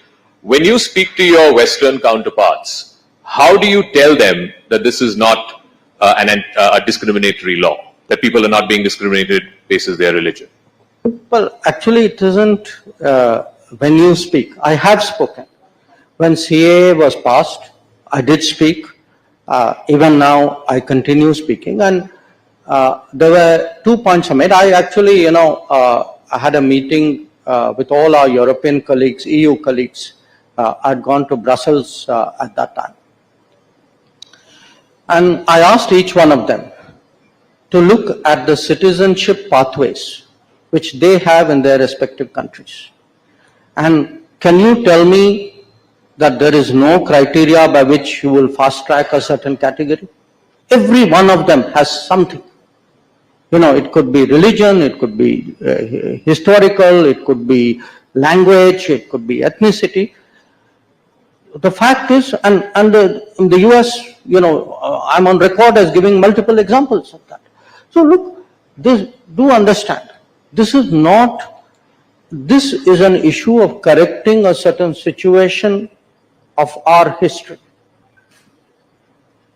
And it is a question of being just, of being fair to those people who were caught on the wrong side of history at the time when partition happened. And who at that time, whose welfare people worried about even then. So, and as I said, this is not unique. I mean, if you go around the world, in different parts of the world, history has stranded people in different situations. Now, you can either be completely heartless and utterly calculating and say, well, it doesn't matter, who cares what happens. But if you look at the predicament of these people, these are stateless people who are stateless because of no fault of theirs, because political leaders of a certain era got it wrong. Somebody is righting a wrong. They're not wronging anybody. They are actually righting a situation where a wrong has been done to many people. You mentioned, not in a direct way, but in a tangential way about this in your book as well, Why Bharat Matters, as to why you believe, and you've made a case for it, it's for up to people to agree or disagree with it, that because of that mentality that you referred to in the first few decades after independence, there were missed foreign policy opportunities, particularly vis-a-vis Pakistan and vis-a-vis China. And vis-a-vis the US. And vis-a-vis the US as well. So, but some would say, now you have the benefit of hindsight to make that argument, to make that case. Perhaps in the 50s and 60s, that case would have been looked down upon or may not have been entertained. So, how do you then make the case that these were missed goals or missed opportunities because there was a certain political bent of mind. I saw that argument coming, and therefore I had anticipated it. So, a good batsman. So let me tell you. First of all, I just want you to think of this one very simple fact. You got Pakistan wrong, you got China wrong, you got US right, and we had a great foreign policy. So put that aside. I am not saying today, benefit of 2024, that, let's look back at 1954 or 1950. I'm saying somebody in 1948, 49, 50, 51, 52, as you were taking those decisions, stood up and said, please, Mr. Nehru, what you are doing, have you looked at this aspect of it? So this is not hindsight. These are Nehru's contemporaries who are questioning decisions which Nehru was taking at that point of time. So what are these decisions? I give you three. Shyama Prasad Mukherjee actually contests very strongly the Nehru-Liaquat Pact, saying, look, you are assuming that Pakistan is going to treat its minorities the same way as we are treating our minorities. But the very nature of creation of Pakistan and the regime which has come into being is very different. So how can you possibly make, such a fundamental misreading of these guys? And mind you, this is just 3 years after partition. Okay, well, a little bit more. The Patel, I'm giving you example of China. Patel puts in writing that today, for the first time, we are facing a two-front situation. The intentions of China cannot be taken in a positive way. There is much that we have to apprehend. So please do not, have a sort of rosy picture of the situation. What is the answer from Nehru? I cannot conceive that anybody would undertake a wild adventure across the Himalayas. By the way, that's exactly what they did in 1962. So now, if Jaishankar in 2024 says, they got it wrong in 1954, your question is very, very valid. It's not Jaishankar who is saying it. It's Patel saying it on China. It is Shyama Prasad Mukherjee saying it on Pakistan. It is B.R. Ambedkar who says, look, why are you alienating the Americans? If you are to argue, you want to take on the American, I have no problem with it. I just told you foreign policy can be pushed back. At least fight your own cause. We were alienating the Americans on behalf of China. That we were taking up China's cause. And more than anything else, what an irony. That imagine, in 1950s, we spoiled our relationship with America because we were arguing on behalf of China. So this is not hindsight. This is not a political polemic. I am placing before, especially the younger generations, because they wouldn't be familiar with it. I am placing historical situations, which is what I called a road not taken. That road was available. That road was marked. Those people drew a map and said, don't go this way, go that way. And we consciously chose not to take those roads. Now, I'm not saying there were no-brainers. There were pluses and minuses. But we need to get out of this, cult worship that everything from 1946 till pick your year, these were great years and we did splendidly. If anything went wrong, other people were to blame. But, Nehru's foreign policy is such a sort of impeccable theology that even today, whoever comes to power must follow it. And any deviation is somewhere wrong. I think, companies are audited. After all, countries should also be audited, for policies should be audited. People should look at what happened in the past with an open mind, with a critical mind. And by the way, I'm not saying it should only happen then. I'd be very happy if somebody said, I'd like to discuss the last 10 years with you. In fact, that's exactly what you're doing. And please defend your record. I'd be very happy to defend it.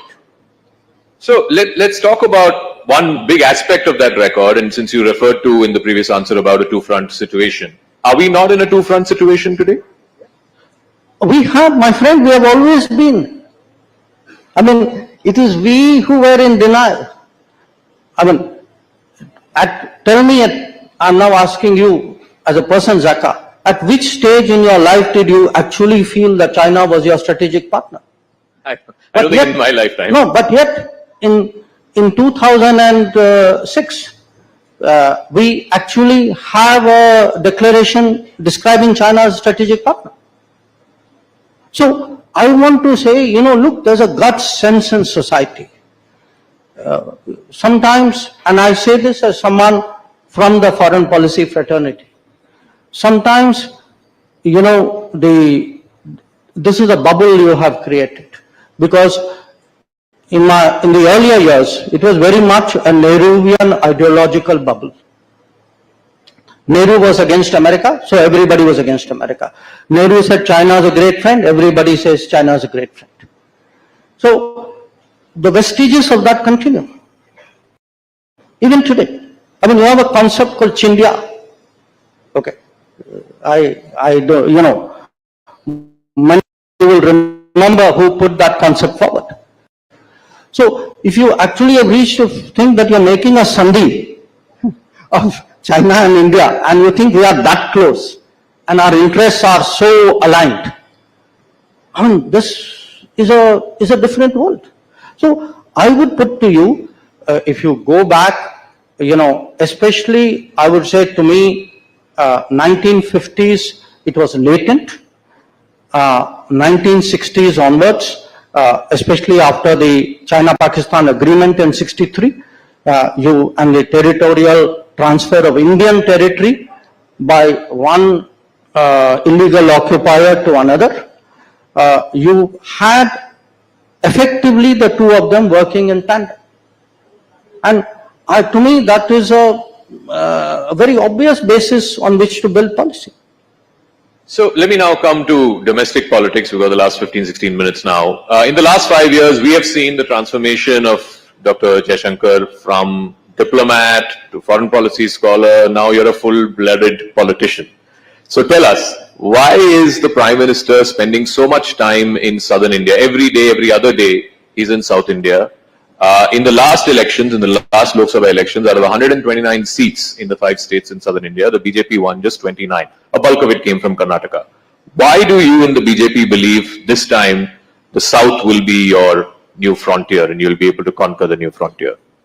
Well, you know, if I applied that logic, I could apply it to the rest of the country. There was a time, there were many states where there were no BJP MPs. So, in a way, every state, I mean, for a party like BJP, was a new frontier at some point. Why today, I mean, I don't know how many of you saw the pictures of the Prime Minister's, road shows in Coimbatore and Palagat, etc. Look at the response that he's getting. So, my sense is, I mean, ultimately, the results will tell. But as someone who's been traveling a fair amount, certainly to Kerala, I mean, Karnataka is a different case. There's already a strong history with BJP out there. My sense is, political opinion in those states is changing. That people today contrast, they've seen the benefits of good governance, that many of the changes of the last decade, as you say, the Anna Yojana, the food support, the Mudra scheme, the Awas Yojana for the housing, even what the vendors, informal economy is getting, Swanidhi, the Jal Jeevan Mission, the power connection, the road building. So when the Kisan Samman Nidhi so if you put all this together, they today realize, and particularly if you add to this health and insurance, they today realize that, look, because you are getting good governance out of the center, and these schemes have been pushed by the center, they have benefited literally tens of crores of people. They are looking, at a very, very different way, both at the center and at the BJP. The second, I would say, our sense of ourselves as a nation and society is also changing. There is today, you refer to it in a very different way, saying, why are people taking an interest in foreign policy?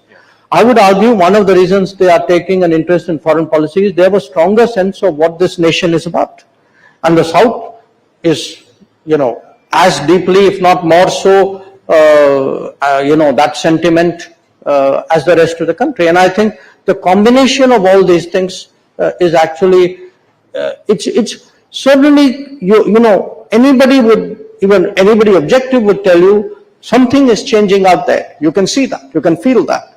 Now, we'll have to see how it goes, but I can tell you there's a fair degree of confidence about how this will work out electorally. You mentioned about the sense of identity, sense of pride. No doubt it's gone up in the last 5-10 years, but in the South, there's also regional identity. And one of the narratives, you can call it a trope if you want, particularly from the Southern parties, is that your party is anti-South India, you're a North Indian party, you're a Hindu imposition party. As somebody who is a Delhi boy, but your family is from the southern part of this country, how would you counter that narrative? Well, look, I think by now Prime Minister Modi has put that kind of propaganda to rest. He's contested it very, very effectively. But you've not had a Prime Minister of this country who has so visibly associated anything national with what you would call regional issues. It could be, the fact that we've taken foreign policy out there, the fact, even the parliament, the Single issue, the fact he did Kashi Tamil Sangamam, or in fact also, a Tamil Saurashtra. So he's taken enormous pains to actually counter that kind of propaganda which has vitiated our politics for many, many decades. And my sense is today you're getting that traction. My next question is in two parts. First part, I know you'll dodge, but I'm still going to ask. But the second part is a little more weighty. The first part is, are you contesting the upcoming Lok Sabha election? Second part. The second part is, does it make a difference in your, practicing of foreign policy if you're an elected politician as opposed to one who is nominated to the Rajya Sabha?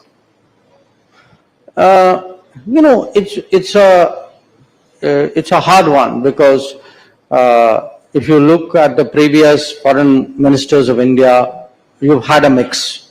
My immediate predecessor, Sushma ji, was from Lok Sabha, and many of her predecessors. So it's a mixed issue.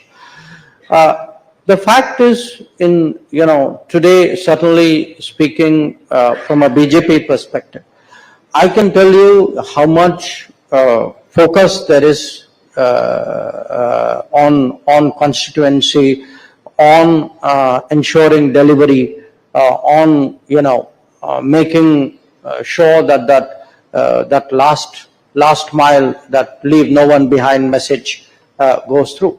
So when I look at my, I'm a parliamentarian of 5 years juniority.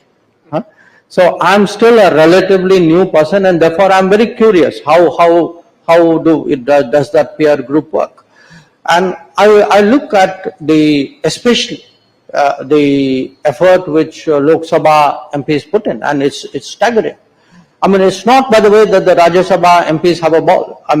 Because certainly where the BJP is concerned, you have governance responsibilities, you have party responsibilities. You are on, really it's a 365-day kind of calendar. But there's always that balancing your focus and attention with what are foreign policy issues, with other responsibilities that you may have. It may be Lok Sabha, it may be something else as well. You know, you've had ministers who were not Lok Sabha members, but who as foreign ministers had many other responsibilities to do. So you're not answering the first part? No. No. No, but since you said that the BJP gave so much attention to constituencies, is there a preferred constituency that you would like to fight from if the party asks you to?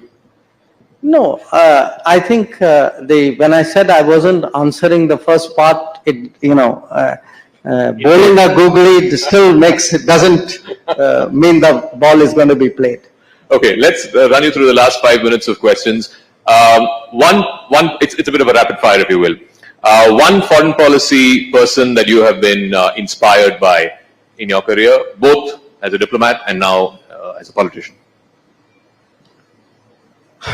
Well, look, what happens if you pick somebody, I mean, I have some, if I look at the peer group of ministers, there would be there are people for whom you have genuine respect. The problem when you get into names is you name somebody and you don't name many others. But over a period of time, I would say, there have been people who, from their sort of respective perspectives, who were great authorities, who kind of dominated the scene. In many cases, it helped that they had longevity. In some cases, they may not have had that kind of time, but still, so it's safer in a way for me also to go back a little bit and pick. I mean, when I first entered the foreign ministry, I started my career in Moscow, and Andrei Gromyko was the foreign minister. When I switched to the after Moscow, I was moved to the Americas division, and the first minister I met then was, at that time, Secretary of State was George Shultz. Now I saw these people really from the eyes of someone who's really starting the business. When you kind of read about them and analyze them with a passage of time. But so even in our own setup, I would say, the foreign minister, when I joined the foreign ministry in India, was Atal Bihari Vajpayee. Oh, wow. 1977. So, 1977. So, when you look at some of them, different people appeal to you in different ways. Atalji, for example, was always someone who was willing to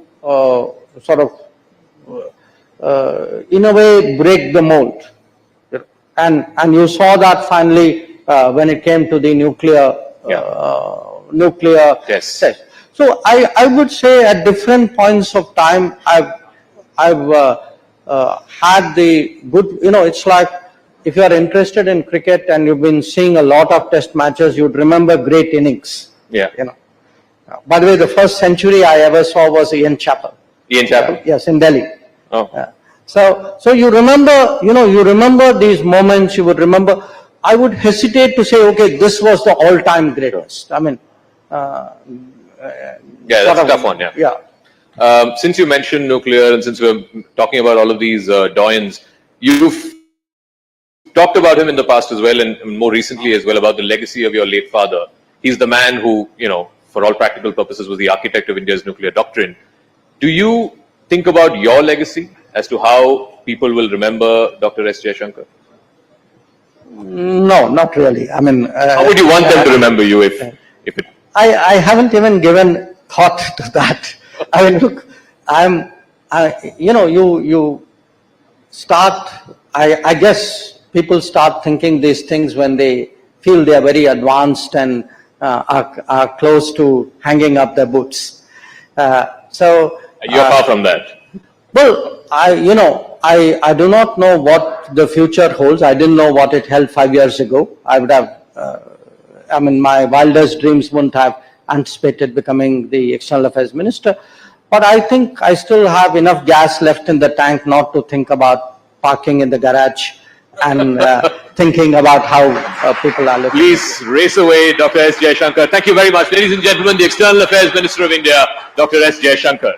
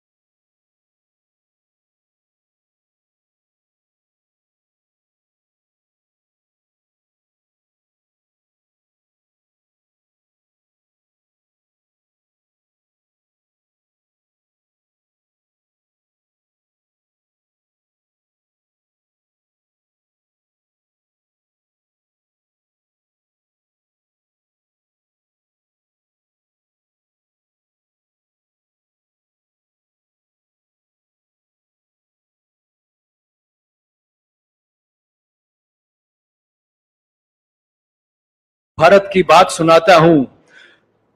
हाँ दोस्तों, ये गीत के बोल हैं, पर अगर इसे किसी ने कण कण में जिया है तो वह है श्री नरेंद्र दामोदर दास मोदी। और 2014 में एक लहर के साथ जब से उस बल पर जब से उन्होंने कार्यभार संभाला है, तब से लेकर अब तक उन्होंने एक दिन भी छुट्टी नहीं ली है। कोई भी पर्व हो, कोई भी त्योहार हो, वो जवानों, किसानों या नौजवानों के साथ उस दिन को बिताते हैं। उनकी अगुवाई में नारी शक्ति को बल मिला है, देश को रक्षा और देश की रक्षा शक्ति और सबल हुई है, दुश्मन की मक्कारी विफल हुई है और भारत की विश्व पटल पर साख और हिस्सेदारी और प्रबल हुई है। सबका साथ, सबका विकास से की गई ये शुरुआत आज वसुदेव कुटुंबकम पहुंच चुकी है। शुरुआत, आरंभ प्रचंड हो तो अंत भी सुलभ होता है, अच्छा होता है, यही कहा जाता है। भारत इस देश में करोड़ों को मल्टी डायमेंशनल पॉवर्टी से उभरते हुए हम देख रहे हैं और दुनिया को शांति, मैत्री और सद्भाव की राह भी हम दिखा रहे हैं। जहां जैम से जनता को वेलफेयर से जोड़ा गया है, वहीं भारत मंडपम में G20 की अगुवाई कर विश्व को भारत की सभ्यता और संस्कृति से भी जोड़ा गया है। मैसेज बहुत क्लियर है, हमसे नजरें मिलाओगे तो तुम्हारे लिए जान दे देंगे, आंख उठाओगे भारत की तरफ तो घुस कर मारेंगे। जी हां, अब आगे क्या करना है? स्वप्न एक विकसित भारत का है। हमारी प्रेरणा भारत है, भूमि की करें पूजा, सुजला सुफला सदा स्नेहा, यही रूप है उसका। जिए माता के कारण हम करें जीवन सफल अपना, यही तो है मंत्र अपना, शुभंकर मंत्र है अपना, चराई वेती चराई वेती। स्वागत कीजिए सर्वजन प्रिय, the most popular leader of our times, prime minister of Bharat, Shri Narendra Modi. And he's joining us here at the Rising Bharat Summit. Present his thoughts on our principal theme, leading for global good. Prime Minister Narendra Modi. जोरदार स्वागत कीजिए इनका।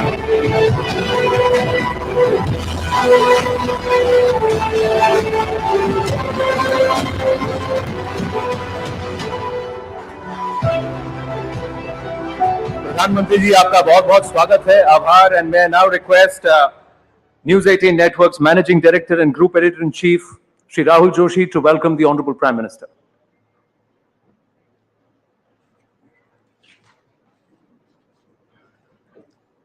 Honorable Prime Minister Shri Narendra Modi ji, ladies and gentlemen. First, I would like to thank the Prime Minister for taking time out from his punishing schedule to be with us. Please give him a round of applause. We are indeed very, very grateful.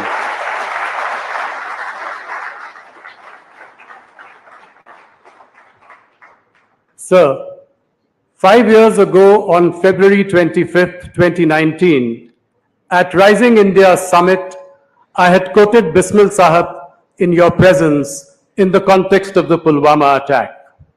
Sarfaroshi ki tamanna ab hamare dil mein hai. Soon after my welcome address, you delivered your powerful keynote without betraying anything going on in your mind.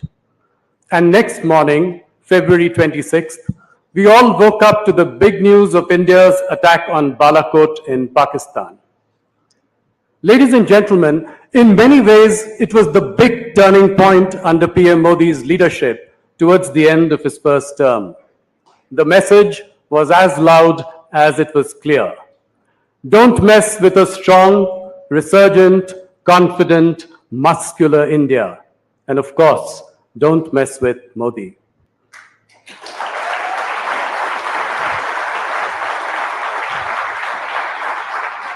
Prime Minister, that was 2019. Fast forward 5 years to January 22nd, 2024. I would say the other big turning point came on the day of Pran Pratishtha in Ayodhya to which I was witness, a day that will go down in history as a major milestone in the life of Bharat. As I drove down the same evening from Ayodhya to Prayagraj to visit my mother, I could see amidst the celebrations and the bursting of crackers the rise of a new India. As I passed through Gonda, Sultanpur and Pratapgarh in Uttar Pradesh, I could see in people renewed hope, renewed energy, renewed confidence. In many ways, the civilizational and cultural resurgence of India is finally taking wing. A Bharat that is not only soaring, but doing so while remaining firmly rooted in its cultural moorings. अगर इसी बात को मैं आपके शब्दों में कहूं, तो यह प्राण प्रतिष्ठा का समय सिर्फ विजय का नहीं, विनय का था। राम आग नहीं, ऊर्जा है। विवाद नहीं, समाधान है। वर्तमान ही नहीं, अनंत काल है। प्रधानमंत्री जी, 22 जनवरी के दिन आपने हमारी प्रतिष्ठा में प्राण फूंक दिए।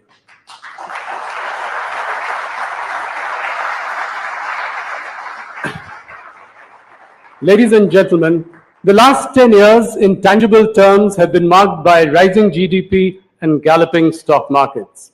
It has also been marked by efficient welfareism through direct benefit transfers while building an unprecedented scale of physical and digital infrastructure.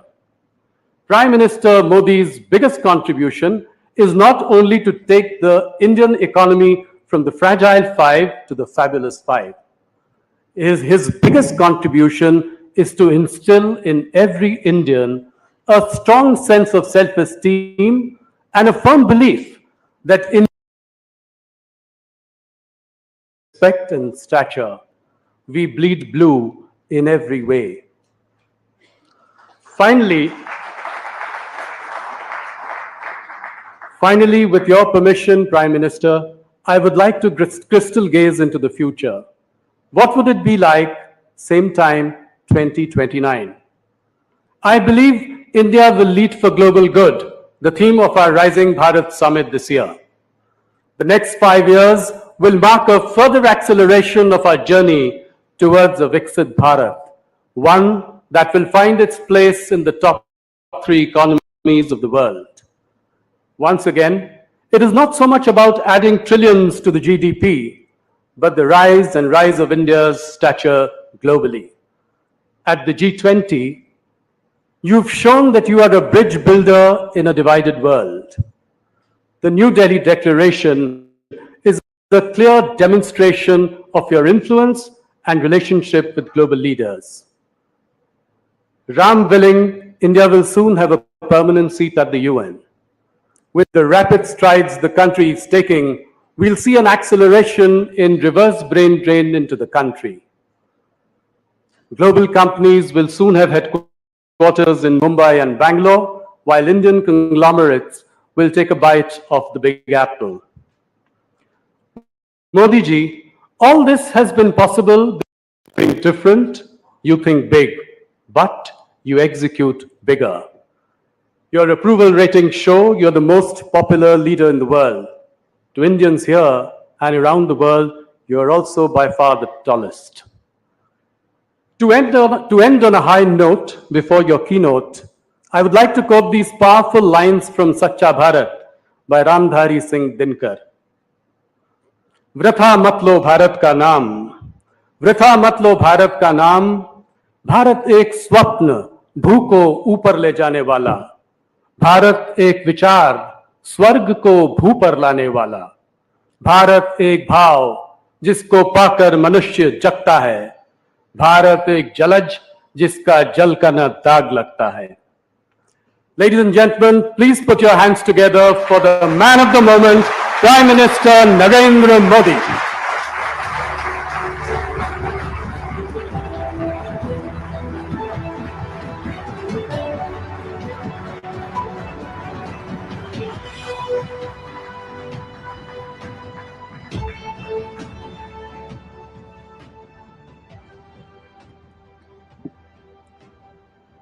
Namaskar.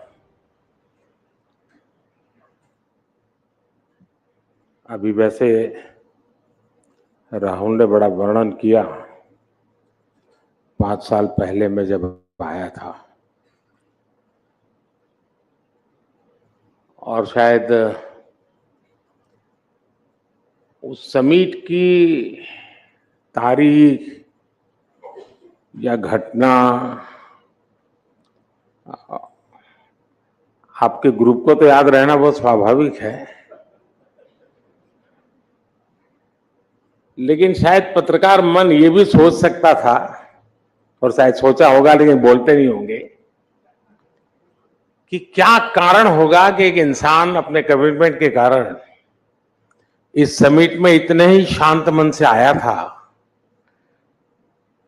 और उसी समय वो किसी प्रक्रिया को दौड़ा रहा था, और जो दूसरे दिन सुबह दुनिया के लिए बहुत बड़ी खबर बन गई थी।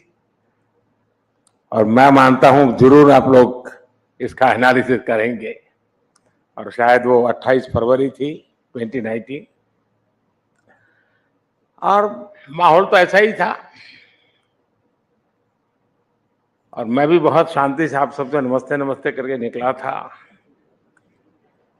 और भारत ने बालाकोट में एयर स्ट्राइक की थी रात को।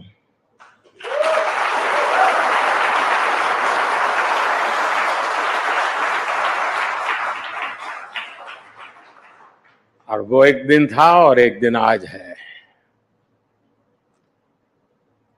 और आपने देखा होगा कि आतंक के सरगना हो या विकास और शांति की चाहत रखने वाले देश हो, सब ने राइजिंग भारत अनुभव किया है।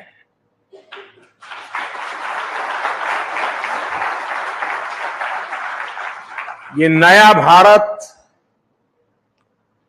आतंक के जख्म को नहीं सहता है।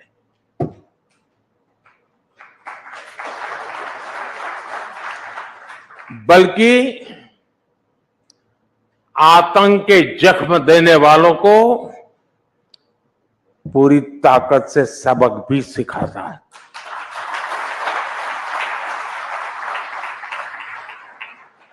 जो हमें आतंकी हमलों के जख्म देते थे, उनकी क्या हालत है, ये देशवासी भी देख रहे हैं और दुनिया भी देख रही है।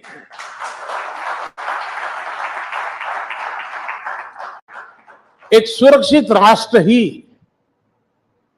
एक विकसित राष्ट्र का आधार होता है, और आज यही भारत की पहचान है और यही राइजिंग भारत है। साथियों, चुनाव का मौसम है, चुनाव की सरगर्मी बिल्कुल सर पर है, तारीखों का ऐलान भी हो चुका है। आपकी समिट में भी कई लोगों ने अपने विचार रखे हैं, डिबेट का माहौल बना हुआ है, और मैं मानता हूं लोकतंत्र की यही खूबसूरती है। देश में भी धीरे धीरे चुनाव प्रचार जोर पकड़ रहा है। सरकार अपने 10 साल के कामकाज का रिपोर्ट कार्ड रख रही है। हम अगले 25 साल का रोड मैप बना रहे हैं, और अपने तीसरे टर्म के पहले 100 दिन का प्लान भी बना रहे हैं।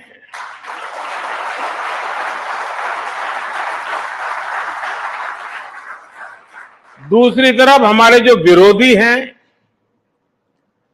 वो भी नए कीर्तिमान बना रहे हैं। आज ही उन्होंने मोदी को 104वीं गाली दी है।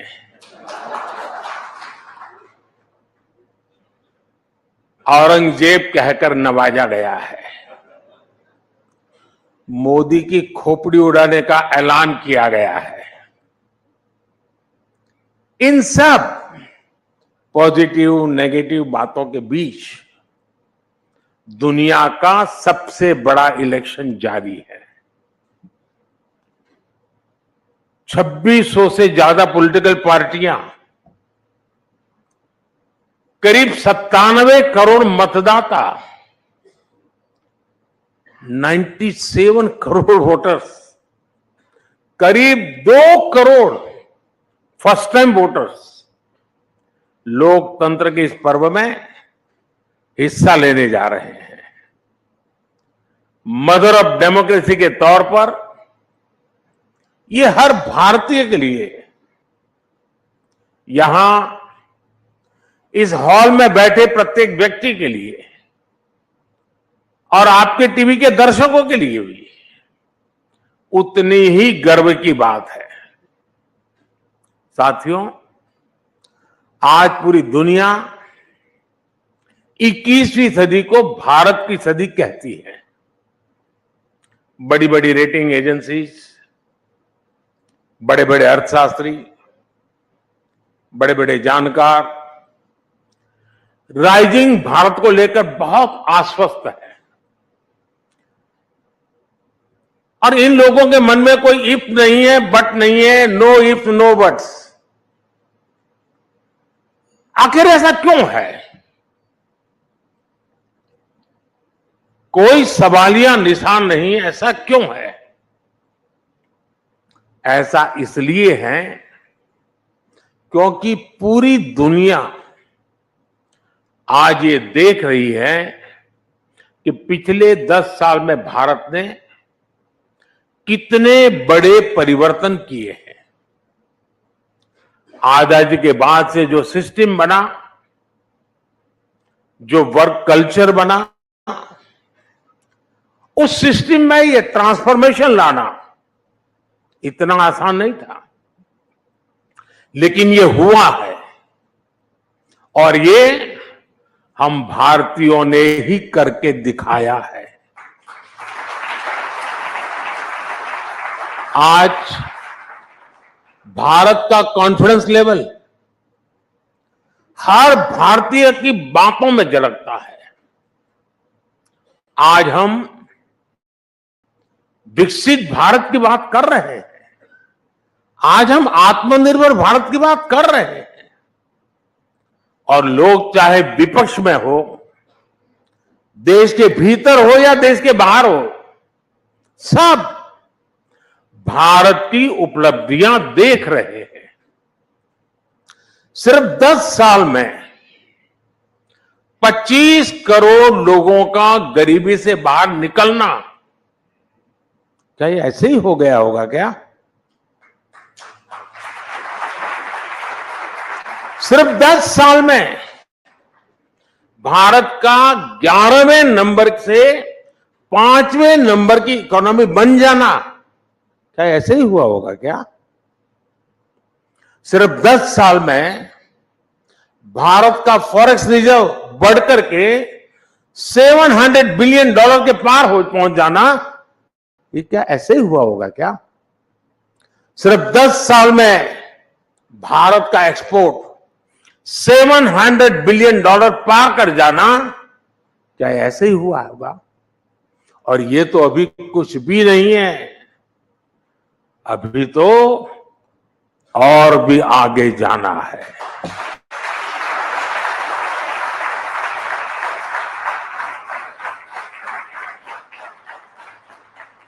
साथियों, यहां बड़े बड़े जर्नलिस्ट मौजूद हैं, इंडस्ट्री के लोग हैं, सिविल सोसाइटी के दिग्गज हैं, पॉलिटिकल फील्ड के लोग भी हैं, ब्यूरोक्रेसी वर्ल्ड के भी लोग हैं। आप जानते हैं कि हमारे यहां सरकारों में ब्यूरोक्रेसी में काम कैसे होता रहा है।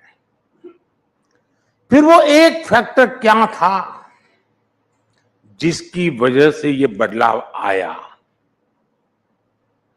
वो एक फैक्टर है नियत।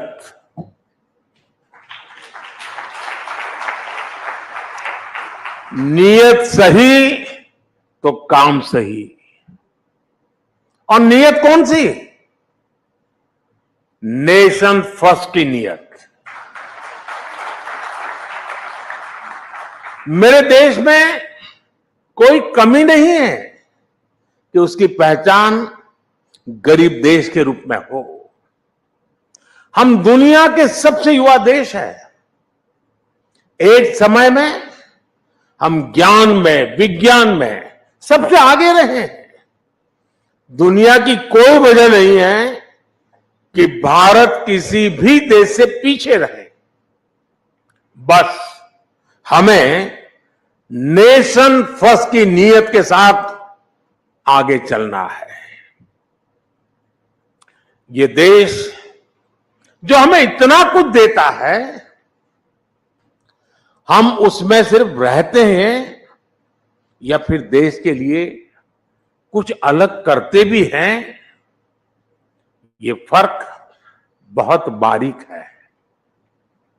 लेकिन बारीक सा फर्क ही देश को आगे ले जाता है। जिस दिन आप अपने काम को देश के साथ जोड़ लेंगे, आप जो कुछ भी हैं, आप डॉक्टर हैं, इंजीनियर हैं, स्टार्टअप शुरू कर रहे हैं, जिस दिन आप अपने काम को देश के लक्ष्यों के साथ जोड़ लेंगे, तो समझ लीजिएगा कि नेशन फर्स्ट का बीज आप में अंकुरित हो गया है।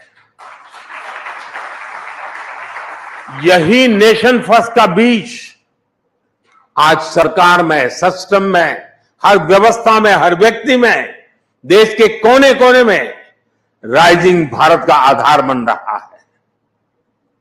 सिर्फ अपने लिए ही जिए, सिर्फ अपने लिए जिए तो क्या जिए?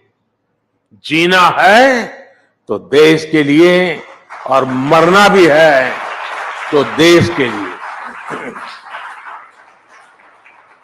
साथियों, 2014 से पहले और आज की स्थिति में एक और ऐसा अंतर आया है जिसकी उतनी चर्चा नहीं होती।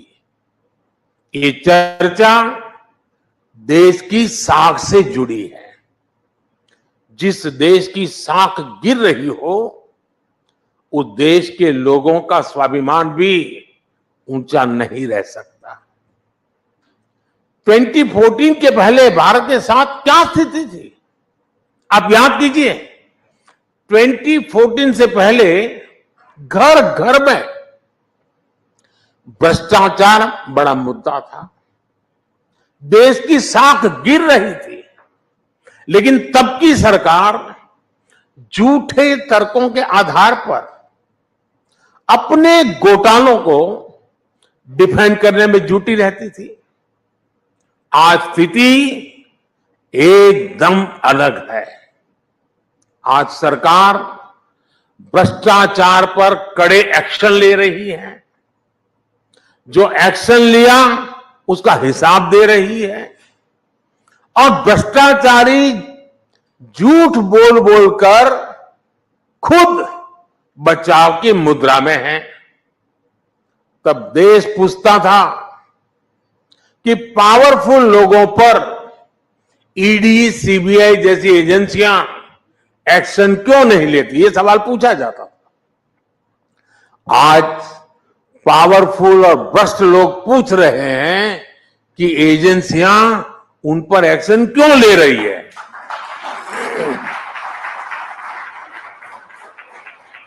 ये अंतर 10 सालों में आया है।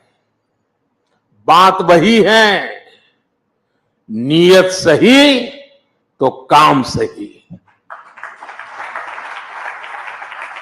करप्शन पर कार्रवाई, ये मेरा कमिटमेंट है। साथियों, हमारे देश में भ्रष्टाचार इसलिए भी अधिक था क्योंकि सरकारी दफ्तर, सर्विस सेंटर बनने के बजाय पावर सेंटर बन गए थे।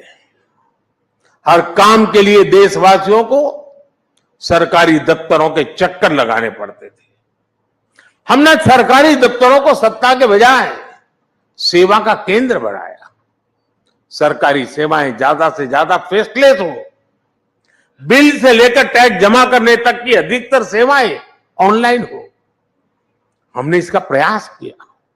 आज सरकार की ज्यादातर खरीद जेम पोर्टल के माध्यम से होती है। आज सरकार के टेंडर ऑनलाइन होते हैं।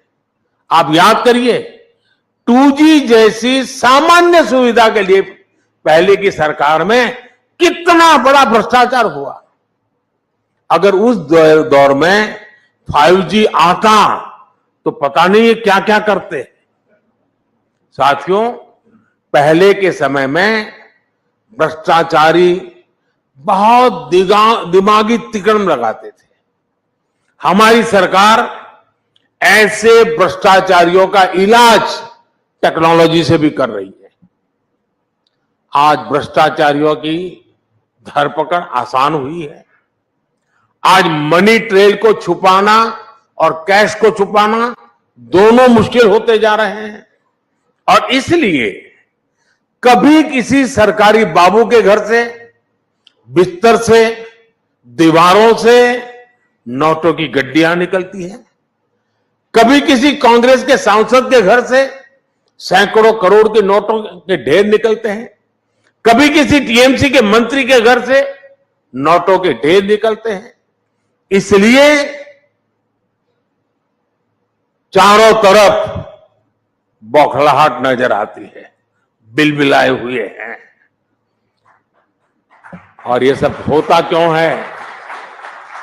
बात वही है, नीयत सही तो काम सही।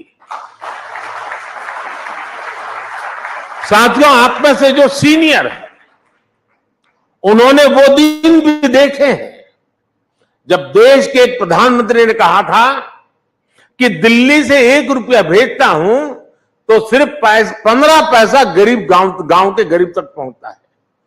यानी सरकारी खजाने से पैसा निकल रहा था, लेकिन वो किसी और की जेब में जा रहा था। ये ऐसा भ्रष्टाचार था जो सीधे सामान्य जन को प्रभावित करता था। मनरेगा का पैसा सरकारी खजाने से निकलता था, लेकिन मजदूर को मजदूरी नहीं मिलती थी। गैस की सब्सिडी किसी और के खाते में पहुंच जाती थी। अपनी स्कॉलरशिप पाने के लिए भी रिश्वत खिलानी पड़ती थी। 10 साल पहले तक जो सरकार में थे, उनको ये सूट करता था, उनकी राजनीति को ही सूट करता था। लेकिन साथियों, हमने सरकारी खजाने की इस लूट को पूरी तरह से बंद कर दिया।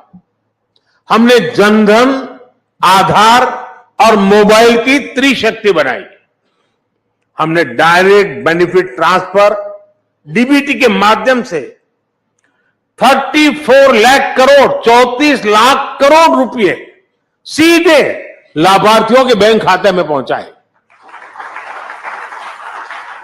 अगर पहले वाला हाल होता और 1 रुपया और 15 पैसा वाली थियरी होती तो 27-28 लाख करोड़ रुपए गरीबों तक कभी पहुंचते ही नहीं, कहीं और चले जाते।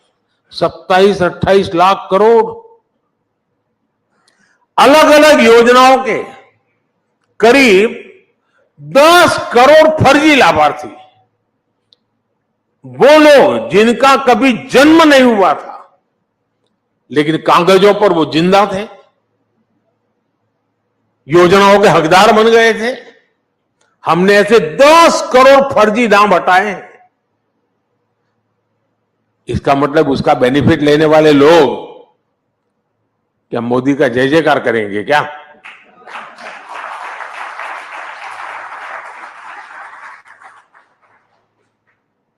आप हैरान हो जाएंगे, 4 करोड़ फर्जी राशन कार्ड, उसको हमने हटाया। आप कल्पना कीजिए ये कितना बड़ा घोटाला था, गरीबों का कितना बड़ा हक मारा जा रहा था। आज इस हॉल में बैठे हर व्यक्ति को उस गरीब का चेहरा याद करना चाहिए जिसे राशन की जरूरत थी, जिसे राशन मिलना चाहिए था, लेकिन मिल नहीं रहा था। वो गरीब सरकार को कोसता था, अपनी किस्मत को कोसता था।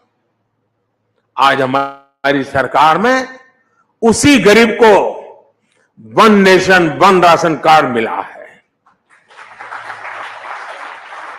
आज हमारी सरकार उसी गरीब को उसके खाते का पूरा राशन मुफ्त दे रहा है। आज वो गरीब जब मुझे आशीर्वाद देता है तो विपक्ष के मन में गालियां फूटती हैं।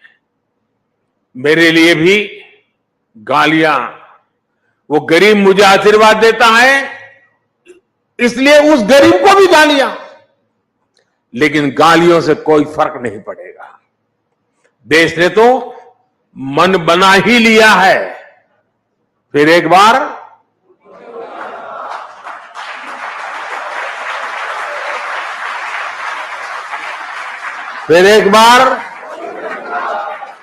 साथियों, हमारी सरकार ने पहले दिन से ही अपनी गवर्नेंस को गरीब की गरिमा, गरीब के कल्याण और गरीब के सशक्तिकरण पर केंद्रित रखा है।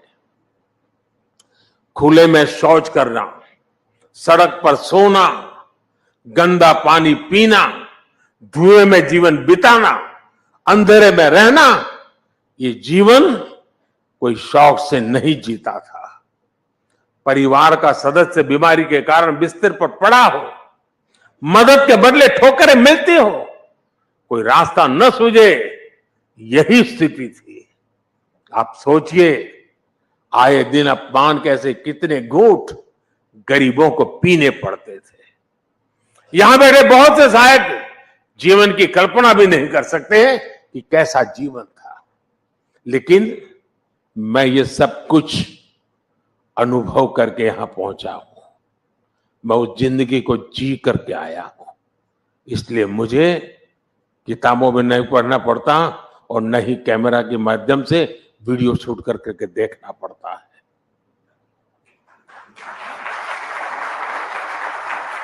और इसलिए हमारी सरकार की जितनी भी फ्लैगशिप योजना है, उनमें आपको गरीब के, सामान्य जन के इस दुख दर्द का भी इलाज मिलेगा। जिसको किसी ने नहीं पूछा, उसको मोदी ने पूजा है। साथियों, आप में से बहुत लोगों को पता नहीं होगा कि एक बैंक खाता खोलने के लिए भी गरीब से गारंटी मांगी जाती थी। लोन की बात तो छोड़ दीजिए, देश के एक बड़ी आबादी जो भूमिहीन थी, उसे भी ऐसे ही छोड़ दिया गया था। 80% से अधिक किसान जिनके पास 2 एकड़ भी जमीन नहीं थी, उन्हें भी अपने नसीब पर छोड़ दिया गया था। करोड़ों नौजवानों के लिए बैंक के दरवाजे बंद थे, क्योंकि उनके पास भी गारंटी नहीं थी। जिनके पास किसी को देने के लिए कोई गारंटी नहीं, उनकी गारंटी मोदी ने ले ली। इसी भावना ने मुद्रा योजना को जन्म दिया। इसके तहत लगभग 30 लाख करोड़ रुपए, 30 लाख करोड़ रुपए हमने बिना गारंटी गरीब युवाओं को दिए हैं। इसी भावना ने सेल्फ हेल्प ग्रुप के अभियान को गति दी, जिससे आज 10 करोड़ बहनें जुड़ी हैं। इसी भावना ने रेहड़ी ठेले फुटपाथ पर काम करने वालों के लिए पीएम स्वनिधि योजना को जन्म लिया। इसी भावना ने हाथ के कौशल से आजीविका कमाने वालों के लिए पीएम विश्वकर्मा योजना को जन्म दिया। इसी भावना से छोटे किसानों के लिए पीएम किसान सम्मान निधि को जन्म दिया। इसके तहत उन्हें करीब 3 लाख करोड़ रुपए मिले हैं। कल्पना कीजिए, अगर नीयत न होती, मोदी की गारंटी न होती, तो क्या होता। आज जो ये मोदी की गारंटी का इतना सकारात्मक प्रभाव है, वो किसी विज्ञापन की मोहताज नहीं है। मोदी उस गरीब की गारंटी बना है जिनकी कोई गारंटी नहीं लेता था। इसलिए देश का हर गरीब आज मोदी की गारंटी पर विश्वास करता है। और मैं फिर कहूंगा, ये तो कुछ भी नहीं है, अभी तो और भी आगे जाना है।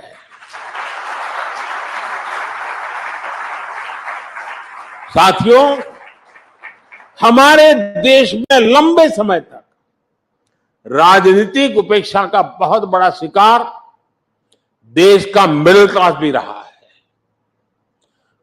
आप में से ज्यादातर मेरी बात से कोरिलेट कर पाएंगे। मिडिल क्लास का मतलब है वो वर्ग जो कठिनाइयों से लड़कर आगे तो आ गया, लेकिन उसके आगे सपनों और आकांक्षाओं का एक विशाल संसार होता है। लेकिन मिडिल क्लास के सामने पहले चुनौतियां भी कम नहीं थी। टैक्स का जंजाल, बच्चों की पढ़ाई का दायित्व, उन्हें अपने से बेहतर बनाने का तनाव, हर छोटे बड़े काम के लिए सरकारी दफ्तरों के चक्कर, महंगे लोन का बोझ, एक तरह से पहले जीवन के हर दायरे में समस्याएं ही समस्या थी। ऐसे में मिडिल क्लास का जीवन 3 जरूरतों के इर्द गिर्द सिमट जाता था। एक, अपना घर बनाना, दूसरा, बच्चों की शादी हो जाए, और तीसरा, बच्चों को कहीं नौकरी मिल जाए। उसका जीवन बस इसी आधार पर सिमट जाता था। पिछले 10 वर्षों में हमने मिडिल क्लास को मुसीबतों में बांधने वाली हर बेड़ी को तोड़ दिया है। पहले 2 लाख की इनकम पर टैक्स लग जाता था, अब 7 लाख की इनकम भी टैक्स फ्री है। जीएसटी की वजह से लोगों के करीब साल भर में 45,000 करोड़ रुपया बचे हैं। बीते 10 वर्षों में होम लोन पर इंटरेस्ट रेट भी कम हुए हैं, पर्सनल लोन के इंटरेस्ट रेट भी कम हुए हैं। पीएम सुकन्या समृद्धि जैसी योजनाओं का लाभ सबसे ज्यादा मध्यम वर्ग को मिल रहा है। साथियों, मध्यम वर्ग का एक बहुत बड़ा सपना होता है बच्चे की अच्छी पढ़ाई। इस दिशा में भी पहले की सरकारों ने मध्यम वर्ग की आकांक्षाओं का ध्यान नहीं रखा। आज हमारी सरकार देश में तेजी के साथ एजुकेशन इंस्टीट्यूट खोल रही है। बीते 10 साल में हर दिन भारत में 2 नए कॉलेज बने, प्रतिदिन डेली 2 नए कॉलेज, और हर हफ्ते एक नई यूनिवर्सिटी बनी है। देश में रिकॉर्ड संख्या में नए आईआईटी, आईआईएम्स और मेडिकल कॉलेज खुले हैं। 2014 तक देश में 400 से भी कम मेडिकल कॉलेज थे, लेकिन उनकी संख्या 10 साल में 700 तक पहुंच गई है। 2014 में पूरे देश में सिर्फ 50,000 एमबीबीएस सीट थी। आज देश में एमबीबीएस सीटों की संख्या बढ़कर 1 लाख से ज्यादा हो गई है। मेडिकल में पीजी की सीटें भी 2 गुनी से ज्यादा हो चुकी है। सरकार ने स्थानीय भाषा में मेडिकल और इंजीनियरिंग की पढ़ाई का जो निर्णय लिया है, उसका भी फायदा मध्यम वर्ग के बच्चों को मिला है। हमारे मिडिल क्लास परिवारों के हजारों करोड़ रुपए अपने बच्चों को बाहर किसी देश में पढ़ाने में खर्च हो जाते थे। ये पैसे बचे, इस दिशा में भी हमारी सरकार काम कर रही है। आज दुनिया के एक से बढ़कर एक विश्वविद्यालय यहां भारत आकर अपना अपना कैंपस खोलना शुरू किया है। फॉरेन यूनिवर्सिटीज की मदद के लिए सरकार ने नियमों में बदलाव किया है। साथियों, बीते 10 साल में जो नए सेक्टर खोले गए हैं, उन्होंने भी मध्यम वर्ग के बच्चों के लिए आगे बढ़ने के नए रास्ते बनाए हैं। स्पेस सेक्टर हो, स्टार्टअप हो, ड्रोन और मैपिंग सेक्टर हो, इन सबको नौजवानों के लिए खोल दिया गया है। डिफेंस सेक्टर में भी रिफॉर्म करने से हमारे नौजवानों को नए अवसर मिल रहे हैं। स्पोर्ट्स सेक्टर में भी हमने जो आधुनिक इंफ्रास्ट्रक्चर बनाया, ट्रांसपेरेंसी पर जो काम किया, उसने भी नौजवानों के लिए नए अवसर बनाए हैं। अभी हमने जो पीएम सूर्यघर मुफ्त बिजली योजना शुरू की है, उससे भी बड़ी संख्या में रोजगार और स्वरोजगार के नए अवसर बनने वाले जा रहे हैं। और उससे कहा मध्यम वर्ग का बिजली का बिल 0 होने वाला है। मध्यम वर्ग का एक और बड़ा सपना होता है शहर में अपना घर। लेकिन आप जानकर हैरान रह जाएंगे कि शहर में रहने वाले मिडिल क्लास के लिए पहले की सरकारों में एक भी योजना नहीं थी। मध्यम वर्ग के घरों के लिए पहली योजना अगर किसी सरकार ने बनाई तो हमारी सरकार ने बनाई। हमने मध्यम वर्ग के लोगों को घर के लोन में सब्सिडी दी, ब्याज में राहत दी। इस पर करीब 50,000 करोड़ रुपए हमने खर्च किए। इसका भी बहुत बड़ा लाभ मिडिल क्लास परिवारों को मिला है। उनके अपने घर का सपना पूरा हुआ है। साथियों, दिल्ली एनसीआर के लोग जानते हैं कि पहले की सरकारों के समय कितने फ्लैट फंस गए थे। लोग किराए के घरों में रहते थे, ईएमआई भी भरते थे और अपने घर के पूरा होने के इंतजार में जीवन पूरा कर रहे थे। मिडिल क्लास के इन परिवारों की भी पहले किसी भी सरकार ने सुनी नहीं थी।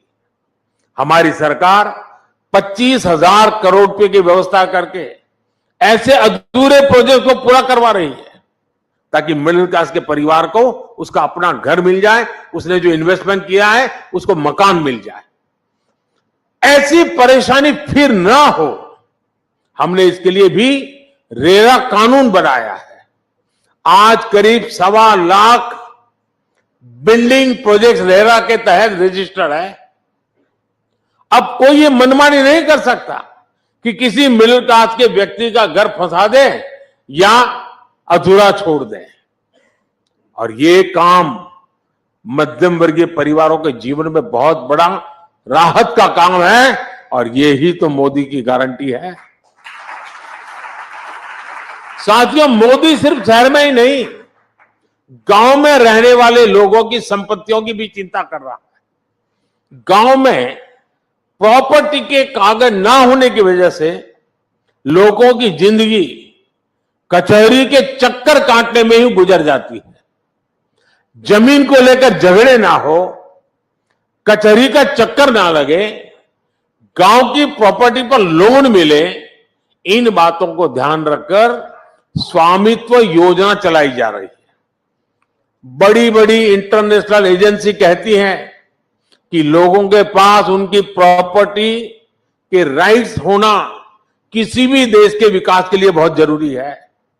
स्वामित्व योजना के तहत हमने करोड़ों परिवारों को उनके लैंड टाइटल दिए हैं।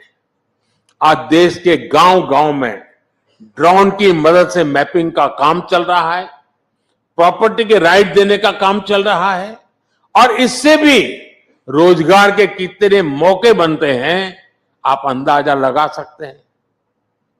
साथियों, 2014 तक पूरी दुनिया भारत को एक ओवरलोडेड फ्लाइट के एडिशनल वेट की तरह देखती थी, लेकिन आज भारत वो पैसेंजर बन चुका है जिसके बिना ग्लोबल फ्लाइट उड़ान भरने की सोच भी नहीं सकती।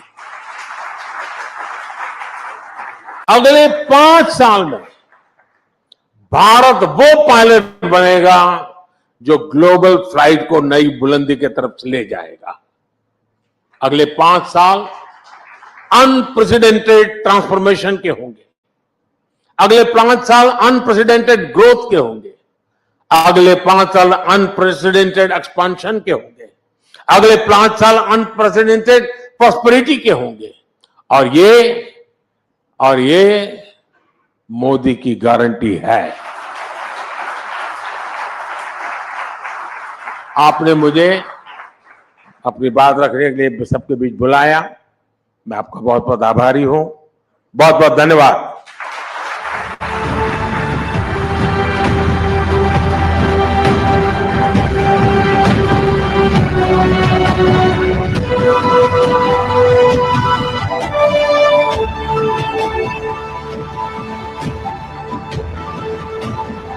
बहुत बहुत धन्यवाद प्रधानमंत्री जी। Can we have one more big round of applause for a fantastic address and a big note of thank you to Shri Narendra Modi, the Honorable Prime Minister of Bharat.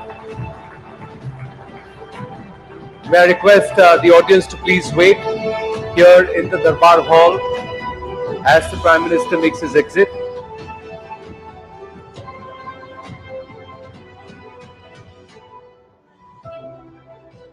Thank you very, very much. With that, we conclude this edition of Rising Bharat, the annual summit here at the News18 network, Rising Bharat 2024. A profuse thanks or a profound thank you to all our sponsors, to all our lovely guests for joining us over the last 2 days for some amazing sessions, engaging sessions that perhaps paved the way for how we can lead for global good. The story of a Viksit Bharat. Ladies and gentlemen, dinner is served. Thank you very, very much. Big round of applause for all of you also for being a fantastic audience, and thank you to the entire wonderful team here at the News18 network for putting together the Rising Bharat Summit 2024. Thank you very much.